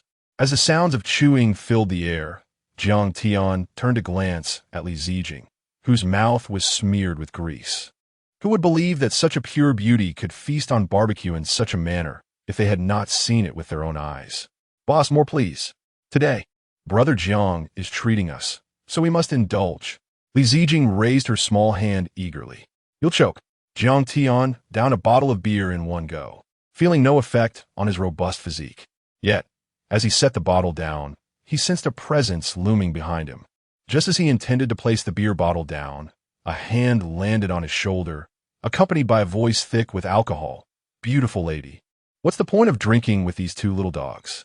Our table is missing a person. Come drink with us." As he spoke, the speaker's arm exerted pressure, seemingly intent on shoving Jiang Tian aside. Raising his head, Jiang Tian beheld a man adorned with tattoos, his imposing physique apparent. "Are you from the underworld?" Jiang Tian queried, surprised. "In this area, you might want to inquire about my older brother, Dog Brother. He treats ladies to drinks. As for you two, you should just scram. My brother has no interest in drinking with two little dogs." The tattooed man spoke with arrogance. Jiang Tian slammed his glass down on the table, following the man's gaze to find a group of 3 or 4 individuals seated nearby. At the helm was a youth in his 20s who, upon noticing Jiang Tian's glance, raised his glass with a slight smile, yet maintained an air of indifference towards them. Strong-arming women? Jiang Tian's instinct kicked in, prompting him to scan the radar. Jiang Hu name, Dog Brother, crime value, 1,900 points. Jiang Tian's spirit surged. This crime value was on par with that of Wei Rong, the drug dealer. To his astonishment, after an extensive search, fortune had delivered this opportunity right to his doorstep during a barbecue meal. Yet, he was not entirely surprised. Even decades later, such situations remained commonplace. Where there is light, darkness inevitably breeds. Observing the nonchalant demeanor of the surrounding barbecue patrons, who turned away upon recognizing Dog Brother, Jiang Tian understood this was not their first encounter with such incidents. However, the tattooed man, who had attempted to push Jiang Tian aside, was now perplexed. Despite his forceful attempt, Jiang Tian's seemingly frail frame remained unmoved. "Looks like the little dog is actually you with such feeble strength." Jiang Tian seized the tattooed man's arm. "Do you dare to retaliate?" The tattooed man was taken aback. Having roamed the region for years under the most notorious brotherhood, he had never encountered someone willing to confront him directly. This boy was doomed. Once Dog Brother set his sights on someone, their fate was grim. Those dining on barbecue watched in shock as the scene unfolded, reflecting a grim reality. They had grown accustomed to such violence, a testament to societal chaos and crisis. In the distance, Dog Brother seemed taken aback, a smirk forming on his lips. "Interesting. Is Jiang Tian trying to show off?" Zhao Wei gasped, incredulous. 200 drug dealers have been taken down by him, and yet this gang dares to act so brazenly? Jiang Tian cast his gaze back to the scanning radar. August 2001, assisted Dog Brother in coercing women and even killed men. Crime value, 200, though not the primary offender. These were certainly heinous acts deserving of the death penalty. "Behold, we must show no mercy to such societal vermin," Jiang Tian instructed his companions. In the next instant, he swiftly executed a move. Pulling the tattooed man's wrist, he drove his knee into the man's vulnerable spot as he leaned forward. Quick, precise, and brutal, though not lethal. It would undoubtedly incapacitate him. The crack of bone echoed as Jiang Tian's knee connected, and the tattooed man doubled over, writhing on the ground, gasping for breath. His eyes bulging in agony. "What brutality!" Zhao Wei gasped, instinctively tightening his legs as he watched the previously arrogant tattooed man contort into a grotesque position. But Zhao Wei soon recalled Jiang Tian's methods against drug dealers and reassured himself, "Oh, that's nothing. Kid, you have some nerve. Do you know who I am?" Dog Brother stood, his expression shifting from amusement to cold fury. Yet in the next moment, beads of sweat began to drip from Dog Brother's brow, as a dark gun barrel was leveled at his head. Initially drawn by Li Zijing's beauty, Dog Brother had not anticipated encountering such a formidable foe. Though he possessed weapons, he would never dare brandish them so brazenly in public. A smile graced Jiang Tian's face as he regarded Dog Brother's once confident demeanor now replaced by fear. With a sharp crack, Jiang Tian delivered a resounding slap, causing Dog Brother to spit blood as his previously calm F.A. Ade shattered in an instant. "Is it you, Dog Brother? Let us hear you bark a couple of times," Jiang Tian said. "Do not overstep your bounds." Who does not know Dog Brother's reputation? Dog Brother's expression darkened. and he resolved to eliminate them at the first opportunity. Yet in the next moment, bang, it was not Jiang Tian who struck, but Li Ziqin, delivering a kick to Dog Brother's vulnerable area. What nonsense is this, Dog Brother? From now on, call me Dog Sister. Had it not been for her, Li Ziqin, in the presence of Jiang Tian, she could scarcely imagine the dire consequences that would befall a powerless woman under the gaze of such a person. Dog Brother doubled over in agony, feeling as if he were shattered, yet still salvageable. However, before he could shield himself, a crisp snap resonated. Dog Brother stared in bewilderment. My hands! Who has bound my hands? Why are there silver bracelets on them? Upon raising his gaze, he saw Jiang Tian holding a badge. We are from Municipal Bureau. You are suspected of assaulting an officer and obstructing justice. Please come with us. The mention of the Municipal Bureau left Dog Brother dumbfounded. Meanwhile, Jiang Tian perceived the crimson points of light in his mind. These were indicative of Dog Brother's transgressions. Moreover, Jiang Tian had discerned a pattern. A crime value of 1,009, merely for the intimidations characteristic of organized crime, was implausibly high. By extrapolating from various criminal activities, he had uncovered a trend. The drug trade bore the highest crime value. The realms of gambling, drugs, and organized crime are inextricably linked, but among all criminal acts, drug trafficking posed the greatest threat and yielded the most significant malevolence. Chapter 46. The terrifying existence of Locked Mountain Run. The subordinates of Dog Brother, aside from the tattooed man, turned to flee. There was no need to chase them. Once they ran away, the monk could not escape the temple. First, they had to capture Dog Brother.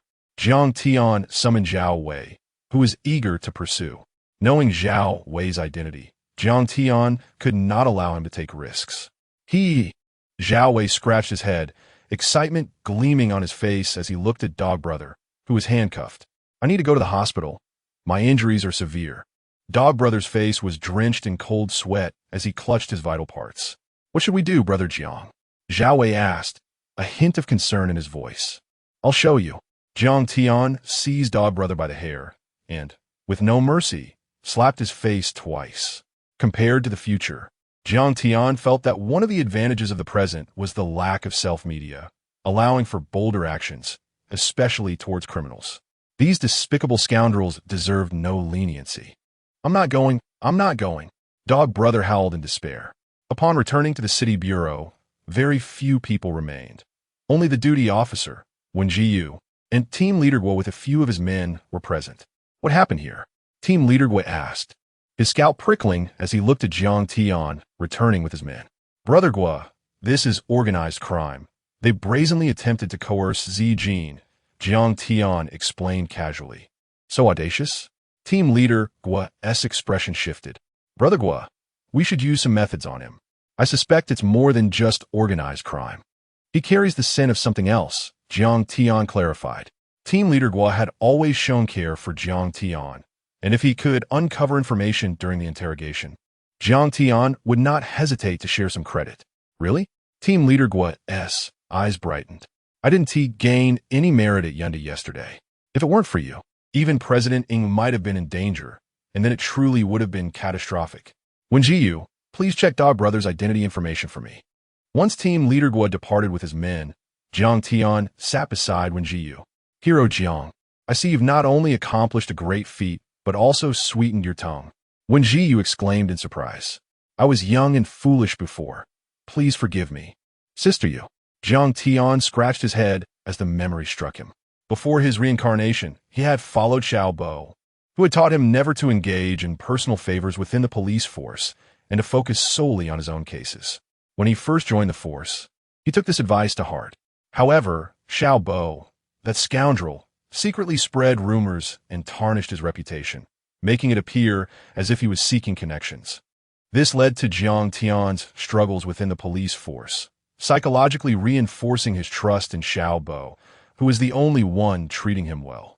Upon reflection, Jiang Tian realized that the previous poor attitudes had reasons behind them. He recalled how Wen Jiyu had greeted him when he first joined the police force, but he had ignored her entirely. Thinking back on this, Jiang Tian wanted to slap himself. Soon, Wen Jiyu was typing rapidly on the computer, utilizing the police database for inquiries. What? No name? The photo taken upon entry has been automatically compared by the computer with a 99 accuracy rate. The registered residence is Zhangjia Village in the East District, named Zhangjiagua. He owns 2 nightclubs in the East District, located in the city center and the south. But he has a criminal record for drug-related offenses and was previously subjected to forced rehabilitation. This is all surface information. The investigation is easy. However, for Jiang Tian, it was sufficient. Indeed, he felt he was onto something. Jiang Tian's eyes sparkled. He was now certain that this man was involved in drug trafficking, and his operation was likely substantial. We need to investigate the East District. Just as Jiang Tian was about to take action, an urgent phone call interrupted. In that moment, he realized he had forgotten something crucial. Hello, this is the narcotics control team. Okay. Yes, we will gather personnel immediately for support. When Ji Yu's expression turned serious. After hanging up, she turned to Jiang Tian, but before she could speak, Jiang Tian's phone rang. Pulling out his phone, Jiang Tian was surprised to see it was Song Ligua calling. As he answered, Song Ligua's voice boomed. During an engineering renovation at Yinshan prison today, a condemned drug dealer, originally scheduled for execution, managed to escape with a guard's firearm during the renovation. You need to mobilize your team to patrol all areas near Yinshan. I'll send you a photo shortly. Jiang Tian's expression shifted dramatically. It was only then he remembered the important matter he had overlooked. Indeed, it was Muya. To be honest, in the past 2 days since his rebirth, Jiang Tian had been eagerly trying to make changes, but with so much happening, he had completely forgotten about this significant issue. Based on his past life, if Xiao Bo managed to rescue Muya, even if he were nothing but a scoundrel, Muya's resolve would remain unchanged. She would be utterly devoted to him. This would mean that with Muya's family and her father's assistance, Xiao Bo could very well revive his fortunes, potentially attaining the same position he held in his previous life, causing further havoc. As this realization struck Jiang Tian, his heart raced. If Xiao Bo were to rise again, backed by formidable allies, it would infuriate him to the point of bleeding from rage. How could I forget such an important matter? Jiang Tian smacked his forehead. However, it was crucial to note that this drug dealer was exceptionally skilled, having trained in martial arts, boasting formidable combat capabilities. Officially, it was reported that he had stolen a firearm, but in reality, he had directly killed 2 prison guards with lethal precision. Song Ligua's tone was grave. Jiang Tian's expression tightened. This incident was clearly more complicated than he had understood in his past life. In his previous existence, he had only known that this event, as per Xiao Bo's boasting, was framed as his heroic rescue of Muya and capturing the fleeing drug dealer, which had won Muya's unwavering affection. However, it now appeared that the situation was far more intricate. He vividly recalled that shortly after this operation, the Ministry of Public Security awarded several joint operation departments, a recognition that seemed more like posthumous honors. In other words, this mission had likely cost many lives. Thus, it stood to reason that Xiao Bo had concealed the true circumstances, and it was likely not as he had claimed. If this line of reasoning held, it implied that the operation was exceedingly perilous. Despite Jiang Tian's mental preparation, as he donned his uniform and stepped out fully armed, he was still struck by a sense of suffocation. Yinshan prison was located in a suburban area. Yet, even within the city, a state of emergency had been declared, with police officers stationed at every intersection. As Jiang Tian approached the mountain that lingered in his memory, he noticed that the checkpoints only became more numerous. Are they mad? A single drug dealer has caused such an uproar? Zhao Wei found it difficult to comprehend. Even as they approached, they had to open the car doors and inspect the vehicle. They were official police vehicles, yet they were still subject to inspection. This is no ordinary drug dealer. Even if he were, should he escape from prison, it would undoubtedly alarm the entire province, Li Zijin explained. Why not say it has shocked the entire nation? Zhao Wei muttered. Jiang Tian gazed out the window and casually remarked, "You could say that." Shawshank's escape stirred the whole world. Shawshank? Zhao Wei stood in stunned silence, utterly speechless as he gazed at Jiang Tian, for he found himself devoid of any capacity to refute. "Ha! Even little Jiang supports me." Li Zijing laughed heartily, draping her arm over Jiang Tian's shoulder without a care for her image. Captain Jiang, shall we investigate the prison? Zhao Wei inquired. Jiang Tian shook his head, his gaze contemplative. In his previous life, he had already been suspended at this juncture, reflecting at home, and the case had not revealed many discrepancies. He was unaware of the precise location where the drug dealer had been apprehended. Nonetheless, Jiang Tian was not particularly anxious, for an escaped criminal would inevitably leave traces behind. Otherwise, in his past life, Xiao Bo would not have had the opportunity to be involved while stationed at the police force. Given Muya's cautious nature, it was utterly improbable that she would grant Xiao Bo any further chances without prior acknowledgement. Indeed, moments later, the radio on Jiang Tian's chest crackled to life. All units, assemble. 3 minutes ago, a villager reported sighting an individual suspected of being an escaped convict heading towards Baishan. All personnel immediately converge on Baishan, sealing off all exits and access routes.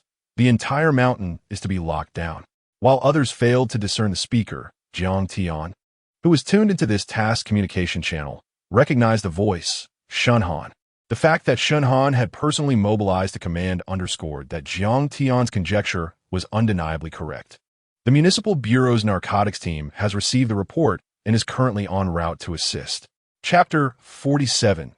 Significant Losses, Continuous Bad News. Brother Jiang, the time to make a contribution has arrived, Zhao Wei said, his face flushed with excitement. Li Ziqin's gaze shifted towards Jiang Tian, who, without a doubt, had completely transformed the impression he left on everyone at the police station within just 2 days. The cases Jiang Tian had solved in this short span had evoked profound admiration from both Li Ziqin and Zhao Wei.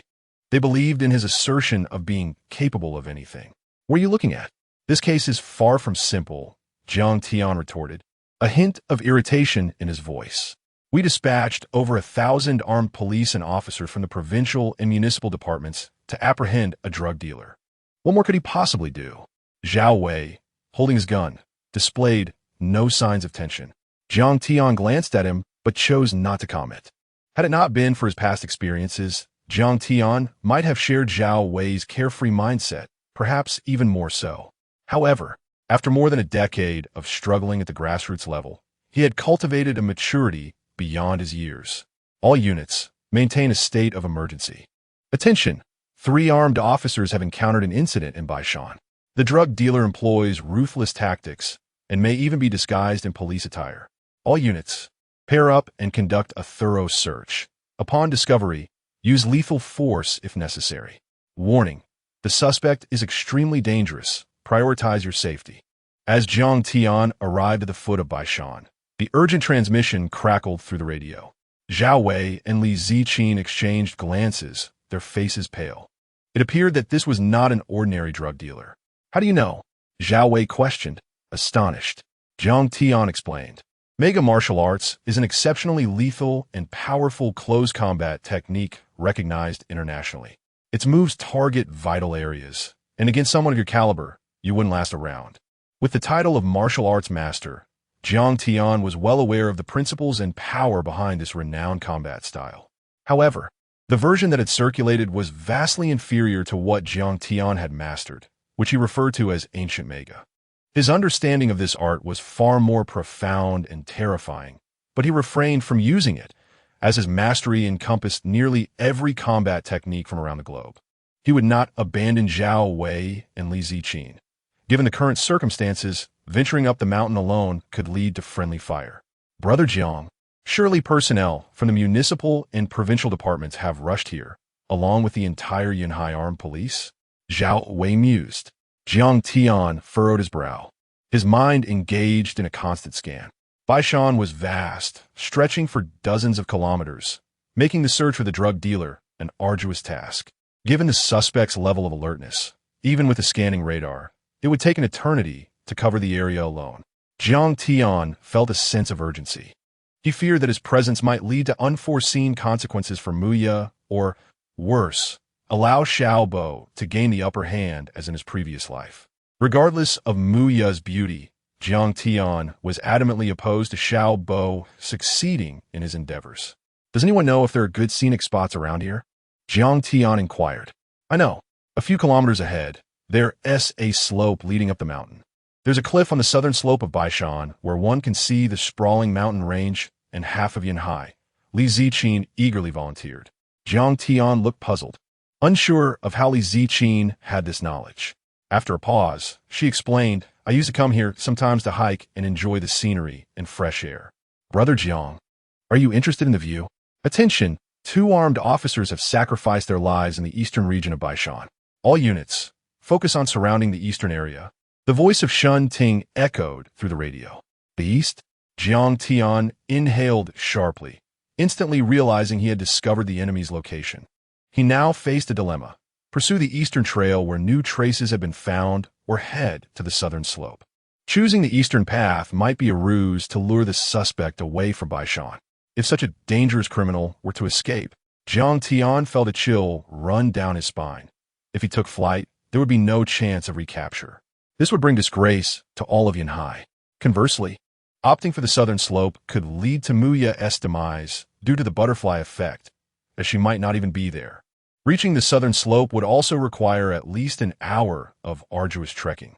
At the provincial headquarters, the atmosphere was tense despite the bright lights. 7 officers had already lost their lives. Gao Xiaolong clenched his fists. Initially, he hadn't paid much attention to the reports, but now he was alarmed, feeling the weight of the situation. This was an unprecedented threat. Even a trio of officers had fallen victim to this drug dealer's lethal methods, each strike resulting in instant death. Shunhan's eyes glistened with rage as he gazed at the images relayed from the scene. Battling against crime inherently carried perilous risks. No one could predict what deadly weapon a criminal might employ next, or when they might pay the ultimate price. Yet, they could not accept the deaths and injuries incurred during this escape attempt. 9 lives have been lost thus far. The criminal is excessively cruel and arrogant, camouflaged in mud. Even thermal imaging cannot detect him. To date, there have been no witnesses. We are merely trailing behind, Shunhan stated through gritted teeth. Why did we allow such a dangerous criminal to escape? Gao Xiaolong's voice rose in anger. This is a major incident, another major incident. Though Gao Xiaolong came to work, he had only slept a few hours over the past 3 days. While Jiang Tian seemed at ease after solving cases, the aftermath of his actions was far more daunting. Tracing drug networks and identifying those involved demanded meticulous attention. Currently, the situation remained unresolved, and Wei Yudao, whom Jiang Tian had captured, had yet to divulge any information. It seemed he understood that revealing anything would lead to his doom. For now, he could only cling to life, no matter the interrogation tactics. Wei Yudao remained resolute and silent. They were now seeking opportunities to extract information from his secretary. The handcuffs and leg shackles lacked keys, but they had found a large pair of scissors used for cutting steel rebar among the construction crew to free him. Sun, the head of the criminal investigation team, sighed in resignation. The criminal's tactics are too ruthless and powerful. Night is his ally. No matter how many of us there are, we cannot match his speed and agility. Gao Xiaolong gritted his teeth. Seal off the mountain and maintain strict control over all access points until daylight. This was the only solution he could conceive. Moreover, among the fallen officers, one had lost their radio, granting the criminal insight into their operational directives. A moment later, Gao Xiaolong leaned against the table, adding, by the way, relay this order. Whoever captures the criminal will be awarded a first-class merit. Issue a nationwide A-level bounty of 300,000. Soon, orders were dispatched across the province, for the lid had become too large to contain. Just as the decree to seal the mountains was issued, Xiaobo had already arrived at the foot of the mountain. Unable to make contact, he found himself staring at the last message sent by Muya on his phone the previous night. Please take the time to reflect on our relationship tomorrow. Do not seek me out. I will reach out once I have come to a conclusion. With that, she had blocked him. Filled with trepidation, Xiaobo hastened to Muya's home, where he learned from her family that she had gone camping. Of course, her family's changed perception of Xiaobo stemmed from their ignorance of the underlying issues, leading them to disclose Muya's true intentions. A jolt coursed through Xiaobo, for he distinctly recalled Muya expressing her longing to visit Baishan and admire its scenery. If that were the case, he would have remained indifferent. However, the pivotal moment came this afternoon when Sun Haiba called to inform him of a significant operation taking place across the province. A death row inmate from Yinshan prison had escaped, a highly skilled individual who had yet to be captured and was believed to have fled to Baishan. Sun Haiba's intention in relaying this information was not to imply that he expected to apprehend the criminal. Such a notion was improbable, but rather to use this pretext to reinstate Xiao Bo, who had been suspended, citing a manpower shortage. Yet upon hearing this news, Xiao Bo instantly recognized that his opportunity had arrived. Chapter 48, Discovering Clues. Rewriting history, even though Xiao Bo was reluctant to admit it, he could not deny that ever since the incident at the police station, the persona he had crafted before Mu Ye had completely crumbled. The distance between him and the pursuit of Mu Ye, the affluent second-generation heiress, had grown ever wider, and so too had the opportunity to alter his fate slipped further away, especially with Jiang Tian, that useless individual now opposing him. Xiao Bo felt an urgency in his heart. He understood clearly that emerging from his humble village and ascending the social ladder could only be achieved through a marriage partner. Now, an opportunity had presented itself. Seizing this chance would ensure Mu Ye's complete infatuation. With Mu Ye's familial background, Xiao Bo could successfully leap from obscurity to prominence. Moreover, he possessed an unparalleled advantage. No one knew that Mu Ye was in Bai Mountain, nor were they aware of her perilous situation. No one understood the importance of finding and safeguarding her better than he did. Thus, he could not afford any delay. Should anyone else reach her first, everything would be lost. As Xiao Bo made his ascent, Jiang Tian too was not idle, issuing orders. You two, go investigate the heroes who sacrificed themselves in Dongshan. What about you, Brother Jiang? Zhao Wei inquired. Jiang Tian furrowed his brow and replied, I will head south. The area near the border raises my suspicions. He might be attempting to draw us away. Perhaps I am overthinking it, but regardless, you should assess the situation and report back with any intelligence. Indeed, Jiang Tian's primary goal, now, was to find Mu Ye as swiftly as possible. But if you go alone, you may be misunderstood if you encounter someone. Li Zijing pointed out thoughtfully.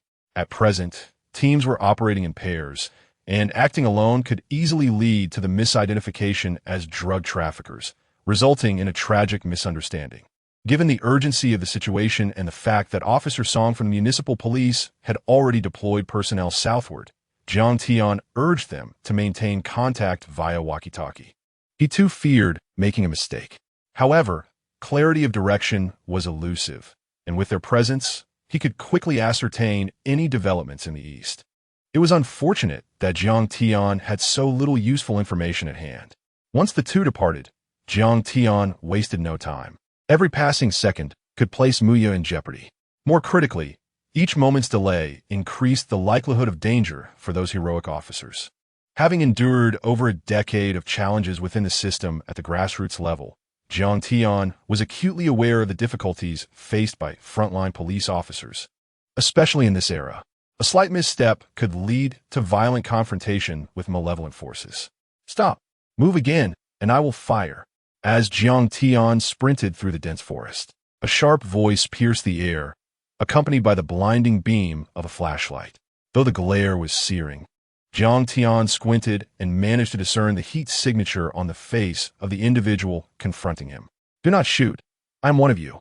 Jiang Tian sighed in resignation. He was racing through the underbrush, having chosen not to bring Zhao Wei and the others along to save time. Under normal circumstances, he would not have been detected, but the heat signature illuminated him like a beacon in the darkness. Identify yourself and show your credentials. With no choice, Jiang Tian complied, and beams of light flared around him.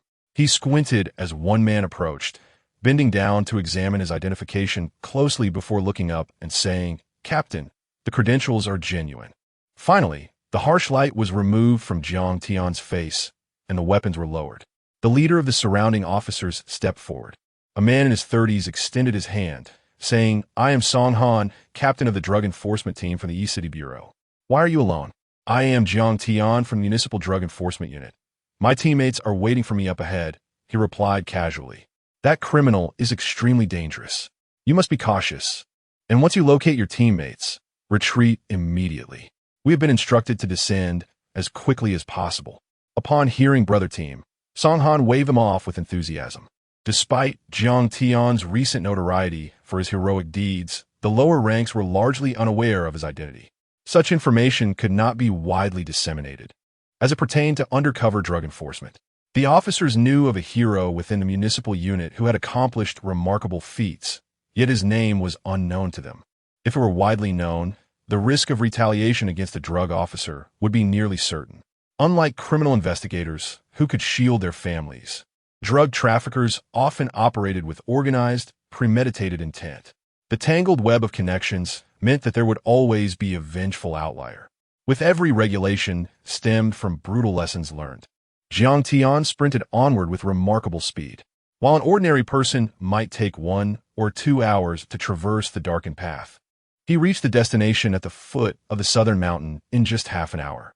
As expected, Mui was indeed there. Jiang Tian exhaled in relief, his worry dissipating.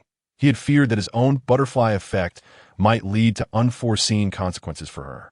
Or perhaps Xiao Bo would arrive, turning his quest for retribution into farce. Fortunately, he had arrived in time.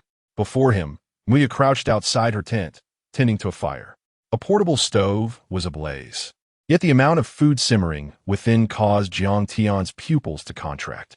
Given her slender frame, standing at 1.7 meters, yet weighing just over 100 pounds, it was improbable that she could have prepared such a large quantity. Xiao Bo instinctively glanced at his scanning radar, noting a crimson dot pulsating ominously within the tent. The deep red, almost black hue was a clear indication of danger lurking inside. Damn, I almost overlooked that, Jiang Tian thought, his heart racing. He quickly noticed a dark gun barrel peering through the gap of the tent. She had been taken hostage. Realizing the urgency of the situation, Jiang Tian felt an acute need for investigative tools. The lack of such resources was a glaring shortcoming. Without the scanning radar, a straightforward approach might have resulted in his immediate demise.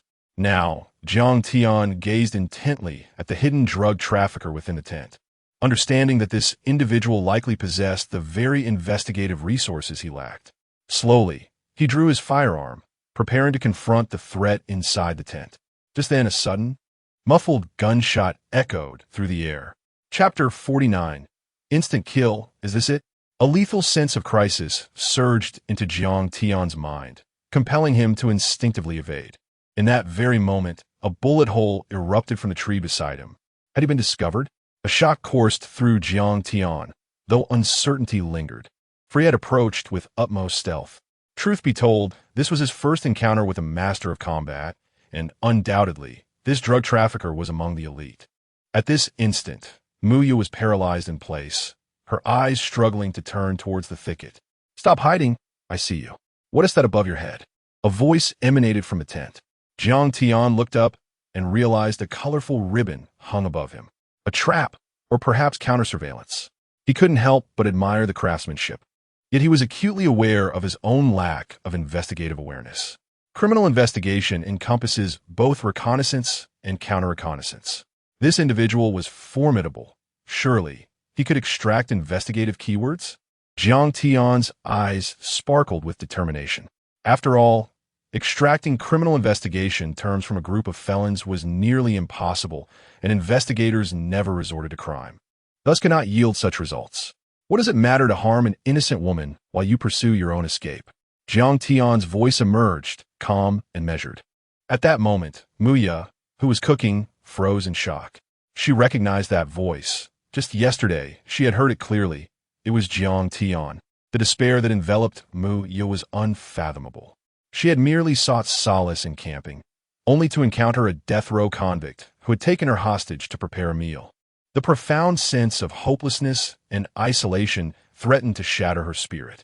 Yet in this dire situation, the emergence of a familiar figure felt like a beacon of light piercing through her darkness.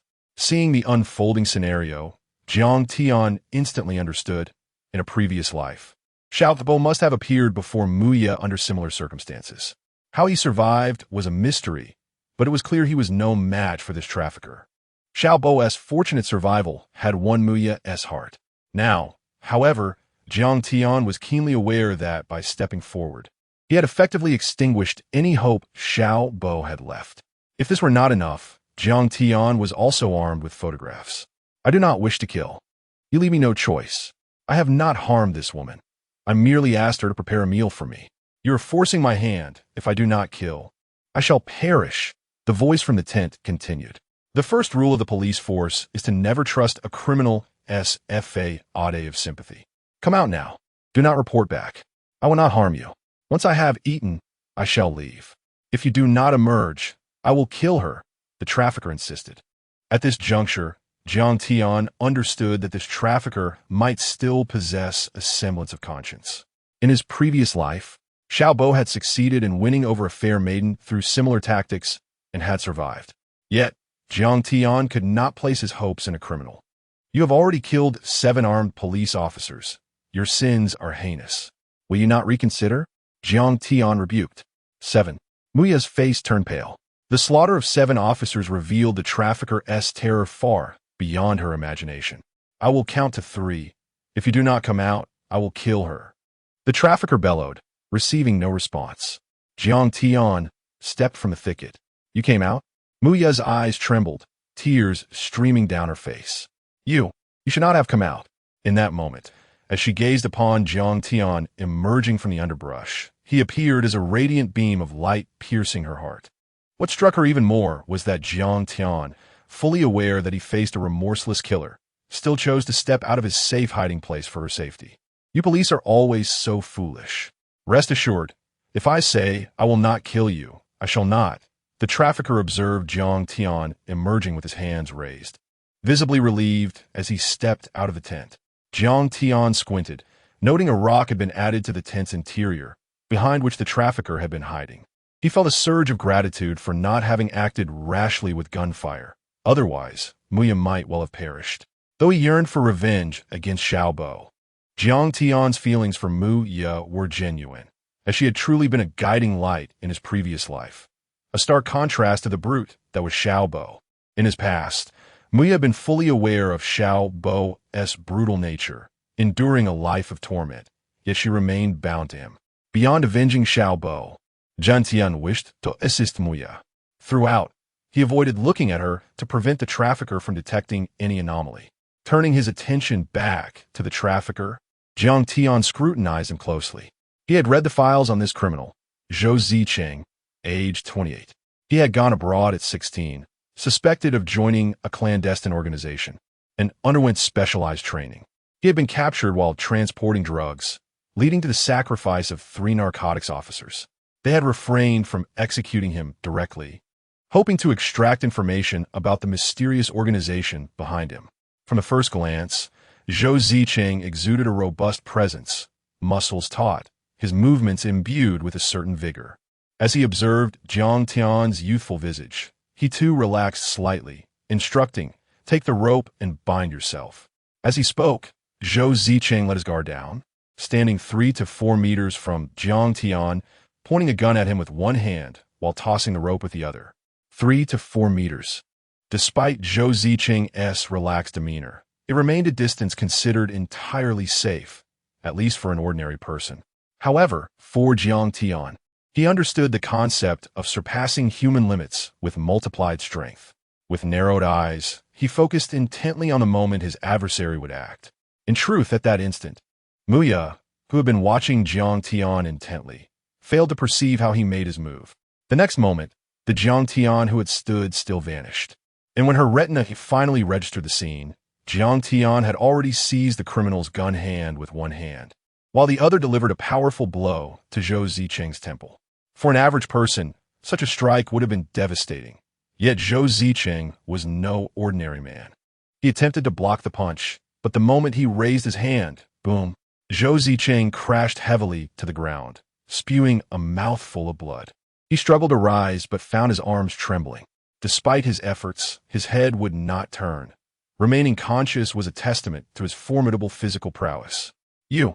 Zhou Zicheng's eyes widened in shock, but the next moment, boom, Jiang Tian delivered a kick to Zhou Zicheng's chest.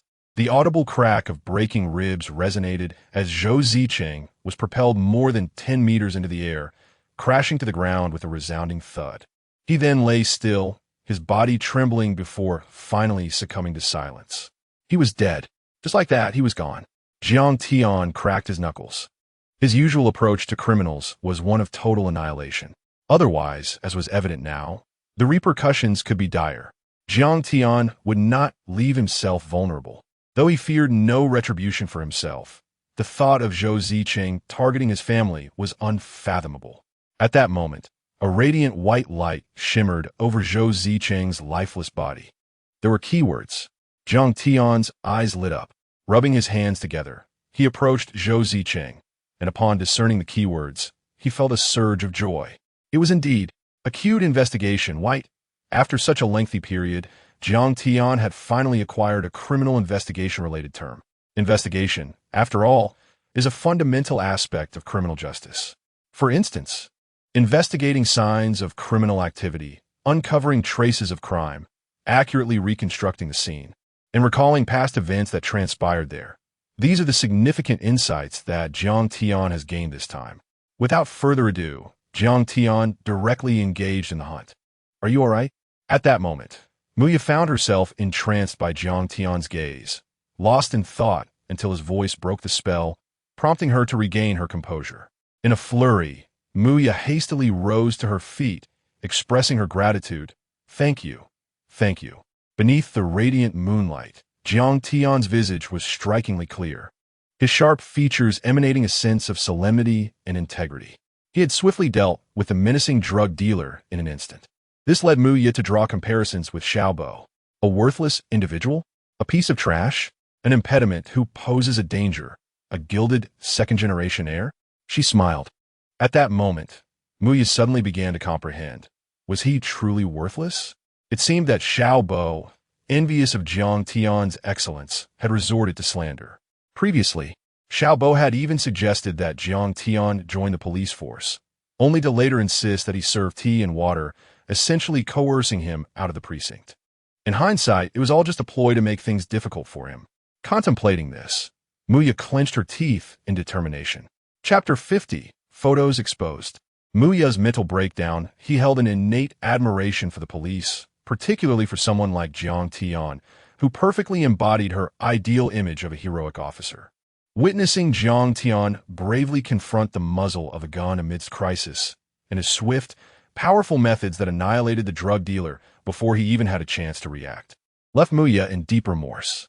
She felt guilt for having misunderstood Jiang Tian, a true hero, while vile rumors spread by Xiaobo tarnished his reputation.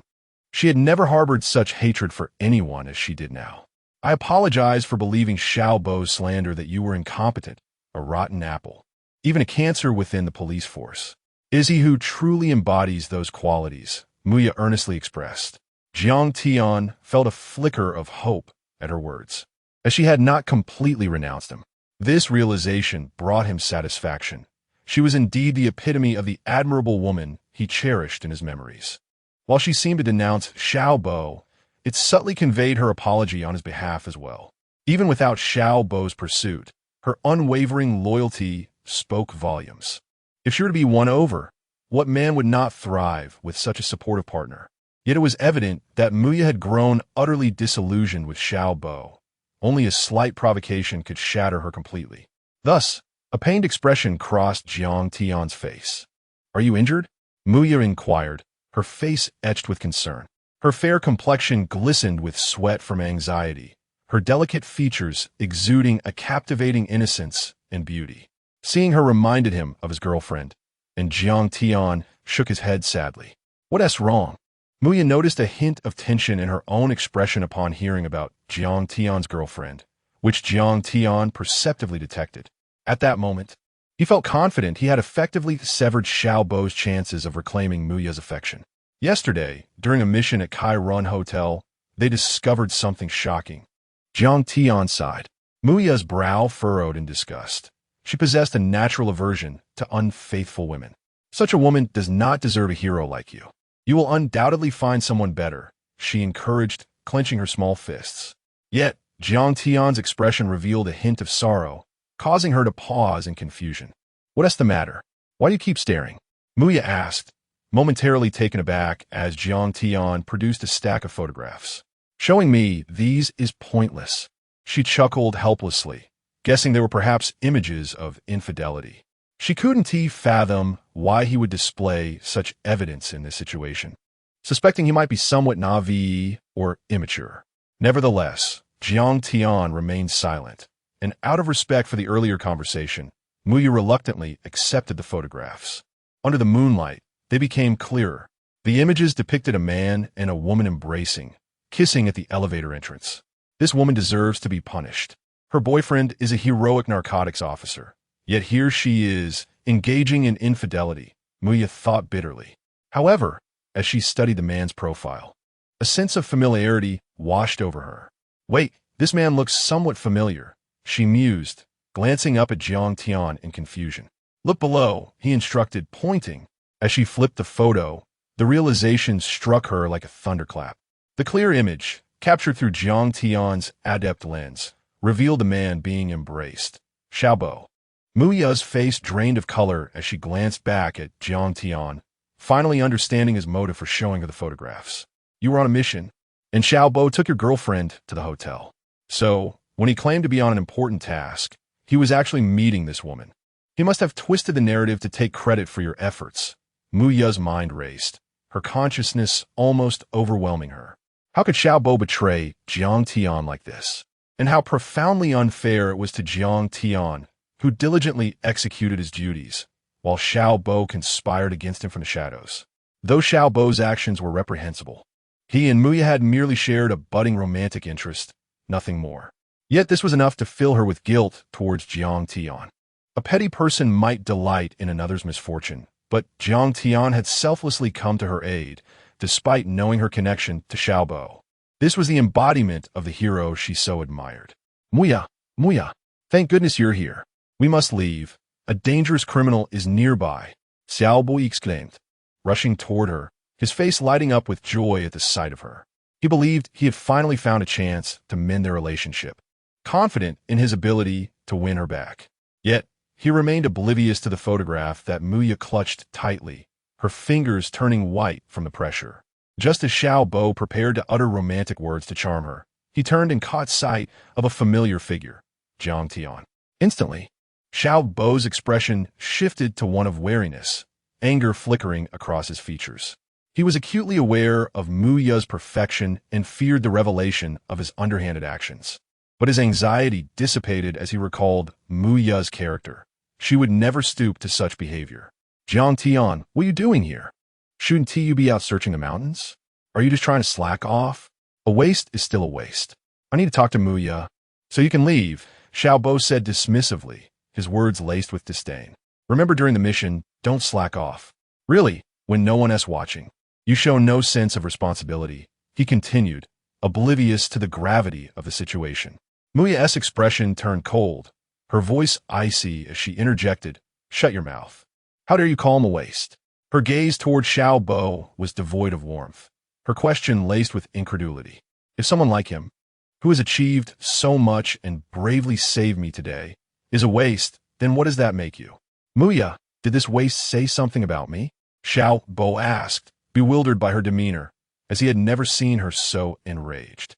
Had Jiang Tian been aware of this situation, he would undoubtedly have applauded, as Xiaobo seemed to have made an astute observation. However, at that moment, a cacophony of hurried sounds erupted from the jungle, a chaotic symphony of footsteps. Moments later, indistinct figures finally emerged from the dense thicket, arriving at the hillside. Jiang Tian exhibited no surprise. After neutralizing the perilous drug dealer Zhou Zicheng, he promptly notified the police force. Yet, he was taken aback by the magnitude of reinforcements that had arrived. Gao Usulong, Shen Ting, and their team had almost all come together. Gao Xiaolong's emotions were quite complex. The novelty of receiving a commendation for his morning's success had yet to fade. And now, here he was again at a scene of accomplishment, confronted by the same individual. Nonetheless, while Gao Xiaolong entertained some light-hearted musings, in reality, he felt a genuine sense of relief. The 7 armed police officers bore the immense pressure of their duties. The atmosphere was palpably tense. It was a harrowing situation, and had it not been for Jiang Tian, one could only speculate how many lives might have been at stake. The most daunting thought was the possibility of allowing the criminal to escape. Gao Xiaolong could scarcely fathom how he would face the elders of Yanhai. With a solemn demeanor, Gao Xiaolong stepped forward. "Comrade Jiang Tian, we have comprehended the details of your mission. Once again, you have successfully safeguarded the lives and property of the people, facing danger without hesitation and tirelessly protecting your fellow citizens." Chapter 51. A catastrophe unfolds on the serene cliffs in a hushed border area. Xiao Bo stood in astonishment, his gaze fixed on the scene before him. He beheld the esteemed leader, Gao Xiaolong, standing before Jiang Tian, offering him a salute with utmost reverence. How could a figure of such authority behave in this manner? Xiao Bo's eyes brimmed with emotion. "Sir, I never anticipated such a fortuitous encounter here. Who would have thought it would truly happen?" Jiang Tian replied with a smile. The prowess of this drug trafficker was formidable. 3 or 5 individuals would undoubtedly be no match for him, especially given the perilous weaponry at his disposal. Moreover, in the presence of hostages, not only did you successfully neutralize the trafficker, but you also liberated the captives without inflicting any harm upon them. "Your merits are beyond reproach," Gao Xiaolong solemnly declared. 7 armed police officers had perished, 7 lives lost, and under the duress of hostage situations, the trafficker had been decisively vanquished by Jiang Tian. Reflecting on this, Gao Xiaolong scrutinized Jiang Tian anew. His strength was far beyond imagination, particularly as he was a master of the formidable martial art of Majiashu. "Sir, the trafficker has been eliminated. Our examination reveals that he succumbed to injuries including a shattered left temple and severe fractures to the sternum," an investigator interjected. "He is dead?" The most astonished of all was Muya. She had witnessed Jiang Tian deliver a single punch and a swift kick. 2 moves, and he was finished? Muya gasped in disbelief. "Is this the hostage?" Gao Xiaolong turned with a beaming smile. He had been so preoccupied with Jiang Tian that he had momentarily overlooked the hostage situation. However, as he squinted to discern the hostage's identity, his brow twitched involuntarily. He could hardly believe his eyes. Gasp! Gao Xiaolong was finally convinced. Meanwhile, beside him, Shun Ting, dressed in a crisp white shirt, turned to Mu Ye, utterly bewildered.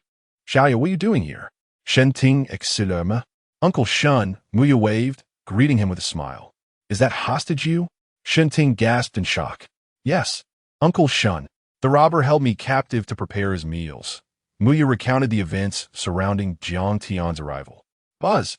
Shen Ting's gaze was filled with astonishment as he looked at Jiang Tian. Incredible. Shen Ting was at a loss for words to express his admiration for Jiang Tian's astonishing luck. Who was Mu Ye, after all? She was the granddaughter of a prominent figure in the province. The perilous situation Mu Ye had described sent chills down Shen Ting's spine. To step forward and risk one's life to save the people, and if that person was the granddaughter of a powerful figure, it could lead to a brighter future of service to the community.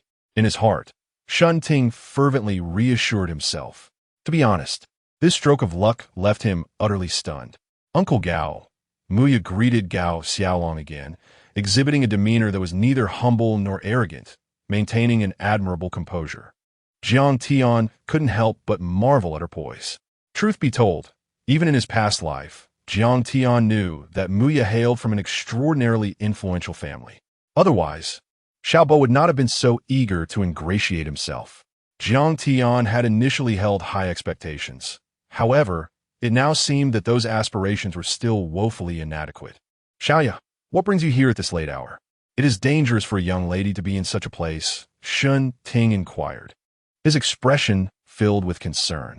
I came for camping." "I apologize, Uncle Shun, for causing you trouble," Mu Ye replied, her head bowed in apology. "Fortunately, Officer Jiang stepped in to rescue me. Otherwise, I might." At this, Mu Ye glanced at Jiang Tian, her beautiful eyes shimmering with radiant admiration. The moment Jiang Tian intervened and confronted the robber, it felt as though a brilliant light had flooded her heart. This scene, however, pierced Xiao Bo's heart deeply. His eyes burned with rage as he observed the unfolding events. At that moment, he felt like a jester, as if the world had forgotten him, or perhaps had never acknowledged his presence.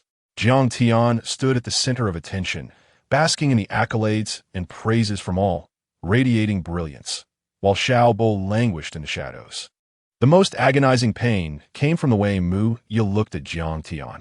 That dazzling brilliance seemed laced with affection, a sentiment that ought to have belonged to him. Mu Ye was his, yet all of this had been shattered by Jiang Tian. Rescuing Mu Ye, marrying the affluent and beautiful, ascending to the pinnacle of life. Xiao Bo had envisioned a flawless narrative, only to be met with the harsh reality that slapped him across the face. Especially in the next moment, Gao Xiaolong's voice rang out, "Jiang Tian, on behalf of the Yunhai Public Security Bureau and the Beijing Public Security Ministry, I officially commend you. In due course, I shall report your achievements and recommend you for first-class merit." Buzz! Xiao Bo's eyes flared with fury. First-class merit, yet again. There had to be some hidden agenda. Otherwise, how could Jiang Tian so effortlessly attain such accolades? Just recently, he had been awarded first-class merit, and now another was on the horizon. It seemed unjust that Jiang Tian could stand and receive one first-class commendation after another while he, Xiao Bo, felt utterly humiliated. Yet, unbeknownst to Xiao Bo, in addition to these two commendations, Jiang Tian had also been honored with the title of anti-drug pioneer. Furthermore, Jiang Tian's application for another first-class merit was already in progress. In simple terms, Jiang Tian was on track to have 2 first-class merits awarded and 1 already in hand. Xiao Bo's mindset crumbled. Right? Yer was not a person of such low standards, even if it was a case of a hero rescuing a damsel. Mu Ye must still harbor feelings for him. Mu Ye was a good girl. How could she possibly be attracted to a worthless individual like Jiang Tian? With this thought, Xiao Bo's hope reignited within him. Meanwhile, beside the corpse of the drug trafficker, Bai Qiu crouched down, his gaze solemn as he scrutinized the lifeless body on the ground. Previously, he had observed the 7 armed police officers he had slain, each dispatched without a second thought. He was a terrifying force. Yet now, this very individual lay in a state of utter devastation. His skull and chest caved in, presenting a ghastly spectacle, the manner of his death horrifyingly brutal. A single blow. Bai Qiu inhaled sharply, his pupils constricting. Was this the handiwork of that young comrade Jiang? Bai Qiu turned his gaze toward Jiang Tian, standing resolute. He truly needed to reassess Jiang Tian's capabilities, and as he pondered the ongoing drug trafficking investigation, his heartbeat quickened. If only Jiang Tian could lend a hand. Chapter 52. Breakthrough Progress. Becoming the guardian of justice. To speak candidly, these past few days have been imbued with a surreal quality for Jiang Tian. In less than 3 days, he has come to the realization that he has indeed altered the course of history. When Xiao Bo approached, intending to volunteer to escort Mu Ye home, he had scarcely taken a step before Mu Ye's voice rang out. "Officer Jiang, could you please do me the favor of taking me home?"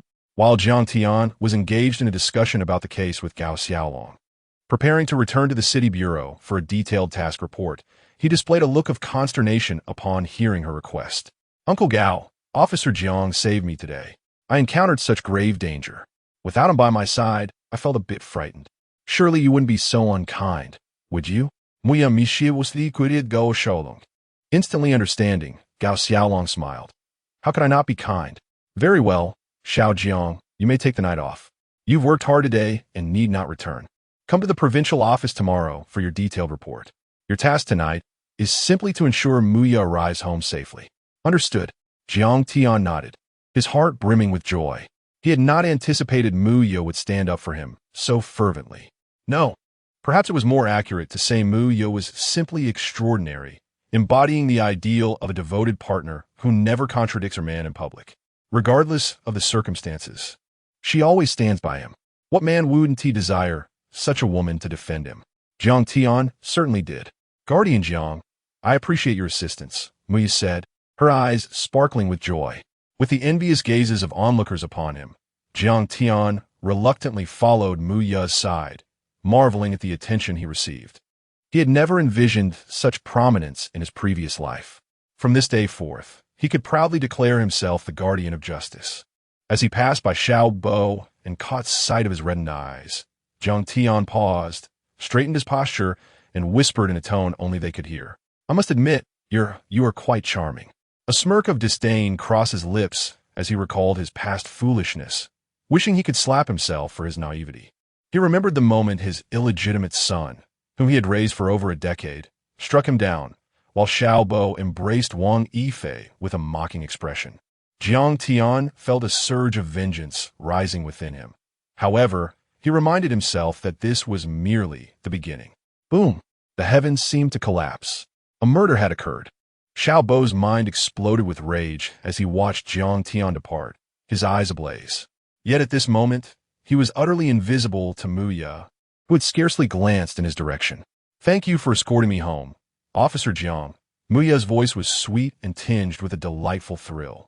Observing her effervescent personality, Jiang Tian couldn't help but smile. Jesting, is that all? Just a single thank you?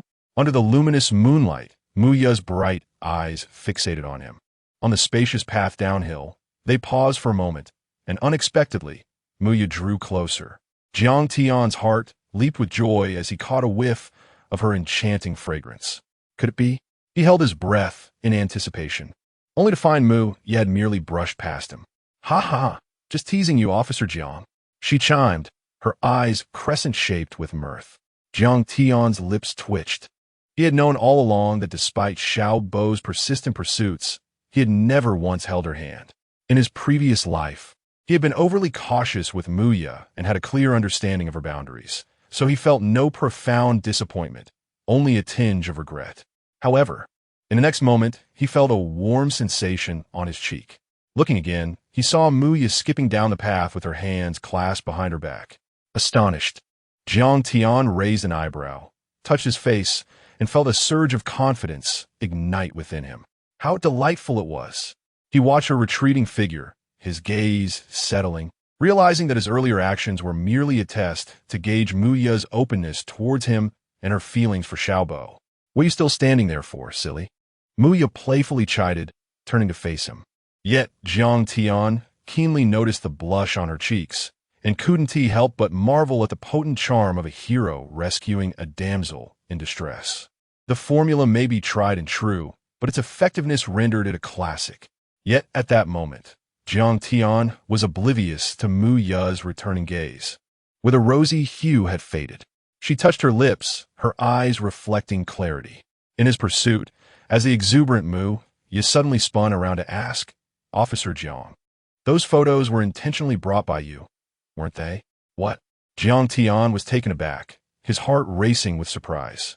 He acknowledged his own inflated sense of self-importance. Since his rebirth, endowed with unparalleled advantages and having achieved remarkable feats, he had unwittingly begun to look down upon others. Despite his reluctance to admit it, Jiang Tian's expression darkened as he realized he had underestimated Mu Ye. He recalled the Mu Ye of his memories, so astutely intelligent. Even at her young age, having been raised in such an environment, she could hardly be a mere naive flower vase. The reason Xiao Bo had never succeeded with her likely stemmed from her early awareness of his true nature. Jiang Tian grimaced, recognizing his oversight. "I apologize. While I understand you had those photos prepared in advance and fortuitously found me, even if you intend to use me as a tool for revenge against Xiao Bo, I accept it, for you saved me from the clutches of a drug dealer today." When Mu Ye smiled, her bright eyes transformed into crescent moons, exuding a captivating allure that naturally endeared her to him. Boom! At this moment, the long-standing mystery that had perplexed Jiang Tian finally crystallized. Gazing into Mu Ye's trusting eyes, he understood why Xiao Bo had been able to pursue her in his previous life. It was due to this very incident. From Jiang Tian's observations, he was certain that prior to this event, Mu Ye harbored no significant feelings for Xiao Bo coupled with her intelligence. She had likely discerned the hidden facets of his character. Thus, from the outset, she had no intention of developing a deeper connection with him. However, in the wake of this incident, when Mu Ye's fear reached its zenith and her defenses crumbled, Xiao Bo seized the opportunity to rescue her from the drug dealer. This allowed Mu Ye to catch glimpses of Xiao Bo's true self while still choosing to remain oblivious. Jiang Tian felt a jolt of realization. He was fortunate, having narrowly averted disaster. Had he been a moment later, he was certain that, even if Xiao Bo were a heinous criminal, he would have been unable to alter Mu Ye's sentiments. Yet now, with that man becoming his counterpart, Jiang Tian couldn't help but revel in the satisfaction of it all. Not only was she astutely intelligent, but she also harbored feelings for him, unwavering in her loyalty. With a powerful family background and a formidable intellect, she was fiercely protective of the man she loved. Jiang Tian approached Muya with a solemn expression, cornering her by the car. I swear, although the photos were meant for your eyes only, I never intended to use you as a tool for revenge against Xiaobo. If I speak falsely, let me remain single for eternity without descendants. Muya fixed her gaze on Jiang Tian, then suddenly broke into a chuckle, diverting the topic. I drove here. She waved her BMW key before tossing it to Jiang Tian. How wonderful it is to have money, Jiang Tian mused with envy. However, he consoled himself with the thought that he would soon be blessed by the god of wealth. Soon, he would acquire a BMW, a Mercedes, or perhaps a Rolls-Royce. If you like, I could gift you one to drive, Muya said with a smile. Jiang Tian could hardly agree, as he intended to drive her home safely. There wasn't much progress, for Jiang Tian understood the importance of moderation. Today had already seen significant advancement. Subsequently, he hailed a taxi and returned home. Yes. Upon arriving home, he pondered about tomorrow's visit to the business building, and after a brief conversation with Muya, he felt as if he were still in a dream. Reflecting on his past life's descent, he gazed at the familiar yet strange ceiling. Smack! Jiang Tian slapped himself, the sting bringing him back to reality. This pain assured him that everything was indeed real, and that the hellish life of his previous existence would never recur.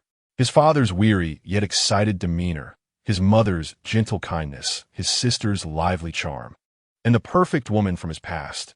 Everything was so exquisite, destiny had been irrevocably rewritten.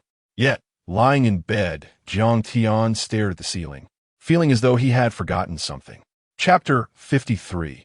The Fierce Man's Burden, the most audacious in law enforcement captain. We have arrived at Baidong Mountain, but detected no unusual activity. It seems deserted here. Captain, are you listening? We seem unable to reach Officer Song, and the walkie-talkie has fallen silent for quite some time. What is the situation on your end? Sitting on Dongshan's slope, Zhao Wei held the walkie-talkie and glanced at Li Ziqin, who scratched her head in contemplation. Perhaps we should simply make a phone call to check in with the captain. It's possible the task channel has changed, especially since the robbers killed the armed police and might have seized the walkie-talkie. That makes sense. As the morning sun streamed into Jiang Tian's modest room, a sudden series of urgent knocks interrupted the tranquility, accompanied by clamorous voices. Jiang Tian opened his eyes to hear a voice outside. Jiang Peng, what is the matter? Xiao Jiang is working overtime every day, exhausted beyond measure. Finally, he manages to catch a moment's rest. Yet you knock on the door before work hours? It's urgent, Jiang Peng's anxious voice responded. Jiang Tian sprang from his bed and opened the door to see Jiang Peng standing there. Dad, what's wrong? At that moment, his sister Jiang Xiaoyu emerged from her room, adorably clad in pajamas, rubbing her eyes in a daze. This scene was reminiscent of countless dreams Jiang Tian had experienced in his previous life. However, ever since their parents had left this world, Xiaoyu had matured significantly, and later, she had been driven from their home by Wang Yifei, leading to a tragic incident involving her. Since then, Jiang Tian had lived in a state of anguish and guilt. Now, everything had changed. That vile woman Wang Yifei was no longer a part of his life. Wei Yudao is in trouble. Jiang Tian's gaze darkened. In his previous life, after the troubles at home, he had been submerged in despair, unable to pay heed to the chaos that ensued. Naturally, he had not been in a position to concern himself with Wei Yudao's case. No, wait. Jiang Tian's expression shifted as he recalled his past. He was certain he had not received any news regarding Wei Yudao's predicament. It had been deliberately concealed. Subsequently, during the investigation into Wei Yudao's case, no personnel from the Municipal Bureau were involved, as Wang Yifei had been preoccupied with supporting Xiaobo and had not participated in the follow-up developments. 5 years later, Xiaobo had become the head of the narcotics team in Yanhai City. The investigation was led by the Provincial Narcotics Division Chief, who was not Bai Qiu, as Bai Qiu had perished in a mission shortly thereafter. During this investigation, the narcotics chief succumbed to a sudden heart attack. The case had exploded in severity. and Jiang Tian was aware of little more, as he had been consumed by the turmoil at Wang Yifei's home, leaving him little inclination to focus on the matter at hand. The details of the incident were somewhat distant, primarily because Jiang Tian's information did not include any news of Wei Yudao's demise, leading him to overlook these critical issues. We could discuss the details on the way, Jiang Peng said solemnly. Jiang Tian donned his leather jacket, a hallmark of the era, paired with jeans. It was rare for narcotics officers to wear their uniforms outside of joint operations. Even at the police station, Jiang Tian predominantly wore his leather jacket, with many officers going months without donning their uniforms. These firearms are not easy to conceal, Jiang Tian remarked, glancing at the gun at his waist and the silver bracelet, then turning to see a pink dinosaur backpack into which he placed the gun and bracelet. Brother, why are you carrying my backpack? Jiang Xiaoyu asked, still half asleep. I just like this fierce pink color, Jiang Tian replied, and as he departed, he could hear their mother's complaints. I shouldn't have listened to your father. Ever since your brother joined the narcotics police, he has been so busy, hardly ever home. If you ask me, he should have worked at the finance bureau. He'd never have to work overtime. Mom, don't say that. Dad and my brother are ensuring the safety of the public's lives and properties. We cannot be selfish. I admire my brother. He looks incredibly heroic at school, Jiang Xiaoyu chimed in while brushing her teeth. The dangers of gunfire are alarming, their mother fretted. Unbeknownst to their mother, as Jiang Xiaoyu washed up, her eyes sparkled with excitement as she texted, Xana, my brother loves fierce pink, the flashy kind. His birthday is in a few days. Let's buy him a pink shirt. He will absolutely adore it. When Jiang Peng and Jiang Tian hastily arrived at the municipal bureau, the narcotics team was eerily silent.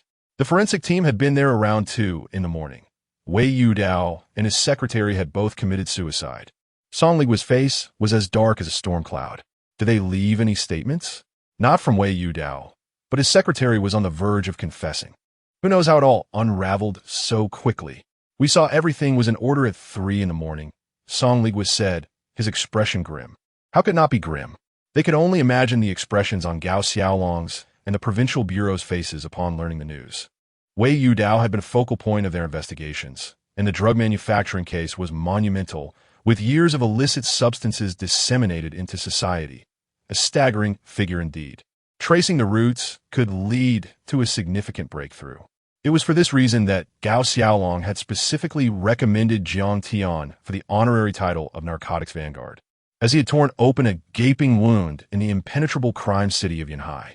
If they could follow the trail, it would unveil the city's malevolence and initiate a thorough cleansing. Yet just as they had begun to uncover the source of the affliction, the individual had vanished. Chapter 54. Excuse me, but my prowess in criminal investigation is formidable. Summon the personnel from the criminal investigation team for a thorough inquiry, and also compile a complete list of everyone who entered the precinct last night, Jiang Peng exclaimed, rising from his seat with indignation etched across his face. This was nothing short of a slap in the face. A death had occurred within their police department, and in such undeniable circumstances. They were merely awaiting further information from the interrogation. Yet, here they were, confronted with a fatality. Jiang Tian stood at the threshold of the interrogation room, gazing at the lifeless body within, while a forensic expert examined the cause of death. How had this person died? A wave of shock coursed through Jiang Tian. The audacity of committing murder within their anti-drug team's interrogation room was beyond his comprehension. Preliminary findings from the forensic expert suggested death by poisoning. Team leader Gua ushered Jiang Tian into the conference room, his expression grim. How could one maintain a cheerful disposition under such circumstances? This case, if resolved, would yield significant commendations, potentially even a second-class merit for Jiang Tian. If they could unravel the drug trafficking network behind Wei Yudao, a first-class merit might also be within reach. Yet now all hopes seemed dashed. The conference room was filled to capacity. At the forefront stood a woman with glasses and disheveled hair, giving off an impression of unkemptness. However, Jiang Tian dared not underestimate her. If Jiang Tian was akin to a divine figure in drug enforcement, then this woman was the cherished prodigy of the criminal investigation team, renowned for having solved a major unsolved case in the past. Rumored to be a genius in her field, she was seldom seen within the precinct, known simply as Miss Chiu. In his previous life, Jiang Tian had encountered her photograph in party newspapers, by which time she had been specially recruited into the headquarters' 5th Bureau, where she had led an investigation into a notorious case in Yanhai, only to meet with an untimely demise. He had paid little heed to it then, but now, a chill gripped him as he recognized the audacity and terror of the criminals at large. One remained safe until they ventured into the shadows. The moment one touched that darkness, Jiang Tian's fist clenched instinctively. It seemed as though an invisible force of malevolence enveloped Yanhai. Bai Qiu, the new chief succeeding Bai Qiu, the director following his father's footsteps, and Gao Xiaolong. Was it merely coincidence? Regardless of who it was, a smirk tugged at Jiang Tian's lips. He was eager to engage in the unfolding drama. Greetings, I am Zhu Tianxiu. I have just conducted an investigation into the 2 deceased individuals, who both succumbed to poisoning around 3 in the morning. However, surveillance did not reveal anyone entering the interrogation room during that time, Miss Chiu stated, gesturing towards the deceased. What are your thoughts? How did the perpetrator deliver the poison? In that moment, silence fell over the conference room. Jiang Peng and Sun Haiba, among others from the anti-drug unit, remained tight-lipped. Compared to their expertise in anti-drug operations, they lacked the investigative acumen required for this case. Miss Chiu's gaze shifted suddenly to Jiang Tian. Officer Jiang, you have discerned the criminal activities of Wei Yu Dao and identified his criminal syndicate. You must possess some understanding of investigative reasoning. Can you surmise how the crime was perpetrated? How was I to know? Jiang Tian rolled his eyes. Yet, the entire room turned its attention towards him. Sun Haiba chuckled. Miss Chiu, if you seek someone to take action, Officer Jiang is your man. But for cerebral endeavors, it seems unnecessary. Even if we bestowed upon Comrade Jiang a few extra brain cells, he likely wouldn't fathom the motives behind a crime. This remark cast an immediate chill over the atmosphere. Jiang Tian's expression darkened further. The implications of such words were profoundly damaging. In this system, good news travels slowly while bad news spreads like wildfire. Should Jiang Tian fail to respond satisfactorily today, it would leave an indelible mark on the minds of all present, branding him as someone lacking in intellect despite his physical prowess. A reputation that would certainly hinder future promotions, for leadership seldom favors the thoughtless. However, Jiang Tian bore no sign of anger. In fact, a faint smile threatened to break through. Sun Haiba had unwittingly provided him with an opportunity to shine. In a swift motion, Jiang Tian opened his panel. Previously, he had upgraded his physical prowess using 10,000 points of evil value, transforming it to a red level. Theoretically, with sufficient energy replenishment, he could wield boundless strength. He had originally possessed 300 evil points, but capturing the nefarious criminal Zhou Zicheng had granted him an additional 900 points, bringing his total to over 10,000. Unerring Accuracy, gold. Scanning radar, gold. Martial arts master, red. Endless stamina, red. Acute investigative insight, white. Evil points, 10. 200. He promptly upgraded his investigative insight, deducting 100 points. Acute investigative insight, white. Criminal investigation expert, green. You are now capable of leading a team to solve moderately difficult criminal cases. Not enough. Jiang Tian recognized that unraveling the murder of Wei Yu Dao and the vast, hidden forces at play in Yunhai necessitated a deeper understanding of criminal investigation logic. He proceeded to upgrade again, deducting 1,000 evil points. Criminal investigation expert, green. Criminal investigation genius, blue. You have acquired a nascent level of renown and are capable of solving most moderately complex cases. Evil points, 9. 100. Jiang Tian narrowed his eyes, observing Zhu Tianxiu at the podium. He surmised that she likely possessed the same level of expertise, a criminal investigation genius. Coupled with his newly acquired green-tier memory enhancement, he meticulously revisited the case, uncovering many overlooked details, with investigative logic manifesting effortlessly in his mind. Sun Haiba, wearing a smile yet speaking in a jesting tone, continued his belittling remarks. If you can't articulate your thoughts, perhaps it's best to take a seat. No one is perfect. If Comrade Jiang has such commendable skills, it will be challenging for us cerebral types to find our place. Deputy Director Sun, Have you come to a conclusion? Jiang Peng inquired, his expression darkening. Everyone was aware of Jiang Tian's connection to him. Sun Haiba's words were thus a significant affront to his authority. The insult was palpable. Not quite. The investigation is ongoing, but I do have some investigative leads. Comrade Jiang may excel in physical action, yet he still has much to learn in terms of investigation. Sun Haiba replied with a chuckle. Who says I lack understanding? Jiang Tian interjected, his expression inscrutable. Sun Haiba appeared to relish the opportunity to see Jiang Tian falter, or perhaps he sought to assert dominance over the father-son duo. In this police force, no one seemed inclined to heed Sun Haiba any longer, and he could hardly tolerate it. As tensions escalated, Jiang Tian detached himself from his seat and strode towards the podium. Chapter 55. The deadline for solving the case. Yunhai explodes in this case. The crux lies in the origin of the poison that afflicted the two individuals.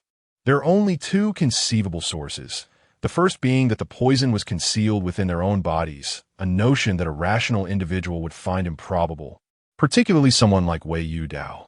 Thus, the only other possibility remains that it was introduced through the evening meal. Jiang Tian remarked, casting aside all improbabilities, leaving only the answer. With his extraordinary memory and innate talent for criminal investigation, Jiang Tian could effortlessly recollect and uncover even the most elusive clues. Miss Chiu stared at Jiang Tian in astonishment. Meanwhile, Sun Haiba scoffed, asserting they died at 3 in the morning. They were long dead by the time the meal was delivered. Jiang Tian smiled, unperturbed, and replied, Is that so? Has Deputy Director Sun considered that someone might have left a simple, threatening message within a meal, indicating their time of death, thereby creating the illusion of a death at 3 in the morning? Perspiration dripped from Lu Haiba's forehead. The scene was filled with personnel from the narcotics team, whose logical reasoning is a hallmark of investigative thinking, a skill possessed only by those trained in this field. Most narcotics officers primarily focus on drug traffickers and murderers, matters beyond their jurisdiction. At this moment, despite the lack of concrete evidence, the reasoning presented left them in awe, as if it had been an obvious conclusion all along. Suddenly, the conference room door swung open. Shunhan entered, accompanied by Director Bai, applauding vigorously. The room fell silent for a brief moment before erupting into a thunderous applause. Each resounding clap felt like a stinging slap to Sun Haiba's face, rendering his expression more ghastly than if he had ingested something vile. Brilliant. Absolutely brilliant. I never anticipated that not only are you adept in physical prowess, but your deductive skills are unparalleled, Shun Han exclaimed in disbelief. The case posed significant challenges. Upon receiving the news, he had hastily brought Director Bai from the provincial department to the city bureau, accompanied by forensic experts. At this juncture, even the forensic expert was applauding, candidly stating, though the truth of this case may seem straightforward, grasping it is anything but simple. The most commendable aspect is the rapid analysis of the crime scene, truly exceptional. I never expected to find another investigative talent here at the City Bureau apart from Miss Chiu. The forensic expert's words sent a jolt through the room, akin to a resounding slap against Sun Haiba's face. For anyone could question Jiang Tian, but not this forensic expert, known as the Tiger of Yunhai for his prowess in solving cases. Having previously cracked nationally significant cases, he was now a specialist for Yunhai and a professor at the police academy.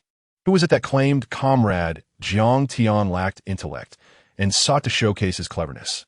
How can one claim to solve cases or combat drug traffickers if they merely talk in this conference room? In this system, performance is what matters. Shunhan's stern gaze swept over the assembly. The room fell silent, the atmosphere charged with tension. Although Shunhan did not name names, Sun Haiba's complexion paled. The department head's words carried weight, especially as several individuals turned their gaze toward Jiang Tian, their eyes ablaze with ambition, contemplating how to forge closer ties.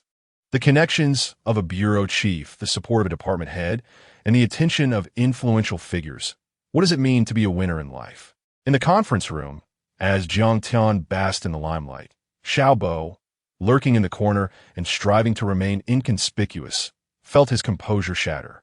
Despite his reluctance to concede, He could not help but feel immense envy towards Jiang Tian, his fists clenching in frustration.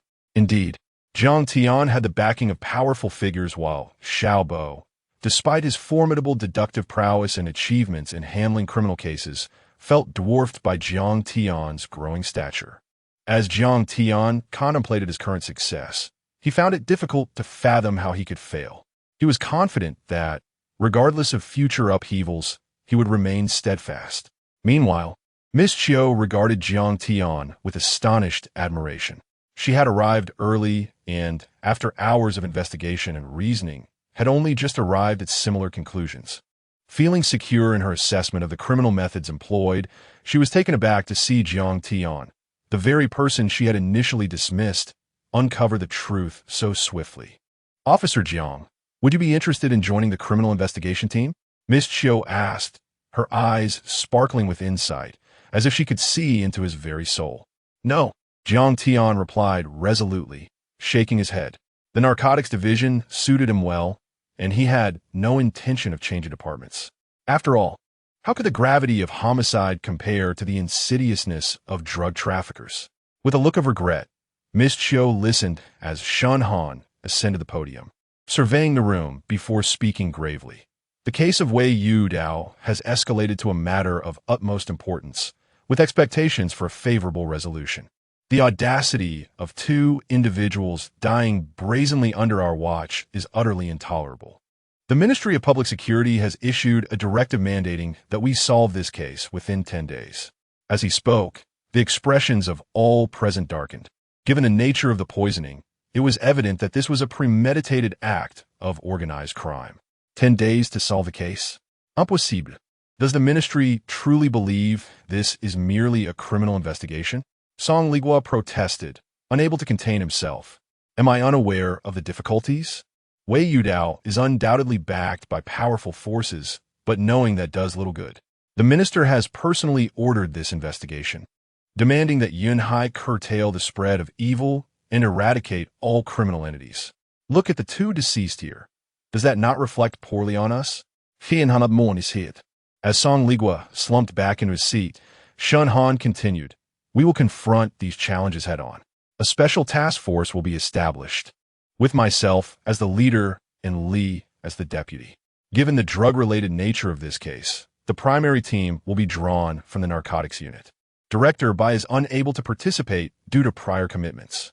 Song Ligua, Jiang Tian, and Zhu Tianxiu will be included, along with 2 others whom I will name to join the task force. I must emphasize that upon solving the case, every member of the special task force will be awarded first-class merits. Others were instructed to remain on standby for further orders." The atmosphere in the room ignited with fervor, as Shen Han's words were unmistakable. Those who excel in solving the case might even receive personal commendation from the minister. Jiang Tian felt invigorated, sensing that his path was widening before him. As for Xiaobo, Jiang Tian cast a discreet glance at him in the corner, a subtle smirk gracing his lips. He had seen Xiaobo's reaction upon entering, but had chosen to ignore it due to the pressing nature of the situation. Certainly, he shall return. Jiang Tian, too, is not surprised. In truth, Xiaobo has committed no grave misstep. No one holds the authority to dismiss him, save for the machinations of shadowy dealings. Moreover, with the assistance of Sun Haiba, it is a simple matter to rescind his suspension under the pretext of insufficient manpower. Yet, what difference will his return make? What significant impact can he possibly create? Without Muya and devoid of his identity as Jiang Tian to lend support, Sun Haiba finds himself in a precarious position. A man emerging from a humble village. What remarkable achievements can he claim? Jiang Tian's misjudgment aside, Xiaobo, in his previous life, spent nearly 2 decades without a single noteworthy accomplishment. Chapter 56. The Extraordinary Man. More remarkable than Jiang Tian, it has become excessive. The situation in Yunhai is increasingly severe. Initially perceived as a mere stubborn ailment, it has unexpectedly revealed itself as a terrifying affliction, manifesting numerous internal and external maladies. In a magnificently appointed and spacious office, Gao Xiaolong sat in the guest chair, observing the serious and heavy demeanor of the man opposite him. "Old Mu, The issues in Yunhai are far more grave than we had anticipated, and indeed, they exceed the expectations of the Public Security Bureau by countless measures. Gao Xiaolong continued to elaborate. The man referred to as Old Mu turned his gaze towards Gao Xiaolong, wearing a wry smile of resignation. I never imagined the problems in Yunhai would escalate to this extent. Indeed, the issues that have already come to light are profoundly serious. To what extent? Over half of the narcotics circulating nationwide originate from Yunhai. This region, connected to the Golden Triangle, showcases three distinct advantages: a plethora of secure and reliable routes, concealed operations devoid of peril, and cost-effective transportation.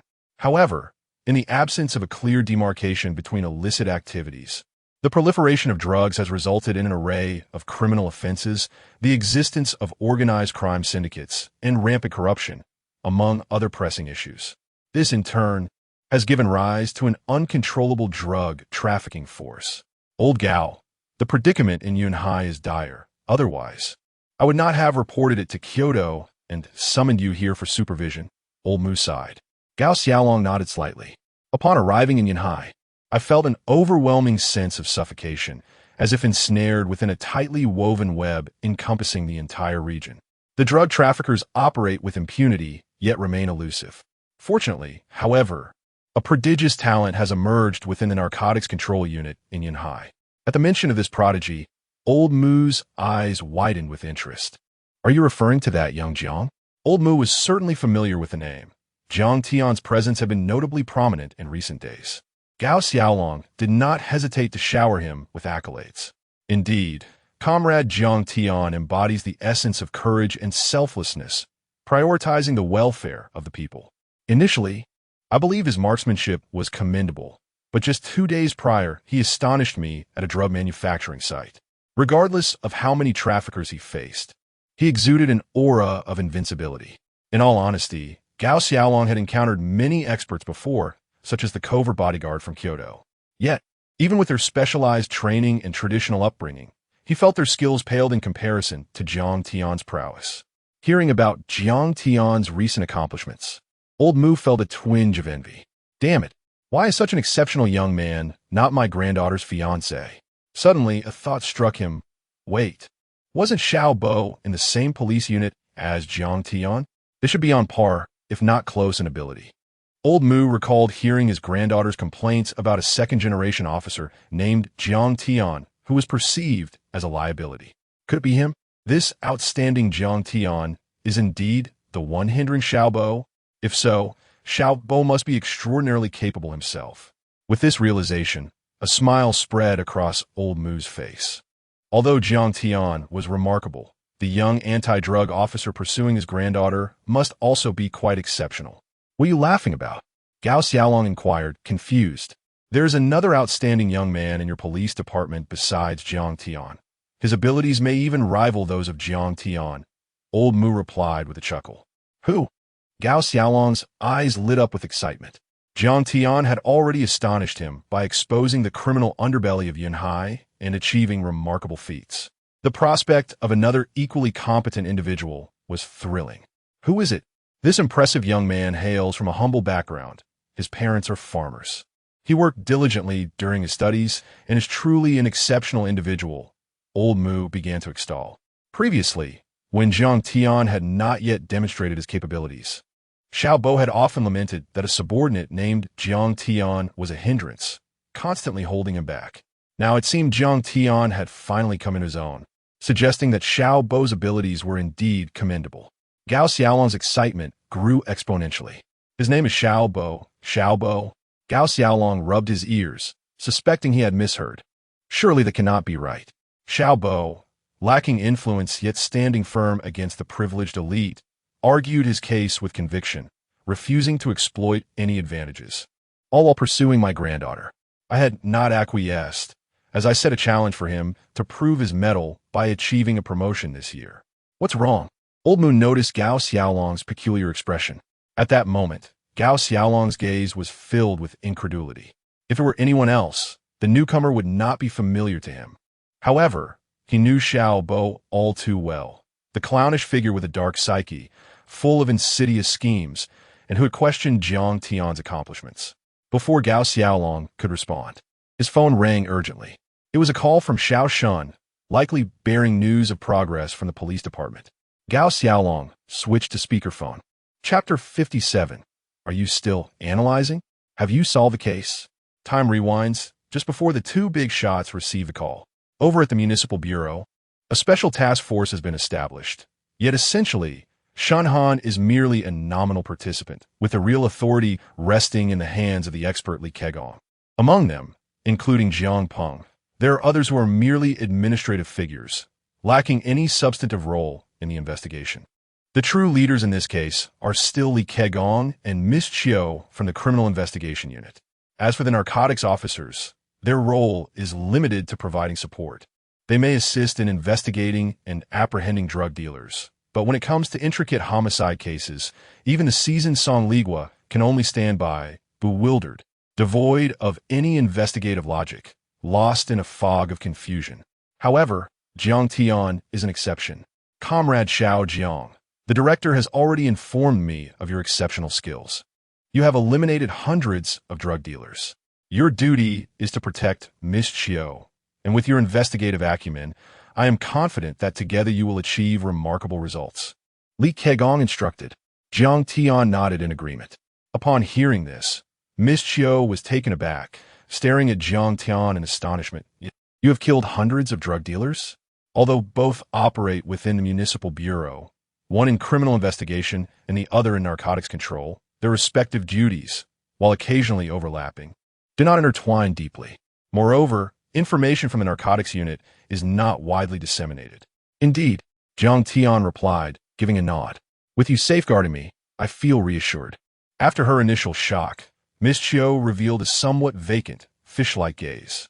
Strangely enough, despite her disheveled appearance and those lifeless eyes, there was an undeniable charm in her countenance. With Jiang Tian's prodigious investigative logic, he posed questions while Miss Chiu provided supplementary insights.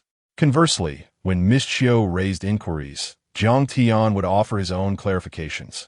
Especially in urgent situations, Jiang Tian also interrogated the cafeteria staff, and, as expected, 3 suspects emerged. The cleaning lady from the municipal cafeteria, a chef, and the cafeteria owner. The cafeteria owner?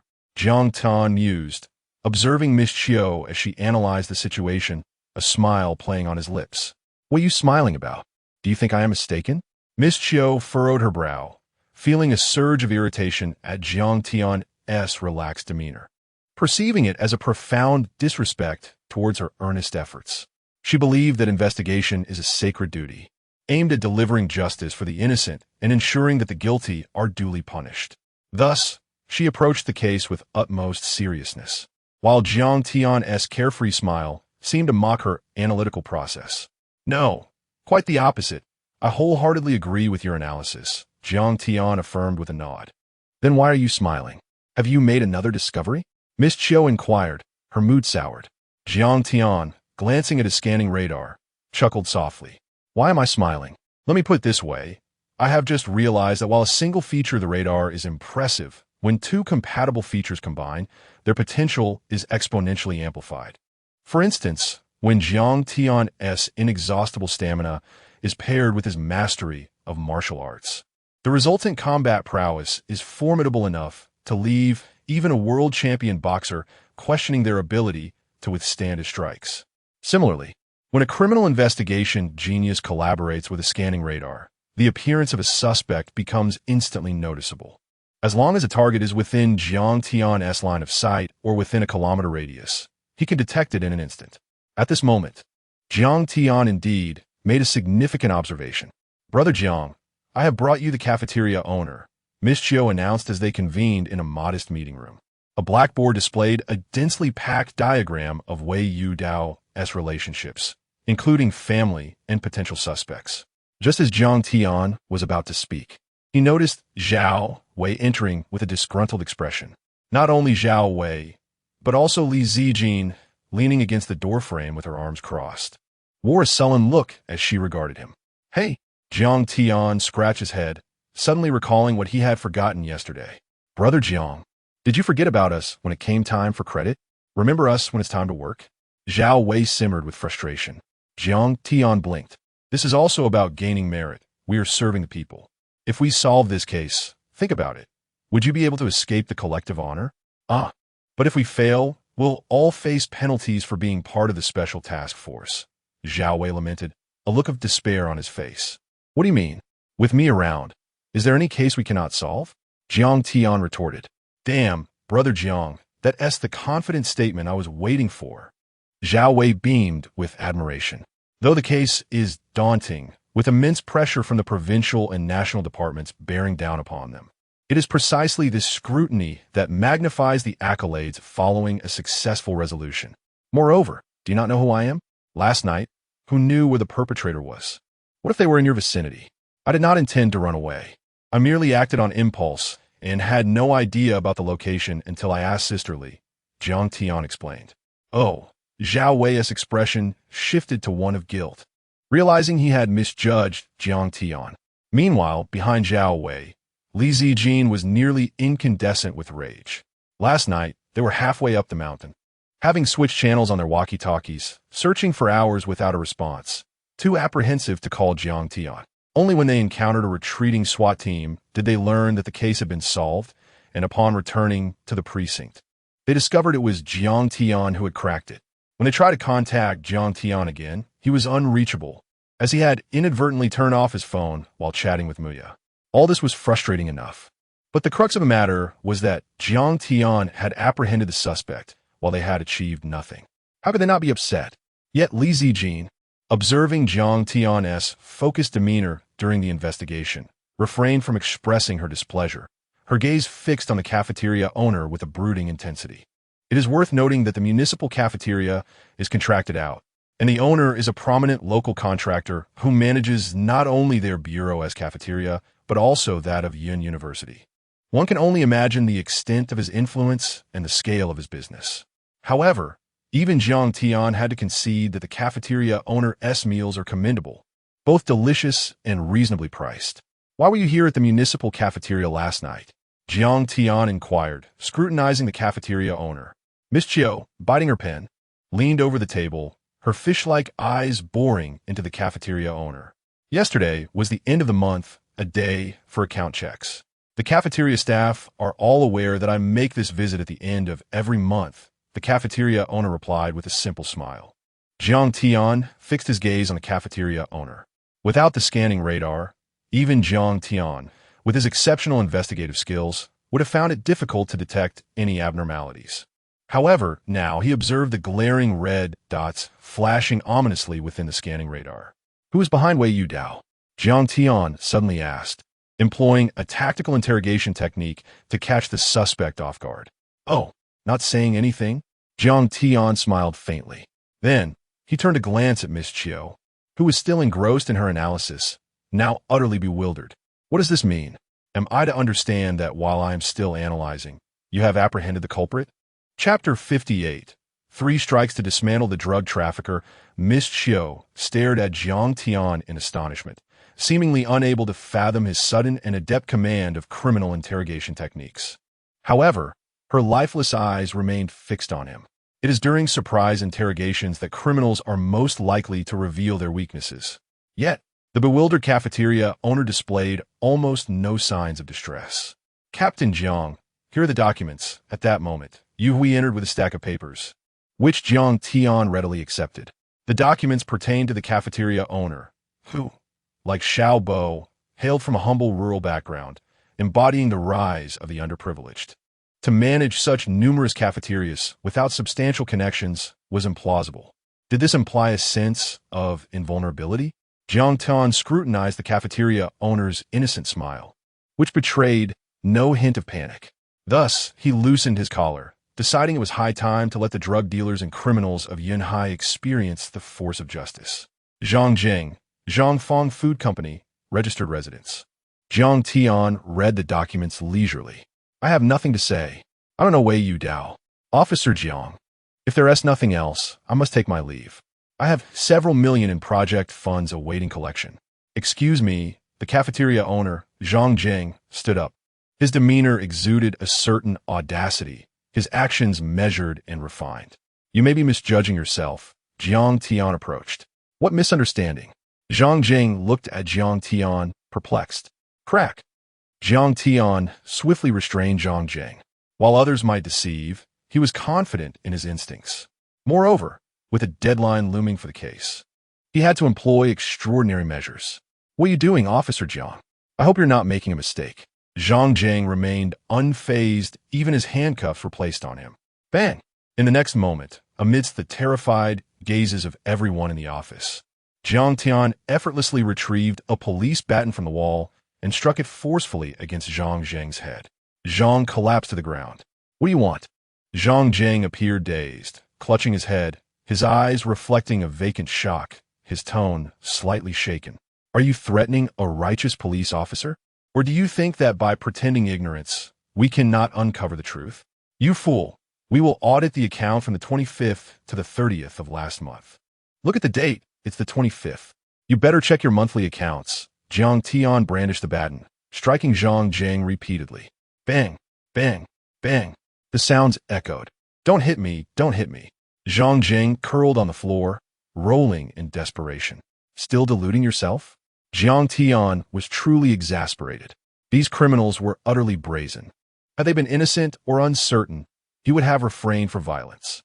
Yet, he was now convinced that this man was undoubtedly the perpetrator from last night. Knowing the assailant, Jiang Tian had no time to indulge in games. The safety of the people was paramount, leaving no room for mercy. Was he wielding a baton? No. It was the righteous judgment of the people. 1 strike, 2 strikes, 3 strikes. With each blow, Zhang Jing's composure shattered, for he had never encountered such a ferocious officer. The 3 strikes dismantled his facade of elegance. What means did you employ to have Wei Yu Dao ingest the poison? What connection do you have with him? Jiang Tian pressed once more. I have no connection, Officer Jiang. I am wronged. Zhang Jing feigned despair, yet his eyes glinted with barely contained fury. He had never endured such humiliation. Zhang Jing swore, once he was safe, he would ensure this scoundrel met his end. Confessing was out of the question. It was a certainty that he would face the death penalty. Among all criminals, drug traffickers were the most ruthless and reckless. For while other crimes might leave room for survival, if not premeditated murder, drug trafficking was a guaranteed death sentence. Bang! Bang! Bang! Unfortunately, Jiang Tian wielded his baton without mercy. As a master of martial arts, his strikes were precise, leaving no visible injuries, yet the damage inflicted was internal. Cough, cough. Zhang Jing coughed up blood, his face turning pale. Meanwhile, at the conference room door, Zhang Jing's agonized cries caught Xiao Bo's attention, who bore witness to the scene. So, he thought he could act with impunity just because he believed he had achieved something? How foolish! Xiao Bo's spirit surged with elation.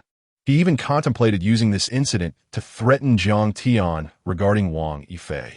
Otherwise, he would expose his misdeeds.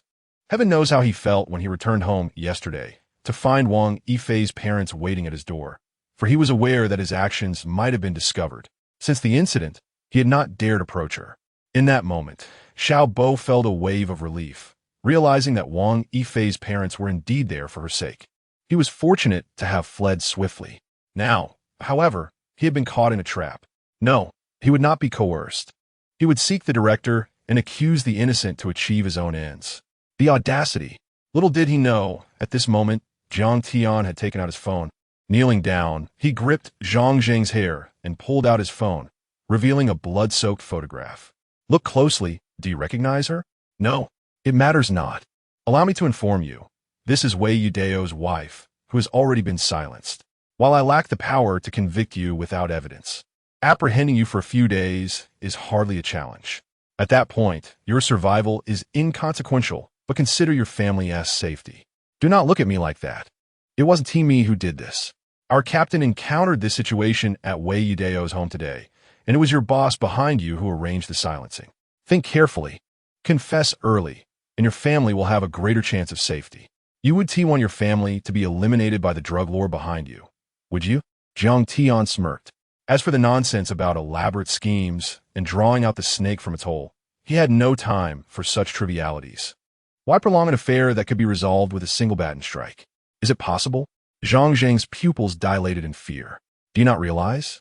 Once you have the potential to leak information, consider whether you might be wiped out by your own boss. Jiang Tian spoke slowly. Zhang Zheng broke into a cold sweat.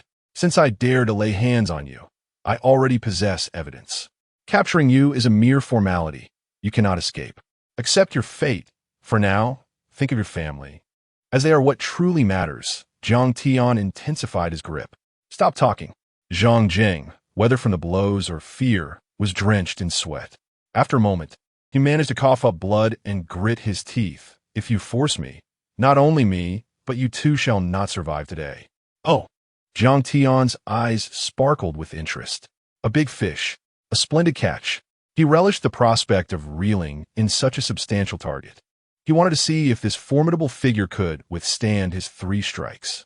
Meanwhile, the conference room fell into a heavy silence. No one dared speak. All eyes glued to Zhang Zheng. Do you think I'm jesting? I cannot afford to defy that person. Don't even mention yourself. Do you know how your predecessor met his end? Zhang Zheng gritted his teeth. Hiss. Jiang Tian inhaled sharply.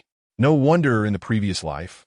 This case reached the highest echelons, prompting even the Ministry of Public Security to intervene personally, mobilizing over 1,000 personnel to conduct investigations in Yanhai. The former director met his demise while still in office. Jiang Peng was his successor. The previous director's death was seemingly natural, struck by a runaway truck driven by a drunken man, who, after colliding with the director, overturned into a reservoir and perished as well. All in all, the situation appeared impeccably seamless, devoid of any flaws. However, Jiang Tian never anticipated that this would implicate the former director. Some matters are best left untouched. Once unearthed, they become burdens too heavy for anyone to bear. Zhang Zheng is filled with resentment.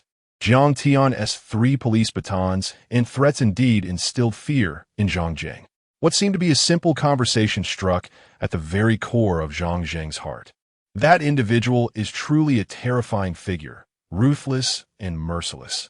Mentioning his name is enough to showcase his prowess. Jiang Tian's smile gradually faded. Though he may have inflated confidence, he does not underestimate others. Particularly with Zhang Zheng's callousness, it is imperative to strike decisively and swiftly. If he can silence his subordinates, how much easier it would be with adversaries. This thought ignited a sense of urgency within Jiang Tian. Meanwhile, those in the conference room were flushed with excitement. Under normal circumstances, they would be filled with trepidation. But now, with Jiang Tian by their side, who could possibly feel fear? Concurrently, Shen Han gazed at Xiao Bo, who had barged into the conference room, feeling somewhat bewildered. Did he perhaps awaken too abruptly? Director Shen, to fulfill the deadline. Comrade Jiang Tian has already been coerced into a confession. I initially did not wish to approach you, but I cannot bear to see the municipal bureau succumb to ruin under Jiang Tian's misguided leadership. Director Shen, please trust me. I am not lying. The risk of coerced confessions in such a significant case is immense. Indeed, other matters may be negotiable, but this incident must not harbor any discrepancies. The focus lies not in the violence, but in the absolute necessity to avoid erroneous information. A coerced confession would be an affront to the Ministry of Public Security. Xiao Bo, can you take responsibility for your words? Director Shen rose, his expression grave. I swear, Jiang Tian is undoubtedly an innocent person coerced into a confession. He bears no connection to this case whatsoever. Xiao Bo fervently sought to assert himself, believing his moment had arrived. In dealing with Wang Yifei's troubles to threaten Jiang Tian, Xiao Bo ultimately made another choice. He would gamble everything for his future, risking all he had. Should he fail, he might be left with nothing. The weight of failure was unbearable for Xiao Bo. Chapter 59. Is the cafeteria poisonous? An explosion deputy director Sun. Are you like this too? Director Shen's gaze was fixed on Sun Haiba. Indeed, given Xiao Bo's current character and position, how could Shen Han possibly have the time to meet Xiao Bo alone? What is Xiao Bo, after all? At present, he is merely at the lowest rank, even lower than Jiang Tian in terms of police rank. A person of ordinary status, devoid of any special assignments, possesses no authority. Moreover, Shen Han lacks the time to meet him privately. Ultimately, Xiao Bo managed to find Sun Haiba. In fact, to ensure utmost caution, Sun Haibo was stealthily led by Xiao Bo to the conference room door, where he caught sight of the gruesomely injured Zhang Jing within. Surprise washed over Sun Haibo's face. What kind of case is this? The Ministry of Public Security is particularly concerned, and the provincial department is spearheading the investigation, establishing a special task force to solve the case. One can only imagine the significance this case holds throughout the system, given the gravity of the situation. Employing harsh measures during interrogation is understandable. The pressure of handling cases is immense, and in exceptional circumstances, utilizing extraordinary methods is justifiable. However, if an innocent person is coerced into a confession, the consequences of an unjust case in such a crucial matter would be dire. Not only would Jiang Tian face misfortune, but Shen Han could also find himself implicated, even at risk of losing his position. The severity of the issue cannot be overstated. Of course, Shen Han is no fool. Primarily, he fears that Jiang Tian, being young and having achieved notable accomplishments, might impulsively stray off course. Are you certain he was coerced into a confession? Shen Han furrowed his brow and inquired. Indeed, the one who was beaten is our cafeteria's Zhang Jing, the contractor of our cafeteria, who also manages the cafeterias of Yin University and numerous other governmental units, known for his quality service at reasonable prices, and has always been honest. Director Shun, I can assure you that Zhang Jing is absolutely innocent. Sun Haibo quickly interjected. Let's go and see. Shen Han stood up, opting not to return to the provincial office, but instead heading directly to the city bureau, which was convenient, especially since he was the head of the special task force. Initially, even if it was merely for appearances, he needed to keep an eye on the situation. As they walked, Shen Han furrowed his brow. Even if they were unable to resolve the case within the deadline, the most they would face would be a reprimand, while the pressure ultimately rested on their leaders. Jiang Tian's urgency made Shen Han question whether his and Gao Lao's actions were indeed correct.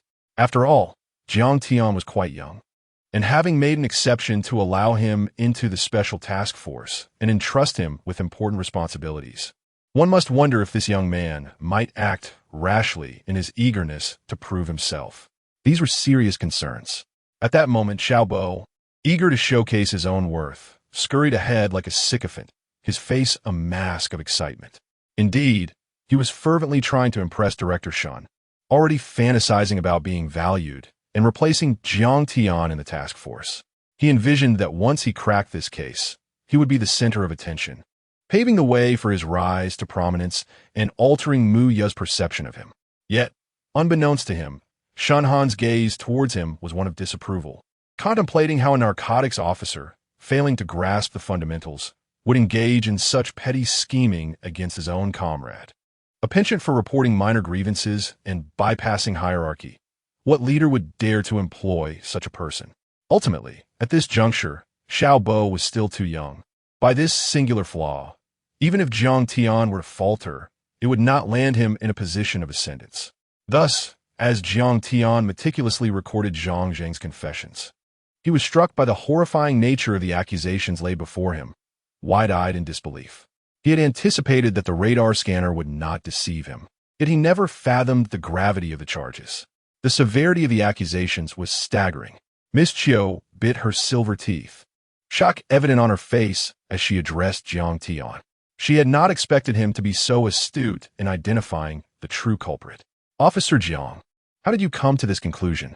This Zhang Jing deserves to be punished. The accusations were shocking. Miss Chiu's eyes widened in horror as she realized this man had the audacity to poison within the police force. Seeing the charges, Miss Chiu felt a shiver run down her spine, as if her head might explode. I sensed the stench of drug trafficking the moment he appeared, Jiang Tian remarked shamelessly. Miss Chiu was taken aback, her expression one of disbelief. Just then, Xiao Bo interjected, Jiang Tian, you fool, what do you take the city bureau for? What did I teach you? The first rule is to never coerce a confession. Have you absorbed none of it? In such a critical case, how dare you risk creating a miscarriage of justice? Who gave you the audacity to wrongfully accuse an innocent person? Xiao Bo could barely contain his excitement, stepping forward to assert his supposed role as Jiang Tian's mentor. In reality, He was merely an ordinary officer who had just completed his probation. The notion of having a disciple was laughable. Yet, from another perspective, Xiao Bo was intentionally inflating his own importance. Before Jiang Tian could respond, Miss Chio's wide-eyed gaze turned towards him, appearing dazed and seemingly foolish.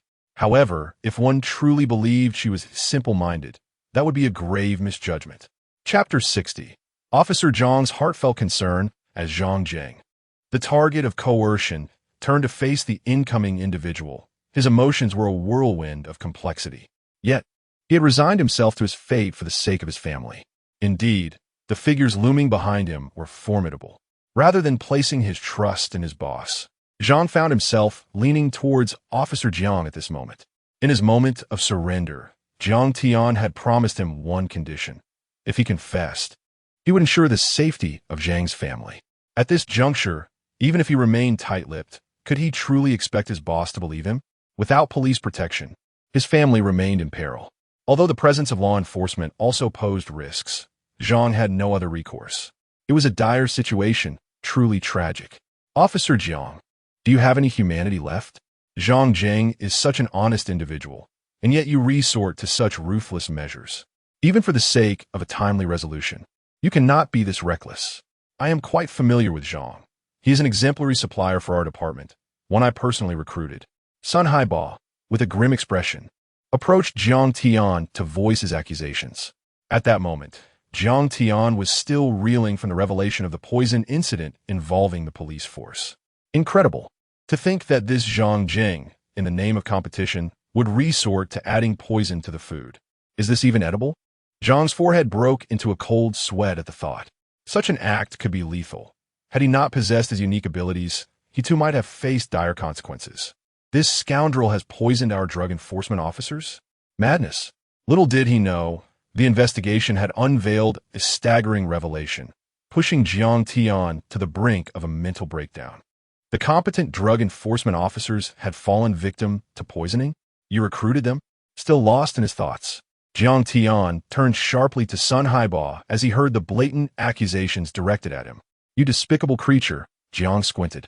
After several confrontations, Jiang had been too preoccupied to gather evidence against Sun Haiba. To his surprise, Sun had come forward with such a fortuitous opportunity. Indeed, it is because I recruited him that I understand how honest Zhang is. Xiao Jiang, your actions infringe upon the law and challenge its boundaries, which is absolutely intolerable. Rest assured, Zhang, our bureau will give you a fair resolution. Sun Haiba spoke with righteous indignation, followed closely by Xiao Bo, who added, the emergence of such a disgrace in our bureau is our fault. Rest assured, we have summoned the director himself to advocate for you and clear your name. We will not allow you to be coerced into confession.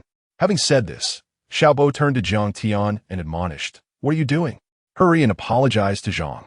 Do you truly believe that a minor achievement allows you to transcend the law? Who gave you the audacity? Who granted you the authority? The two seized the opportunity to vehemently criticize Jiang Tian. Jiang, however, remained unfazed, offering a smile before turning to Zhang Zheng with a knowing glance. Zhang, would you like me to apologize? No. Zhang Zheng fervently shook his head. Zhang, do not be afraid. We are here, and Director Shun is present. No one can wrong you. This scoundrel is a cancer in our police force, and he will be purged from our ranks eventually. Sun Haiba stepped forward to offer his support, a smile plastered on his face, awaiting Zhang's gratitude. Yet, Zhang's expression suddenly shifted to one of fervor. I do not need your support. Who has wronged me? I have not been wronged. It is Officer Zhang's genuine concern that has moved me to confess. Why should you seek to exonerate me? Boom. Zhang's declaration left Sun Haiba momentarily stunned. His visage transformed into that of a jester. Xiaobo was equally taken aback. Just as they thought they had seized Zhang's vulnerability, the very individual they sought to defend uttered such words. Zhang. Sun Haiba was dumbfounded. What does this mean? Indeed, I have confessed. The deaths of Wei Yu Dao and his son were orchestrated by me. I added threatening messages and poison to their meals last night. What? Sun Haiba and Xiao Bo's faces turned ashen in an instant. But Zhang continued, I am guilty. I even added poison to your meals to enhance my competitive edge. Boom. This time, Even Shun Han could no longer remain composed. Clenching his fists, he glared at Sun Haiba and Xiao Bo. For a fleeting moment, he had mistakenly suspected Xiao Jiang. Fortunately, he had refrained from hasty accusations. Nevertheless, with an expression of grave intensity, Shun Han fixed his gaze on Sun Haiba. You recruited this cafeteria owner. You guaranteed their integrity. What have you to say now? Boom. Sun Haiba's complexion drained of color, and after a brief pause, he suddenly turned. Slap. Sun Haiba delivered a resounding slap to Xiao Bo's face. Xiao Bo, what do you have to say for yourself? You come here to slander Xiao Jiang. And after I kindly called you back to the force, this is your repayment? You are the true disgrace to our police department. Xiao Bo opened his mouth to protest. Slap. Sun Haiba struck him again. Silence. From this moment forth, you are suspended. Go home and write a self-reflection, and you will face a formal reprimand and a major demerit. Buzz. Xiao Bo's face lost all color, beads of cold sweat trickling down. A major demerit would haunt him for life, especially as he clung to grand aspirations. This setback dealt a heavy blow. The trials posed by Mu Ya's family for his promotion this year had now evaporated. He found himself distanced from his dreams. Jiang Tian observed the chaos with a cold smile, watching the infighting unfold. Enough. Director Shun's voice boomed with fury. Sun Haiba, how dare you slander Officer Jiang? While he is out there achieving success, you persecute him from behind, targeting a commendable officer and bringing shame upon our heroic force. It is no wonder that the city's drug enforcement has seen little progress over the years.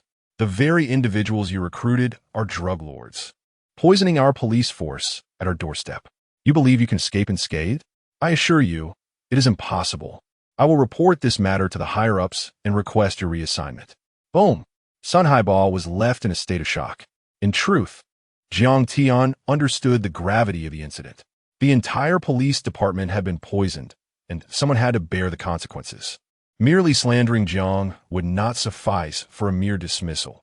Even if Jiang achieved great feats, he would not receive the recognition he deserved. The root of the issue lay with Sun Haiba's recruitment of an actual drug lord, a monumental affront to the entire police department and public security system. Thus, the reality of the situation was that Shun Han promptly reported to Gao Xiaolong. Indeed, Officer Jiang quickly identified the true culprit and, in these extraordinary circumstances, employed exceptional measures to elicit a confession. However, during this critical time, the primary individual responsible for recruiting the drug dealer, Deputy Director Sun Haiba, vehemently defended the criminal while disparaging Officer Jiang. Shen Han meticulously briefed Gao Xiaolong on the unfolding events. Meanwhile, it was precisely at this moment that Mu Lao was boasting about Xiao Bo Gao Xiaolong, while on the phone, was utilizing the speakerphone feature. Therefore, when Gao Xiaolong heard that Jiang Tian had identified the true culprit, an expression of unrestrained joy illuminated his face. Old Mu was contemplating whether the young man, Xiao Bo, had played a role in this development. However, upon hearing Shun Han's subsequent remarks, Gao Xiaolong's countenance darkened with fury. What did you say? Is it possible that such a thing could occur? How could Yanhai permit this to transpire? Old Mu nodded in agreement. If this matter is not handled appropriately, the repercussions could be dire. Those responsible must face severe punishment, particularly in such a vital institution as the City Bureau. We cannot afford to have such leadership. Gao Xiaolong concurred. Sun Haiba must be given an opportunity to be reassigned. We cannot allow such a detrimental element to remain within the police force. This Sun Haiba is a malignant tumor within our ranks.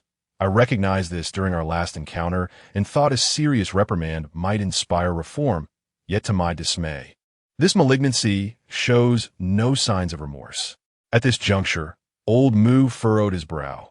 It must be noted that the urgency of drug enforcement in Yunhai cannot be overstated.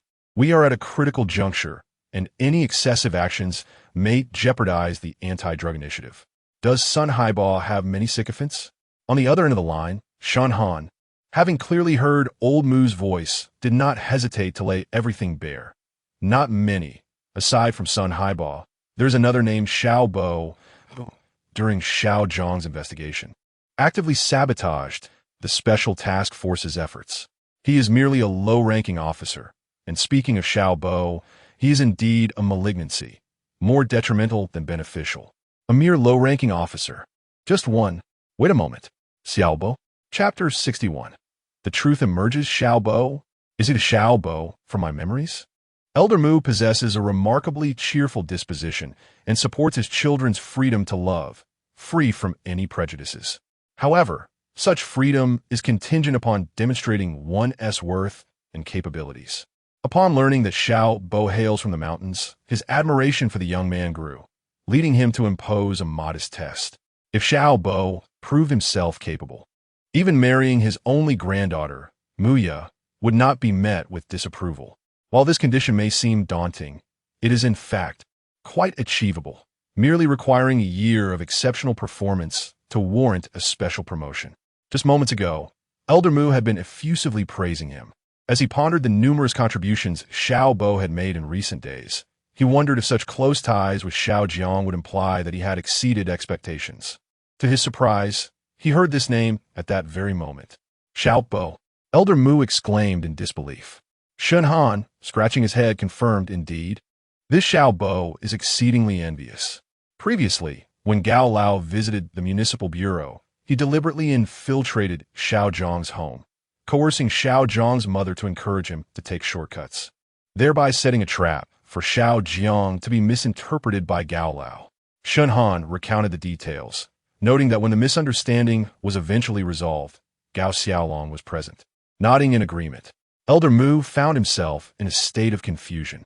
Was this the refined young man from his memories, harboring such malevolent thoughts? His mouth agape. He hesitated to voice his doubts. Yet, Shun Han continued, moreover, due to Xiao Jiang's exemplary performance, I took it upon myself to conduct an investigation into him, only to discover that Xiao Bo, out of jealousy for Xiao Jiang's connection to a bureau chief, had insidiously seduced the woman Xiao Jiang had long pursued, fulfilling his perverse desires. While Xiao Jiang was engaged in apprehending a major drug dealer, Xiao Bo was in a hotel room with the very woman Xiao Jiang sought. Bang! Elder Mu was taken aback, unable to contain his outrage. Gao Xiaolong's expression turned serious, as he was unaware of these events. However, Shen Han had been closely observing Xiao Jiang due to recent developments, and upon uncovering Xiao Jiang's past relationships, he couldn't help but gasp in shock. The situation was dire, and Elder Mu's fury boiled over. Gao Xiaolong, perplexed by Elder Mu's intense anger, wondered if he knew Xiao Jiang personally. This is a malignant tumor, a harmful presence. Elder Mu continued to reprimand. Gao Xiaolong could not fathom Elder Mu's rage, which stemmed from being deceived by Xiao Bo's FAAD. By the way, you mentioned there's a young man in the narcotics team who surpasses even Xiao Jiang. Since there's a need for personnel, what is his name? Let us transfer him to the special task force and see how he performs, Gao Xiaolong inquired with keen interest. Elder Mu's expression shifted, his tone wavering. After Shan Han reported his findings, he understood his next steps. Following a phone call, he entered the room, glancing at Sun Haiba and Xiao Bo without a word, before turning amiably to Xiao Jiang. At this point, Xiao Jiang had no time to spare for Sun Haiba and his ilk. The outcome was clear. Sun Haiba was finished. Xiao Jiang was acutely aware of this, while Xiao Bo, stripped of any fortuitous opportunities, relied solely on scheming, doomed to failure, especially now that his reputation lay in ruins. Colleagues within the unit avoided him like the plague, as everyone knew Xiao Bo had seduced the woman Xiao Jiang admired out of jealousy. Who would dare associate with such a toxic individual, fearing they might become his next target? In truth, by revealing this blemish on Xiao Bo's character, Xiao Jiang successfully fostered a sense of empathy among others, which, from another perspective, alleviated potential repercussions from his earlier reckless pursuit of achievements. Once Xiao Jiang had the opportunity to act, Sun Haiba's reassignment would not be a fortunate affair. When Xiao Jiang took action, he did so decisively and lethally. With the opportunity at hand, it would spell the end for Sun Haiba, as the charges against him were severe enough to warrant the death penalty. Why bother with him any longer? Xiao Jiang's gaze shifted towards the report in the hands of the forensic team. Upon concluding the interrogation, Xiao Jiang promptly instructed the forensic team to retrieve food samples from the cafeteria for testing. Given the urgency, results came swiftly. Captain Jiang, here's the report. The food contains significant amounts of opiate substances, posing a grave threat to health and potentially leading to sudden death. The forensic personnel reported, their expressions aghast. The gravity of the situation was overwhelming. Sun Haiba nearly collapsed, realizing the ramifications of his actions. The absurdity of it all was staggering. Even if nothing happened today, Sun Haiba's responsibility for contracting the cafeteria to Zhang Jing rendered him the primary culprit, and he could not evade accountability. Are you even human? Xiao Jiang exclaimed, drenched in cold sweat, as he struck the table in anger. It was fortunate they had discovered this early. Had it continued for years, it could have resulted in fatalities, plunging the entire bureau into chaos.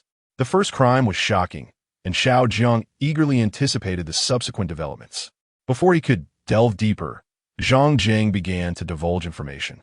Listening intently, Xiao Jiang's curiosity piqued as he sought to understand the motives of the mastermind behind these events, and whether the ambush on Gao Xiaolong was orchestrated. If it were mere coincidence, it could be dismissed. However, if it were premeditated, Xiao Jiang found it hard to believe that such audacity existed. Who is the person behind you? Xiao Jiang demanded, his patience waning. Such a reckless individual could not be allowed to live. Zhang Jing, wiping blood from his face, confessed. Have you heard of Mr. Yin? He initially instructed me to poison you, but the dosage was carefully controlled. 3 days ago, he ordered me to increase it, even suggesting I find an opportunity to contaminate your water supply with a lethal dose of oxytocin for pigs, though I dared not and could not find a chance. Xiao Zhang's skin crawled. This was beyond comprehension. Wait, 3 days ago? He asked, narrowing his eyes. That was the night of the raid. Indeed, Xiao Zhang's mind raced as he realized with certainty that Gao Xiaolong's previous misfortunes were not mere happenstance. They had been meticulously planned. The mastermind behind it all is the so-called Mr. Yun. At this moment, the room full of people is left in a state of bewilderment. How perilous! From another perspective, Jiang Tian has practically saved them. What is his name, and where is he located? Jiang Tian, incensed, reflects on his tragic past, aside from Xiao Bo and Wang Yifei. The death of Gao Xiaolong was the critical cause of his suffering. Very well, this Mr. Yun now possesses a compelling reason to meet his demise. I do not know his true name, nor do I have any knowledge of his appearance. He remains enigmatic, contacting me through untraceable mobile cards. Zhang Jing shakes his head. The trail has gone cold. Miss Qiu, with her fish-like eyes, finally speaks. Based on her investigative experience, at this stage, it is nearly impossible to uncover further information. Jiang Tian remains silent, yet the name Mr. Yun resonates with a sense of familiarity. He is certain he has heard it before in his previous life, and with an extraordinary memory, he incessantly recalls the details. Just then, he raises his gaze and catches Xiao Bo's envious expression directed at him. At this precise moment, even Shun Han stand behind Jiang Tian, observing without participation. Miss Qiu, with her lifeless gaze, scrutinizes Zhang Jing expressionlessly. All eyes are on Jiang Tian as he takes center stage. Meanwhile, Xiao Bo's eyes burn with jealousy, as he anxiously watches Jiang Tian poised to achieve yet another success, a prospect more unbearable than his own demise. The most horrifying aspect is that he can only watch while bearing the weight of severe disciplinary repercussions. Of course, Xiao Bo remains oblivious to the fact that he has effectively sealed his own social fate, his reputation irreparably tarnished, not to mention his political aspirations. His very future is entangled with the Wang family, a fate Jiang Tian finds deeply unsettling. Thus, Jiang Tian chooses to ignore him, instead stroking his chin as the information regarding Mr. Yun becomes increasingly lucid. It seems that shortly after Gao Xiaolong's death and his mother's subsequent arrest, Jiang Tian had encountered a man claiming to be Mr. Yun while drowning his sorrows in a bar late at night. The man had looked down upon him with a sarcastic smile, leaving Jiang Tian feeling perplexed at the time. Yet now, a jolt of realization courses through him. That mocking expression must have been one of Victor surveying his spoils, viewing him as mere bounty. Mr. Yun had exuded an air of elegance and superiority, instilling in Jiang Tian an overwhelming sense of envy. The bar. Jiang Tian's eyes begin to glisten with insight, After so many years, such a trivial incident. If not for his extraordinary memory, he would have never recalled it. A clue has emerged. Chapter 62. The Wheel of Fate turns. Bozy sweeps the floor. Officer Jiang. Where are you going? Miss Chiu called out hurriedly as she saw Jiang Tian depart. Regardless of the circumstances, there had at least been some progress. Even though the clues had run dry with Zhang Jing, there was no useful information here either. They did not know what the person looked like, nor their age, and had never even met them. The contact was through untraceable prepaid phone cards, and further interrogation yielded no results. I will go out to search for leads, Jiang Tian explained. In truth, Jiang Tian glanced at the time and realized it was already noon. His appointment with Muya was fast approaching. Goodness, how could he be late for a date with Muya? Searching for clues? Miss Chiu exclaimed in disbelief. How do you plan to find any? Right now, Zhang Jing is the only one who knows anything. At the very least, we could strategize around him. Do you really think that after we apprehended Zhang Jing, Mr. Yin wouldn't have found out? He likely received the news long ago. It is impossible to use Zhang Jing as a pawn now. I will see if there are any other leads, Jiang Tian replied. Currently, Jiang Tian had received 2 first-class merits and 1 second-class merit, and he was on the path to further accolades. However, he would not overlook any opportunity to make a contribution, especially concerning Mr. Yun.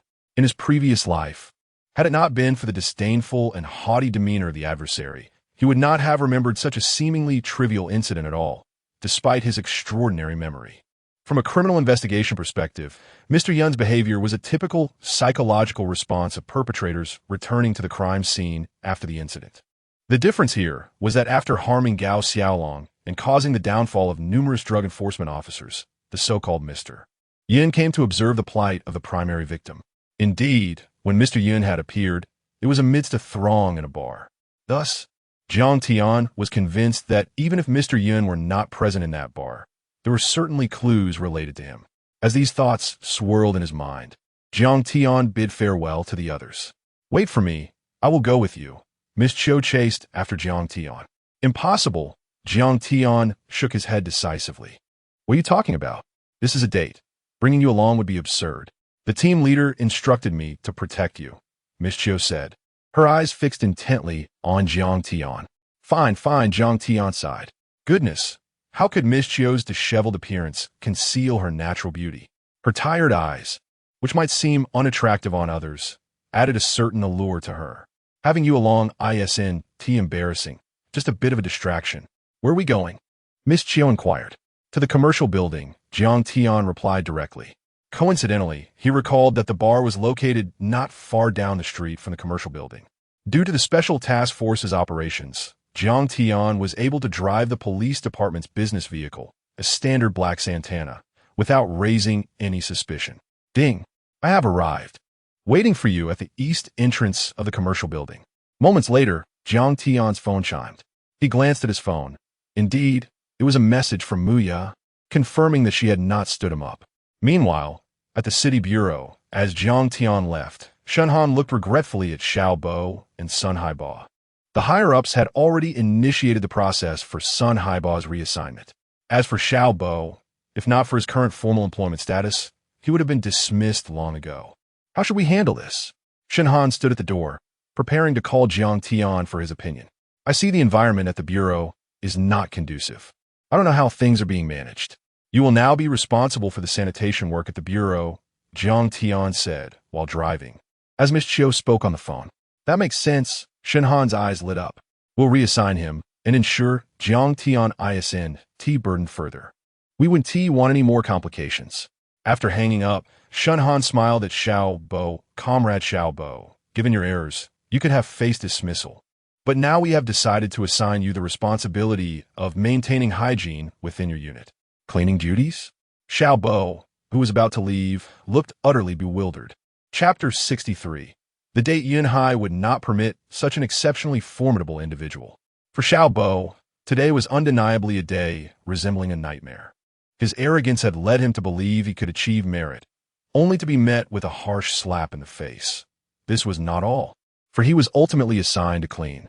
Indeed, while expulsion was out of the question, an act governed by exceedingly stringent regulations, Even a department head would find it exceedingly challenging to suspend an ordinary employee. Hence, the adage rings true. As long as one is disinterested in progress, they can afford to show no deference within the organization. Yet, one must also be prepared for the eventuality of being relegated to an unimaginable department should they commit a grave error. Cleaning? Xiao Bo was utterly bewildered. How could this transpire? Why had it come to this? Reflecting on the past few days, he had navigated his role in the police force with remarkable ease. How had it devolved into this? Jiang Tian. Yes, it was indeed Jiang Tian. Xiao Bo's eyes reddened. Had it not been for Jiang Tian, he would still be the exceptional individual he once was, even benefiting from Sun Haiba's mentorship. But now, as he observed Sun Haiba's grim expression, a sense of foreboding settled in his heart. Useless. You are the true waste. Day in and day out, you deride Jiang Tian. Yet have you achieved anything yourself? You constantly mislead me and little Jiang. And if it were not for you, how could I have been reassigned? Sun Haiba was seething with rage. The truth was, Sun Haiba's conflicts with Jiang Tian and Jiang Peng had been instigated by Xiao Bo, who had been sowing discord from the outset, labeling Jiang Tian as inept. At that moment, Sun Haiba's eyes flared with fury. Xiao Bo, you despicable creature, have you conspired with Jiang Tian all along, colluding with him and his father to undermine me? Indeed, it was a plausible theory. If that were not the case, how could one individual's transformation be so drastic? Jiang Tian's initial concealment was undoubtedly strategized to target him. Director Sun, please believe me, I did not. Xiao Bo's scalp prickled as he attempted to explain. Should he lose Sun Haiba's support now, he would truly be left with nothing. After all, even if Sun Haiba were reassigned, his rank remained significant. Even if he were to be placed in a retirement department, he would navigate it with ease, bolstered by his connections within the system. If he were willing to extend a helping hand, Xiao Bo might still have a chance to redeem himself, to meet Mu Ye's expectations, and to seek her forgiveness. Indeed, Xiao Bo continued to harbor grand illusions regarding Mu Ye. Here you are, still pretending before me. Let me make it clear, today's events are your doing. If I suffer, I will ensure you meet the same fate, Sun Haiba declared angrily before turning to leave. Xiao Bo, in his despondency, nearly coughed up blood. In stark contrast to Xiao Bo's miserable state stood Jiang Tian. Accompanied by Zhu Tianxiu, he arrived at the Commerce Building to meet Mu Ye. Upon their meeting, Jiang Tian beheld Mu Ye in a pristine white dress. Stabilized, Jiang Tian's eyes sparkled. It was no wonder that today, adorned with light makeup, Mu Ye stood at the entrance of the Commerce Building, a striking scene to behold. In his past life, Jiang Tian would have been lost in despair at this very moment, while Xiao Bo basked in glory, leveraging connections from Jiang Tian's family to achieve success in both career and love, even winning Mu Ye's heart, reaching the pinnacle of his life, while Jiang Tian suffered agonizingly. However, in this life, the roles have been reversed. Jiang Tian experienced promotions and financial gains, thriving in both career and romance, while Xiao Bo unknowingly descended into the depths of despair. A faint smile graced Jiang Tian's lips. No, this was merely the beginning. An important case had emerged from the municipal bureau. Regaining his composure, Jiang Tian first offered an explanation and an apology to Mu Ye. It was not long before the case became paramount. Mu Ye smiled warmly at Zhu Tianxiu. I am Zhu Tianxiu from the Criminal Investigation Unit. I have an important case that requires my presence alongside Officer Jiang. I hope you do not mind. Zhu Tianxiu's expression remained unchanging, his eyes dull and lifeless, a sight Jiang Tian had grown accustomed to. Mu Ye nodded, replying, not at all. As they conversed, Mu Ye leaned slightly towards Jiang Tian, who instinctively took her hand, causing her to momentarily freeze, her cheeks flushing crimson. Yet, much to Jiang Tian's delight, despite her evident nervousness, she feigned a struggle for only a brief moment before capitulating. No matter how astute she may be, this was undoubtedly Mu Ye's first experience of such close contact with a male. Oh, apart from last night with Jiang Tian. Jiang Tian's smile broadened as he felt the warmth of her palm. It dawned on him that Mu Ye and Xiao Bo had likely made no advances in their relationship. Today, I shall cover the expenses, he declared exuberantly, waving his hand. Have you struck it rich? Mu Ye inquired, astonished. Ha ha ha, have you forgotten? The fugitive who kidnapped you had a bounty of 300,000, Jiang Tian explained. Indeed, the fugitive who had taken Muya hostage was now classified as a Class A wanted criminal, with a reward of 300,000. Although the bounty had not yet been claimed, Jiang Tian possessed a previous reward of 50,000. Moreover, with time, and should fortune smile upon him, he would be amply compensated. As Jiang Tian accompanied Muya on their shopping excursion, he remained vigilant, scanning the surroundings with acute attention. The Commerce Building was conveniently located near the bar from his past life, allowing his radar to encompass the establishment effortlessly. Meanwhile, in a private room on the second floor of the bar, a man clad in black peered through binoculars at the Commerce Building. After a lengthy pause, he finally spoke. The target has appeared. Has he indeed? A man within the room wore a subtle smirk, his face marked by a long scar resembling a centipede. A most intimidating sight. Yet at that moment, the scarred man stood respectfully beside the sofa, where a man donned in a white suit with a white tie sat, leisurely slicing an apple with a dagger. This Jiang Tian has been quite audacious of late. He not only severed ties with Wei Yudao, but has also thwarted our recent operation. We must find a way to eliminate him and his entire family.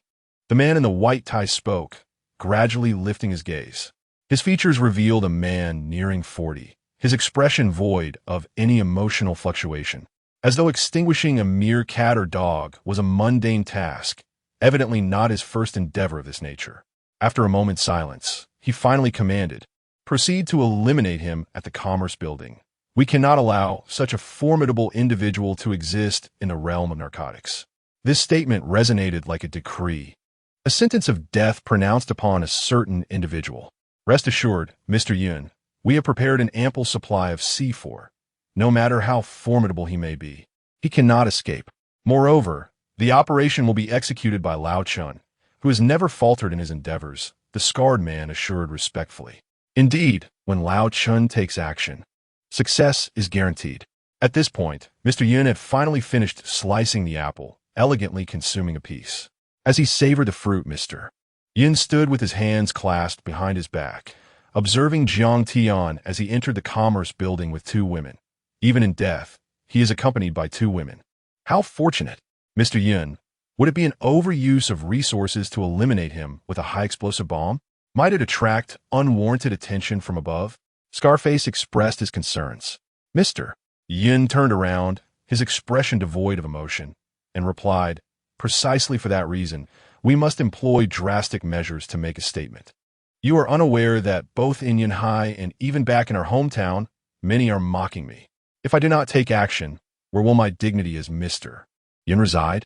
This wretched individual has repeatedly sabotaged our plans. He cannot be allowed to live." Just then, a sudden, crisp sound of shattering glass echoed from the entrance. Instantly, everyone in the room turned to look, and in that fleeting moment, they beheld a woman clad in a server-s attire, trembling and petrified as she held a fruit platter. Did you all hear that? Mr. Yun's lips curled into a slight smirk as he waved at the server. Yet, the terrified waitress, attempting to flee, turned only to collide with a solid chest. With a thud, she collapsed to the ground. Scarface, brimming with rage, strode towards her, seizing her by the hair and berating her, "You wretched woman, did you hear and still think to escape?" Chapter 64. The unexpected appearance of TNT. Before a move was made, it was over in an instant. With a sharp smack, the scar-faced man ruthlessly struck. The waitress, her face etched with desperation, was dragged by her hair into the private room. Little did they know that at this very moment, Jiang Tian, although accompanied by two women, was fixated on the scanning radar, excitement illuminating his eyes. Indeed, he had not erred. This was unequivocally the bar he sought. The enormous red dot on the radar was the largest he had ever encountered since acquiring the device. This red dot was situated within the very bar he recalled from his past life. Yet there was more. Another crimson that had appeared on Jiang Tian's radar. One that had been trailing him since his arrival at the commercial building. Being followed? A momentary shock coursed through Jiang Tian, but he quickly deduced that if he were indeed being tracked, his scanning radar would have detected it. This was the terrifying capability of the radar. Within a kilometer, It could instantaneously pinpoint the precise location of an enemy. Armed with a firearm, Jiang Tian could eliminate a target without the need for scope. "What's wrong?" Miss Chiu inquired, observing Jiang Tian's distraction. "That person behind us has been following for quite some time, wearing a mask. They might be targeting us, so we should be cautious," Jiang Tian warned. However, he was confident in his ability to shelter the two women should the need arise. He was merely curious about the intentions of this pursuer. "How did you notice? How did you know there would be a lead here?" Miss Chiu asked, bewildered. Initially, she had assumed Jiang Tian was merely out for a rendezvous, but now she realized her grave misunderstanding. Clearly, this was all part of Officer Zhang's meticulous plan. "I only seek to understand these drug traffickers. After eliminating numerous of them and apprehending Zhang Jing and Wei Yudao, even if I wish to avoid trouble, Mr. You would not sit idly by," Jiang Tian replied with a wry smile. He knew all too well the audacity and insanity of these criminals. He was convinced they would not hesitate to retaliate against his entire family, and perhaps they had already done so. Having ventured into the heart of Mr. Yun's territory, it would be peculiar if Mr. Yun did not react upon seeing his nemesis. It was plausible that a conspiracy against Jiang Tian's family was already in motion. Yet, certain actions were unavoidable. To safeguard his loved ones, Jiang Tian had no choice but to take the initiative. "You are formidable," Miss Chiu remarked, her lifeless eyes fixed on Jiang Tian for a moment before she spoke. Jiang Tian felt a twitch at the corner of his mouth, despite her demeanor. He found her deadpan expression oddly endearing. After a brief stroll in a women's boutique, Muya handed her bag to Jiang Tian before retreating to the fitting room to change into a dress. Jiang Tian, seated on a sofa in the lounge area, closed his eyes to rest, though he kept a vigilant watch on the entrance. Sure enough, moments later, a masked man feigned interest in the clothing. He stealthily approached a corner of the clothing rack, withdrawing a soft, unidentifiable object from within a garment and discreetly placing it in the clothing's pocket. Pathetic, the man smirked, preparing to rise. However, in the next instant, he felt a sudden weight on his shoulder, followed by an excruciating pain. The sound of a bone snapping echoed sharply. The masked man's face drained of color as he trembled, realizing his scapula had been shattered. Indeed, it had been broken. He stiffly twisted his neck, catching sight of the hand on his shoulder, understanding that he had been struck so forcefully that his scapula had fractured. His entire arm hung limply, and he could feel the impending agony brewing within him. The surge of adrenaline masked the pain for the moment, but he knew that once the shock wore off, an unbearable torment awaited him. Yet his resilience astonished Jiang Tian. Despite the cold sweat pooling on his brow, the man merely let out a muffled groan, not a cry of distress. Jiang Tian had never witnessed such fortitude. "Let me see what you've hidden," Jiang Tian said, bending down to investigate the clothing pocket. In that instant, the masked man pulled out a controller with a red button, attempting to activate it. However, Jiang Tian was swifter. With a fluid motion, he produced a baton from his waist and, with a decisive crack, shattered the masked man's wrist before the remote could fall. The speed was so rapid that the masked man had not discerned any movement. The controller was already in Jiang Tian's grasp, alongside the soft object. Jiang Tian squeezed it, finding it pliable, reminiscent of a lump of clay. Yet, he recognized it immediately. His training had equipped him with an extensive knowledge of such devices. TNT? Jiang Tian's pupils dilated in shock. What a bold move, to orchestrate such a display to eliminate me. The masked man was utterly bewildered, staring at the TNT and the remote in Jiang Tian's hands, unable to fathom how they had so swiftly transitioned to his possession. Injured and silent, the masked man attempted to flee. Trying to escape? Jiang Tian scoffed, brandishing the baton. A resounding crack echoed as he struck the masked man on the head, blood pouring forth as he collapsed to the ground, writhing in pain. Jiang Tian showed no mercy without the scanning radar. He could scarcely imagine the devastation this improvised explosive could wreak if detonated. Unrestrained madness, Jiang Tian thought, growing increasingly fearful as he struck harder. Thus, when Muya emerged from the fitting room, eager for Jiang Tian's approval of her new dress, she was met with a scene that left her utterly dumbfounded. Jiang Tian relentlessly assaulting the masked man with a baton, who writhed in agony on the ground. What is happening? Muya's eyes widened in disbelief, and before she could utter a word, Jiang Tian thrust the soft object into her hands. What is this? Muya asked, confused. TNT, Jiang Tian replied, still poised to strike the masked man. What? A drug dealer, a criminal. He had not sought him out. Yet this one dared to retaliate? Jiang Tian's anger simmered. He had endured too much injustice in his past life. Reborn, he could no longer tolerate such indignities. Those who dared to wrong him would incite a fierce response. TNT, this. The gravity of the situation struck Muya, and even Zhu Tianxiu, upon hearing the term, was taken aback. The object in Muya's hands resembled TNT, complete with a remote. If this were indeed real, it would not be a trivial matter. The potential for destruction in a public space was staggering. The mere quantity in Muya's possession could obliterate the entire mall, had it not been discovered in advance. The consequences would have been catastrophic. I shall promptly report to the team leader. Zhu Tianxiu's scalp was aflame with indignation, his eyes resembling those of a lifeless fish, displaying a hint of change. Meanwhile, the man in the mask, lying on the ground, had his hat knocked off, his head smeared with blood. Outside the shop, a throng of onlookers had gathered, some even wielding their phones, eager to capture the spectacle. A fight has broken out. Come and see. This person must be insane. He could kill someone. How could you behave in such a manner? It's truly tragic. Among the more than 20 individuals encircling the shop entrance, 2 young men and women pointed accusingly at Jiang Tian, their expressions filled with disdain. Jiang Tian abruptly turned his head, furrowing his brow, and asked, "What are you saying?" Chapter 65. Accusations from all sides. The assailants have taken hostages. No, that is not correct. Jiang Tian raised an eyebrow, suddenly realizing that the 2 individuals leading the charge against him were familiar faces. He not only recognized them, but had known them well in his past life. The woman was Xiao Bo's sister, and Jiang Tian had not anticipated encountering her here. The man, too, was well known to him. He was Xiao Bo's brother-in-law.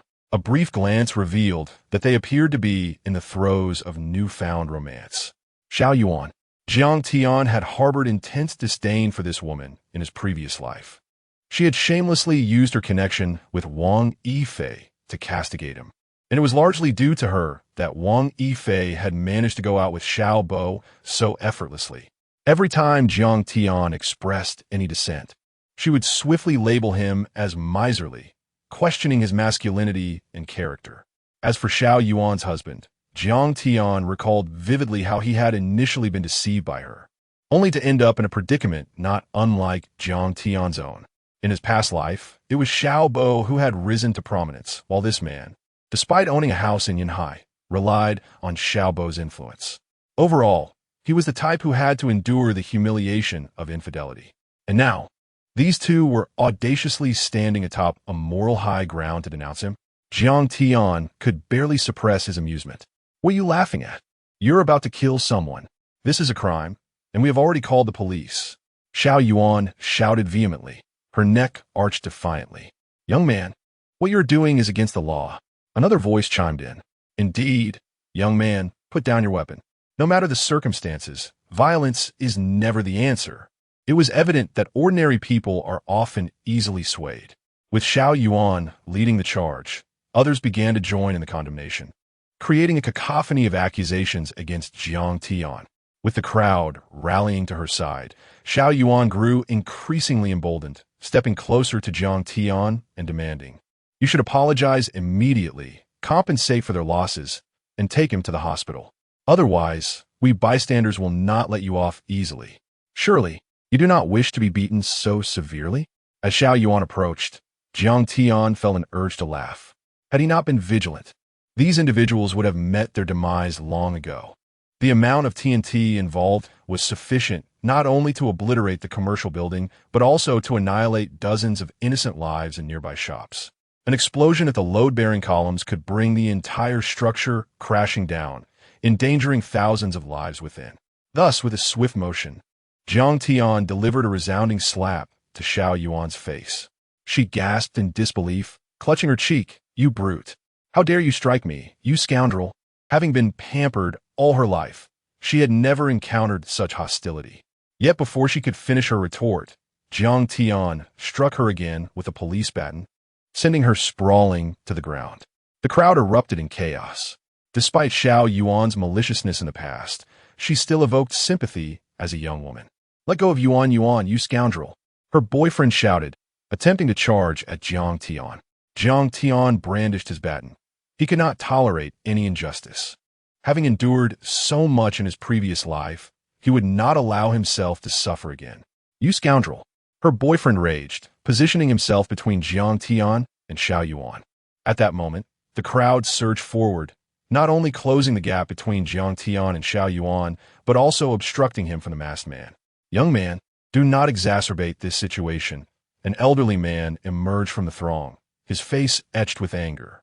It must be noted that the community's spirit was commendable, as many directed their ire at Jiang Tian, condemning him for injuring an innocent person, insisting that no matter the conflict, violence was inexcusable.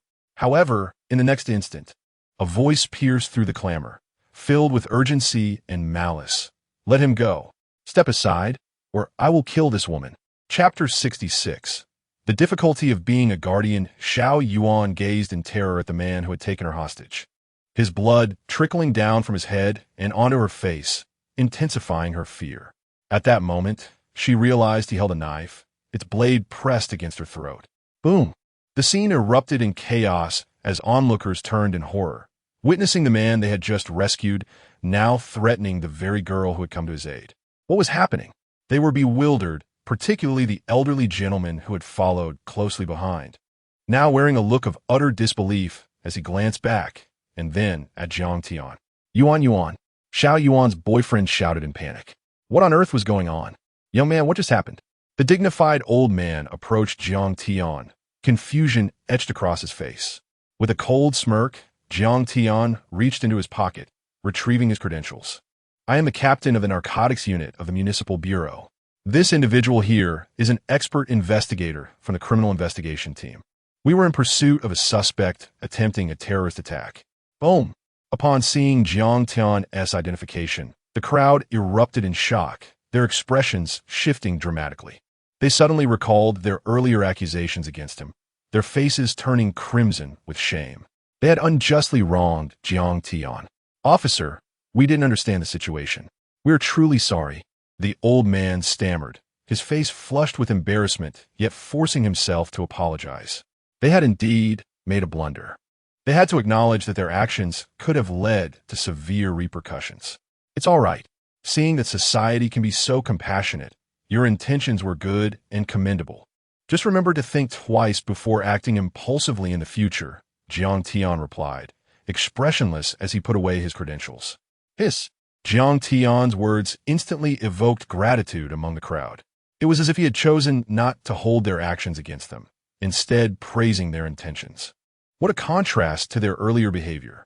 "Why didn't you inform me of your mission? Why didn't you rescue me sooner? My brother is part of your team," Xiao Yuan exclaimed in a fit of rage, her fear morphing into anger. "Little girl, how dare you speak like that? You misled us into obstructing Officer Jiang's mission. You brought this upon yourself," the old man retorted.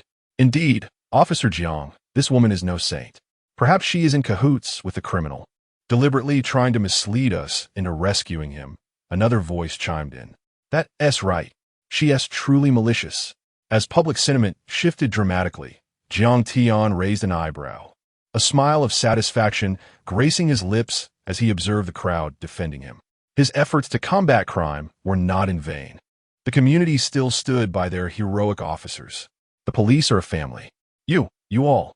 Xiao Yuan was left speechless, overwhelmed by the accusations. Being young and inexperienced in combat, their collective scorn drove her to tears. Jiang Tian couldn't help but reflect on how, in a different era, Xiao Yuan might have acted out in such a situation. "What now?" Miss Chiu whispered as she approached Jiang Tian. "Have you reported?" Jiang Tian inquired quietly. "The team leader was informed about the TNT and has rushed over," Miss Chiu replied, unable to contain her astonishment. "Good. Instruct the team leader to cordon off the nearby streets. We've drawn out a big catch." Jiang Tian's lips curled into a cold smile as he surveyed the radar. As for Xiao Yuan, she was merely a minor inconvenience to Jiang Tian.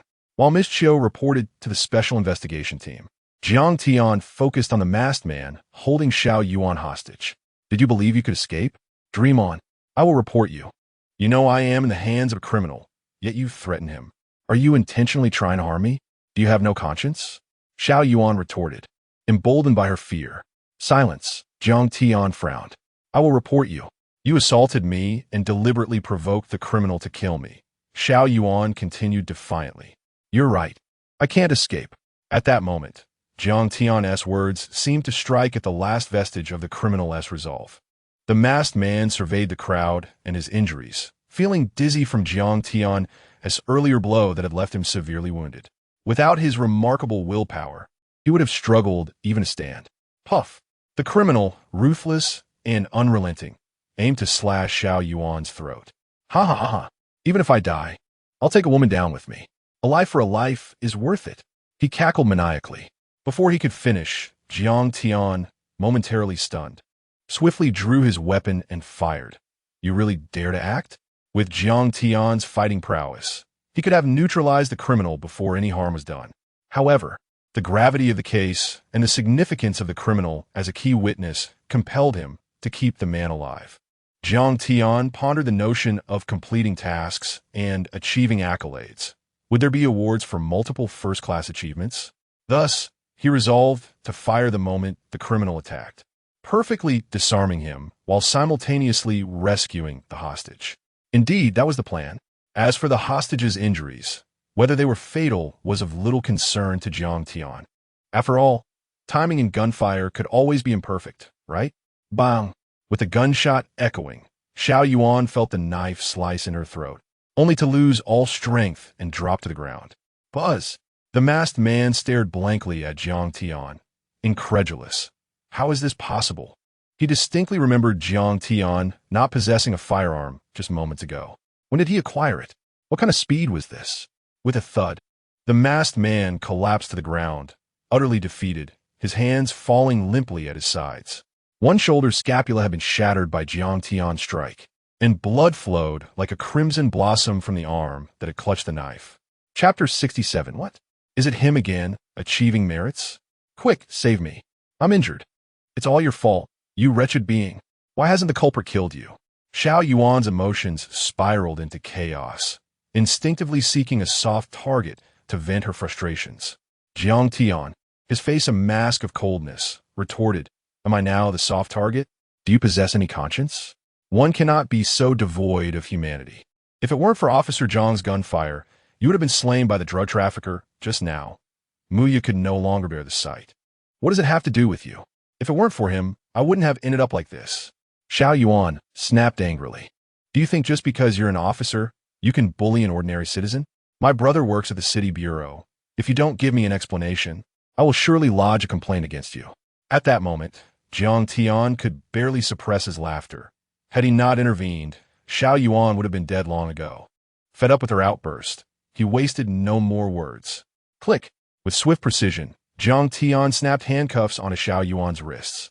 I am hereby arresting you for obstructing official duties and endangering public safety.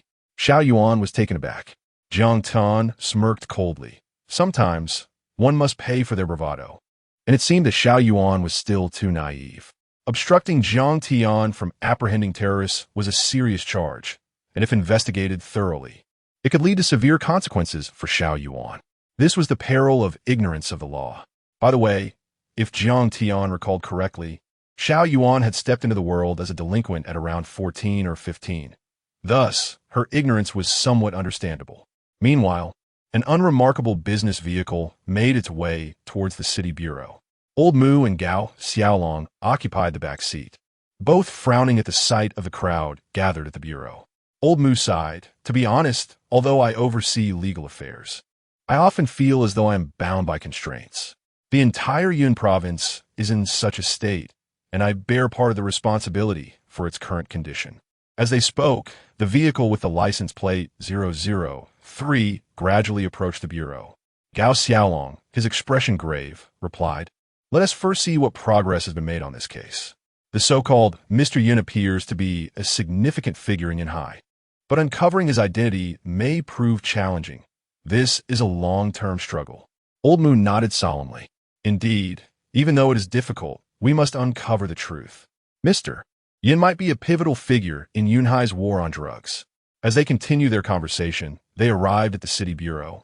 Their visit was primarily to inspect ongoing operations, particularly due to the recent discovery of Mr. Yun's involvement, the poisoning incident at the bureau, and the subsequent implications. Each of these matters was a bombshell case, with the bureau facing threats of systemic poisoning and further complications. Upon their arrival, they were greeted by Shan Han, Jiang Peng, and numerous officers. Secretary, High Chief. Shan Han jogged over to welcome them. Why have you gathered so many here? Is there an urgent task at hand? Old Mu inquired, his brow furrowed.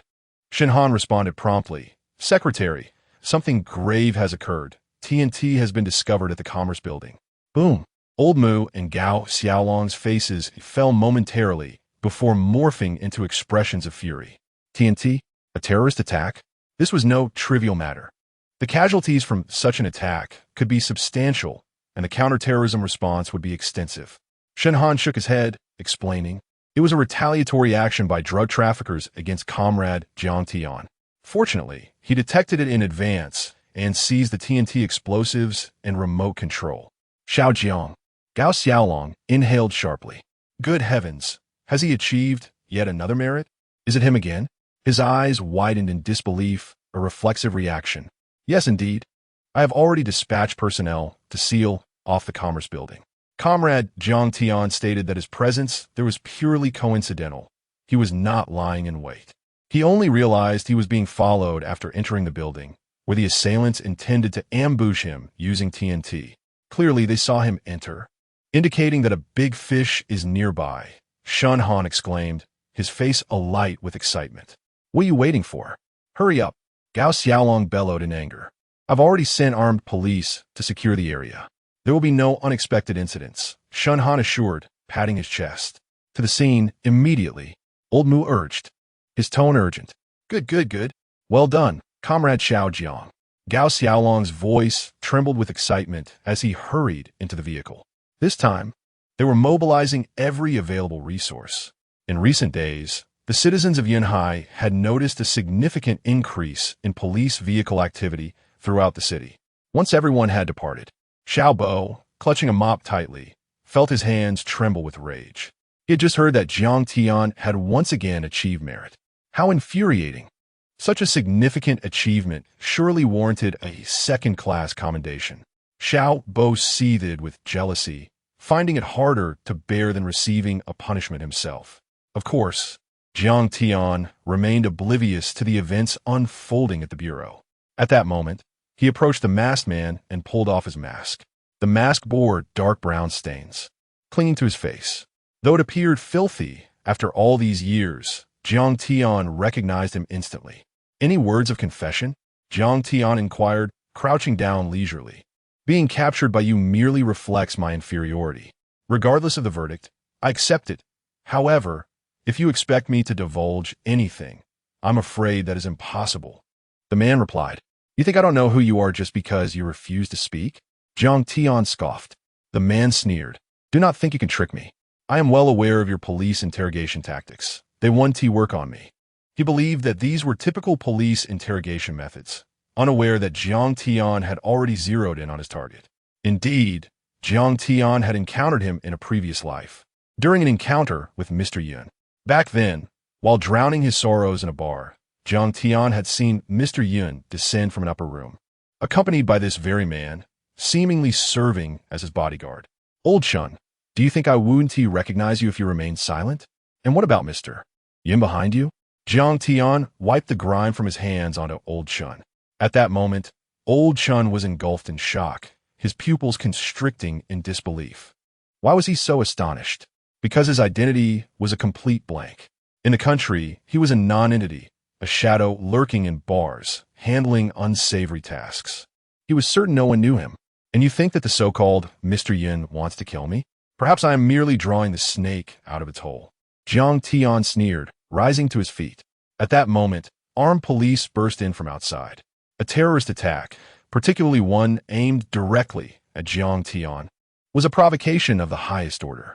To be honest, Jiang Tian had not anticipated Mr. Yun's audacity to this extent. Engage with the armed police here first. Jiang Tian cast a fleeting glance at the scanning radar before addressing Miss Chiu, then turned to Muya and said, "Once we finish our tasks, I would like to take you to the cinema. I have an urgent matter to attend to." Miss Chiu gasped in surprise. At that moment, Jiang Tian was not pursuing them for any trivial reason. Rather, the radar had indicated that several red dots, representing individuals within nearby bars, had abruptly exited and were swiftly making their way down the street. Attempting to flee, Jiang Tian would never allow them to escape. Exiting the commercial building, he swiftly accelerated his modest sedan, the Pusan, surging forward with determination. Meanwhile, in the back seat of a luxurious Rolls-Royce, Mr. Yun rested with his eyes closed, seemingly unfazed by the tension exuded by the driver, who was visibly anxious as he navigated the road ahead. "What are you so nervous about? Those individuals are utterly incompetent. They cannot capture us," Mr. Yun remarked slowly, maintaining an air of calm. Despite his serene demeanor, a shadow of concern flickered across his face when the subject of Old Chen arose. "I apologize, Mr. Yun. I did not foresee that the mission would end in failure." Scarface confessed, taking responsibility for the setback. "It is not your fault. No one anticipated that Old Chen would be discovered," Mr. Yun replied, his expression darkening. Those who mistook Mr. Yun's cultured appearance for a benign personality were gravely mistaken. Scarface, fully aware of this, lowered his head in trepidation. Chapter 68. A wild ride on the streets. Mr. Yun displayed no signs of apprehension. He merely glanced at his watch before turning to Scarface with a smile. Whether it's an explosion or a discovery, such a significant event would take nearly 20 minutes for the nearest police station to respond and seal off the area. "We have ample time." It was evident that Mr. Yun possessed a profound understanding of the police's movements. Scarface felt utterly reassured, for Mr. Yun had never deceived anyone. Moreover, although Old Chen's recent operation had somewhat faltered, Scarface harbored no doubts regarding Old Chen's loyalty. The idea of betraying him was inconceivable. It was a matter of unwavering trust, one that would never be questioned in their lifetimes. Scarface eyed Mr. Yun with a hint of trepidation, well aware that any hint of disloyalty had met with dire consequences at Mr. Yun's hands. Not only did he eliminate the traitor, but their families also mysteriously vanished due to accidents or disappearances, leaving no room for betrayal. As for the police, while they could arrest and interrogate, they could hardly harm the families of the accused. Everyone possesses weaknesses, even those without kin. This was Mr. Yun's method of control, one that even Scarface found himself ensnared within. Thus, even those who had earned some wealth and wished to retire could not escape. Suddenly, a series of loud honks erupted, breaking the tense atmosphere. Mr. Yun was instantly incensed. "Do you know what car I drive?" "A Rolls-Royce." "What dilapidated vehicle are you driving?" He turned to see a small Pusan tailgating him, honking anxiously as it attempted to overtake. "How dare you?" Mr. Yun cursed vehemently. "You think you can follow so closely to a Rolls-Royce? If you scratch it, your whole family will pay the price." The driver, however, remained obedient, maintaining a steady speed. The incessant honking continued unabated. "If it weren't for today's special circumstances, I would step out and teach you a lesson," Mr. Yun fumed. In a fit of rage, he rolled down the window and raised a middle finger in mockery. In that instant, a jarring impact sent Mr. Yun's head crashing against the front seat. "What the hell? Who do you think you were to bump into me? I drive a Rolls-Royce. Have you lost your mind?" His fury escalated. "Stop the car." With a fierce expression, Mr. Yun exited the vehicle, followed closely by Scarface, whose scar seemed to come alive with fury. "Who are you? Get out, you worthless piece of trash. Do you see this car? It's a Rolls-Royce. One emblem could cost your family's life." Scarface raged, advancing towards the Pusan and unleashing a barrage of kicks and punches on the driver's side door. As the commotion unfolded, a crowd gathered on the bustling street, pointing and murmuring about the incident. A Pusan had collided with a Rolls-Royce. This was big news. "Oh no, that Pusan is doomed." "A Rolls-Royce? The value of that car is beyond comprehension. It's as if the rear has been completely wrecked." As the onlookers speculated, the tension escalated. Scarface, seething with rage, bellowed, "Open the door." Damn it, open it. He relentlessly yanked at the car door, which creaked under the strain. Finally, with a resounding crack, the locked door yielded to his force.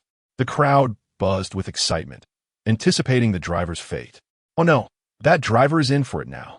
I bet 5 dimes that he'll be begging for mercy. The spectators leaned in, eager for the spectacle. Scarface wore a sinister grin, eager to discover which unfortunate soul had dared to collide with his Rolls-Royce, provoking Mr. Yun's wrath. Today, in broad daylight, he would ensure that the driver received an unforgettable lesson. With a chilling gaze fixed on the driver's seat, Scarface sneered, "How dare you crash into me? Do you not know what death feels like?"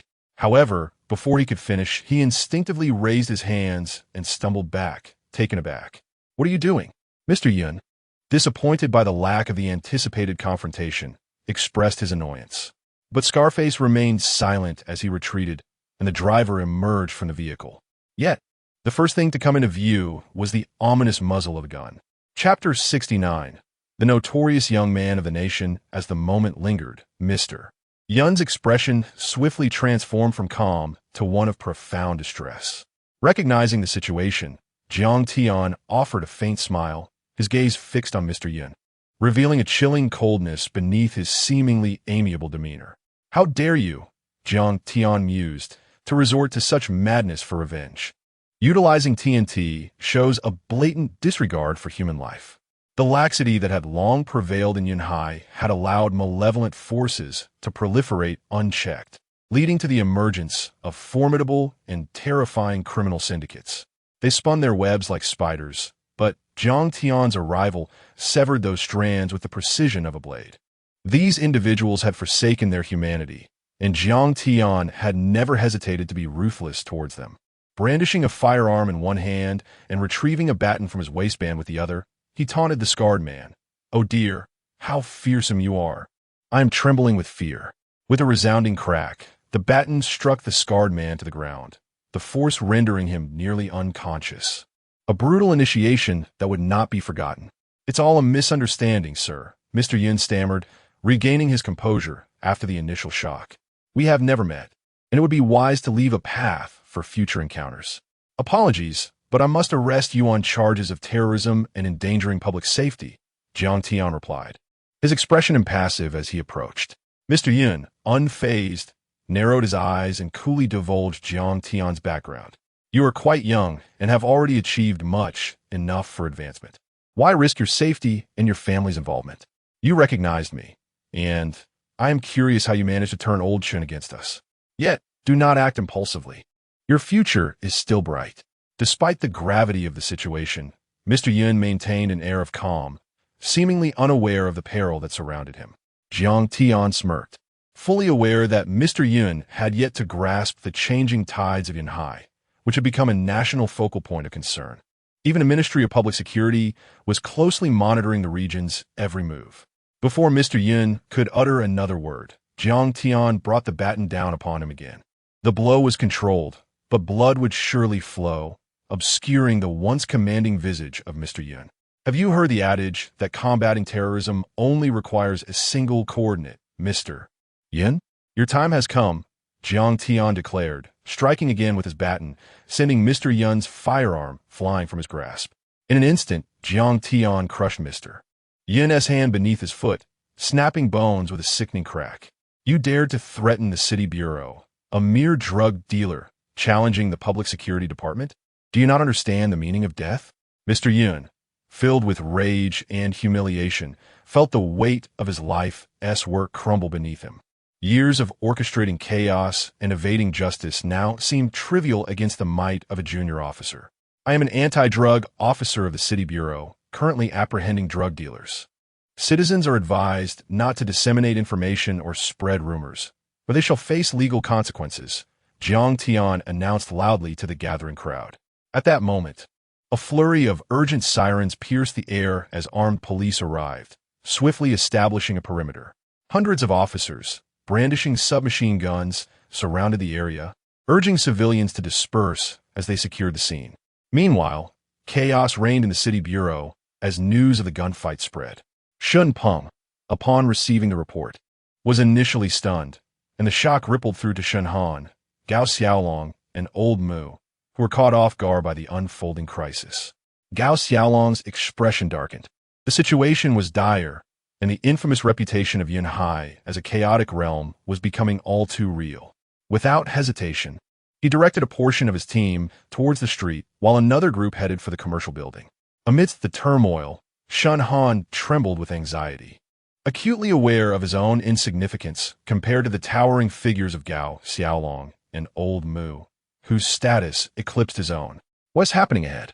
Gao Xiaolong inquired, eyebrows furrowed as they parked at the street's edge. "We have apprehended Jiang Tian and subdued Mr. Yun," Captain Wei Sun replied, taking a deep breath to steady himself. "Oh, you captured whom?" Gao Xiaolong's astonishment was palpable as he processed the news. "Mr. Yun has been incapacitated by Jiang Tian, who is certain of his identity," Wei Sun confirmed, allowing himself a moment of relief. With that revelation, Gao Xiaolong's demeanor brightened, laughter escaping him. "Excellent. Truly splendid. Jiang Tian has proven himself resilient against every challenge." In that moment, Gao Xiaolong recognized that true talent withstands the crucible of adversity. However, Gao Xiaolong abruptly turned his head to inquire, "Isn't Jiang Tian at the commercial building?" Chapter 70. A shocking resolution in 3 hours. Just moments ago at the Commerce Building, he had unexpectedly discovered the whereabouts of Mr. Yun.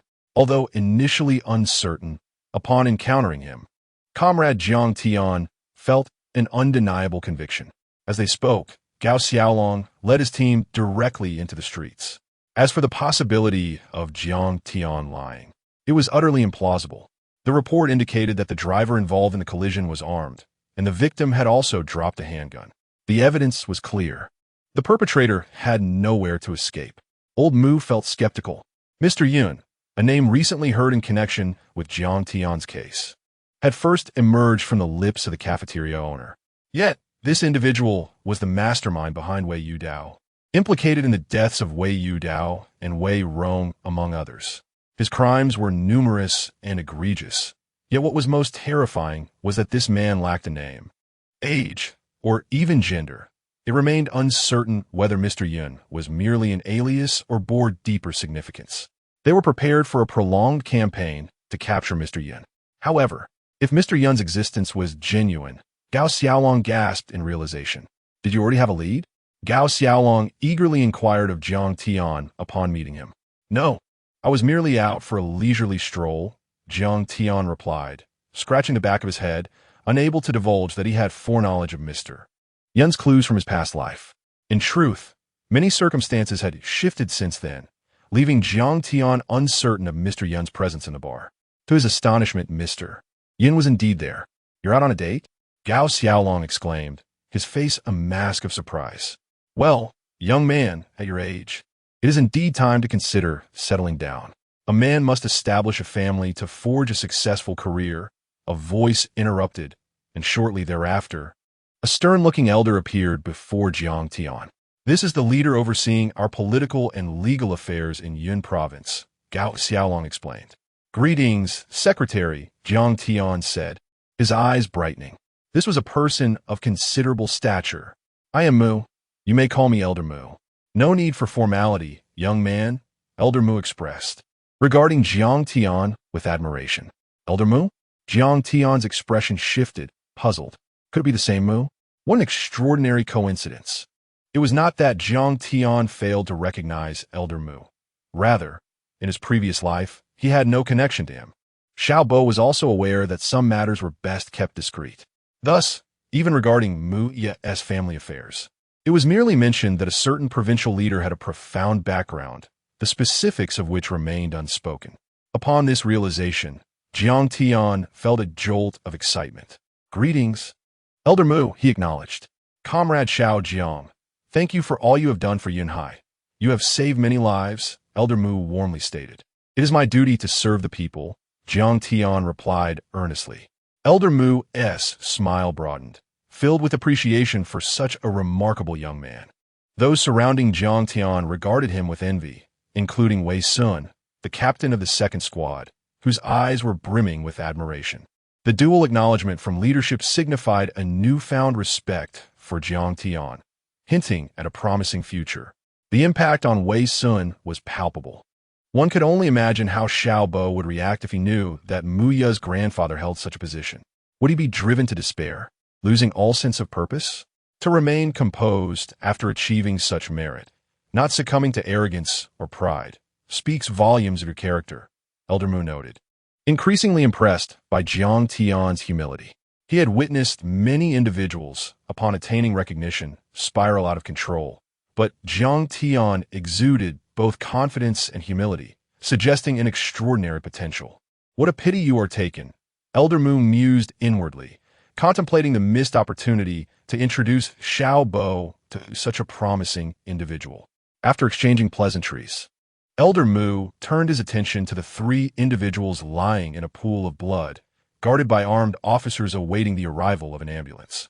What is happening here? Elder Mu questioned, astonished. The aura surrounding Mr. Yun in the case had been one of enigma, yet the sight before him was dire. Three individuals lay in lamentable conditions. In truth, Jiang Tian had administered a stern lesson to Mr. Yun and Scarface with his baton, while the driver attempted to retaliate, but was swiftly dealt with as well. When Elder Mu discreetly glanced at Jiang Tian's bloodied baton, the realization struck him instantly. Upon returning to the police station after resolving the situation, the atmosphere was electric. Following the issuance of a deadline for solving the case, the pressure in Yunhai had become nearly unbearable. From the provincial department to the municipal bureau, urgency permeated every level. Yet tangible leads remained elusive. But unexpectedly, after a brief outing, Jiang Tian returned victorious, having apprehended the suspect in record time. Incredibly, merely 4 hours had elapsed since the case deadline was imposed. Unbelievable, Jiang Peng exclaimed, nearly dumbfounded by his son's prowess. Dad, what kind of insight do you possess? Jiang Tian replied, bemused. Isn't it customary for the police to have at least a half month to solve a case? You managed it in 3 hours. Is the Ministry of Public Security not concerned about its reputation? Jiang Peng gasped in disbelief, prompting nods of agreement from those around. Despite sustaining serious injuries, Mr. Yin regained consciousness swiftly, making him the prime subject for immediate interrogation. Standing beside the observation window of the interrogation room, Jiang Tian initially regarded Mr. Yun's calm demeanor with a sense of intrigue, believing him to be a formidable figure. However, before they could apply any significant pressure, Mr. Yun blurted out, I confess. His face twisted in terror as he shouted at Jiang Tian entering the room, Don't come near me, please. Just moments earlier, he had staunchly refused to cooperate, but had now succumbed to fear as Jiang Tian advanced toward him, baton in hand. Now it is all a bloody mess. The pain is unbearable. I confess. I am Mr. Yun. Do not let him in, for I do not wish to see him. I have said everything. Upon entering, without uttering a word, Jiang Tian furiously struck him, declaring the name of his bar. Even without words, the evidence of your drug trafficking has already been uncovered, over 300 kilograms of goods. You are undeniably guilty of multiple crimes. Chapter 71. The Drug Dealer's Ledger. A looming thunderstorm. Mr. Yun clenched his fists, his eyes bloodshot with rage. He had fallen. Indeed, this was a genuine downfall. Mr. Yun had never anticipated facing such a swift and crushing defeat. As for any attempts at justification, he knew well that the police baton in Jiang Tian's hands would teach him a harsh lesson, and even denial would bear no fruit. For once his identity was established, any refusal to confess would render him guilty of crimes warranting the death penalty. Moreover, within his bar, at Jiang Tian's behest, Captain Guo had raided his ancestral home, seizing 80 kilograms of narcotics. Yet, they were acutely aware that these drugs were merely a fraction of what he possessed. Indeed, Mr. Yin had intended to eliminate Jiang Tian, and the operative was one of his own, though he had not foreseen old Chen's betrayal. Seething with fury, Mr. Yin seemed poised to commit murder. If only he could escape Yunhai and cross the border, no matter the chaos that erupted behind him, it would bear no consequence for Mr. Yin. However, to be precise, Mr. Yin had come to Yunhai precisely because the situation had spiraled out of control recently. His recent scheme against Gao Xiaolong had collapsed, and his subordinates had been discovered. Just as he had gathered enough intelligence to strike at Jiang Tian, the next moment he found himself captured. Now, Sitting in the interrogation room, he felt somewhat disoriented, as if in a dream. Indeed, in Mr. Yun's mind, only old Chin's treachery could have led to this revelation. As Mr. Yun spoke, a wave of elation swept over everyone present. Even old Mu and Gao Xiaolong observed for the conference room. Upon witnessing Mr. Yun's full confession, they visibly exhaled in relief. They had truly apprehended him. This young man had once again garnered accolades. Gao Xiaolong mused, envisioning the ramifications of this report reaching the Ministry of Public Security, which had set a deadline of 2 weeks for the case resolution. Yet Jiang Tian had achieved an arrest within mere hours. Such an operation was extraordinary. When this was reported, it would feel surreal, as if they were enmeshed in a dream. Yet, while they were still reeling from shock in the interrogation room, Jiang Tian sat alongside an interrogation expert, with Miss Chiu observing with a look of incredulity. In truth, I hail from a neighboring country, not from within. I'm a member of the Yun family from Myanmar. Mr. Yun declared, stunning everyone. The Yun family? Miss Chiu, unfamiliar with this name, was left with a myriad of questions. After all, those in criminal investigation were not typically well-versed in foreign influences. However, Jiang Tian was aware of this family, not from this world but from a past life. The Yun family, one of the prominent clans in Myanmar, may not have held much renown currently, but in the future, their notoriety would be fully unveiled, leading to a scandalous explosion of infamy. This would even implicate domestic operatives, reaching a point of intolerable desperation. Jiang Tian had learned about the influential families in Myanmar through his previous life, while old Mu and Gao Xiaolong's expressions shifted, revealing their concern. What do they intend to do? Gao Xiaolong demanded angrily. This is outrageous. Old Mu's face also paled slightly. While the general populace might remain oblivious to future events, those in leadership were well acquainted with the neighboring powers. So, your narcotics are sourced from the Yun family? Have they sent you here? Jiang Tian inquired. Mr. Yun did not deny it. The family does not concern itself with where we sell. They simply supply us with drugs for distribution. Wei Yudao is one of my subordinates. Yet I was dissatisfied with the procurement prices, which led me to instruct Wei Yudao to establish a drug factory. Where is the ledger hidden? At this moment, Jiang Tian posed the most critical question. Indeed, the ledger was of paramount importance. Mr. Yun's purported family influence held no interest for Jiang Tian. He wished for no conflict. However, should they provoke him, Jiang Tian would ensure they understood the meaning of fear. In a fit of rage, he might very well march to their homeland and annihilate the Yun family. As for the ledger, it was a possession that no small-time dealer could possess. Yet a significant drug lord would undoubtedly have such a document. Through this ledger, it was possible to unravel an entire network of drug trafficking. The accolades resulting from dismantling Mr. Yun's entire domestic drug operation could potentially earn Jiang Tian a commendation of the highest order. Indeed, everyone held their breath in anticipation.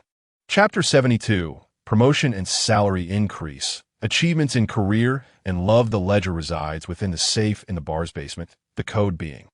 There are no secrets to unveil. Mr. Yun sits in the interrogation room, his gaze fixed on Jiang Tian, who is sharpening his knife with a menacing glare, causing Mr. Yun's eyelids to twitch uncontrollably. Well done. Gao Xiaolong's face is lit with astonishment as he glances at Jiang Peng, who instantly comprehends the gravity of the situation and promptly dials Song Ligua on his phone. Although Jiang Tian has returned, there are numerous matters to address on site, especially following the revelations regarding the bar's circumstances and the suspects involved. Song Ligua has already moved to secure the bar. In this era, Jiang Tian wonders whether such circumstances are unique to Yunhai, or if they are prevalent across the nation. Bars invariably entangled with the vices of gambling, drugs, and illicit activities. He swiftly escorts Mr. Yun and the leaders back to the police station. Old Chun has already been taken for urgent medical treatment, and, compared to him, the injuries sustained by Mr. Yun and his two companions are relatively minor, albeit their faces are severely swollen, nearing disfigurement. Song, this is Jiang Peng. I need you to secure the entire YG bar immediately. The basement contains a safe that must be brought to the police station. It holds the ledger of a major drug lord. If we can crack this case, it may well become one of the top 10 cases in Yunhai's history. Perhaps even a textbook example. Jiang Peng's tone is grave as he issues the order. On the other end of the line, Song Ligua is momentarily stunned by the news, nearly overwhelmed by the revelation. What is going on? He inquires. The YG bar is fully secured, with a minimal staff present due to it being midday. The bar typically opens for business around 8 or 9 in the evening, with models and entertainers arriving at that time. Currently, only a handful of waitstaff, the manager, and a few junior leaders are on duty. Gua, DUI, observing the trembling individuals, begins to question whether Jiang Tian has made a mistake. Is this bar indeed the legendary stronghold of Mr. Yin? The ledger, detailing the operations of a major drug lord, is of utmost importance. Song Ligua strives to steady his voice. This is a major drug lord we're dealing with. What? Gua DUI's face pales in shock. No one understands better than they what this ledger signifies. It reveals the number of suppliers and drug traffickers who will be brought to justice. And it may well expose the tightly woven web of the Yunhai crime syndicate. Is the situation in Yunhai unknown to the capital? No, the higher-ups are well aware, having dispatched several special agents in the past, only for them to either vanish or meet with fatal accidents. The capital is furious with Yunhai, and sending Gao Xiaolong is indicative of their intent as they prepare for a significant overhaul. Yet, the concealment and rampant lawlessness of the crime syndicate have instilled fear even in the hearts of drug enforcement officers. No one dares to be the first to step forward, even as Yunhai remains under close scrutiny from the capital and the Ministry of Public Security. If the ledger is obtained, goodness, Gua DUI's heart races. This seemingly ordinary bar conceals such a crucial ledger. As they approach with eager anticipation, the atmosphere within the city bureau's conference room grows eerily silent, suffocatingly tense. Jiang Tian sits beside Gao Xiaolong in a central position, surrounded by drug enforcement officers as if in a classroom. Undoubtedly, all eyes are fixed on Jiang Tian, everyone awaiting news from the bar. The potential discovery of this ledger could alter the landscape of Yunhai utterly. The drug trafficking syndicate would no longer be invulnerable, and Jiang Tian would pave a smooth path for himself, earning genuine accolades for a significant breakthrough. The weight of the atmosphere is palpable, even felt by Xiao Bo, who stands at the door with a broom. Xiao Bo, it's lunchtime. You can stop cleaning and take a break, Yu Hui, cradling a stack of documents, gently reminds him upon seeing him sweeping with his head bowed near the conference room. Yet, a moment's reflection reveals the harsh truth. While one may be forgiven for the sins of fate, the sins committed by man are inexcusable. Xiao Bo, who had previously wronged Jiang Tian, now faces his own downfall, a fate he richly deserves. His actions, while not illegal, have undoubtedly sparked animosity among all. Yu Hui sighs inwardly, recalling how Xiao Bo once basked in success within the police force, forging connections and earning the favor of Deputy Chief Sun Haiba, who had nurtured him with great enthusiasm, even preparing to promote him. Now, witnessing Xiao Bo gaze enviously at the conference room, she cannot help but feel that he has brought this upon himself. Jealousy is a poison. As she berates Xiao Bo internally, she prepares to enter the room. Sister Yu Hui, let me help you. Xiao Bo interjects, snatching half the documents from her and striding into the conference room without awaiting her consent. He refuses to concede. He knows that to give up would mean the end of his aspirations. He yearns to prove himself, recalling that part of the reason Deputy Sun valued him was due to his own modest capabilities, his keen insight allowing him to analyze aspects others overlooked. In front of so many leaders, he seeks a chance to redeem himself, to overshadow Jiang Tian entirely. With a surge of excitement, Xiao Bo enters the conference room, only to be startled by a thunderous cheer that erupts like a tsunami. Before the applause can subside, Gao Xiaolong's voice rings out. Exceptional individuals deserve the opportunity to excel in positions of greater responsibility, where they can protect more lives. I hereby announce, in accordance with directives from the Ministry of Public Security, the extraordinary promotion of Comrade Jiang Tian to the rank of first-class police officer, enjoying the privileges of a deputy section chief. Boom! Xiao Bo, having just stepped through the door, is left in a daze. What? How does Jiang Tian's promotion concern him? Indeed, it does not. Had they been strangers, Xiao Bo might have merely felt envy. However, The individual he once regarded as a fool, someone he looked down upon, now enjoys a series of extraordinary promotions, swiftly ascending to a position that typically takes years to achieve.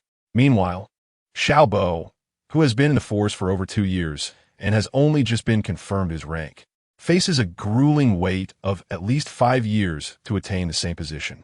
The most daunting aspect of this promotion is the implication of deputy section chief privileges, suggesting that although he has yet to reach the official rank, an opportunity for elevation has already been earmarked for him.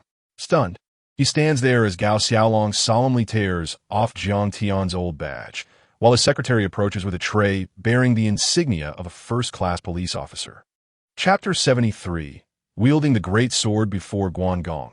A quest for death remarkable, Jiang Tian exclaimed, overwhelmed by the grand display before him. Observing his colleagues in the conference room, he noted that there were many who had achieved a 1-to-3 ratio, yet how many could genuinely bear witness to this spectacle? When did the commendation for such a ratio become a spectacle of this magnitude? Yet, no one voiced any objections. It was simply expected, no matter how grand. Some even felt that achieving such monumental merit deserved more than just a mere rank elevation. Xiao Jiang, Gao Xiaolong said, beaming as he patted Jiang Tian on the shoulder, admiration gleaming in his eyes. I understand that this rank pales in comparison to the merit you've amassed, but fret not. There are certainly greater rewards ahead. In service to the people, Jiang Tian instinctively saluted. Enough, Gao Xiaolong replied with a sidelong glance. Just moments ago, Song Ligua had called. The account books had been discovered. Not only did they detail every transaction Mr. Yin had made since arriving in Yanhai, including parties involved, locations, amounts, and quantities, but they also meticulously documented the familial circumstances of the transaction counterparts. This effectively spared the police from extensive investigations. They could arrest individuals based solely on the account book. Song Ligua had hurried to the city police station, account books in hand, escorted by several police vehicles. The sheer volume of narcotics transactions recorded was staggering, practically incalculable. A cursory glance left Song Ligua astounded. The ledger was filled with transactions of immense magnitude. Cumulatively, it painted a truly terrifying picture. He even suspected that this could potentially become the largest drug trafficking case uncovered in recent years. After sharing this, Gao Xiaolong surveyed the room before speaking again. Now, it is too early to celebrate with champagne. Have we verified the information of those extracted from the account book? Although we are certain of the book's integrity, it is prudent to cross-reference the details against our records to ensure no discrepancies exist. Director Gao came a voice, and in that moment, the dazed Xiao Bo finally regained his composure, swiftly burying any trace of jealousy, masking his emotions so well that no one could discern his true feelings. It was precisely this facade that had led Jiang Tian to suffer in his previous life. Xiao Bo hurried to Gao Xiaolong's side, casting a glance at Jiang Tian, who sat beside him, and felt the flames of envy raging within him, nearly driving him to madness. Why him? If it were anyone else, I wouldn't feel this way. Why is it you? Gao Xiaolong noticed Xiao Bo's furrowed brow and felt his initial excitement dim upon seeing him appear. Director Gao, the information is extensive, and since Yu Hui is a female colleague, I have the capability to assist her, Xiao Bo explained cautiously, lowering his gaze. As Jiang Tian observed this unflattering display, he couldn't help but smirk inwardly, yet he remained silent, choosing instead to feign ignorance. Indeed, witnessing this scene, both Gao Xiaolong and Elder Mu regarded Jiang Tian with increased admiration. He maintained his composure in the face of adversity, demonstrating remarkable maturity and restraint, even in the presence of former adversaries. While many might deem Jiang Tian's demeanor as obligatory, he chose not to wield his influence to belittle others, which was a significant asset. This reflected his emotional stability, mature decision-making, and a mindset suited for great endeavors. Yu Hui, trailing behind, felt her face darken upon hearing Xiao Bo's words. What did he mean by implying she was incapable of handling the information? Was he insinuating that she was unfit for responsibility in front of all the leaders? In that moment, she experienced a fleeting understanding of Jiang Tian's past struggles. Indeed, often, a single remark could diminish someone's worth, while simultaneously elevating oneself. Set down the materials and leave, Gao Xiaolong ordered, unwilling to let Xiao Bo's antics disrupt the plans at hand. Yet, Xiao Bo was unyielding. He had worked hard to be here. Suddenly enlightened, Xiao Bo realized that what Gao Xiaolong valued was capability. He was just as competent. Most crucially, his eyes glinted as he looked toward Elder Mu. Yes, who was Elder Mu? He recalled having seen Elder Mu during an inspection in his hometown. Later, he had spotted Elder Mu speaking with Muya, prompting his fervent pursuit of her. Xiao Bo knew that if he could merely let it be known that he was acquainted with Elder Mu and secure an opportunity to demonstrate his worth, he could turn the tide in his favor. Elder Mu, I have a different perspective on this case, and hope you might grant me a chance. Xiao Bo addressed Elder Mu directly, bypassing Gao Xiaolong, knowing full well that Gao would not allow him to shine. However, his cunning ploy was evident to both Gao Xiaolong and Elder Mu, seasoned veterans of the political arena, who could only smile at his navet, particularly given Elder Mu's awareness of Xiao Bo's true character. The audacity of Xiao Bo was almost laughable. Elder Mu, fully aware of the situation, remained indifferent, stating, I am merely a witness to this matter, led by Director Gao. I possess limited knowledge and no authority to speak on it, young comrade. Seeking me will yield no results. Xiao Bo, oblivious to the truth already known to Elder Mu, continued, Elder Mu, trust me. The ironclad rule of investigation is to approach every matter with a critical eye to truly uncover the truth.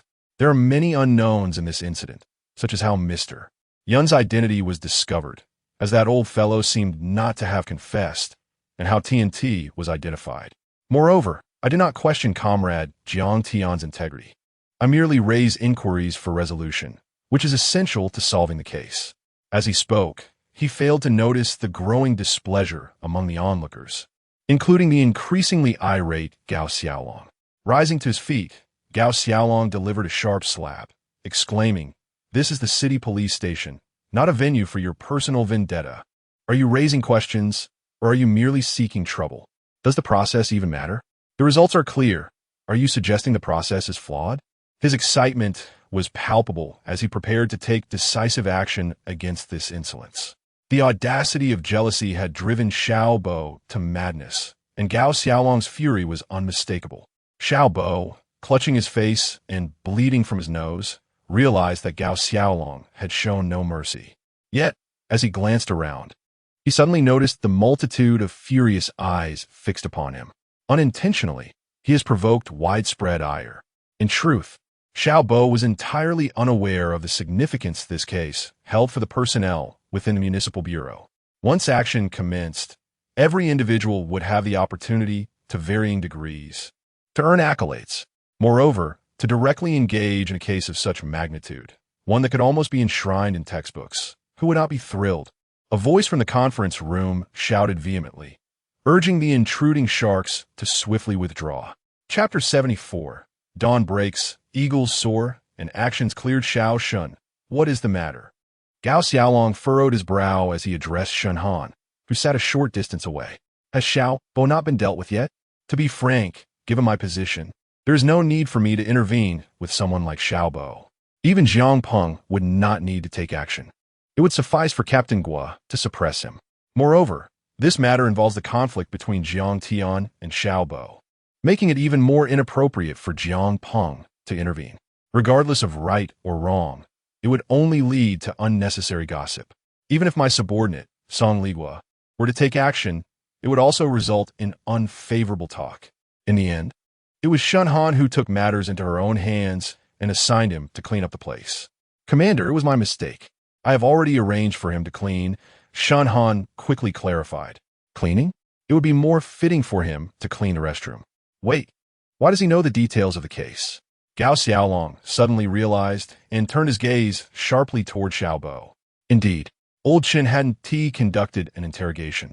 Or rather, Jiang Tian had not interrogated him at all. Unlike the privileged Mr. Yun, who lived in comfort, Old Chun was genuinely concerned for his family. No matter how Jiang Tian threatened him, Old Chun would never divulge anything. In such circumstances, Jiang Tian had not conducted an interrogation. He had directly launched an assault and captured the person involved. Moreover, he had done so with remarkable precision. However, this information could only be known through thorough investigation. Even ordinary armed police officers or narcotics officers on the outside would be completely unaware. Yet Xiao Bo, who was currently facing transfer from the police force, possessed such detailed information. How could Jiang Tian have informed him? Their relationship was irreparably strained. As long as Jiang Tian wasn't foolish, he would never be entangled with someone like Xiao Bo, who had already become a pariah. Jiang Tian was a porcelain figure. How could he possibly associate with a tarnished vessel like Xiao Bo? Even in confrontation, Xiao Bo had no psychological burden. However, for Jiang Tian, such an association would be detrimental. Who informed you of this? Gao Xiaolong inquired sternly. Not only was he privy to this information, but he also seemed to know about the TNT incident as well. How could he be so well informed about the sequence of events? Gao Xiaolong's brow furrowed deeply as he came to a horrifying realization. The confidentiality surrounding the identities of the narcotics officers and intelligence information had been compromised. I heard it from everyone at the Municipal Bureau. Xiao Bo clenched his fists, gritting his teeth, yet he feigned respectfulness. Rebellious wretch. Gao Xiaolong regarded Xiao Bo with a frigid expression. Do you realize that this information is classified? During operations, many officers might not even be aware of it. Henceforth, you shall be assigned to clean the restrooms and must not approach the precinct. What? Xiao Bo was left dumbfounded, utterly shocked that his meticulously planned uprising had devolved into this. What are you still doing here? Get out immediately. As a leader, Gao Xiaolong found it challenging to manage Xiao Bo due to the complex relationship and conflicts with Jiang Tian.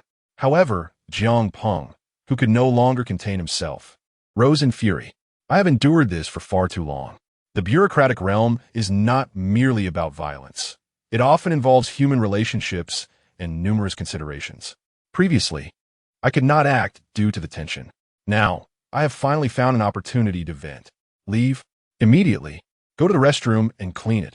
Are you deaf? Jiang Peng emphasized in a fit of rage. Old Mu. A chill ran down Xiao Bo's spine as he looked to Old Mu for help. If only Old Mu would speak, everything could be resolved. Unfortunately, Old Mu, of such a high caliber, remained impassive, observing with a detached demeanor.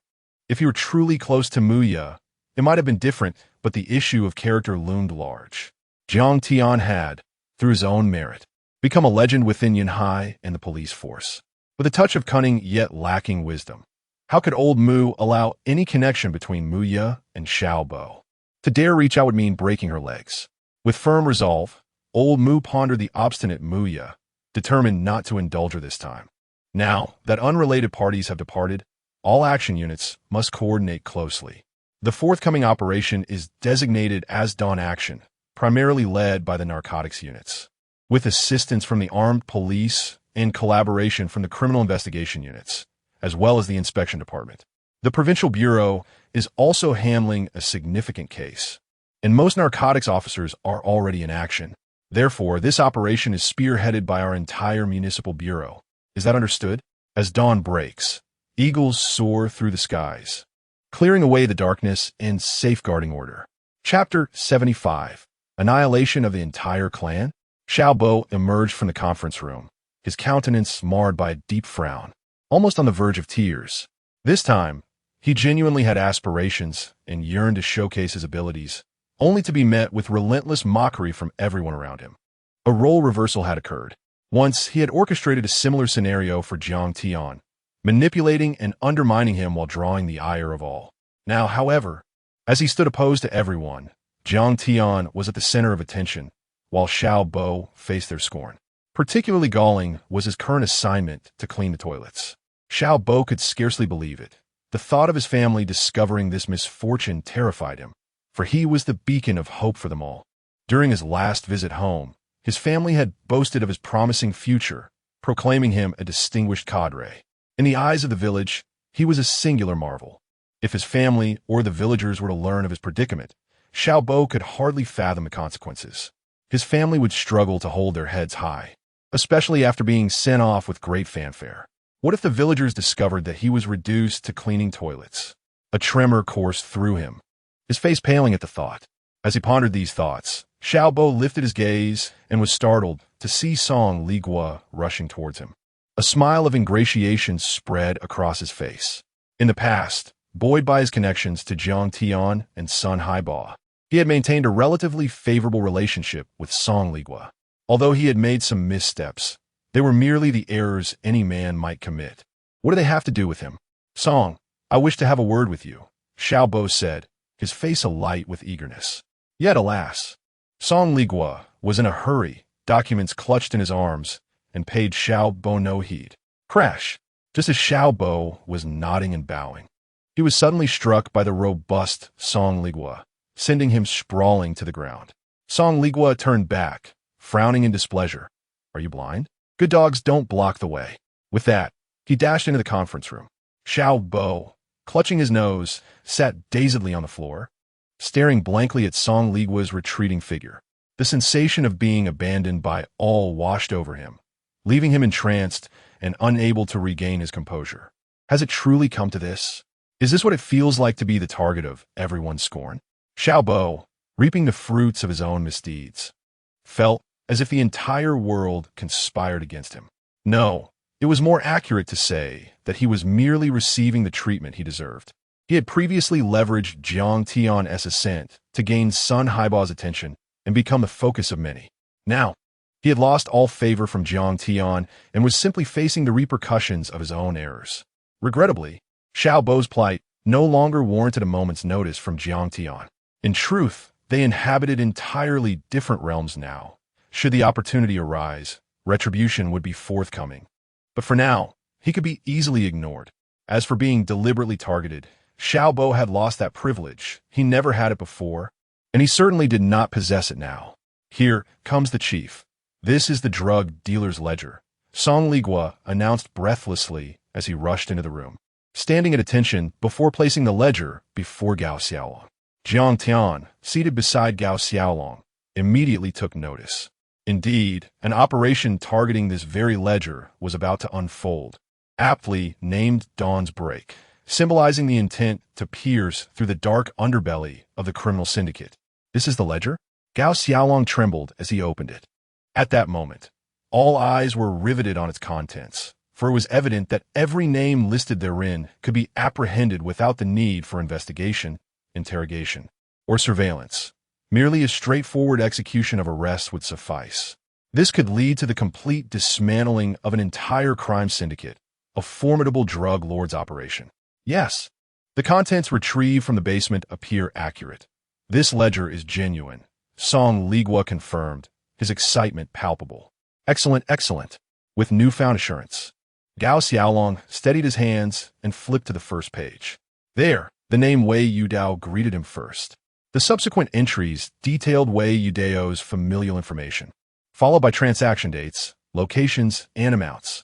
In January 1990, 100 kilograms. June, 100 kilograms. In 1991, 150 kilograms. In 1992, January, 200 kilograms. As Gao Xiaolong perused the ledger, his eyelids twitched uncontrollably. Miao Zifeng, 1993, drug transaction. Wait a moment. Why does the name Miao Zifeng sound so familiar? Gao Xiaolong's gaze sharpened as he realized Miao Zifeng was indeed Wei Yudao's wife. A gasp escaped him. Good heavens. The entire family is involved. He had assumed it was merely Wei Yudao and his son.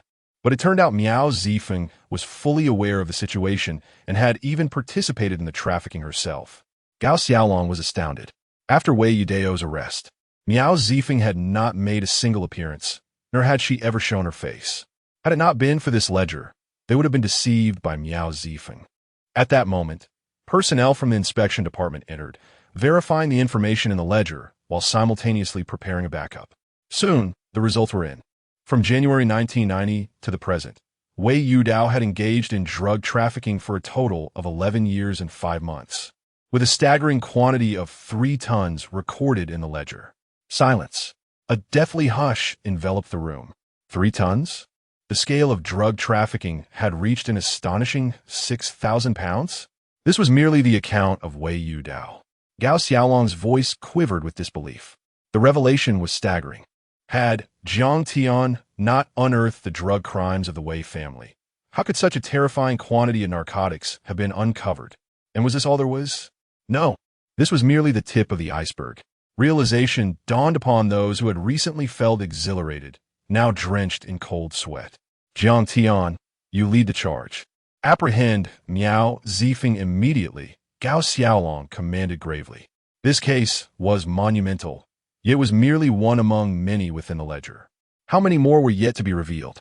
How many distributors worked under Wei Yudao? Aside from Miao Zifeng, there were 3 other distributors linked to Wei Yudao, and it was likely that some had already fled upon receiving word of the impending crackdown. Xiaohua, you are in charge of strategizing the captures. Gao Xiaolong assigned tasks. In truth, in addition to the Wei family, the ledger contained references to other major drug lords. These individuals procured their supplies through Mr. Yun's associates. Fortuitously, due to Mr.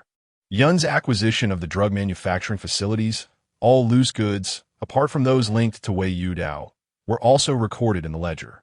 The atmosphere was charged with an unprecedented intensity. The members of the conference room could scarcely fathom the magnitude of the drug case at hand. Gao Xiaolong's excitement dissipated, replaced by a simmering fury. How could he not be enraged? Even Elder Mu stood aghast, the ledger in hand, speechless at the horrifying figures contained within. It can be stated that the total quantity of drug transactions recorded in this ledger amounts to over 5,000 kilograms, which is an astonishing 10,000 gene. To put this into perspective, even 50 grams can warrant the death penalty. The standard seizure of drugs exceeding several dozen kilograms is already considered a remarkable achievement of first-class merit. Yet, this entire ledger reveals a staggering total surpassing 10,000 gene. Chapter 76. Returning to Alma Mater with a mission within the records of drug lords. Aside from Wei Yudao, there exists another individual, along with a list of distributors under their command. Thanks to Mr. Yun's twisted desire for control, apart from Wei Yudao and another major distributor, approximately 10 dealers sourced their goods from the 2 of them. The final statistics emerged, and it had been said for years that a significant portion of the nation's drugs flowed out of Yanhai. Initially, I found it hard to believe. How could Yanhai, despite its shortcomings, become a haven for drug traffickers? However, comrades, this is merely the tip of the iceberg, the onset of a daunting battle. Gao Xiaolong leaned against the table, his tone evidently suppressing a rising fury. Incredibly, in just a decade, could so much have transpired? This case, I dare say, stands as one of the most extensive and terrifying drug-related incidents in recent years, potentially worthy of historical documentation. Future anti-narcotics officers will undoubtedly encounter this chilling case. Action. Immediate action. As dawn broke, Gao Xiaolong rose from the table, his voice booming. The conference room remained unchanged. The host was still the same Gao Xiaolong. In just a few days, it felt as though the entire narcotics division had traversed many years, caught in a dreamlike state. However, for Comrade Zhao Wei, the brothers who once sat beside him, previously scolded by Gao Xiaolong, now occupied a seat next to him. Aside from Wei Yudao's family, everyone listed as involved had been apprehended. Following Jiang Tian closely, Zhao Wei wore an expression of excitement. Though he had missed prior accolades, it was not too late now. Capturing Miao Zifeng, another significant figure, would surely warrant considerable recognition.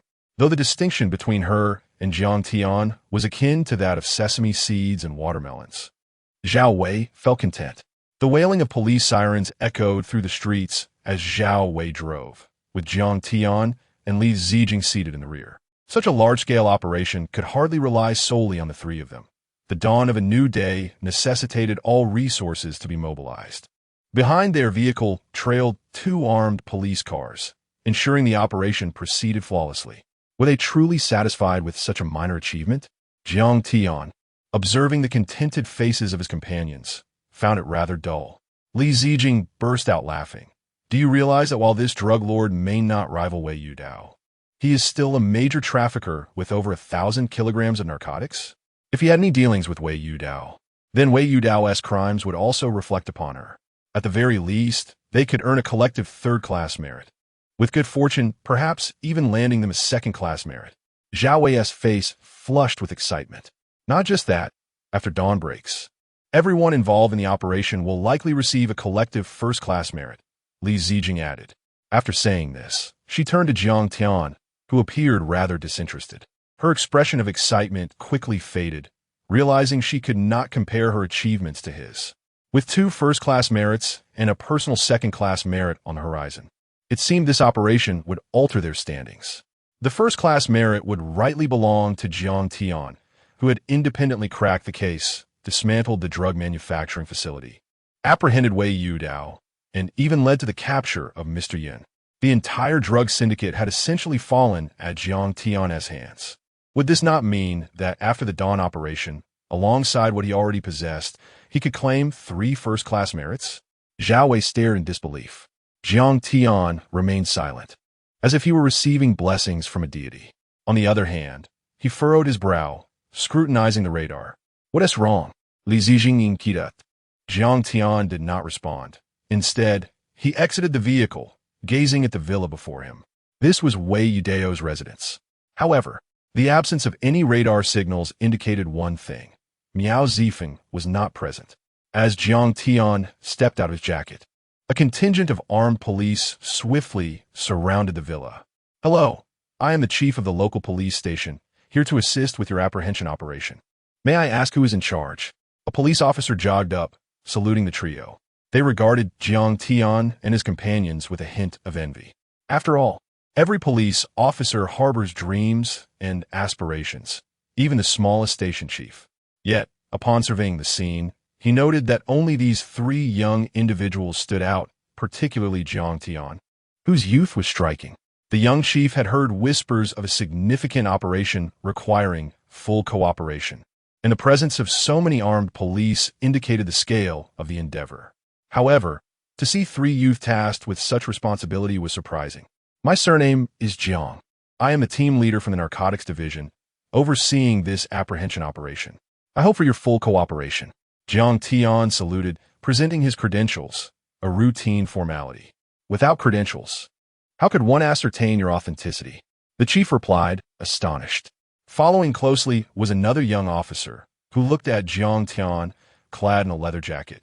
His serious demeanor and commanding presence, evoking admiration and a concealed sense of inferiority. After all, the lowly police officer often feels the least significant in the system. Who wouldn't he aspire to be a pivotal figure in apprehending criminals and solving cases? Especially when witnessing Jiang Tian's rank,